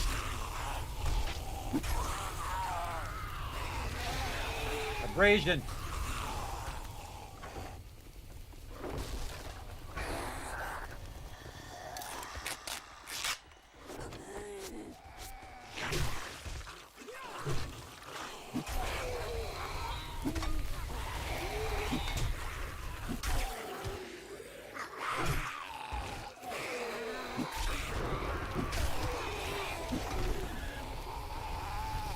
Base is holding up for now.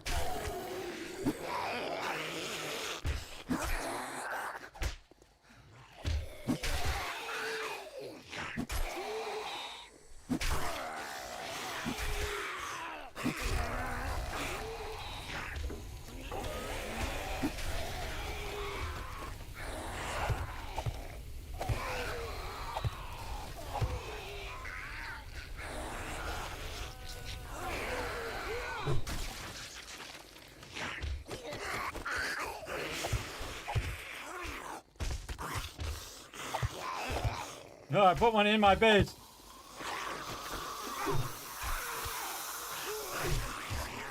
Get out from there. Trying to crawl up on my base.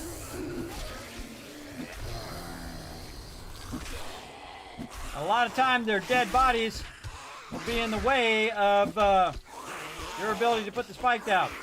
Do it quick. Try to get it in between when they're coming in. I knew I was going to do that.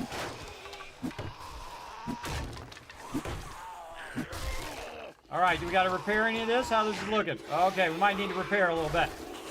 You got any cobblestone? Right here. All right, little repair. Over here, how are we looking? Oh, we're looking rock solid. We're looking good. Kismet Killbox doing his job.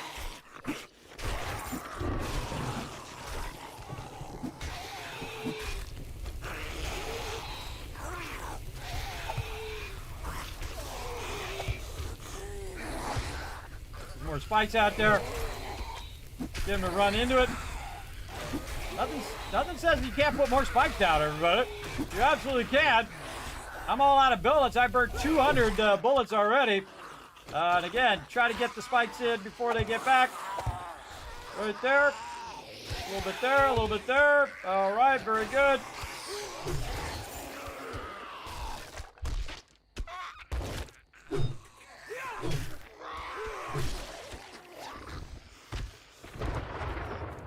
Oh, there's some coffee. Oh, that's a godsend right there. I'll take that, thank you. Now notice, everybody, that it wasn't just 3 waves. It just keeps going and going and going, and that's what's awesome. That's the biggest new thing that I like in the game, everybody, is that it just keeps going. It just keeps coming in, no matter what. More spikes. More spikes. Ah. Oh, God, I'm going to die from my own spikes. Heal myself with my thing.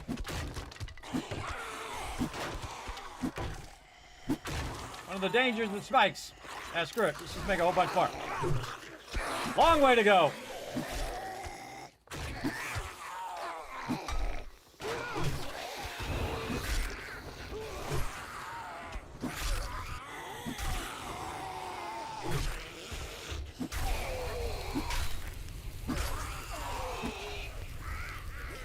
Try to catch them all on fire at this point.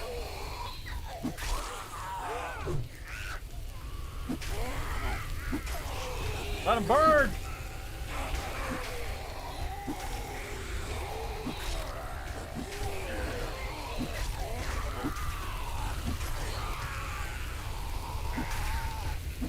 They're all burning.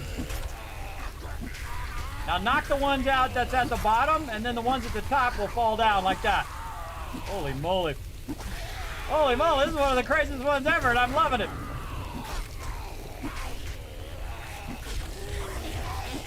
Just catching them all on fire. Who needs a Molotov, everybody? Just have a flaming axe. I'm just trying to keep them from climbing up. They can't climb up anyway, everybody, because I have the bars on the outside. That's what keeps them from getting up on top of each other. Oh, someone hit me there. Got to get some more honey after this.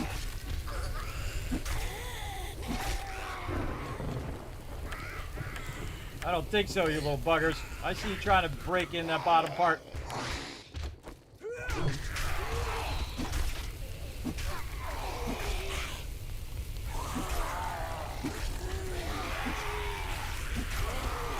This is awesome. Chop that guy's leg off. Trying to hit him in the head, everybody. Does more damage.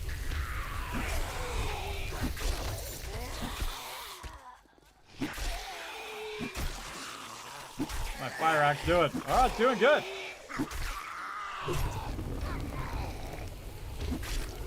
I gotta walk right into that. More spikes.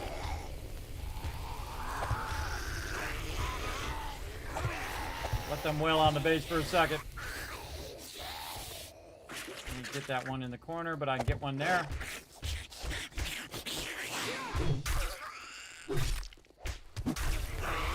Now, while I was putting them spikes down, I was building back up my stamina. Now, they only spawn 8 per player, everybody. But you can have up to 60 up on the screen by default if you're playing with a lot of people. But you're going to only have a maximum of 8 at any given time. Look at this lady trying to be tricky. Get out of there. More spikes. Some spikes out here.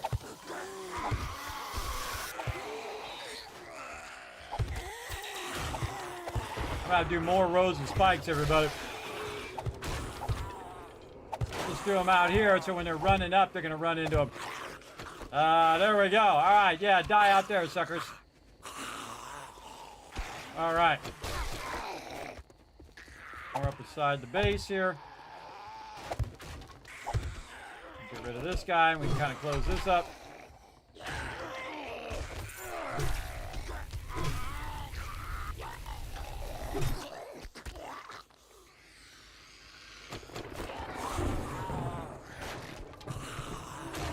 Put one right there.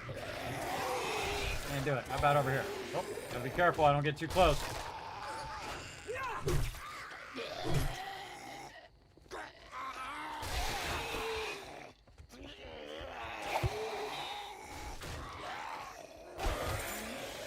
Ah, there we go. Got a spike right in up against the base. This way they're taking damage from the spikes, and then I can finish them off and get credit for the XP. That guy's going to get back up, get him while he's down, because I do more damage. With spears, actually, when they're down. Actually, I can use my spear right now. And use that.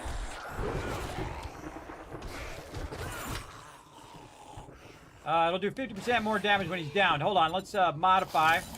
Pull this out of here. We'll put our spear on. Put that on the spear and go for it. The spear can hit from further away. And again, it takes more damage when they're down. He's down, boom, dead. Come on, come on. See, they're gonna get knocked down by the spikes.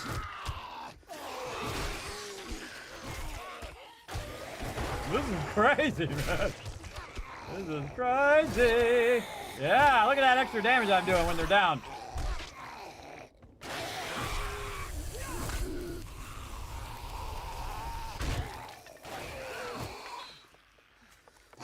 Crazy, crazy. Need more spikes.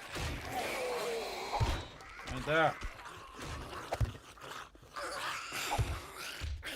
Yeah, see, working it in between where they're at. Let's go. Oh, wrong take. This one.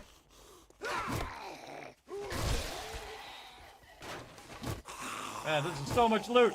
It's a little far. Maybe get him through there.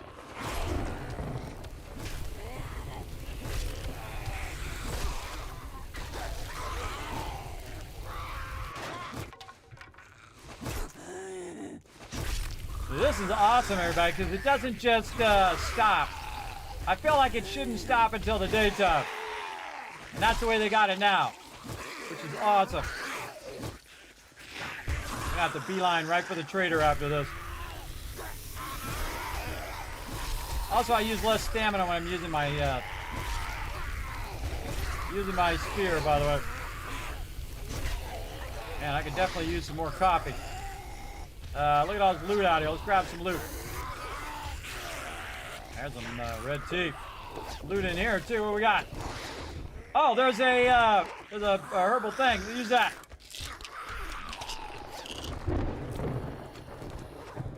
Oh, breach, breach, breach! Whoa, whoa, whoa, breach, breach! Close the thing. Pull the ladder. Oh, breach, breach, breach. I was not watching. All right, that's not good. Now they're inside my base. All right, fatigued. Eat vitamins. My vitamins are down there. But now it's daytime. Holy mackerel. All right, he's going to try to take out the thing. I have no ammo. Oh, no, I do. I picked up some ammo. Get away from my support. Oh, I didn't even notice I picked up a bunch of ammo. All right, let's finish him off. Remember, they go through one block now, everybody. One block. Oh, he's in the floor. Get out of the floor. Woo! That was a good one. That was a really good Horde Night. Holy mackerel, that's up there with the legendary one, everybody. Holy moly. Yeah, they breached. Not good. I let that go too long, and they breached through there, and they got in there. But you saw I had the quick release ladder, so they couldn't get to me. And then I realized I had some ammo that I'd picked up from some of those boxes. And we did it. We did it, everybody. We survived. Woo. Ooh, that was a close one, though. That was, almost came off the rails at the end there. Woo. Glad I got out of there ASAP. All right, I'm fatigued now. I got to go ahead and take some of my vitamins. Right over here.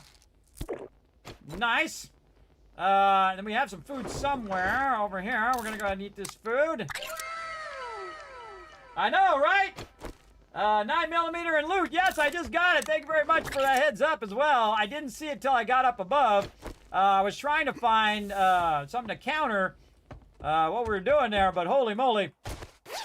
What a good run, everybody. What a good run that was. That's a lot of mobs and a lot of loot, too. All right, we're just going to grab them as quick as we can so we don't want them to despawn, because they will despawn after a certain amount of time. Now, here's what you do. Just read all the books, everybody. Read all the books. Sharp sticks there. What is this? 10% more damage with 9mm weapons. Yes, please. I could have used that on Horde Night, but I'll take it after. I'm not too picky. Upgrading all of our various skills. We also have armor plating mod. What do we got here? Farmer outfit. Ooh, that's some foreshadowing if I've ever seen it. Retracting stock mod as well. We also got a pocket mod. Some raider outfit. We're going to just wear that straight up so we can then go ahead and scrap our primitive outfit. We're then going to take our raider outfit right here, which is going to give us more natural critical healing. And we're also going to do pocket mod. Nice. Okay, there we go. Let's keep going. What else do we got? More ammo. Let's hope I got enough ammo back to replace the 200 ammo that I used, which I seriously doubt. That was a lot of ammo I used. A lot of ammo. Oh, there we go. The Huntsman one. I was going to get that one, but now I got it for free. Even better.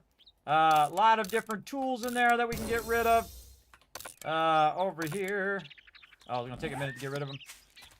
Any other ones? Again, look, this pyramid worked perfectly, everybody. They ran straight up. It's kind of a reverse pyramid where it creates like an edge so they can run up on that edge and get up to the top. Worked beautifully. I'd say in the new game, everybody, you need 5 rows of spikes.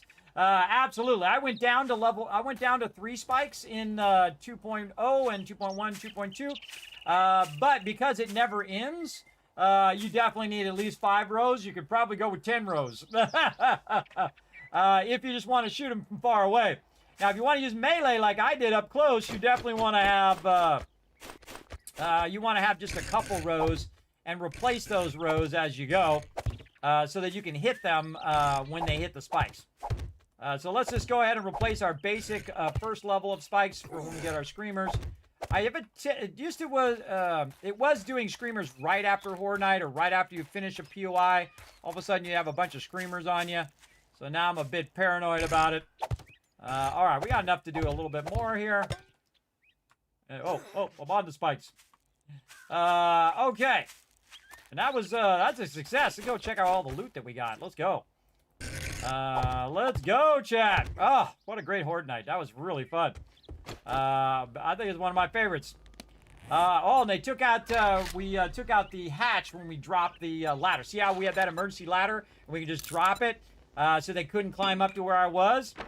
Though it's kind of dangerous to have them down there. That's where all my loot was down there, or is. Kind of dangerous to do that too, but such is life. So this way. There we go.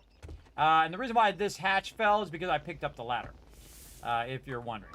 Okay, wow, lots of stuff. Some miner boots as well. We're definitely going to wear that because it's better than our little junky primitive shoes that we have. Let's get rid of those. We have some farmer outfit. Yeah, for when we get to our farming stuff. A good amount of food here. We'll just go ahead and eat this food. Like this. And this food. There. And here's what I'm going to do, everybody. I'm going to hit R to grab all that loot. And then I'm going to try to put the loot in here. Any loot that we can. And then scrap anything that we don't need there.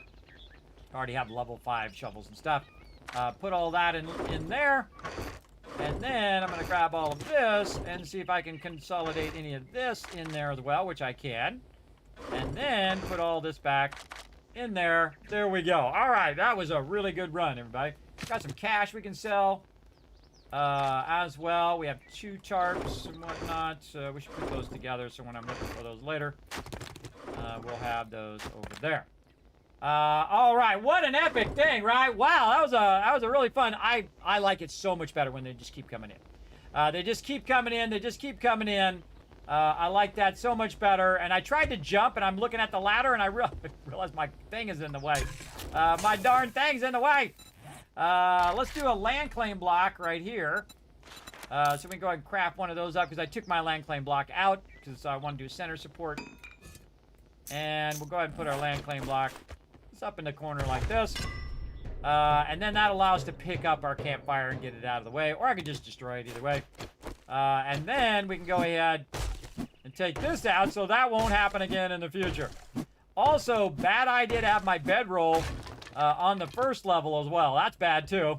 Definitely want to have that in the upper level in case I did die and I needed to respawn. I'd put that up here at the very top. I can also respawn by my bag and whatnot, but we'll put that up there now so it's out of the way. And wow, what an awesome thing, everybody. That was really, really fun. Highly recommend a brand new playthrough in 2.3 of 7 Days to Die. I had an incredibly great time there. And then what we're also going to do is go ahead and start moving our loot up to this top part here. So let's go ahead and do a little bit of measuring here, just so we can get started. We're going to work a little bit on the base, and then, of course, I've got to go rest up, come back, do it all over again, maybe. We'll see. We're going to play some other stuff. Potentially tonight. So I use a plus pattern, everybody. And this plus pattern represents my dew collectors. Right? And I think I could get it a little closer to the edge, and we could just do an outside wall. So we're going to go ahead and do this like this, and then just do a plus, because it's a 3x3 pattern. So it's telling you that's actually the size of the dew collector. And then I'm going to put another block, and then I'm going to put another block here, and then make a plus out of that. So it creates this pattern of a 2 block in between, right? So one here. Put one there, and then this, and then this. And we can see that there's 2 blocks left over on the far side here if we start from the edge. And if we start from this edge over here. And you're like, well, Kismet, you got to put a wall there. Well, one of the things that I do is I actually use an outside wall. So you go ahead and do a plate, and you take the plate and you rotate it so it sits on the outside wall like this. And so that means that you can put more dew collectors and you have more overall space. And your wall itself does not take up all of that space, which is pretty awesome, everybody. Really, really a great way of doing walls. Again, to kind of extend them outside your actual building area. Like that. So there we go. So we can get 3 across there. Very nice. What if we switch in the other direction? What if we go this way? We do the same thing here. We'll go ahead and measure these out by just making some pluses. Basically what we're doing. Now remember, this base is square, everybody, so you can have the same issue going this way because it's the same distance that way as it is this way, right? So either way you go, it's going to end up like that. Now, can I get some side by side right here, right? What if I ran them side by side? Can I get a whole bunch of them in here like this? Looks good. 1, 2, 3, 4, 5, 6. So I could get 6 dew collectors right here in that spot. So I'm going to say that that is going to be a good spot for those dew collectors. Again, we pre-measured them out. Looks good. Now, we also need some forges and things of that nature. Now, look at all this room we have over here, everybody. You know what we're going to do over here? We're going to do a garden over here. So, yeah, we're going to go ahead and run our garden right along here. We're going to match it up right to the edge of our dew collectors here. And we're going to say these are going to be all of our farming plots. Again, visualizing it in your head. Just like this, with a nice big fat farm right there. That's 1, 2, 3, 4, 5 in a row. That's 5, 15. That's 10, 10, 15, 20. So there we go. And we can probably move this out of the way and even go, let's say, a couple more. And we're going to have a very, very large farm right in there. Very nice. Now you're like, Kismet, all you got is this little space left. Well, I'm going to utilize this space to the ultimate degree. Because if I use this space over here, or I put it long ways, I could put some forges there. I could put some forges along the back edge like this. Now, you definitely, if you're putting forges on the edge, everybody, and your mobs are shooting up at you, you definitely want to have it protected against it getting hit. You also want to think that if you have farms here, everybody, that if you put corn down, it's got to be at least 3 high like that. So when you're putting your roof on, make sure that you do have that extra thing. Now, in the corner, we're not going to do that because the corner has to actually come in by 2 over here because we're extending this out by 2. I'll go show you down here. You can see down here that we're extending this out by 2 in this direction from the actual center support. So we go 1, 2, and then the third one back in the corner is going to be our support, which is going to actually support the upper level up above this. So we want to think that through right now before we get too far into doing farms and all that stuff. That's why you kind of spec that out. Again, we're going to go 3. Kind of feel like we're going to go 3 and then 4. Again, to match up to this. And maybe just one more to give us a little bit of space above our farm, right? So that if we want to put, say, mushrooms above the farm, that the corn itself is not going to block our ability to put those mushrooms up there. So 1, 2, 3, 4. And that one actually would be 5. So that would be 5 up. So here we go again. 1, 2 back, and then here in the corner. And 1, 2, 3, 4, 5. So now we're just putting in our supports, so we know where all of our supports are going to go. Our other support's going to go right there, I believe. Yes. This is our center support. 2, 3, 4, and 5. Again, same thing over here. 2 back from the corner. 1, 2, and then this one, which is going to block that dew collector, everybody. You're not going to be able to get that dew collector in there. So we're going to have to think of something else, or we just won't add that one. That's fine. We can do which is 5. 1, 2, 3, 4, and 5. There we go. Take this little mock-up for the dew collector out of there, because, again, that's going to block it. And then right here, same thing. This one's going to get blocked, so we're going to take that one out. Now we're down to 1, 2, 3, and 4 right over there. Now, another thing we can do is use this inner space here as well as more farm. So we can just go ahead and say, you know what, we're going to go ahead and just square this off as farm here. And just throw a few extras right in there. And now we have 4 dew collectors. And we've got our farm. And again, we'll put our walls on the outside of the block so that we can maximize all that space. We'll just extend that on. Now, we have to think about, okay, well, how can we fit this? We can't fit a dew collector over here, right, because this pole's going to be in the way. We can adjust these, so these are kind of over a bit more as well. But now we need to think about our corner supports again. Right over here, 1, 2, 3, 4, 5. And for all you smart people who already figured it out, that's right, we're blocked again, so no more dew collector there. Again, so you can see that we're pretty blocked in our ability to put the dew collector if we are going to use all these center supports. Now, what we can do in the upper level, everybody, is actually not use the center support and then just go ahead and use the 4 outer supports to keep the upper level up. And the bottom level, I would definitely do a center support, because if they come in there and they're taking out a left one and a right support, and then you don't have a center support, you're going to be in trouble. But for the upper part of the base, the corner supports would be enough if you're hurting for a space to put your dew collectors. But what we're going to do is we're going to work our magic over here. And we're going to say 1, 2, 3. Oh, that's in the way. This is all in the way. What we can do is go ahead and reduce our farm here, right? So we're going to go ahead and say, you know what? We're going to take all this down. And we're going to go ahead and go right from the center here. Like this. 1. Oh, nope. Right here. 1, 2. And then here. And here. And there we go. Dew collector there. All right. We're going to redo all of this. We'll take all this back up again. Now that we have all of our supports down, you'll see how we're going to kind of unify it a bit. Okay, and then on the other side here, we know we got a center support there. We're going to go ahead and offset this. Dew collector there, right? And then from here, 1, and then dew collector there. Very nice. Again, remember, this is going to be a 3x3, so it's going to use all that up.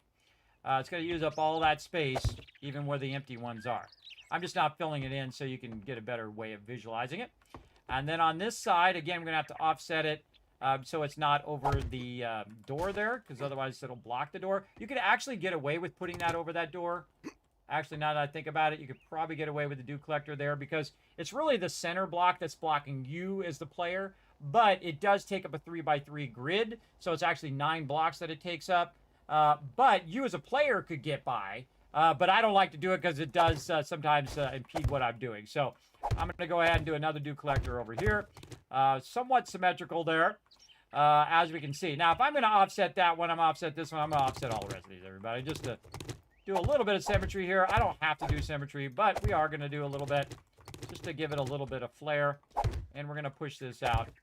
And now we have the most important things mapped out, right? Our dew collectors. Now, our forges could go wherever. In fact, I can line the forges along the outside edge like this. And because this dew collector is going to allow me to run underneath it, this block actually is not going to be blocking me. It'll be blocking you putting anything down. But I can run along here. I can run along this whole outside edge of the entire base and not really have that issue as well because the dew collector, again, is not going to be blocking me. I can just right past there.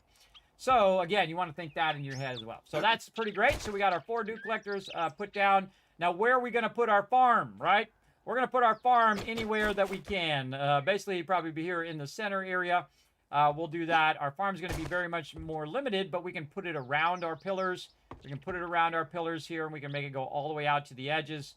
And then what I would do is I put your all of your stuff that's about forges and things like that. I would put that probably here in the center.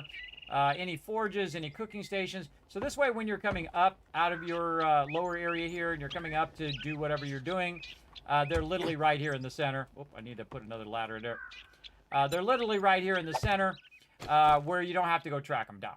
Another thing that we can do is we can make these a little thinner, right? Just to make it easier for you to navigate through here. So we're going to go ahead on this particular center support. We're going to go ahead and use our poles that we did, our pillars that we did before on this center support. Okay, there we go. And we're going to do a center pillar, a 0.25, centered right here. And again, it was right there. And now, just make it easier on you, you can, I'm just going to put that down so I can stand on it.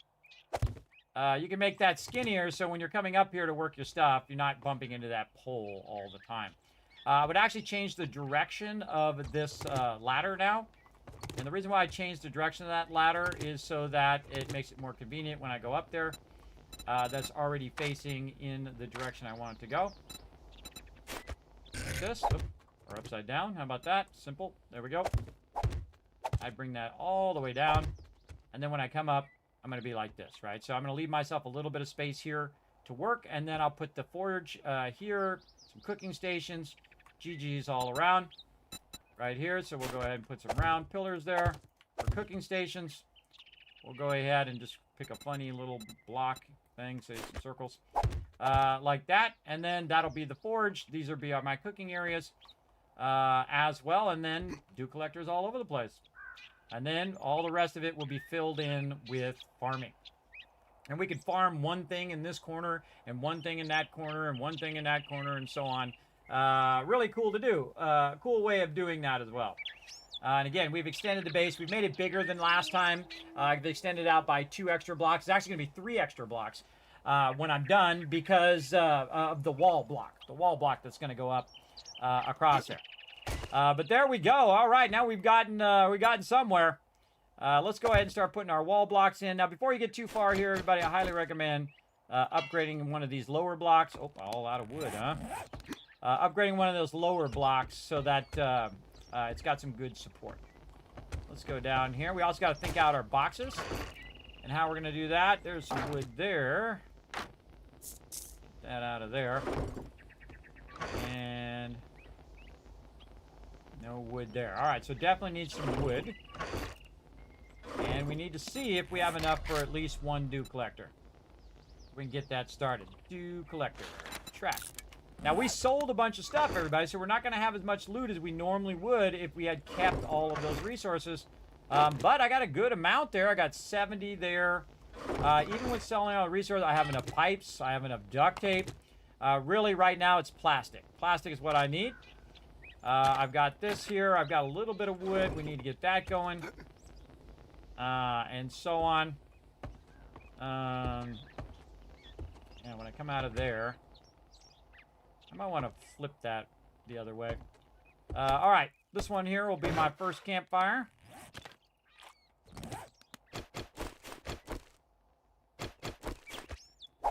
There we go. Let's upgrade this center support.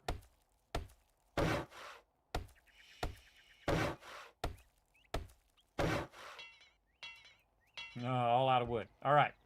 All right, more wood. Let's go. Good time to also be thinking about our tree farm. So let's go ahead and take some of our stuff with us. Anything else in here we might want to grab? Oh man, we have some stuff there. 2 cooking pots as well.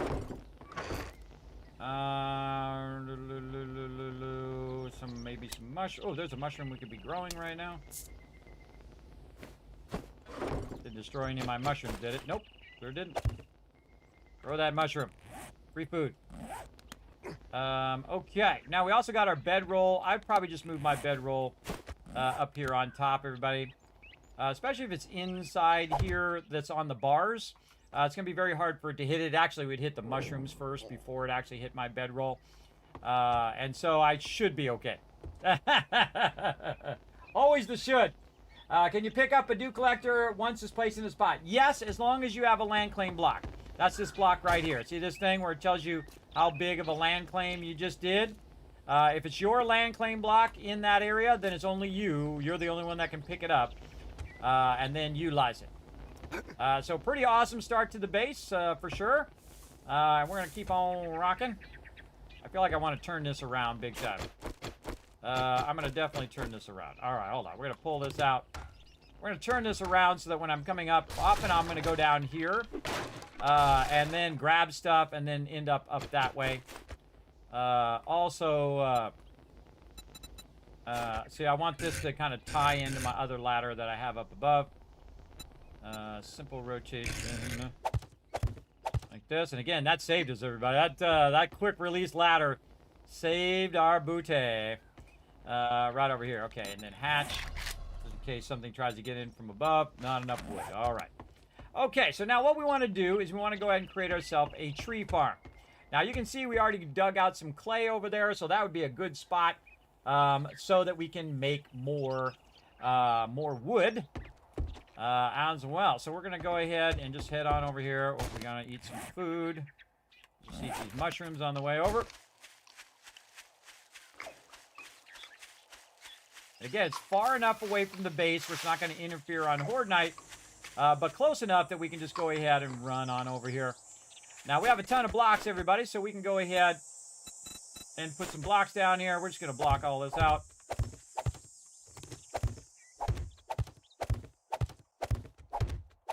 Quick and easy.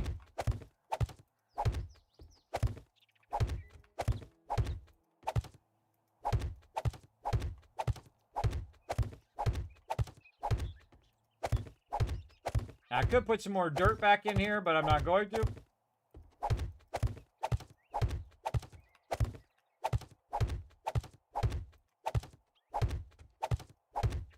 Since we already have a nice flat area we can use, we're going to use that instead.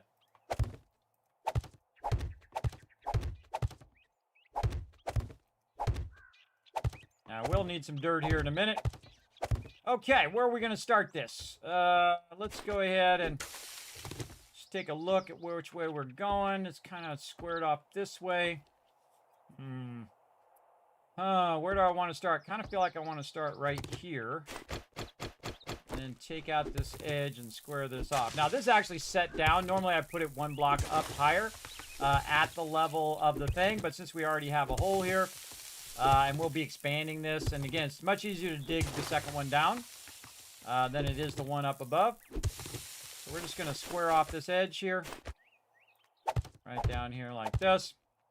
And then maybe another squaring of this edge. We'll square all this off. The mobs can still get out of here. That's the most important thing.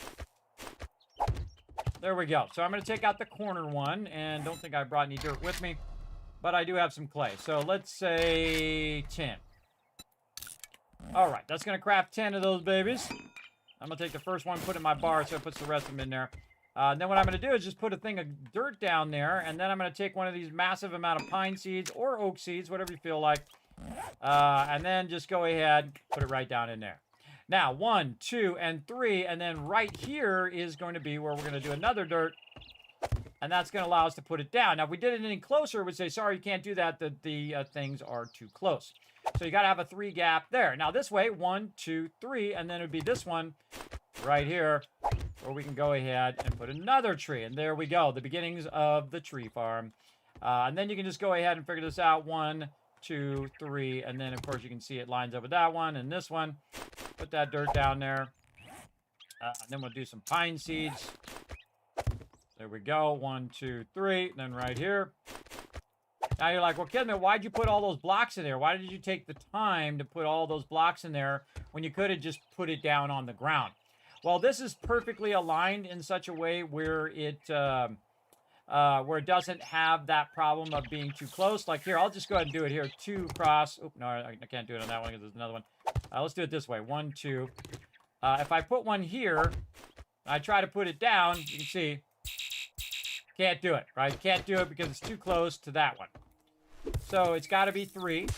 And the reason why I did it down here is because it's easier. It's just more convenient since I've already dug it all out to start a tree farm here. And then I can just come over here and grab it. Also, I'll be cutting this back a bit and kind of angling it 1 block back so it'll be at an angle. So the mobs, if they do come down here, they can easily get out. Keep that in mind when you're doing this kind of stuff. And then again, 1, 2, 3, and then this one right here. Again, look, it's already pre-done for me, everybody. It's already been worked a bit. Over here, we're going to go ahead and block this out some more. Again, as I continue to pull out the dirt, I will continue to build the tree farm. And all you need is some blocks, everybody. That just keeps them from getting stuck down in there. 1, 2, 3. It's actually this one. What's up? Get over here. Oh, totally missed him. Hitting him with this flaming spear. He's on fire! Aha, 50% damage while you're down. I put that flaming thing on all my stuff, everybody. It's awesome. It is very awesome. Also because it's a great source of light, too. So here we go. 1, 2, 3, and it's this one right here. Now me, I'm old school, so I'm going to take this out and the thing next to it out. Oh my God, it's like 2 o'clock in the afternoon. I got to go to the gym in a few hours. I got to get to the gym. And then I got to come back, do a bonus stream, maybe. We'll see. We'll see how I feel after. There we go. 1, 2, 3, right there. All right, we got some trees growing. Those take about 3 or 4 in-game days. Everybody depends on the tree, I believe, or something. I think it's 3 days, if I'm remembering correctly. We just use that whole area for planting trees. And we'll square it all out and make it look better later on. But again, that's 1, 2, 3, 4, 5, 6, 7, 8 trees that's going to grow. While that's growing, we're going to go ahead and use our axe to get the rest of this. Oh, and we should, we're going to use our axe. We should put this back on it so it's doing more block damage. There we go. The whole forest on fire. Only I can prevent forest fires. Yes, thank you. That's my issue. I placed one down by Rex on accident and can't pick it up. Yeah, what you do is you hold down. If you put it too close to Rex, you cannot put your land claim block that close, right? You don't want to put it too close to him. You want to put it out.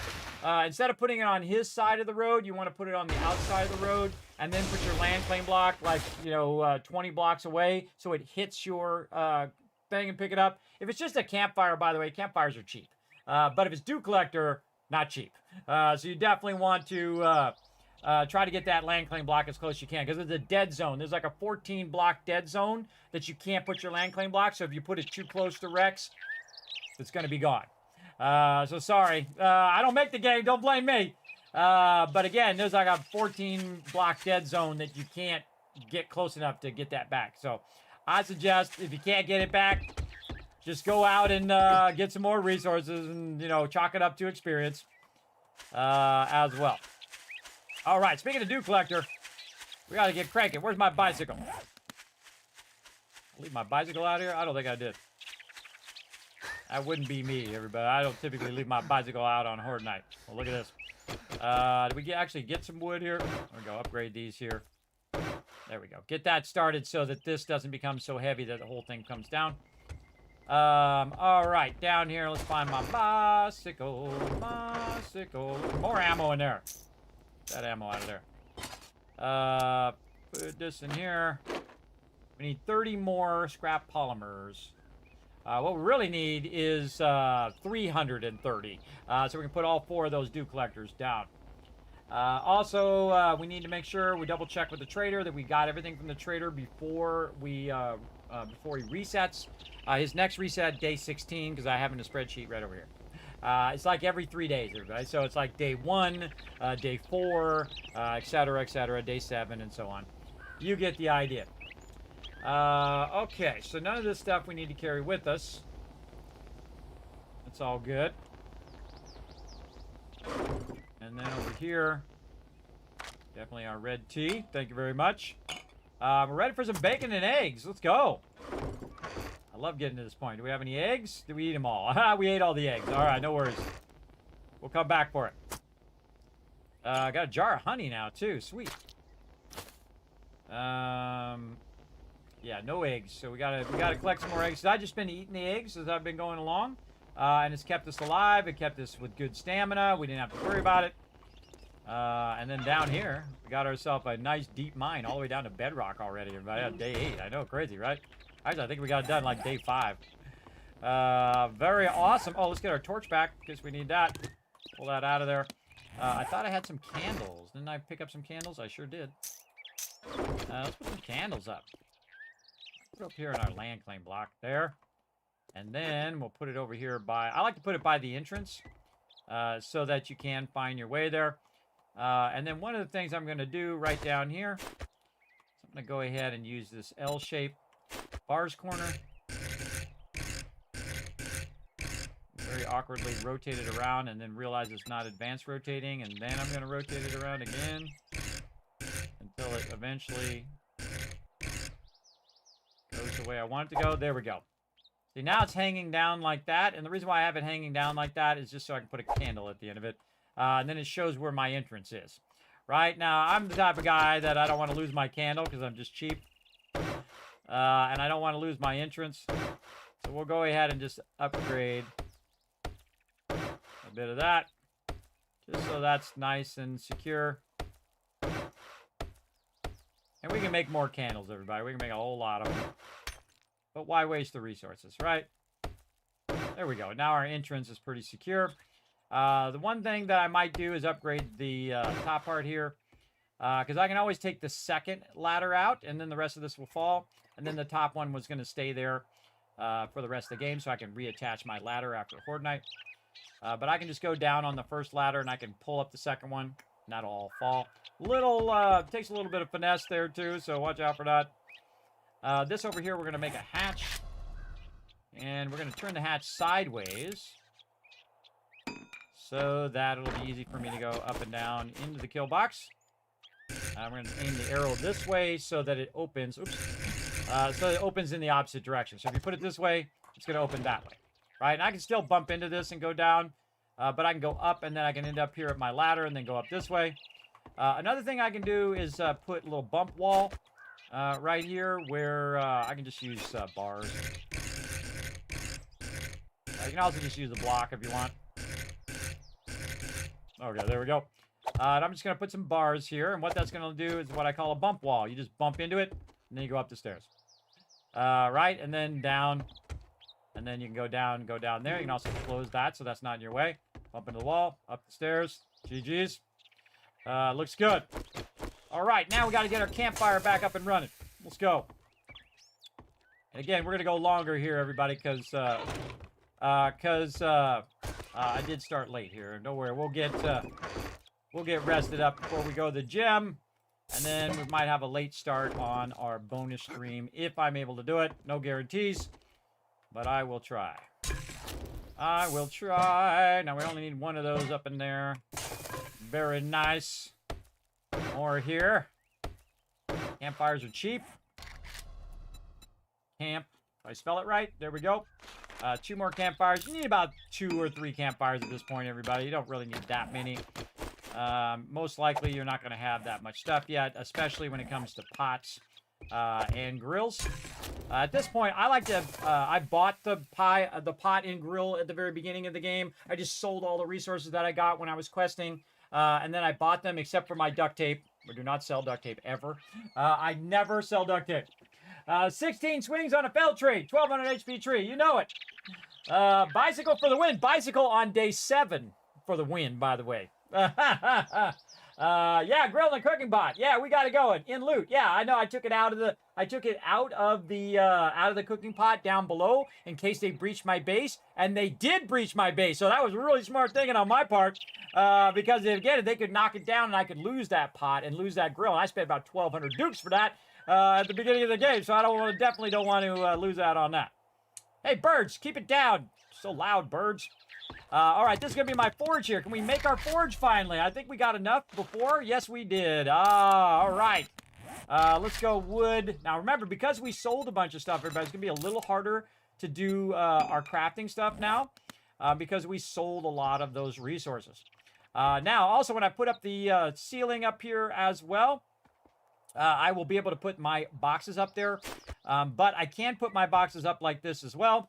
And here's a great little trick, everybody. You just go to this top one right here. And we're just going to put on a... Oh, we got to go up a little bit first. Just put on a big circle one here. Oop, not high enough. There we go. Right there. So that's a great place to put your boxes, way up away from your stuff. Now, again, if you're going to be putting, say, farms in here or whatever, make sure that you do have enough room where you can actually put the farm, which would be 3, 1, 2, 3. We'll say to here. And then you have an extra block up on top where we could put boxes or we could put mushrooms. And I'm going to make it where I'm going to put mushrooms clear across the entire thing. And again, that's why this is up so high. Now, this actually is going to go up like this. And we're going to have another level up over the top here, which will also be square like this. And then we can just run this across like we did on previous levels. And now we're getting a serious tower going here. This is always really fun to do, everybody. It's one of my favorite things. Showing you guys my different styles of bases. I have all sorts of different styles of bases. And all of them are awesome. I know that's a tall order, but it is awesome. Especially the kill box here, which is so easy to build. You see me build it even before day 7. I had it upgraded to cobblestone on day 7, everybody. I mean, hey, if that doesn't tell you, nothing will right there. And there we go, right across here. We got our center supports in. Looking good. A lot of wood we're going to need to upgrade all of that, but look at how high up that is. And again, we're going to extend it out by putting the walls way out like this. And we're going to have all this extra room, the ability to run around the outside, collect all the water, put it into boxes and stuff. Now, my primary box, I would put like right up here, up where I could reach it. It's going to be a little awkward. It's going to be straight above my head. Another thing I can do is I can actually put the boxes in the ground, everybody, as part of the base itself. Like right here. So we can go ahead and take this out. Right here. And put a storage box here. Now, if you leave it the way it is... I don't have enough wood. Let me go down here. By the way, if you didn't know, you can actually go in and put a bunch of these in a separate stack. And just scrap this back to wood if you want to. Then it'll give me 13 wood there. And then I can then make a storage crate. I forgot to mention that before. All right, so now what we can do is we can put a box here that we can use in the floor, so we don't have to put it in the ceiling, which is what I did down below as well. But it's dangerous, everybody. Dangerous that some mobs could be shooting through here. You're standing up here fighting. It shoots through there. Bam, hits your box gets destroyed. All your stuff drops, right? So this would be something that I would upgrade right away, right? Also, it's part of your center line support, so keep that in mind. So it's supporting the center line of the base. So if this is weak, it's going to cause the rest of your base to come down. So this would be, all the boxes would be something I would do to forge iron as quick as possible. That's why we're going to get our forge going. So we get some forge. We're going to get some nails going first and then some forge iron. All right, down here. Let's go back down here. Look at how nice it is with those backings that are helping us. All right, we got enough. We saved our duct tape. Super smart. We saved our... Oh, get over there. Get over there. And we saved our pipes. And look, even though I sold all that stuff, everybody, still had enough to make a forge. So pretty awesome. Pretty awesome. We just need a little bit more plastic for our dew collectors and be good. Also, here in the kill box, everybody, you can go ahead and just bring this all the way down now. While you're out of horde nighttime. Oh, more mushrooms. Here are my little mushrooms. Should have put my outfit on. I just thought of that. Should have put my little farming outfit on. I forget what that does. What does the chest piece do? It does adds a chance to harvest an extra crop, right? So I could have got an extra crop out of it. What I want to do is harvest the seeds. That's the real thing I want to do, so I can put the then put more up there. And again, we're going to put all of these. Actually, fairly good use of the kill box too. We go in here and put it all in the kill box because the kill box is not being used for 6 days, and then on the 7th day you use it, and then the next 6 days it's not doing anything, and so on. You get the idea. I'm just going to eat these mushrooms. Again, we're just living off mushrooms right now. Easy mode. Nom nom nom nom. And we can cook mushrooms too. At some point. As well. Let's see. Where's our mushroom thing that we cook? Oh man, I'm trying to remember. Vegetable stew. That's what it's called. Right here. Veggie stew. We're going to use mushrooms, ear of corn, potatoes, and water. This is the thing we're aiming for. Don't have it unlocked right now. You can see it's locked over here.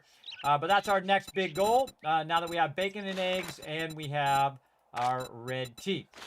So we're going to keep on rocking in the free world. And now we got our forge. Oh, it's forge time, everybody. Let's go. Again, I'm just going to leave my base open for right this moment. I got to make sure to move that forward so it's not interfering with my dew collector going back there. And then we're going to find that coal that we have down here. Where is that coal? Right here. We're going to find this iron that we already collected because we were so smart. We kept busy doing that as well. And then I have all the clay on me. And now we're ready to fire up our very first forge in this playthrough. It's going to be up here out of the way of all the mobs. Top side this. Put one back in there. Bottom side this. Put all that coal in there. And check this out, everybody. You won't believe I got this as a drop at the very beginning. I think it was day 1 or day 2. But I actually got an anvil, which is worth 1,000 iron. And also a lot of time to wait for that thing to craft. I got that right at the very beginning. The anvil is awesome because it will cause it to basically run out faster. So we're going to throw that right in there. It'd be nice to have a bellows. I can't remember if I did buy that bellows or I was thinking of buying the bellows. I can't remember. Let's go see. Let's go see. I might be able to make a bellows. Let's see if I'm at that stage yet. I would need to be real close to workbenches. No, I'm not there yet. Not there yet. In a few more, we'll get to workbench. And then we'll be able to do those bellows and also make anvils for future forges as well. So far, so good. I think we're ready to fire this up. Go to it. And now it's going to run out a bunch of nails pretty quickly. It's going to take half the amount of time it would normally take to run those nails out. And then I'll do forge iron. And the first thing I'll do with forge iron is to upgrade my boxes. Because I'm also going to put another box right here.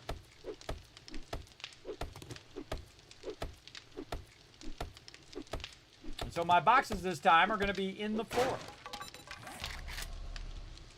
Out of the way. Oh, not enough wood again. All right, that's the story of our life here. But not enough wood in the beginning of the game. But we're going to go do it. Did I get my bike? Oh, forgot to get my bike after all of that. After all that. Now, this is the type of game, everybody, you can just keep playing and playing and playing and playing and feel like you want to do one more thing and one more thing. That's how come the first day I played this, I played for 20 hours. I played it for 20 hours. I got all wrapped up in it, and that 20 hours went by like that, everybody. It was like, boom, 20 hours went by. That's how I know that I like a game, everybody. If it doesn't do that within the first 30 minutes, then either they're real slow on their upswing of their game, or the game sucks. With storage crate, awesome. Big one. Again, we got our axe that we got as a drop, so we didn't have to make it because we don't have a workbench yet. And then we got a flame drop. We got some other mod in there as well. I think it was diamond something. What's it called? Tempered blade right here, which 10% lower for degradation. So our axe lasts longer, which is awesome. Let's see if we're going to get any honey out of here. Nope. You're also going to be able to get bees out of there, by the way, for your future the Appleberry or whatever they call that. More mushrooms. More mushrooms.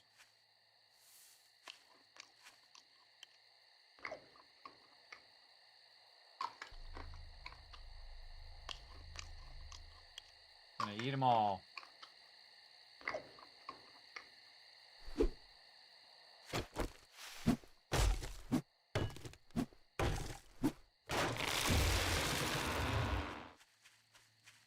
Look at our tree park starting up. I have a tendency to walk away from my bicycle as well. I suddenly realized I left it back here. One of the smartest things to do is to ride your bicycle over to the trees, and then you're going to be cutting a bunch of trees. Just pick up your bicycle and put it in your inventory, because you're going to do this a lot. You're going to be like running around going, what did I do with my bike? Stamina going.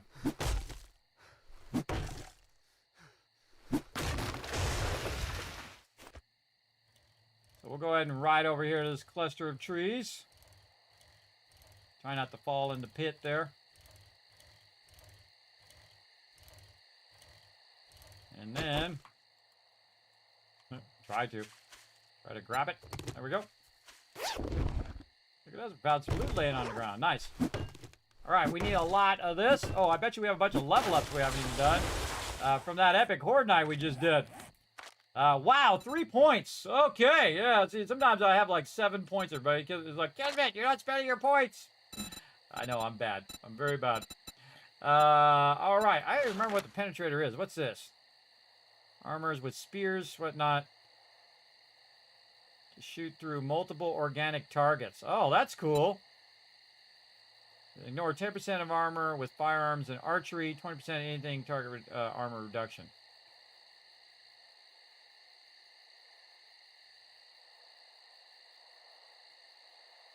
Yeah, see, that's with the spear, too. So I could basically 20% on with target armor reduction. A little tempted to try it. What do you guys think about that for the spear? Let me know. Mushrooms are good on pizza? They are. My wife does not like mushrooms. I do.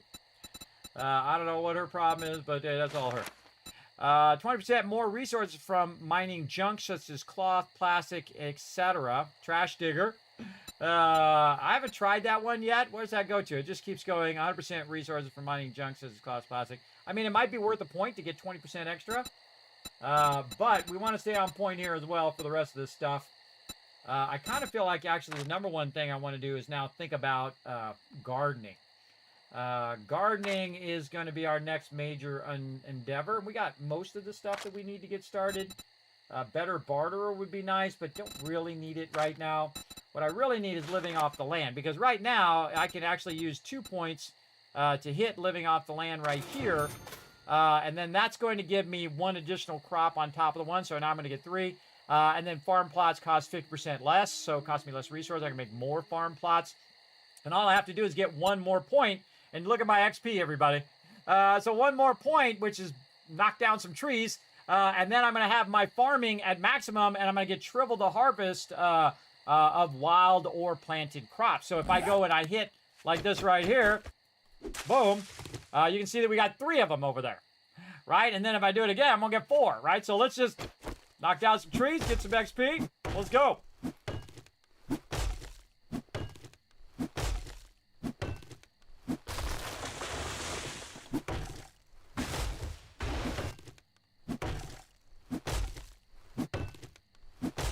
Almost nighttime as well.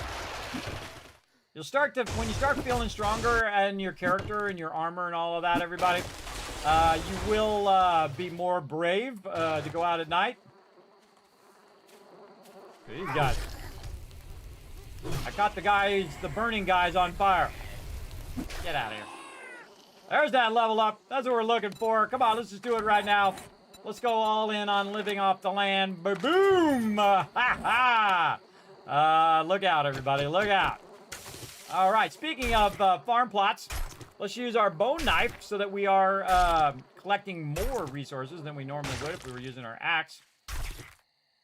Right over here. Kind of an appropriate moment to find these.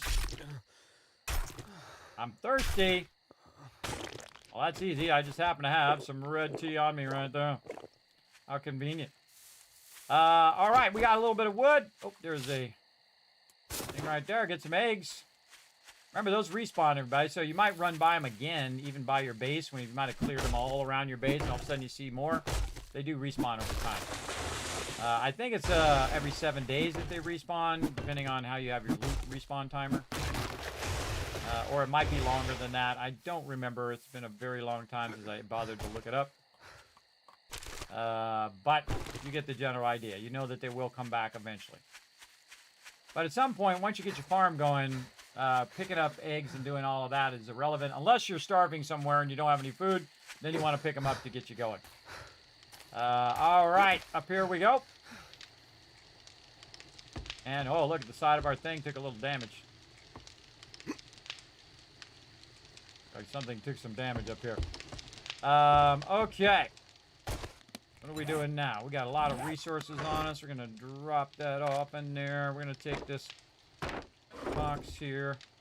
I'm going to put this box down right there. Okay, while our forge has been running, it's also creating a heat map, everybody, so mobs can see us. I'd make about 300 nails always first, and then I would make your forge iron after that. Now, see, earlier you guys were watching me dig that hole, and you're like, Kismet, you're wasting your time. It's so early in the game. Why are you making that hole down there for right now? See, that's how many steps I think ahead, everybody. I am so far ahead. I've already built this base already. It's already cobblestone. It's already concrete. I've already flattened out the outside. I've already put all the spikes down right in here. I've already put all my dew collectors down. I've also put the ceiling up so that the water can get through and the light can get through to my base and so on. I've already done all those things right in here, but we haven't got to it in game yet. We're going to let that run for a little bit so we can upgrade these boxes, and these will become my new drop boxes right up here. In fact, we can go ahead and move some stuff right now. Let's go ahead and move all this stuff out of here. They do breach my base again. That was pretty scary. They breached that cobblestone on day 7. That's because they just kept coming and coming and coming, everybody. That's what I really like about that change in 2.3, is that the mobs just keep coming at you. It doesn't get boring where, oh, well, okay, I killed the 3 waves. Now there's nothing to do for the next, 20 minutes. You're just sitting there going, duh. But I like that. I think that was a good change. And, again, I like any change in which you can undo that change, right? So, and that's what they do in this game. They allow you to undo a lot of those changes. So, say you don't like the storms. Well, now they have storms at default 0, but you can just turn it off. If you don't like biome progression, turn it off. Do whatever you want. If it's too hard for you, turn down the hardness. If it's too easy, turn it up. All right, you can set it to permadeath if you want. Right? If you die, that's it. Game over. Start again. Right? You don't want some shellfish? There we go. Pineapples, mushrooms, and shellfish. And some lamb chops. There you go. There you go. All right, again, we're going to move all this up here. We're going to find out, yeah, my ammo right there. We're going to put that back in my thing over here. We got to get some of our meds. This goes here. Let's actually move this up. There we go. We'll take that dirt out of there. We got our bicycle. We got this. Can we do any higher level tools? Let's go see. Did I get to claw hammer? Oh, look at this. We need some forged iron. How about here? Can we do these? I think we can. All right, let's go look and see what we've unlocked. I don't remember. Yes, we're to iron tools now. So I'm going to give me an iron pickaxe. Definitely want one of those. But to do the iron tools, I'm going to need that workbench. So we're going to need to work on that. Speaking of workbenches, we've got dew collector. We got forge. Not workbench yet. We need 3 more for that. And then we need about, I don't know, 20 more books on top of that to get our anvil and our bellows. I don't worry about lockpicks, everybody. That's a waste of my time. And then eventually get to our cement mixer there. Vehicles, we're actually doing pretty close on the mini bike. We're about 9 away. Now, sometimes, again, you find more of one than the other. It depends on what perks you put in as well. You might find extra. But I find it's still pretty random as to which one gets done first and which ones get built up faster. Like right now, I'm waiting on my seeds. This one usually goes pretty quickly. This is usually the first one that you finish because it's only 20. then allows you to convert all of these items into seeds. So if you have a bunch of mushrooms laying around, very soon, I'll be able to convert those into seeds and then take one of them and turn it into 2, and 2 into 4, 4 into 8, 16, 32, 64, 128, 256, 512, 1024. You get the idea, everybody. Keep doubling them up, just like that, pretty quickly. What else we got here? We got some armor.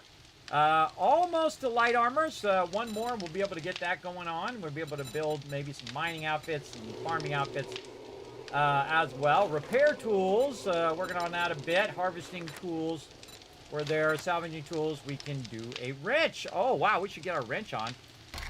Get that going. Let's see, wrench. Let's track that. Forge iron as well. All right, we need a lot of forge iron to get that going. That's why we got this forge running. We got 13. We're ready to go. Let's do it. I say we do a wrench first. Let's go ahead and get this out of here. Now, they used to have it where the label was on the top of the box. I'm very sad that they took the label on the top and the bottom of the box out, and you can't rotate it in such a way where you can see the label up. Because now I don't know what's in this box. I mean, there's a bunch of junk in that box right now. But if I were to put, like, food in there and then weapons in another box, I couldn't see it. I'd have to actually put a sign on it, which I can just put a sign on it, I guess. But it's better if you don't have to, because the sign actually is in the way when you try to actually access the box. So such is the way. Such is the way that we have to live. All right, electrical parts. Bring those up yet? Doesn't look like I did. Let's go.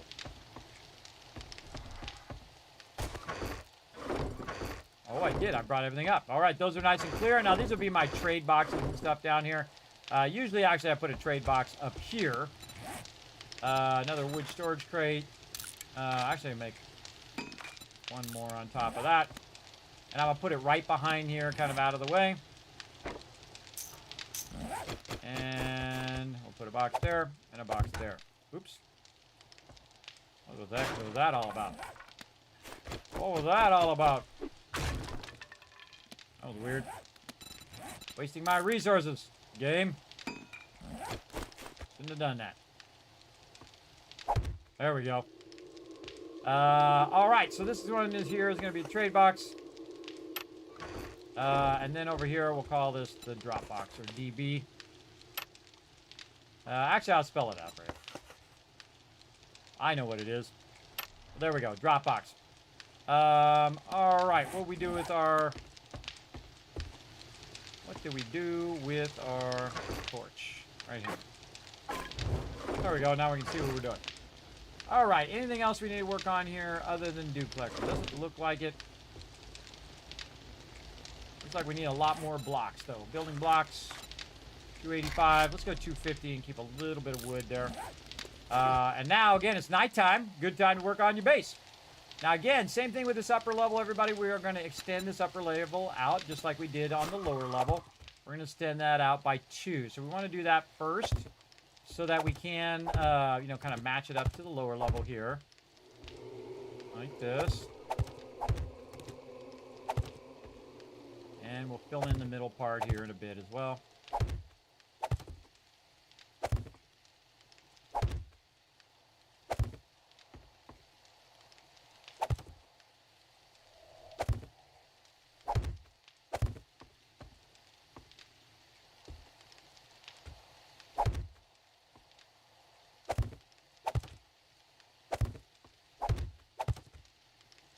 We're gonna need a lot of wood. Again, notice I'm only building it in wood. This upper part, only the kill box at the bottom is in cobblestone to protect against the incoming mobs. I would highly suggest, everybody, that you do build a lot more spikes in 2.3 because, again, the mobs are non-stop flowing at your base the whole time. They will not stop after the third wave. So I love it. I think it's awesome. So definitely want to be prepared for that.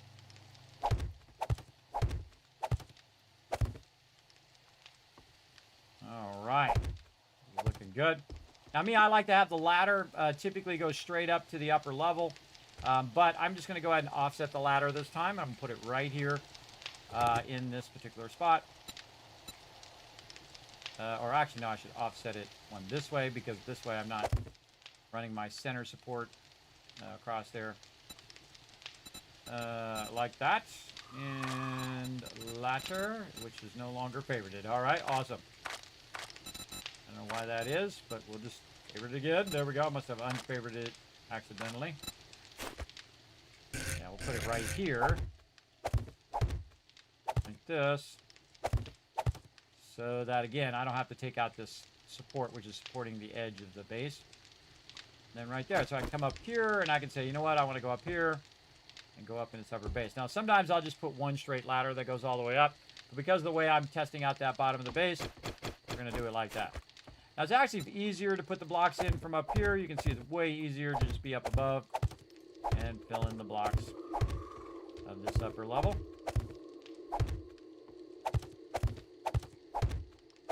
And we're going to go to town on this, everybody. Big time.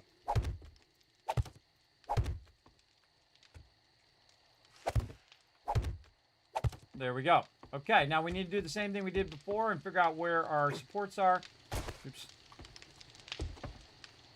Right here, it's going to be right in the corner.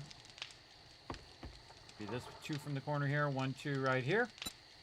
And back to this, 1, 2, 3, 4, and 5.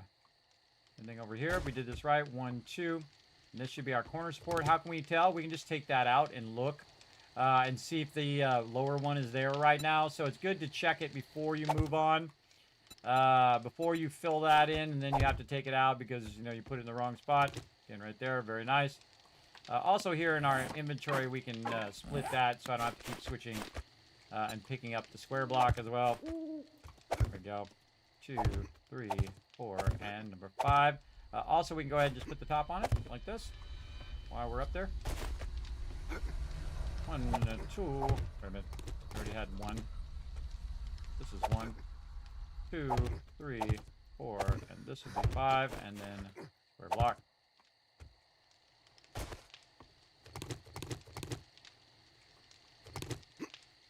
Already got 1. That's 2, 3, 4, 5. Square block. Okay, we're going to go ahead and also look and see where our center is. Our center is 1, 2 blocks cat-a-corner from where we are. So 1 and 2 here. Here. Now again, if we're wondering, pick that block up, look down there. Yep, that looks like it. And then 1, 2, 3, 5. And this is the true genius of this game, everybody. This is the genius of the game, is the fact that you can pre-build stuff and try stuff out without being kind of permanently locked in. 2, 3, 4, and 5. And then this here. Without being locked in to that thing. Now again, I can run these across as our center supports. And again, it goes all the way down to the ground level. And eventually we'll make this go all the way to bedrock. Once we have our auger, which will make that a lot easier to do. And then right here, again, great thing to do at nighttime. Work on your base building here.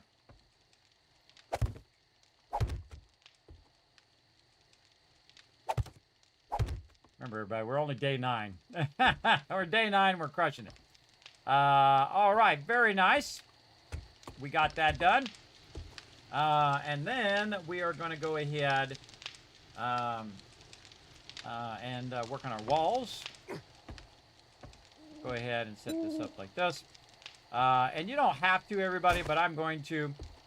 You can just do like some of these as center supports, but I'm just going to go ahead and line the outside of the base, which is also going to protect this inner block.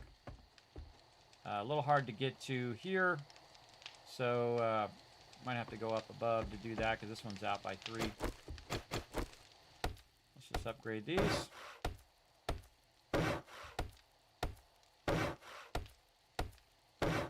You can upgrade the stuff from pretty far away too.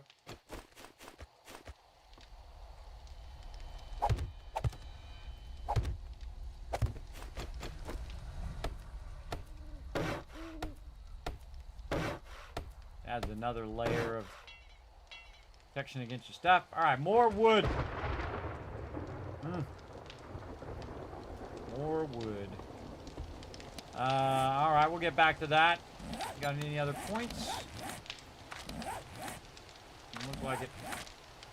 0 points. Now, the next thing I probably want to do is do more mother loads, so I'm collecting more resources faster. And probably just keep stacking strength. So I'll put one more in strength, and then minor 69er mother load. One more in strength, minor 69er mother load. And that allows me to do that for the cheapest amount in any tree to get more resources.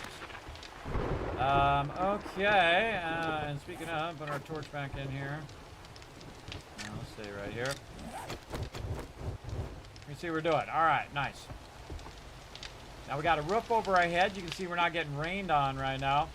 Now this roof up here, I'm going to need the ability for the rain to get down to this. So if I stand right here and I go like this, I'm looking directly up from where this is for this dew collector.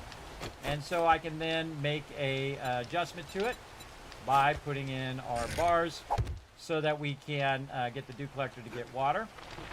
And then the same thing here. We'll stand here. We'll look directly up. We'll pick that up. Put that down. And same thing on all of these.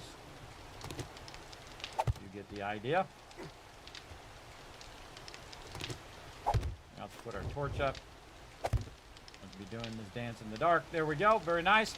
And then I also need to make sure above that, that above that is also transferring that water through there. And then here, you can see these are all symmetrical across there. And these bars act as just as much support as a block does. Again, we want to make sure that we are bringing that water all the way through to the lower part. We're going to put our dew collectors. That's all looks good. I like it. I like it. Okay. We'll work on that upper part later. Right now, we really want to get this enclosed so zombies can't see what we're doing over here. So here we go.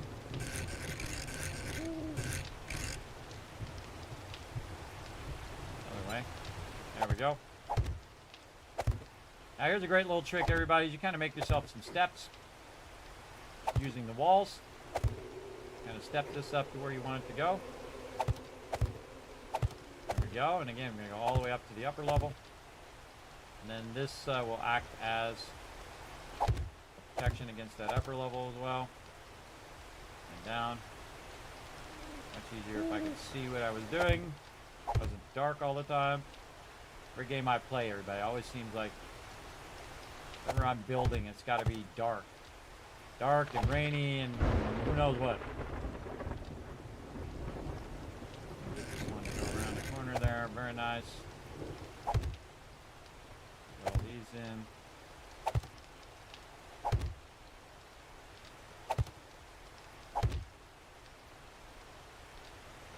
Now if we take these here and put those on top of the other ones down here in my bar, they'll become the same block as the one I was using.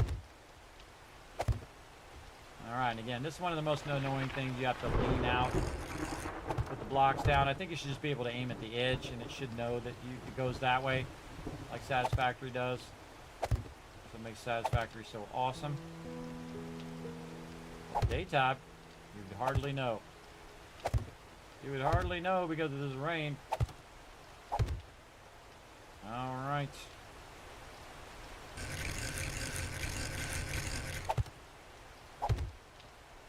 Now, the zombies can't see you. They don't know you're there. They know something's going on. They know there's some activity in that area. But if the screamers can't see you, then they're not going to scream. And hopefully they'll just run up to your base, die on your spikes, and then you don't have to deal with them. That's what we're working toward. We already have that in all the way around. Very nice.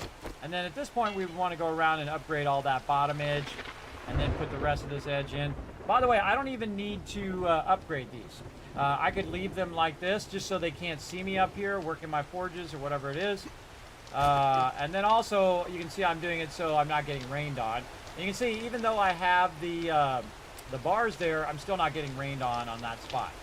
Right? Because the rain does not pass through the bars. But light does. Light and some water trickles down. We'll just say that it gets wet on the top and then it flows its way down to the dew collector there. All right, we're ready to get out of here, though. We got to get and get out in the world and get some stuff done. Put this here, Mike over there. All right, anything that we really need to deal with right now? Doesn't look like it. The trader has reset again. Right? No, day 10. Day 10 is the reset. All right, any food and water we can use. Now, we've been sitting over here at the base for a while, and so the more we linger at the base, the more our food and water is going to run down, and we might start to have an issue with food and water. So let's see how many eggs I need for bacon eggs. Okay, I only need 2. All right, awesome. So let's put what little stuff we have right in there, and we'll cook some bacon and eggs.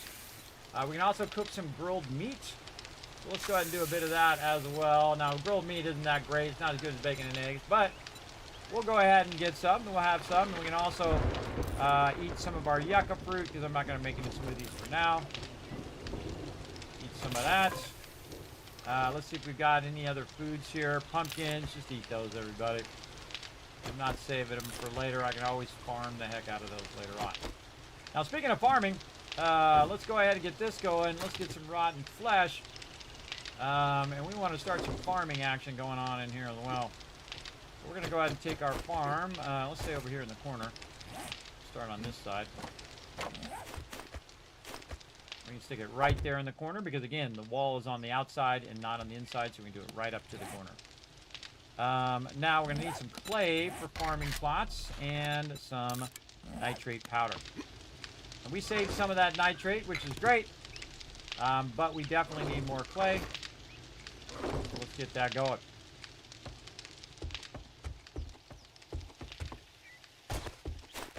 On my bicycle. Off to the clay pit we go. Which is also our tree farm. How convenient that we're multitasking. Now, since I'm going to be digging, everybody, the smart thing for me to do is to modify my weapon here, and then modify this to put this in here as well, so I can see what I'm doing in the dark, but also so it does more damage, block damage. That's going to make this go faster. And we're going to dig it out. Thirsty. Thirsty. And we'll get back to it. Again, we've been spending a lot of time in the base. We haven't been out doing water and all that. If we get a dew collector going, though, we'd be really styling. We'll get it going. I also want to get our farms going so that we can't... Oh, there's a tree right there. We want to cut that down. Or a rock, I mean. We want to take that out before it falls down and we lose those resources. So I've done it many times before. We'll just take it out. There we go. And trying this 2 blocks down this time, and it seems to be working pretty well. Let's take our hole out of there, and then now we can just go ahead and put it somewhere here in the center.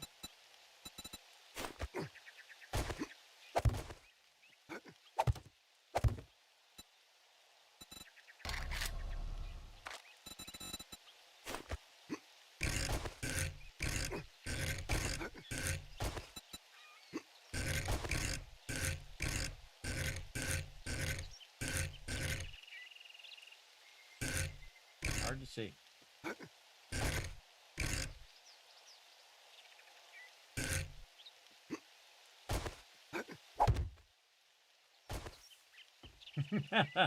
There we go. Decided to put an arrow in there because that's fun. All right, and again, building this out. There's 2 there. There's number 3. And again, we're going to square this off.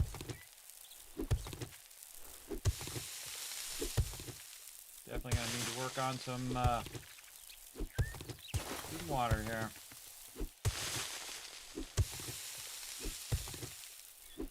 Yeah, definitely doing a lot more block damage. Look at that. Much faster. Alright, and again, we'll fill this in.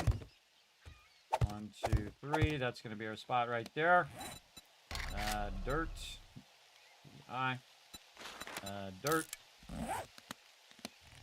Take that dirt. Put that down there. And we just took it out, but we put it back in its proper spot. We need a tree. Hello, bird nest.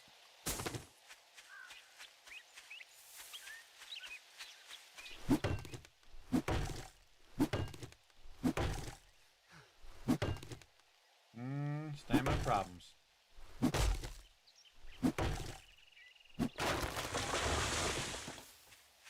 The reason why I cut down the tree was to get the wood, but also to get the seed that I just got.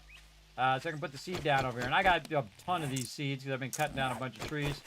I could run back to my base to get it, but even easier, I can just do that.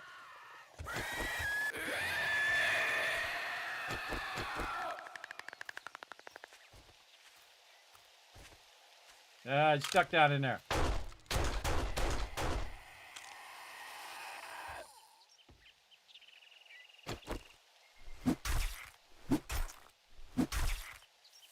Get out of there. Well, he found a hole in my tree farm. Thanks for finding that for me. There we go. More trees. They're growing. And we got some clay. There we go. Now we're ready for some farming plots. How many can we do? 3. Okay, what are we waiting on? Nitrate powder is what I have. I have enough clay soil. It's nitrate powder that I need. So we're going to let those craft. We're going to go ahead and, again, go to my thing here. We're going to take this out. Man, we need to make more of those at some point. But we're just going to go ahead and switch to my axe. Because my axe is actually my primary weapon right now. Can we do any better spears? Oh, level 6. All right, let's do that. What's that going to give us? We'll find out. Level 6 spear by day 9. That's pretty sweet. We could try an iron spear as well. We do iron spears yet? Holy mackerel. Oh, wait. Never mind. We'll do an iron spear. Yeah. Let's get that going. At some point. All right, took my ladder out again. Stop taking that ladder out, Kismet. There we go. All right, how we doing here? All right, this is working away. Let's get, 129 forged iron. Yeah, that ought to get us going. Right over there. Stone spear. Now, iron spear here. We can go ahead and track that. We can go ahead and get some of this. And some duct tape. And then we can actually do iron spear in our actual inventory as well. Normally you need workbenches for that kind of stuff. We'll do that right in our inventory. This is going to run for a really long time, 313 minutes because of that coal. Very nice, very nice. And we got some food in here. We can go ahead and eat this. I just eat it straight away, everybody. Don't carry it around on you. It's if you only got a little bit, just eat it up. Good to go. We're not going to eat our eggs anymore. We're not going to eat our meat. We're going to keep that for later. We're going to get a little bit of our farm going over here in the corner. And we're just going to put these farm plots just like that. We're going to see what seeds we have. We want to get some potatoes going. And then we sold a lot of our seeds, but that's okay. We want potatoes. Our 3 things for vegetable soup. So veggie soup. We want potatoes, corn, and mushrooms, which we already have running. We're going to put those mushrooms all over the roof over here in a bit. You don't want to put it under these grates, by the way. If you put it on the grates, it will actually block, I believe. I haven't tried it, but let's just say that it will. I would just put it everywhere but where those grates are. So, this and corn. Corn's the other thing we want to see if we have any seeds for. Doesn't look like it. I think we sold it all. But we can go ahead and throw some yucca in there for now. Let's do that. Alright, some yucca in this one and that one. And then we'll go ahead and throw a potato in that one. Now I can take that one, turn it into 2, 2 into 4, 4 into 6, 4 into 8, etc., etc. You get the idea. What we really need right now is some plastic so we get our duplexers in here. And a lot more wood. Okay, don't need to carry this stuff around. I keep taking my bullets out of there. Making me nervous. We got our iron spear that we're making. So 28 seconds, and then we can get rid of this spear. And then we're going to see if this is more damage than the fire axe. Right now it's doing 62 block damage, which is crazy. And then 37 power attack damage. We're going to see if that spear is caught up to it. Now, again, when they're knocked down, though, with the spear, I do 50% more damage. So it's going to be double whatever that number is. So if that number is like 30, I'm going to be doing 60 damage after I knock them down. So I'll do a heavy attack, which will knock them down. And then I'll hit them and I'll get double damage, which is awesome. For sure. Yes, I do have another planter in the corner. Yep. I do have another one in this box here somewhere. I do remember that somewhere. This is dirt.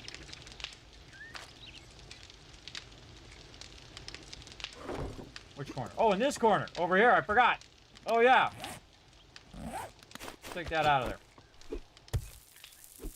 I totally forgot. Good memory. Good memory. I'm going to work this corner over here first. Stop taking my ammo out of there. Take the bike out of there. There we go. Working this corner over here. And again, we got to come back with a bunch of wood and fill this out. But, you know, you can cook. You might as well grow something. Whatever you got, start growing it. Like we can throw some pumpkin seeds in there. Again, it's just like free loot. So when you're letting that run, you definitely want to do it. But we got to get a bunch of nitrate. And we can just let this run for a very, very long time. That's like 6 minutes over here. But over there, this right here is like 30 minutes. That's going to be run. Especially that clay that's in there as well. In fact, we can put some more clay in there while we leave. And then we'll come back to it later on. All right, let that rock and roll. Get our bike in here. We got our new spear, which now does 39.4 power attack damage. Now, what I can do, by the way, is just go in here and modify this. Pull this out of here. Put this in the new spear. And by the way, we can now... we can go to this one. We say complete. We can look at this one at its base damage. So basic power attack damage is 34. And then this one, basic power attack damage is 39. And because this one has those mods in it, it actually does more damage than my other thing. But if I put these in here, now this one does 43 damage. And it can also be a light as I go along. But I think the real cool thing is if you look at this, everybody, so it's 34.48, right? But if I take it out of there, and I put it in the axe, and I modify it, and then complete that, this is 37.62. So this is getting a much better benefit from that power attack damage. So 18 and 37, let's just remember that again. 18 and 37.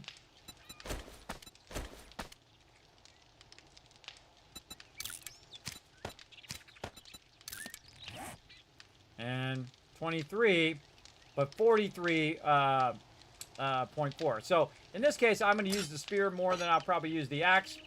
And by the way, now that I have an axe, I don't really need the stone axe for that same purpose. I can just use the axe for that and use the shovel. But I also need a pickaxe. So we'll get to our pickaxe later. If we try to make a pickaxe right now, pickaxe, there we go. We'll see that I don't think we have enough forged iron for it right now. Let's go see. Let's go double check. Now, by the way, also, since we have this like this, I can actually access it from down below. So I don't necessarily have to run up there. And we can track that and maybe get our pickaxe going too. Could have left this open at the bottom here where I could access the, just leave one block out and I could access the forge from down here as well, if I wanted to. But let's run around, see if we can get ourselves a pickaxe. Go in here. We need to go over here. 77. Well, that ought to get it started. Getting low on leather, though. Low on duct tape. How much glue do we got?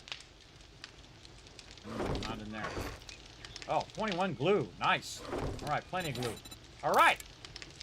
There we go. Iron pickaxe. Even a level 1 is better than just using your little stone axe. You can see that it does 35 block damage, and in 3 minutes we're going to have that. We don't need to stand around and wait for it, though. We're going to go ahead and just ditch all that stuff there. We'll put that up there just in case we need it. And we got the 99 bullets in my pocket. We have all of the food and water that we had, right? Let's make sure we don't have anything in these boxes. Let's double check down here again. These are going to be Fortnite boxes. Down there where I'll have like ammo and all that medical stuff that I'll need later. And then up here, we can just sell this beer and this goldenrod tea to the trader, along with this cash. We can sell this recipe that we don't need. This stuff we should start backlogging. You know what? I'm going to start selling the shotgun ammo. Because I use the shotgun much later. And keep the 7.62. This is cash. We're going to sell that. Flashlight, I could use that for the helmet light mod if I get that. We'll keep that. Keep the farmer outfit. Knuckle wrap, sell it. We could sell most of this stuff, everybody. Again, don't need that much of it. But we'll hang on to it for now because we can use it for stuff we're going to be doing later on. Especially the honey. Those are actually worth a decent amount, 32 there. We'll go ahead and save it for now. And we got to really deal with our water problem. And so let's dip over to the trader. And let's go deal with it. So much faster with a bicycle. Yeah, you already placed it. Yes, thanks for that reminder. I appreciate it. Here's 1,000 Kid Scouts for everybody in the chat because you had a good memory. I appreciate your awesome memory. Oh, I had to close up something over there. I ran right into that thing watching, fixing that thing. Ran right into it.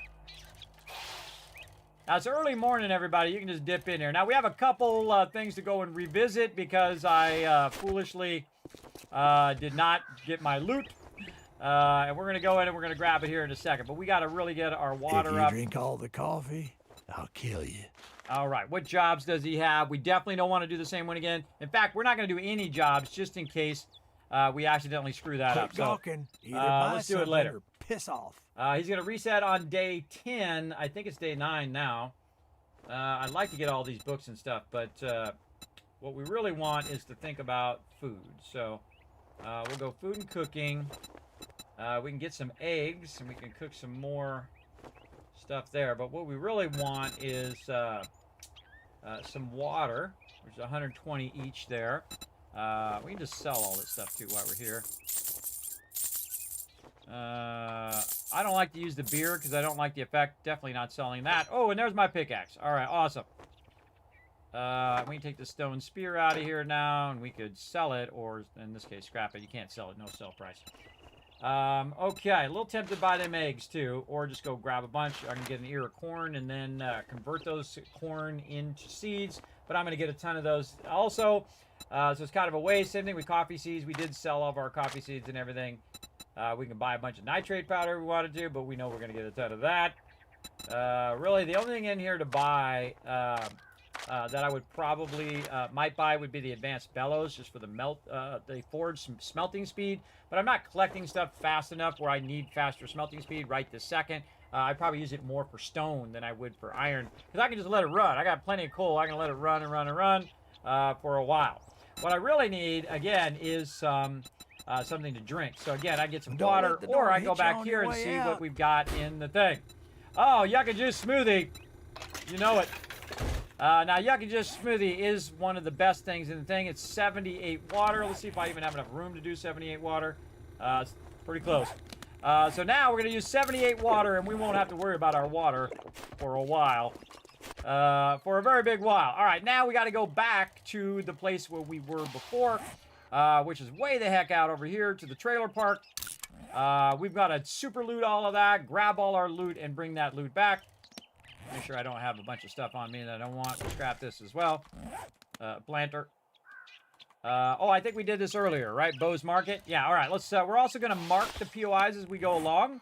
That we already did with a big check mark because they added new icons on the side here. And this is Bo's. Bo's like that. Market. All right, there we go. Very cool. I've done it a bunch where I just X'd them out, everybody, but I don't think I've ever spent a lot of time other than saying, like, crack a book or something like that. Spending a lot of time... where's my little red thing? Totally going the wrong way. There we go. I don't think I've ever bothered to go and mark what every single POI is in a playthrough, and we're doing a big playthrough here, everybody, so we're going to do some big stuff. We're going to do some big stuff. So again, now if you need to go and find a location, like I need to know where the heck I left my loot, now I can just mark it and I know where it's at. There we go. Place blocks on top of other blocks that are already on the tool belt. There you go. That's what I just did. I just did that.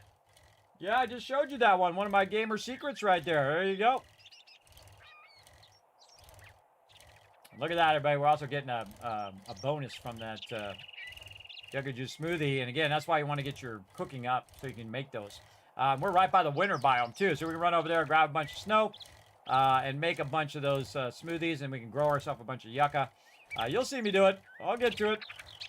Look at this dense forest right here, everybody. This is where you want to cut some trees down. Look at this. A lot of trees in one spot. That's a good spot for cutting trees. You know, I'm going to make a note. Look at it. It's like a dense forest, too. Let's say resource. Cut trees. There we go. In case we're looking for a lot of trees later on, come out there with a chainsaw or a higher level axe. Oh, hello. Getting to grab my stuff as I go by.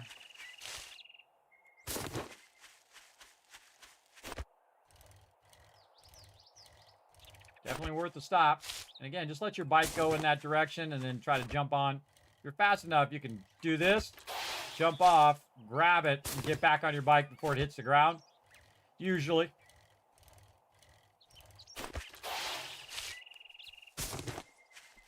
Another one over here. I'm going to get this one first. And sometimes you have terrible luck, everybody. You just keep getting a whole bunch of feathers, which I usually end up selling now because I don't really use arrows all that much. I have played entire playthroughs where I was just doing archery, which is really fun. But I've done it so many times that I don't do it anymore. You know how it goes. You know how it goes. You want to try something new. Is that a snake? Thought I heard a snake.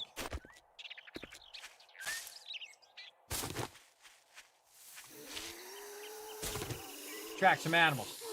Keep tracking. Survey says. Oh, there's something nearby. There's a rooster.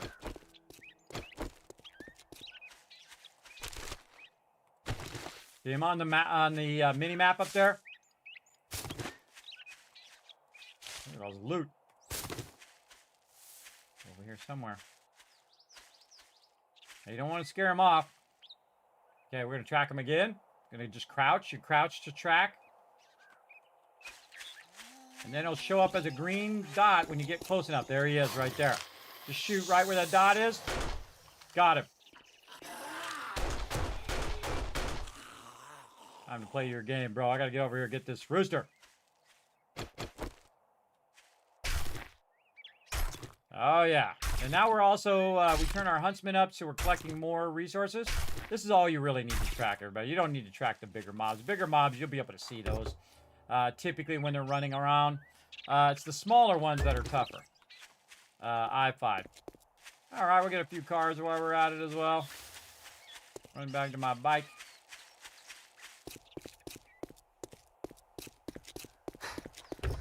Probably not a good idea to leave your bike way over here, everybody, in case things go horribly wrong. Bunch of ferals come up on you. More stuff for making more farm plots. I find if you just go along the major roads, everybody, you find crazy tons of loot. Crazy tons. All right, let's go ahead and track again. Anything else?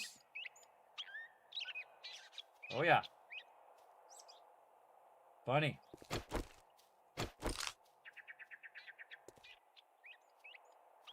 Let him just move around a little bit so you get a clear shot. He's going to stop. Come out to the road, yeah. Oh, he ran off. A pot shot at him.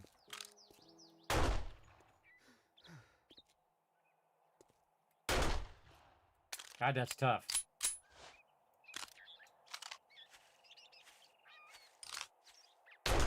Yeah, see, I'm trying to get him to stop so I can get a double times hit. Sometimes they're really hard to find in the bushes over here, too. All right, we're finally getting this going. Finally finding some mobs now. Let's make sure that we did go into Huntsman. We don't have any extra points. I thought I did. Yes, I did. Look at that. All right, good. 20% more on those harvests. Again, let's crouch again. Any more? And it'll tell me if there's no more down here. Yeah, you don't see any more. All right. That actually was a good spot. Good spot. Oops, some more stuff over here. Missed. One shot. Man, just not finding any eggs, bro. I need some eggs. All right, we got to get over here before dark time. This is way over here. But we are, when our stamina runs out, we're just going to pop off and grab some stuff. Whatever we can grab here. There's an egg.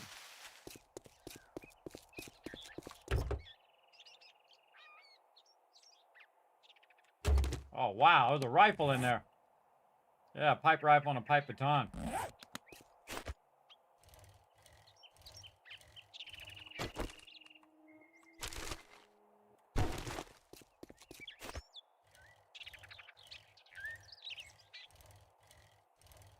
Early on, I find these little ones very, very useful because you get a lot of seeds out of those things. And again, it's going to take us a long time to get there if we're stopping at everything, everybody. But it's going to be worth it. We got a bit of time until nighttime. And we're also going to start getting a bit braver at nighttime as well. Ooh, man, that takes a while. We need to put a point in salvage operation. There's some of that plastic that we need. What's up, lady? What up, lady? More seeds there. We also have the back of our bike we can put loot in. Now we're going to cut across here. Oh, right here. Yeah, if it's kind of in the way, I'll grab it. But if it's like out of the way, I won't bother.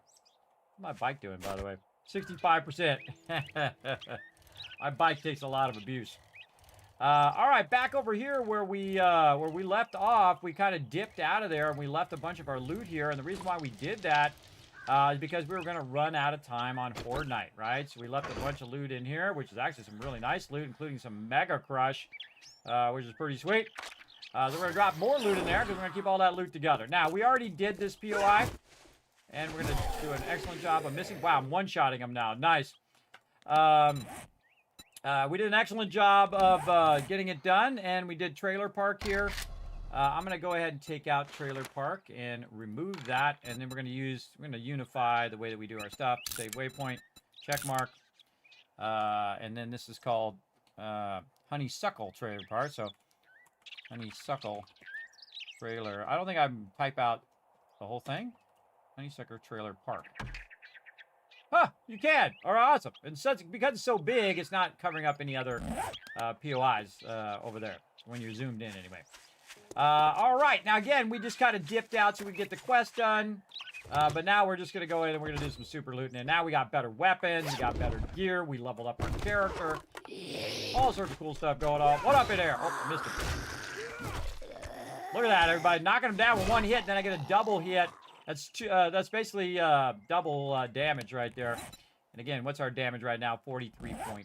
So looking good. Definitely better than the axe now because, again, we're going to get that double damage, which means we're doing about 80 damage when they're down. Because we did find that book. That does help us do more damage while they're down. And my goal is to knock them down so I can do more damage. All right. And then we're going to go ahead and just use our knife on this one. Grab our stuff here. Did we make that wrench? We did not make that wrench. It just dawned on me. I didn't make that wrench, and we're not really ready for too much wrenching right now, though it is very, very profitable to wrench stuff. Get the cloth. Future duct tape. Very nice. Nothing else in there? Okay. And again, we can just pop over by, because we're not actually doing a quest. So if we're not doing a quest, you can run around wherever you want. You're not limited to staying in that particular spot. And we'll scrap this. We'll go ahead and use this. We got a can of cat dog food. We'll use that. Put this away, and we'll keep the food on us in case we happen to need more. And we found a little bit of water there as well. All right, laundry basket. For cloth there. I like using this little knife because it just makes it easier. Oh, what do we got here? Melded in the shadows, 5% better at nighttime. Your stealth. And then we want to go like this. Get that plastic, everybody. Get that plastic. All right, more stuff for our thing here. Again, you don't always have to do it in the moment, right? You can say, oh, I'll come back after so I don't die or miss out on Horde Night at my base. I'm just going to randomly run around. If I see loot, I'm just going to grab it. If I feel it's worth me grabbing, I'll grab it. There's somebody around here. What's up?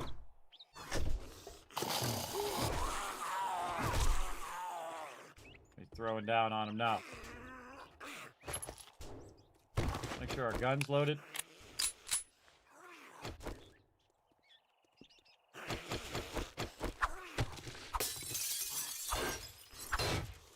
Steal there.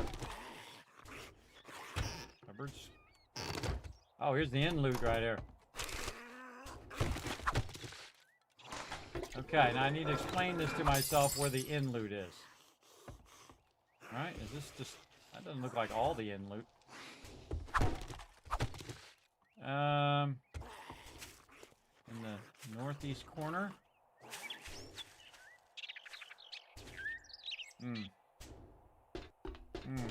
Not sure that's the inn loot. I think it's just a certain box. Let's go look around and see if we find some better loot. Again, this is the way we used to play the game, right? Before they had questing, we would just go to each location and grab all the loot. And then put it in a box, and then go to the next location, grab all that loot. Just plastic there. That's there, that's iron. Didn't mean to actually swing at that, but such is life. Here, we're gonna need some of this. Cloth. Yeah, now we're just looting. We're not actually questing. Now we need to, now that we've gotten past the survival part of the beginning of the game, the first 7 days where we got our food and water going, now what we need to do is kind of next level our survival.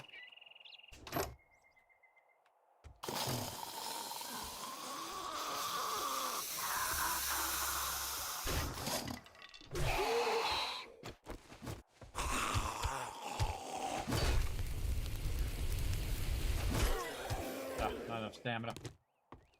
Not enough stamina to hit him twice. I always take out the paintings too, everybody. There's a lot of hidden stuff behind paintings. As you go through, you never know where you're going to find it, though. Okay, looking good.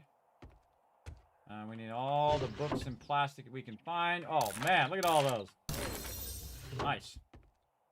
This is leather here. We're going to definitely need more of that. Oh, there's our medium armors, quality 1. Nice. And heavy armors as well. Now we can craft our own armor. I see you out there. Okay. Don't really need to do that, but do it anyway. Oh, got the stove. Full. Okay.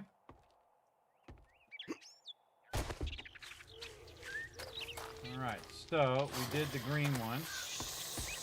Did the one across the way. Keep it down. We're trying to loot over here.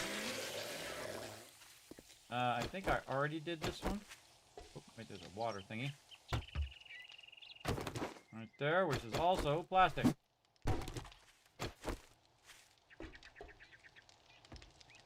Yeah, this is the one with the satchel. Yeah, we did this one. Oh, didn't search the toilet, though. More water, sweet. Okay, so we did this one. And we're going to get more plastic from this. Now, again, we're trying to get our dew collector, so we want to get as much plastic as we can. We can also use our wrench, by the way, to get it from cars. Now I'm just going to be very systematic. We did the gray one. We did the orange one. We're going to do the blue one now. Let's go. I definitely wouldn't have left this here. I would have grabbed those. Little sliding door. Ooh, fancy. Trying to get that double damage. Or 1.5 damage. Oh, and out of stamina.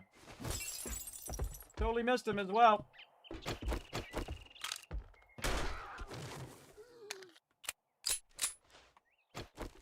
Okay. That was touch and go there. I'm not even looking at the stuff now, everybody. I'm just grabbing it all, and we'll look at it in my inventory here in a second. Just to make this go a bit faster. Cannot grab those ones. Nothing behind there.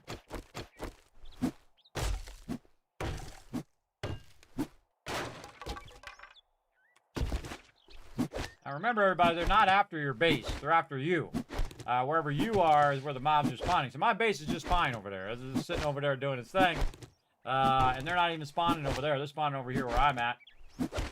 And they're going to be all up in my business here. Especially when you get done with a POI, I find that they'll just start spawning over here where I'm at if I stay here too long. That is for sure. Especially screamers. End up here in my business. Over here looting all this stuff, making noise and stuff.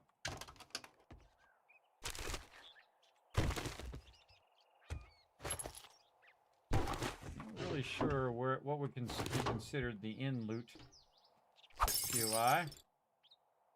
But they're usually leading you to the in loot, by the way, whenever you're doing these. Alright, so we did all the ones on this side. More plastic. Very lucky to find this axe this early, too. Let's go over here to our box. I'm 14 overweight. Shush! Keep it down over here, lady. See, we're working here. Try to get some work done. Alright, did we loot this one? I think we did. Double check it. We did it. Okay, this one done. And we're just going to do this whole street again. We're going to do this whole side. More plastic.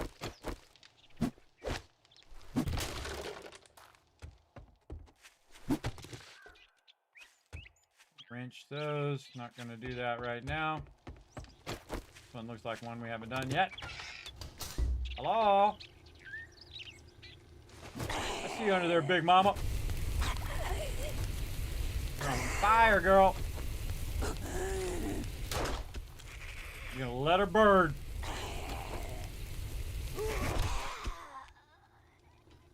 Big mama down. Hello? Be in there.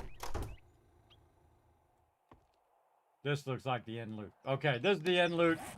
Which one is this one? Out of there, door. Blocking me. It's the middle one that's gray.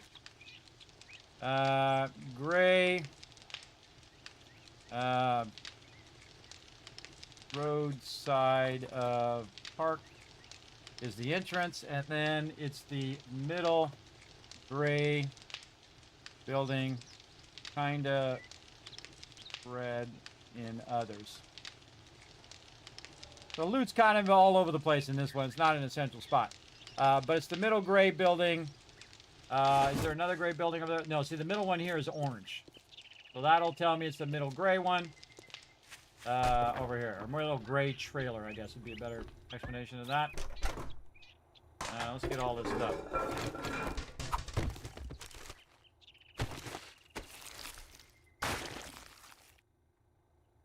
Come here. Get the plants.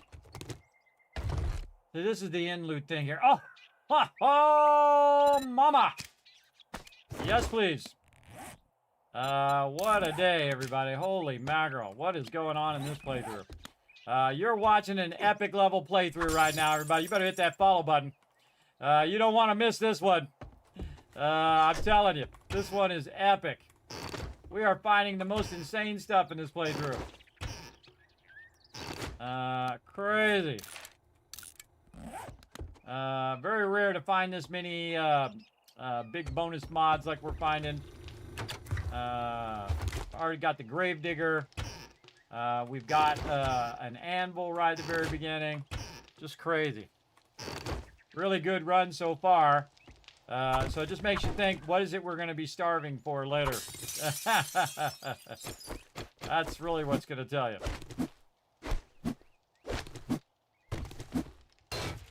Got to get this too. Oh, a little bit of food in there. All right, cool. I think we thoroughly got all of those. Let's check this green one at the end here. I think I already did this one. Check it again.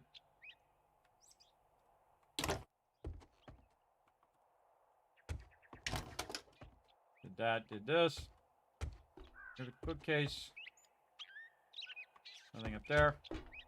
All right, got the trailer park done before nighttime. GG's. Already got the car. We got all that. We still got to find that other spot that I don't even remember where the heck that was, everybody. It wasn't over here because we weren't over here yet.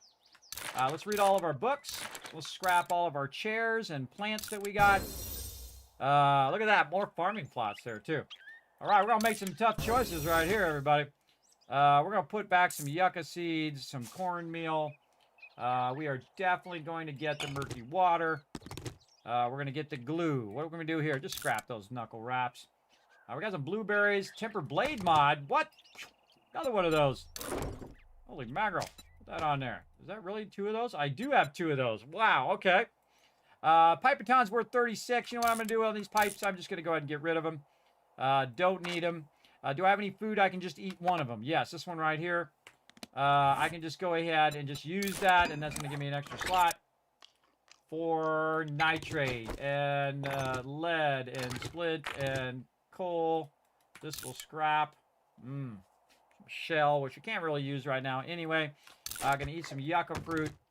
Going to put that in there. We're going to go ahead and bring some of these here. Chrysanthemum seeds, don't need that. Blueberry seed could definitely use that. Yucca I'll probably use before any of all of that. We brought a lot of mushrooms with us there. Pumpkin seeds, potato seeds. You only need 1 of each seed, everybody, and then you're good. Do I really need sand? Probably need this more than I need sand. And where the heck is my bike? Let's see what we got on the bike. Maybe we can get some more inventory space by consolidating to the bike. And how close are we to the moped? We are still 8 away. All right, now I've put some stuff on here, and I can just say, you know, consolidate onto there, and you can see I just got a bunch more inventory slots, and I can probably grab most of that again. And then again, maybe consolidate if there's anything here. Yep, 2 more slots to consolidate it in. There we go. And anything else to consolidate? No. Now, I would just put this back and grab this here. And GG's. All right, back to the base. So that one's good. We did the honeysuckle park there. We got all the loot. I don't know where the heck I did that other one. And that's pretty cool, having them all labeled like that. I like that a lot. Oh, where did it go? Hey, lady. Why did it not put my marker on there? Just randomly going this way right now. I did put my marker on there. Why can I not see it? Oh, there it is. Couldn't see the flag for a second there. All right, we're out of here. It's going to be nighttime soon. Let's hoof back because we're going to run out of water. So we need to go back, utilize our water that we got. Holy mackerel. Yeah, the smokehouse. I remember the name of it. I just don't remember where it's at. Yeah. And I got it written down over here on the side, too, in my spreadsheet. See, this is the type of game, everybody. You just want to keep playing and playing and playing. It's so incredibly good. Oh, eggs in there, some stone there. Again, I got room in my inventory always for those. I'll throw something else away to keep those eggs going. Again, if we're going back a different way. Take the time to stop. Don't get caught with no stamina.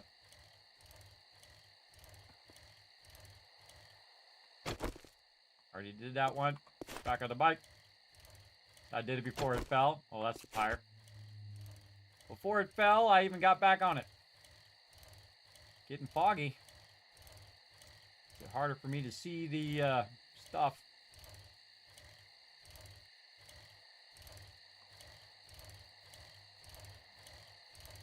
We'll just make a beeline here.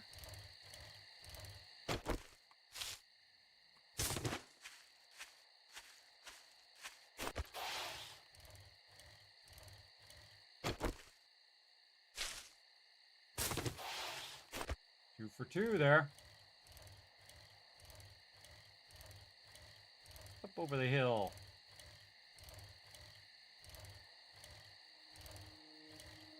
This is where you'll find more stuff up here, because you probably didn't go up on this hill.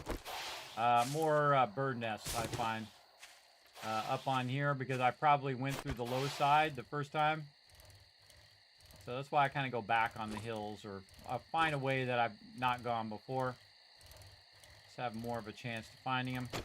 I have a terrible ability to just walk right past these things. I just walk right past them. Just like become bird nest blind. It's also what I call loot blind too, everybody. When you're sorting like I do, I've sorted for over 3,000 hours, everybody. I've sorted for hours and hours and hours as part of my team. And then all of a sudden you become loot blind. You'll be, whoa, look at that down. Whoa, there we go. That was a drop off. Then you'll start to go into a box and you can't see the loot that you're trying to match it up with. You go totally blind in that way. Okay. Man, some good progress in this one. Well, 2 of them right there. I got 1 egg out of it. Sometimes I get 2 eggs. Again, that's because, you know, you want to put a lot of points in your perks that you might get a bonus item. Or get more out of what you're looting. Just putting 1 point in kind of around the different ways really scales up. Look how tall our base is. I forgot I did the upper level. Look at this cool tower. The old Tycoon Tower over here, everybody. Doing our thing. Doing our thing over here. We're going to go to this side. By the way, spikes don't hurt you when you are on your vehicle. Great spot right there. Can we grab some of this?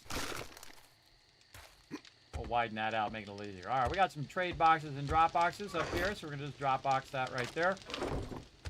Just to get it done for nighttime. Grab all this, pick up the bike, pick up those bottom rungs so they don't get on it. And, of course, I hit the spikes, which is my classic thing. All right, did we get any more points? Not be running around with no... Okay, yeah, no, we're good. We're about halfway into the next level. All right, let's grab the farm plot stuff. Let's go ahead and work a bit of that right away. Right here, a bit of food. Get our food stuffs going. A lot of eggs. Holy mackerel. We got a lot of eggs on that run. We got some meat on that run, too. Didn't we get a bunch of meat? We're going to loot blind. Yeah, right there. Oh, man. We're going to make some serious bacon and eggs. Let's go. We're just going to put it on this one. Man, we are really going to be starving for food. See how it paid off now? Everybody will make 11. 11 bacon and eggs. It's going to take about 9 minutes. Now, I can put it in the other ones if I want to go a bit faster. So I can say, oh, we'll do 6 here. If I can do it. 6. There we go. I can do 6 there. And then do the rest of them over here where I have a cooking pot. And put some fuel in there. That's going to be 4 minutes. So we want to make sure that we put this up past the 4 minutes, because sometimes the numbers don't always work. And then this one here, same thing. Just put a bunch extra in there. You don't have to worry about it. Now back here in the corner, we need another cooking pot, and it just so happens that you can actually make cooking pots in the forge once you get the forge going. So you don't have to buy them anymore or look for them. I can also make cooking grills, so I'm going to need 2 more of those. And that's the advantage of letting this run. So when we come back, we can go ahead and max out all of our stuff and then also run some forge iron there. Let's get another cooking pot here. And we're going to put that cooking pot, not one, the one in the back here, like this. I'm on fire! Now, why was I on fire, everybody? Because I was standing on top of the thing. Duh. All right, there we go. We're going to do 3 here. And then we're going to go to this one in the back. And eventually, when I put this dew collector here, these blocks will be out of my way. Then we're going to put some fuel in this one. Now, in those other ones, I put too much fuel, but it doesn't matter, everybody. Now I'm going to be getting crazy tons of wood. I also have the wood splitter mod right here, which is awesome. It gives you 15% more damage against wood, which means you'll be collecting it faster and getting more loot in the same amount of time. So, very cool. All right, bunch of stuff there. And now, after this one's done in a couple minutes, we're also going to do some water. So we got a whole bunch there. We got 5 water going there. And we should have enough plastic for our very first dew collector. Speaking up, let's go ahead and track that. And let's go down here to our drop box. All we really need is plastic. But we can go ahead and grab whatever else happens to be down here. No duct tape down there. And then up here, get our duct tape. We need more duct tape, so we're going to need to get some on in there. This box.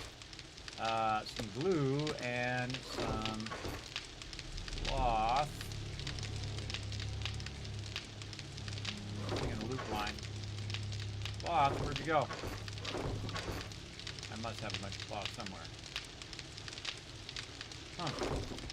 Weird. Okay. Just go blind. It's right there. Told you. Told you, everybody. All right, duct tape. We're gonna make a whole bunch. Let's go. Make 10 duct tape. All right, and then we can go ahead and expand our farm over here while we're waiting for that to run. Again, we're just gonna put this. Oh, we should upgrade these first. Don't have a hammer right now, so I do have to still use my little thing here. Let's upgrade this just to make this easier, so that the farm itself won't be in the way. There are nice supports in there, and if this whole top part falls down right now, it's no big deal. But you're going to see we're going to put our farm around our support here.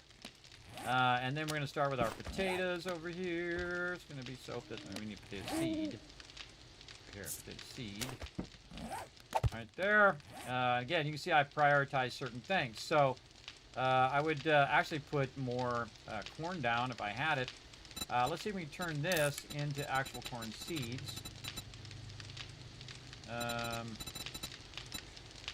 Cornmeal, you can't go into corn seeds, but if I had the corn stalks, I could. Weird that I don't have that much corn, because you go around and find giant corn fields, everybody, that we could use as well. We have more eggs than we do meats. That's very unusual as well. All right, well, let's just focus on our dew collector. We'll come back to that. Right there, I have just enough pipes, lucky. And I should have enough of my plastic to make our first dew collector. Yay, there we go. All right, now we're not going to worry about water as much. We got our food starting to go. We got our water starting to go. I got to switch my headphones back. A lot of stuff going on. Still streaming, doing a 24-hour? No, I just started late. So I've only gone for 11 hours. We're going to try to push that 12-hour limit that YouTube has. As I'm trying to do here, trying to stream longer, everybody. I tried to start earlier. I tried to start on time, or at least a little bit offset from off on time. But my body said no. My body said, nope, you're not going to wake up in time. You're going to sleep for 5 hours instead of just sleeping for 1. And so that's what we did. Now, we really need to get over here and make sure that our dew collector does not get hit while we're up here, either by mobs or by birds or whatever it is. So this would be the #1 priority, putting in the rest of these walls. I forgot to actually turn my headphones on. I'll switch them out over here. They don't auto switch. It'd be nice if it did, but it doesn't. There we go. Now I can hear it. Hydrate. All right, let's do it. Hydration. Yeah, so, yeah, just running long because I did start late, so. My schedule's all over the place, even though I try to do it 10 p.m. Eastern Standard Time. And then a 12-hour stream would be, of course, 10 a.m. But hasn't been working out that way lately. I hear somebody down below. Hello? Taking my spikes.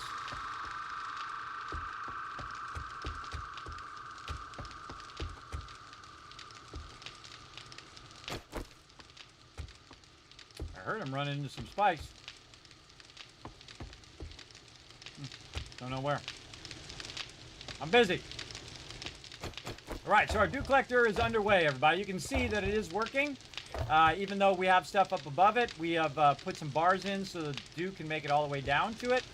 And now what we want to do is really gear it up By putting our gatherer and our tarp in there, it's going to make it gather it faster, and then it's going to gather 2 instead of 1 right from the very moment in which we put the dew collector down, because we had pre-thought out gathering the tarp and gatherer before the vendor reset. We've already got the ones from the first reset on day 4. We got the ones from the reset on day 7. And then when it hits day 10, we're going to get more for the rest of our dew collectors here. But we definitely need to get these walls in here. Even if you only get them in there 3 high, that would be the way to go. But right now, we're going to go ahead and upgrade the edge of this first.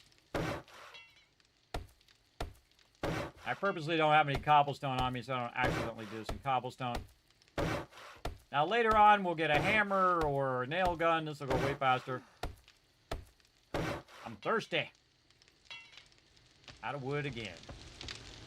Thirsty, thirsty. Oh, look at that, everybody. Look at that. Oh, all that collecting eggs is paying off right now. Look at that, a full stack of 10. We're going to stick that right there. We got a full stack of 10 going there. Where is our stuff? Did we use it all up? Put it in one of these.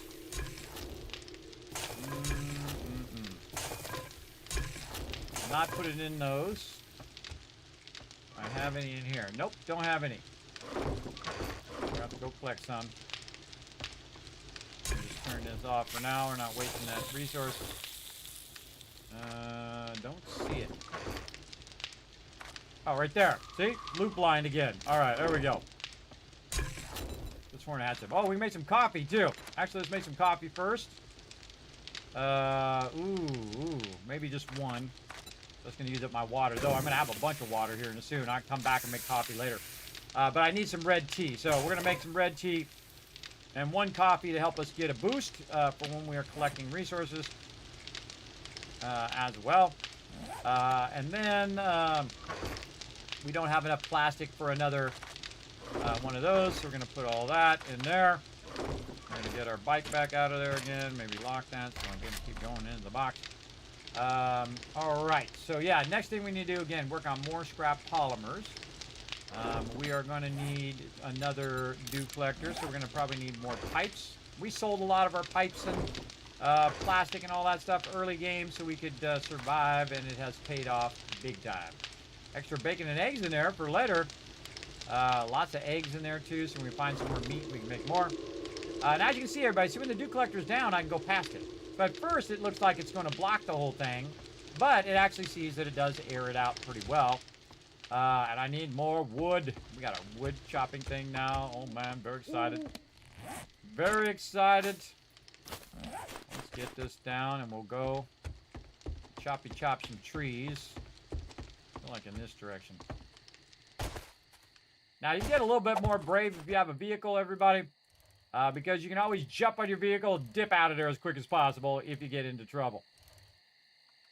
Vehicle now out to 48%. Now see these trees right here, everybody? These are trees I'm growing. If we go over here and we hit these trees, we can see that they're at 300. We want to let them grow up a bit more. So we're not going to hit those. We're going to let those grow up to 600 or 1200. So we got plenty of trees around here. That's for sure. Oh, we want to go ahead and adjust this. We want to repair that too. Do we really need our fire mod right now?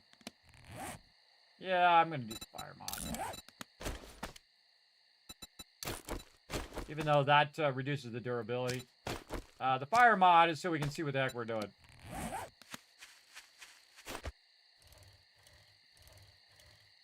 Yeah, just have that ready so you can dip out. Know which direction it is, right? It's right over there. Save me many a time. Chop down trees, probably not the smartest thing to do at nighttime. I never said I was smart, everybody. There we go. All right, I'm just trying to get a little bit of wood here for this upgrading. While I'm waiting on my red tea.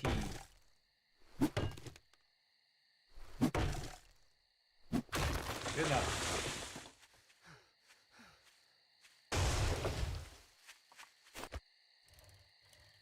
Back to the base. Also makes it really obvious where that pit is right there because there's a bunch of trees there. This guy's gonna run after me. He can try.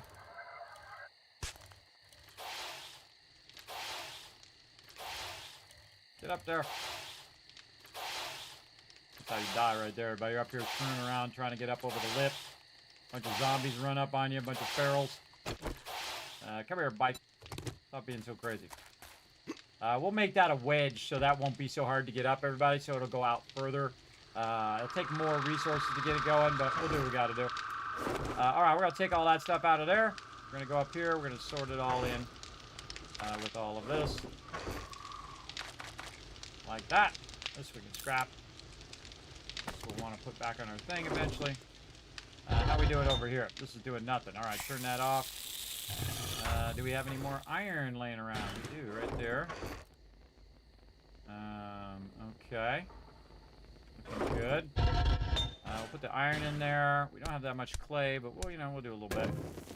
Okay, you don't want to waste all that coal if you don't have to. Man, lots and lots of stuff there. Let's go ahead and put in our things on all of these. Now we have the ability to do all of that food on all three of those, so very nice. This needs a little bit more fuel. No, not track. Turn on. Turn on would be good. Didn't quite give it enough fuel there. Okay, we got some oak seeds and stuff on me here. We want to get those off of me and this off. That in there. Turn that one off. And then put all that in there. I have 183 forged iron. Now might be a good time to do a wrench. We'll see if we can remember how to do it. Let's go. Wrench.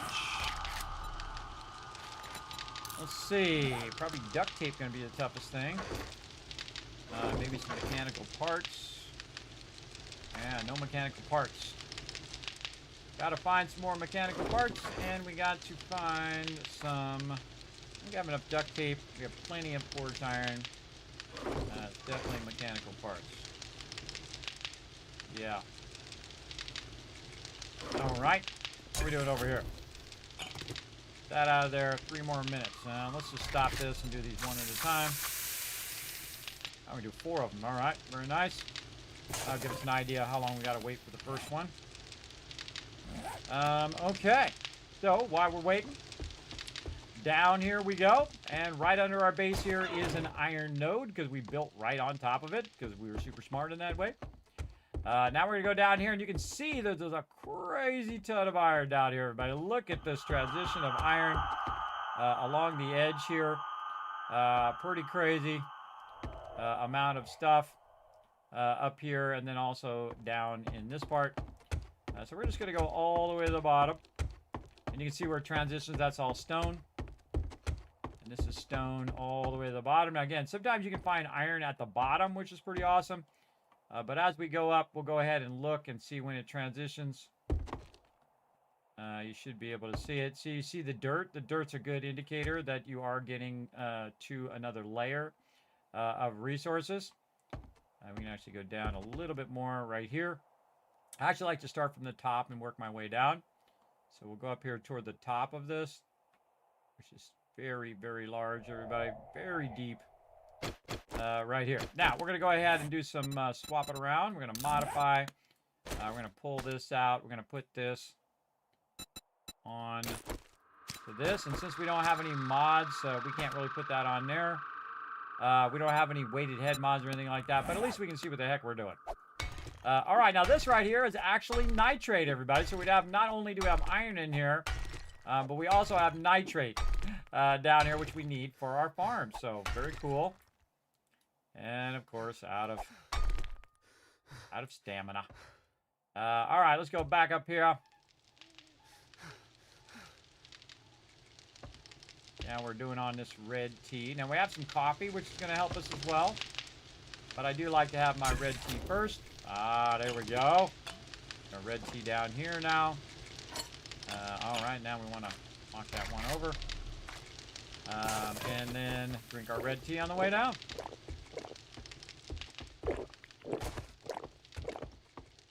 And then back to our pickaxe. Try to remember where I was hitting here. I think it was right about here.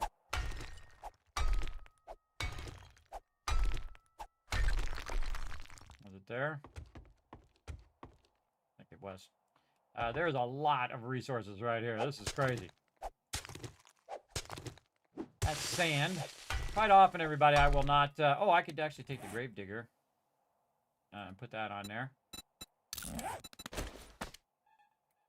You can put the gravedigger on your pickaxe, so it does more damage, even to other blocks. But I very rarely ever take that off of there. So we're just going to get a bit of nitrate here for our thing. Did we get a level up yet? Let's keep watching that level up. Nope, not yet. We're just going to widen this out a little bit. Oh, there's some iron. So a nice mixture of both nitrate and iron. So I'm just going to go ahead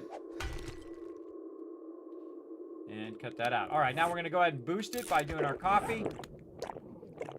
There we go. We're also hungry, so we'll go ahead and use our food. And we are going to be absolutely styling here. We're going to double whammy our food there. And then down we go. Now we should basically have the ability just to go and dig straight down again like we did earlier. But much faster now, and with the ability to see what we're doing on the actual item.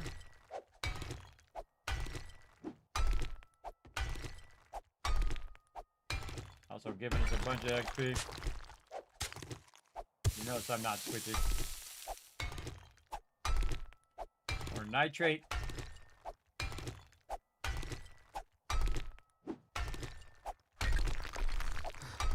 Now, why am I taking out this specific block? Well, this is going to be a quick way to the bottom. Quick way to the bottom of the whole entire mine.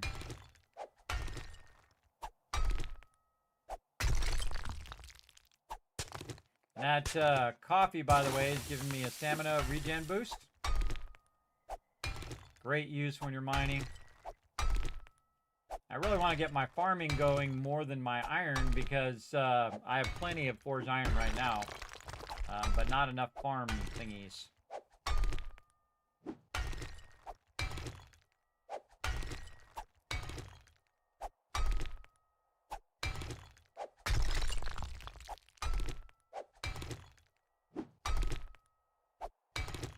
Hey, sir, you set a timer for 20 minutes. All right, I got an absolute cutoff time of 20 more minutes, so we're going to keep going. Because not only that, I got to rest up, but then I got to... oh, you look back, Parroted. Oh, well, thank you. We'll go take a look for it here. We'll try to get it done here in the next 20 minutes here. Digging down. Down, down, down. All right, wait for that stamina to go up. Now we're to stone.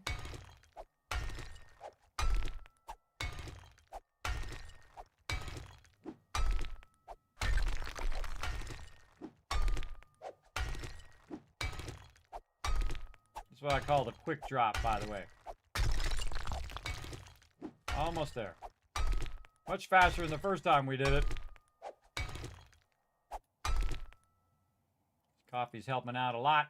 Again, we want to collect all this stone as well for cobblestone. And this is a great way to do a mine, everybody, right underneath your base. And as you can see, no mobs are bothering me. I can do it all night long. Nobody bother me at all. Because they're just going to keep running into my spikes way up there that are around the kill box.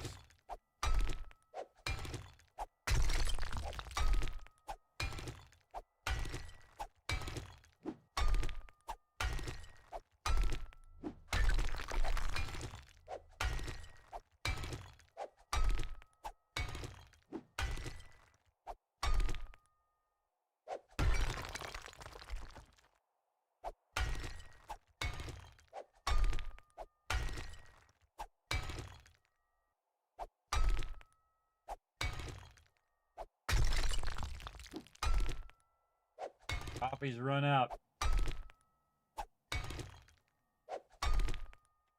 Got some more. Any more stuff? Nope. No more. No more stuff. No more boost. Okay, we can always make more later. Easier if you're up above. See what you're doing. There we go.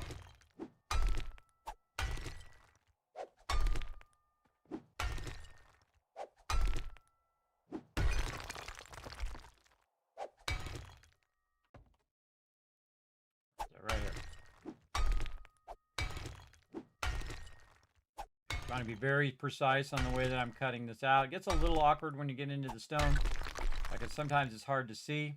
Again, just trying to push that forward by 1. A little easier if you're up on top trying to hit it down.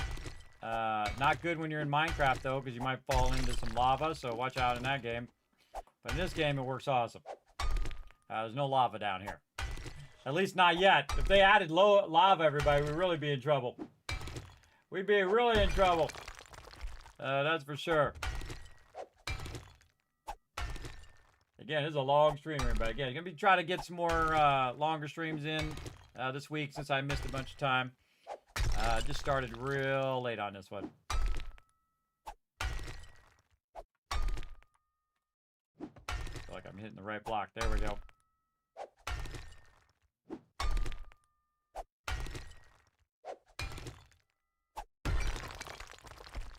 One more. And we'll test out the quick drop. I'll either, it'll either succeed or I'll die. One or the other. There's only those 2 options. All right, here we go. Now we want to get to the bottom of the mine like this, right? We don't have to use our stamina, go up and down the ladder, do all that kind of stuff. We want to just get to the bottom. So what we can do is now that we can, we have this little drop-off edge, we can move forward, right? You can see I don't fall. But right here where we have the drop-off, I can just move forward. I'll drop all the way down and land on the hay bale. And I just went all that way in just a few seconds. Very, very useful, as you can see. Very useful. Look at this, everybody. There's some iron right here. Look at some of that while we're at it.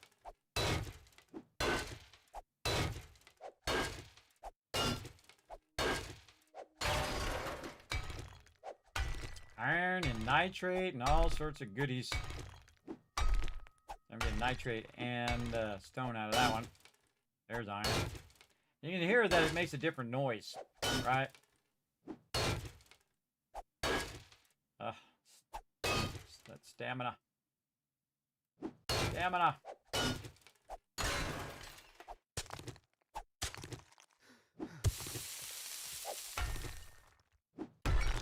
All right, good enough.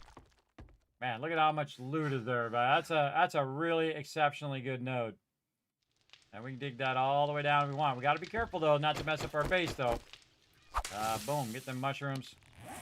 Did we get a seed back? We sure did. 1 to 1, nice. That right back up. All right, any other seeds that we can put down here? Oh wait, I should have moved those up. I gotta move those up above eventually. Up here, we haven't even built out the roof yet. We're trying to do the side part here. Let's get back to that. And then we're going to try to find the brick house here. Now that it's daytime.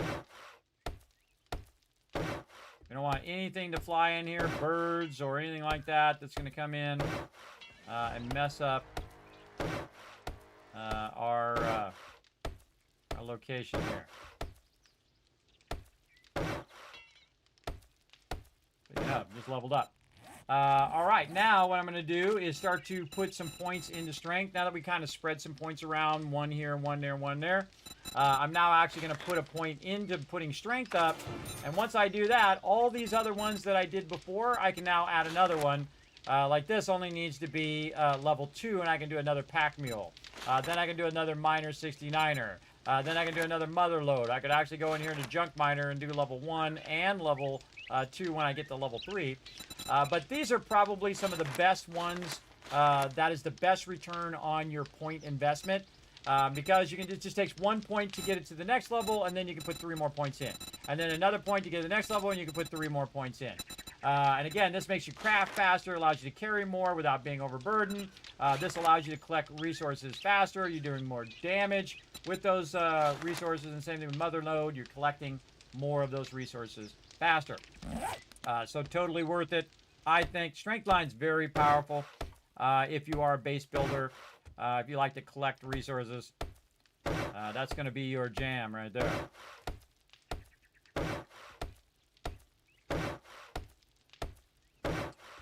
It's funny because I also do this in Fallout. So I'm in Fallout 4 and I'm building stuff.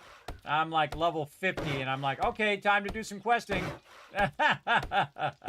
Which you'll see later this week. You'll see I'll be in there and I'll be like really high level doing some really low level quests. That's because I was doing a lot of base crafting. All right, let's go ahead and at least start this with 3 levels.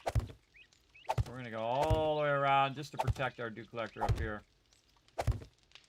The hardest thing is to get these right where you want them. Start, and then the upper ones are a little easier. These are a bit awkward. They have a tendency to want to push forward every time you try to put it down.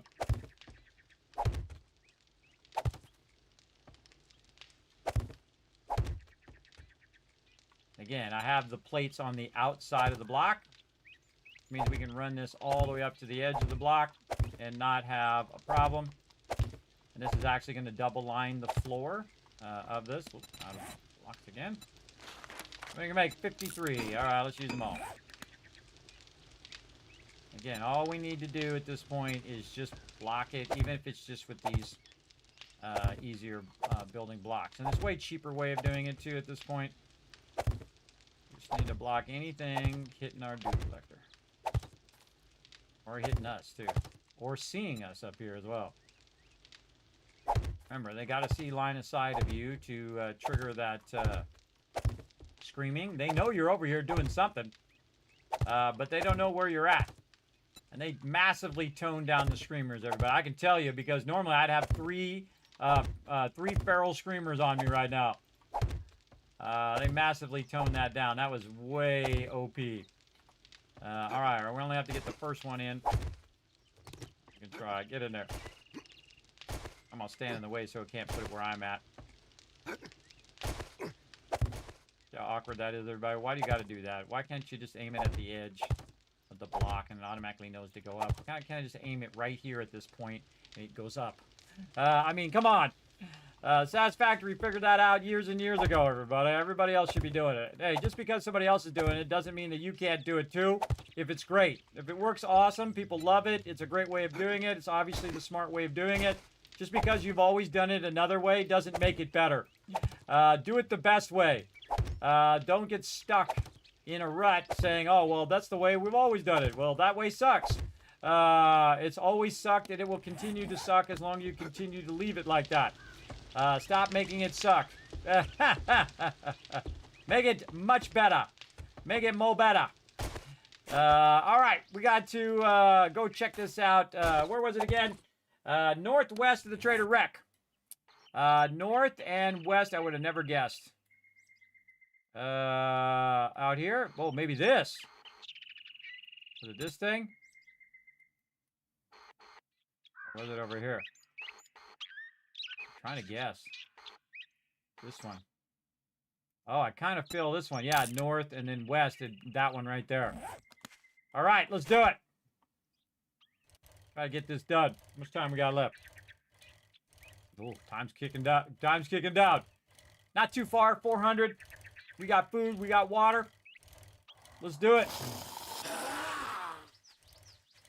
I remember what I left over here, everybody. Wasn't that much loot. A little bit. But definitely something. I might have left my food and water over here, too. Honestly, can't remember. Maybe some mechanical parts would be great. Make me a wrench.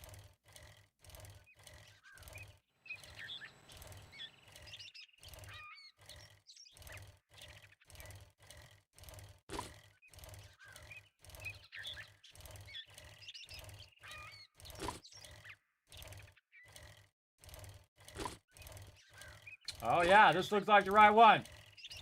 Hey, good job. Good job there, apparently looking that up. All right, bunch of kids cast for the chat.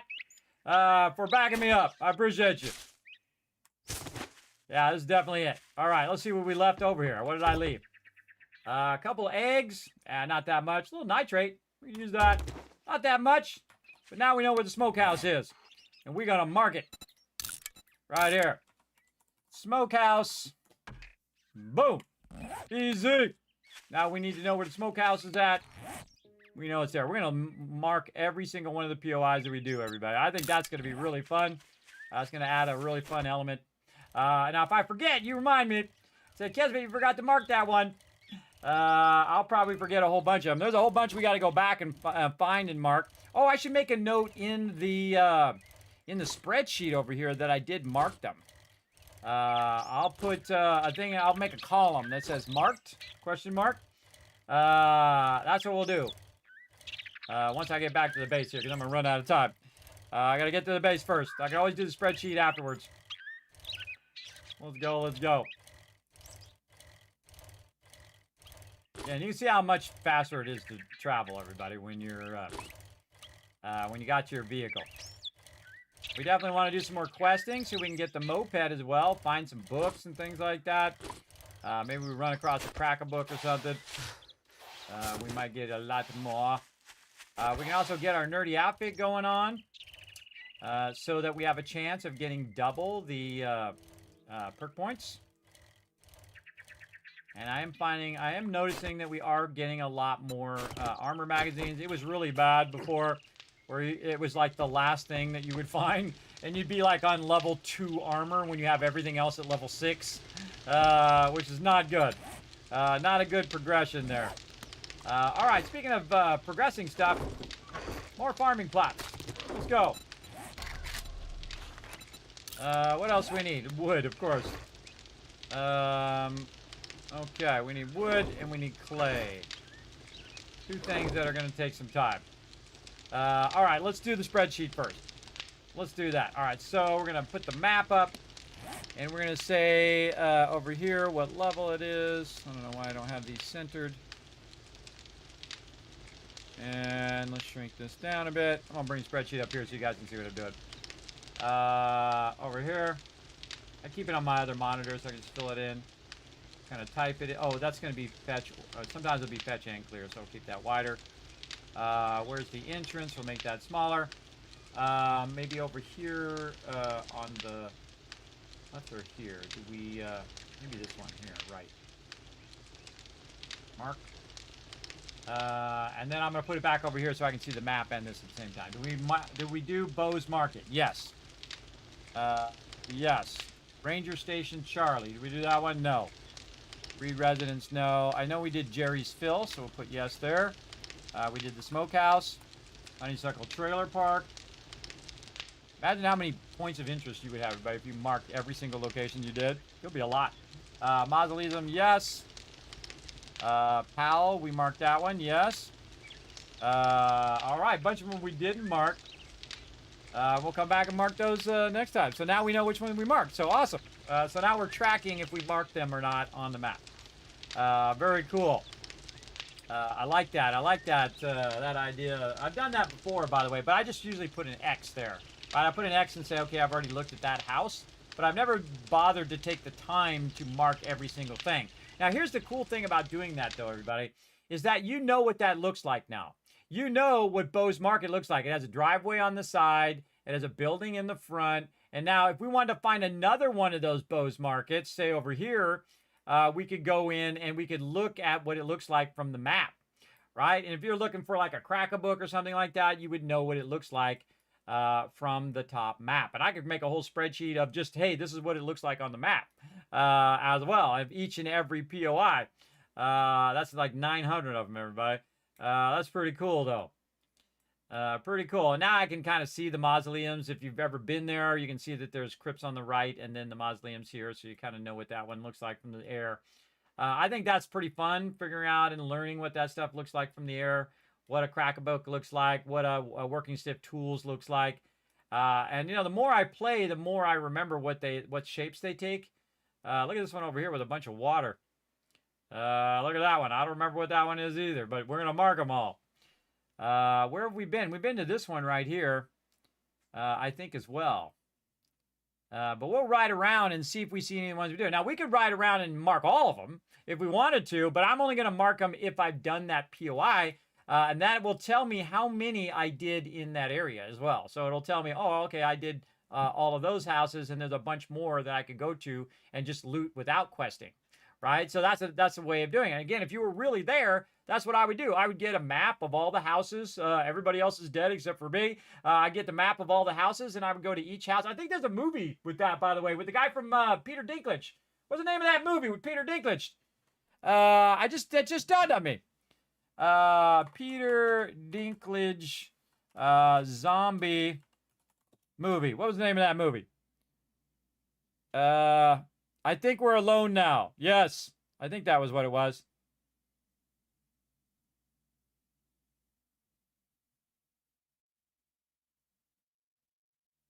Yeah, he goes into the houses and he's looting the houses because everybody else died. I don't think it's actually a zombie movie either. I think it's just everybody died. And he was the only one left. And he got the plans of the area and he would start Xing them out like I've done for years and years and years in game. Because that's what you would do. You'd systematically go to each one and find batteries and survival stuff and ammo and weapons and whatever else you need, food. Because that's what you do after the apocalypse, bro. That's totally what you would do. All right, everybody, I've got about another minute and 30 seconds before I hit the 12-hour limit here. What else can we do here? We're going to put our red tea down here. Oh, dew collector. Let's check our dew collector. Oh, look at that, everybody. It is working awesomely. All right, and then we're going to put some more. We don't have any wood. Where's our blocks? How many blocks? I'm going to put my blocks away. Very rare do I never have blocks on me, everybody. I always have blocks because that's a dangerous thing. But it could be possible I don't have any blocks. It's kind of weird, though. I'm just not seeing them. I think I used all my blocks, too. All right, we're going to definitely need some wood next time. I'm actually going to make a... get wood. I'm going to make a note in my thing for next time. All right, so we have no fuel to put in there. Oh, maybe we have some coal we might have put in here. Yeah, right here. Okay, good. Get some coal. And this way we can get our water going for next time. For when we need more red tea. There we go. 2 minutes, and that's 10 minutes. All right, let's turn it off. I need one in there. Put this over here. There we go. Yeah, we got a bunch of crap in my bar there. I don't like it. Man, we got a lot of small stone. We can do a lot of cobblestone. So we're going to build this out some more. We ran out of blocks here, ran out of wood. But we're going to build this up, build it all the way up, and then we'll have this big area. And then we can put our mushrooms up on the top here. And do all of that big time. Oh, man, I just want to keep going, everybody. I just want to keep going and going and going until my body can't go anymore. But if you enjoyed this, everybody, put a 1 in the chat because I had a fantastic, fantastic time. I hope you did too. We're going to go ahead and rest up and come back. And I got a bonus stream for you guys tonight with a new game that I think all of you are going to love. If you like 7 Days to Die, I think you're going to love this game because I have a feeling I'm going to love it. I watched it a little bit. I watched the promo for it. I watched someone playing it, and I was like, oh, yeah, we trying that one out. We trying that one out for sure. Does this game wipe? It does if you want to make it wipe. If you want to wipe it, I just started a brand new playthrough. But you can just keep going. If you had a 2.2 playthrough, by the way, you can go in 2.3. So you're fine, they say. But me, I always start over. I love a good start over. And man, this is a really amazing start too, everybody. We're day 10. We already got the base built up. We got our forges in. We got 3 cooking pots. We got dew collectors. We got ourselves a really nice iron spear. We also have ourselves a 9mm, a level 1 9mm axes, bunch of mods and whatnot for all of our axes and pickaxes and for digging and all of that. We got a bunch of cooking stuff already done. We got bacon and eggs. We got red tea. I mean, this is out of the park, everybody. This is like right out the park, bro. Right out the park kind of start. If you just do what I did, you're going to crush this game. All right, Kismet Love Train. Here we go.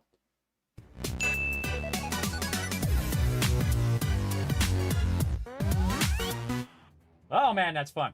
That is too fun. All right, welcome to Kismet Love Train, everybody. What we're going to do is go ahead and show you guys some stuff right here. Now, this is my schedule right here. Normally, I am off on Mondays now and Fridays.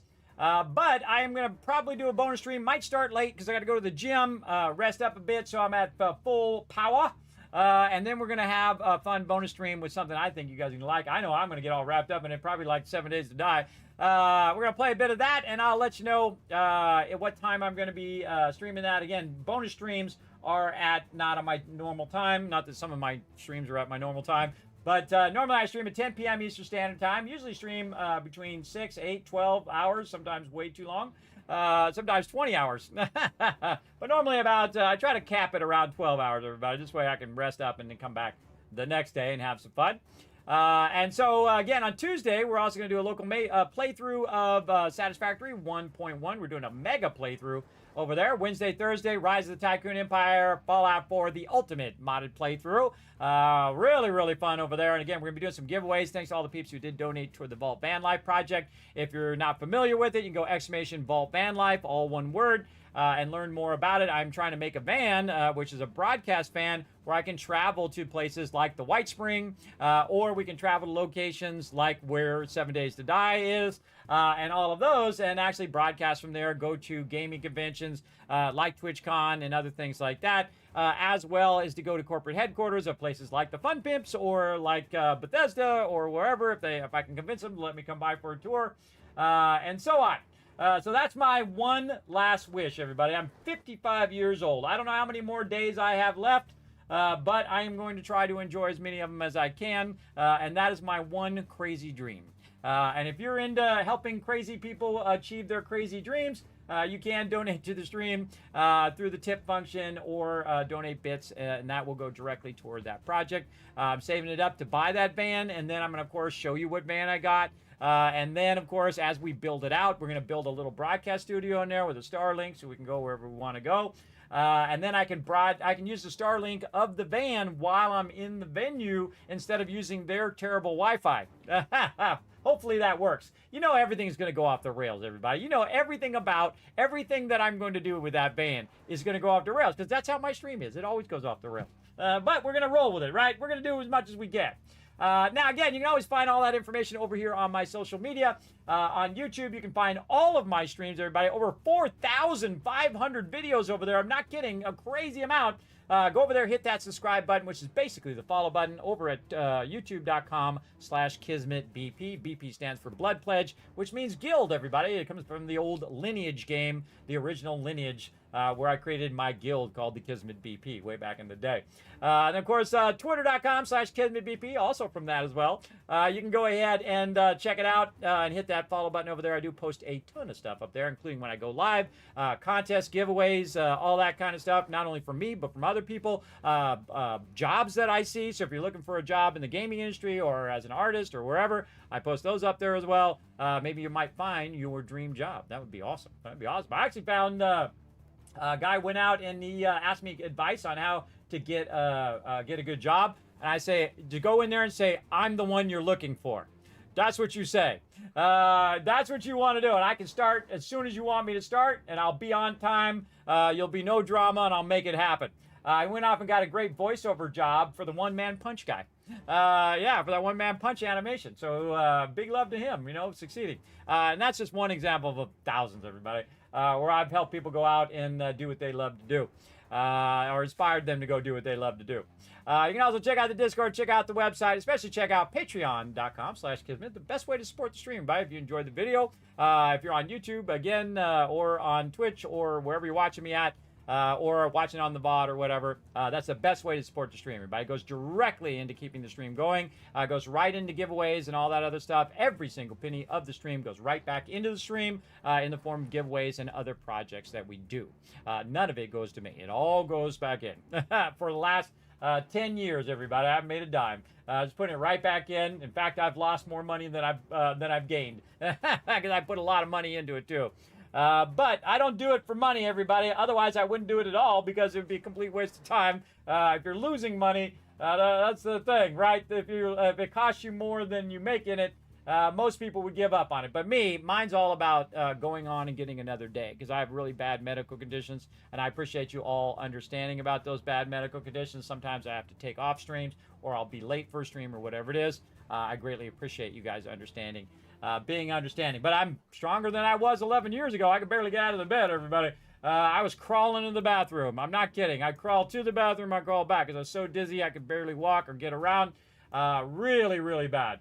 Really, really bad. Better, but sometimes it comes back, and I have a lot of, less than coming back. It's always there. It's more like it rises up. Like that dizziness goes from like a 1 dizziness to like a 9, and I'm like, oh, I got to lay down.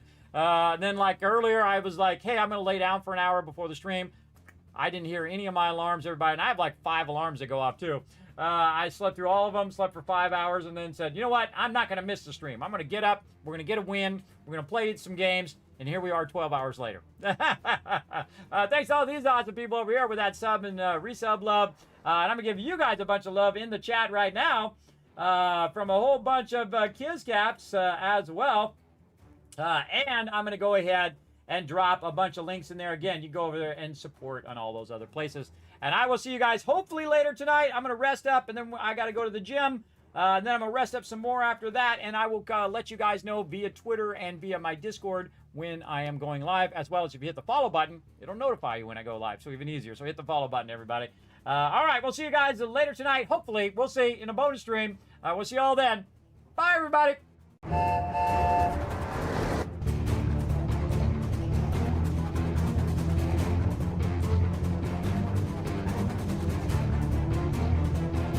Hi, this is Norbert. Thanks for watching. Hit the subscribe button. I'll see you on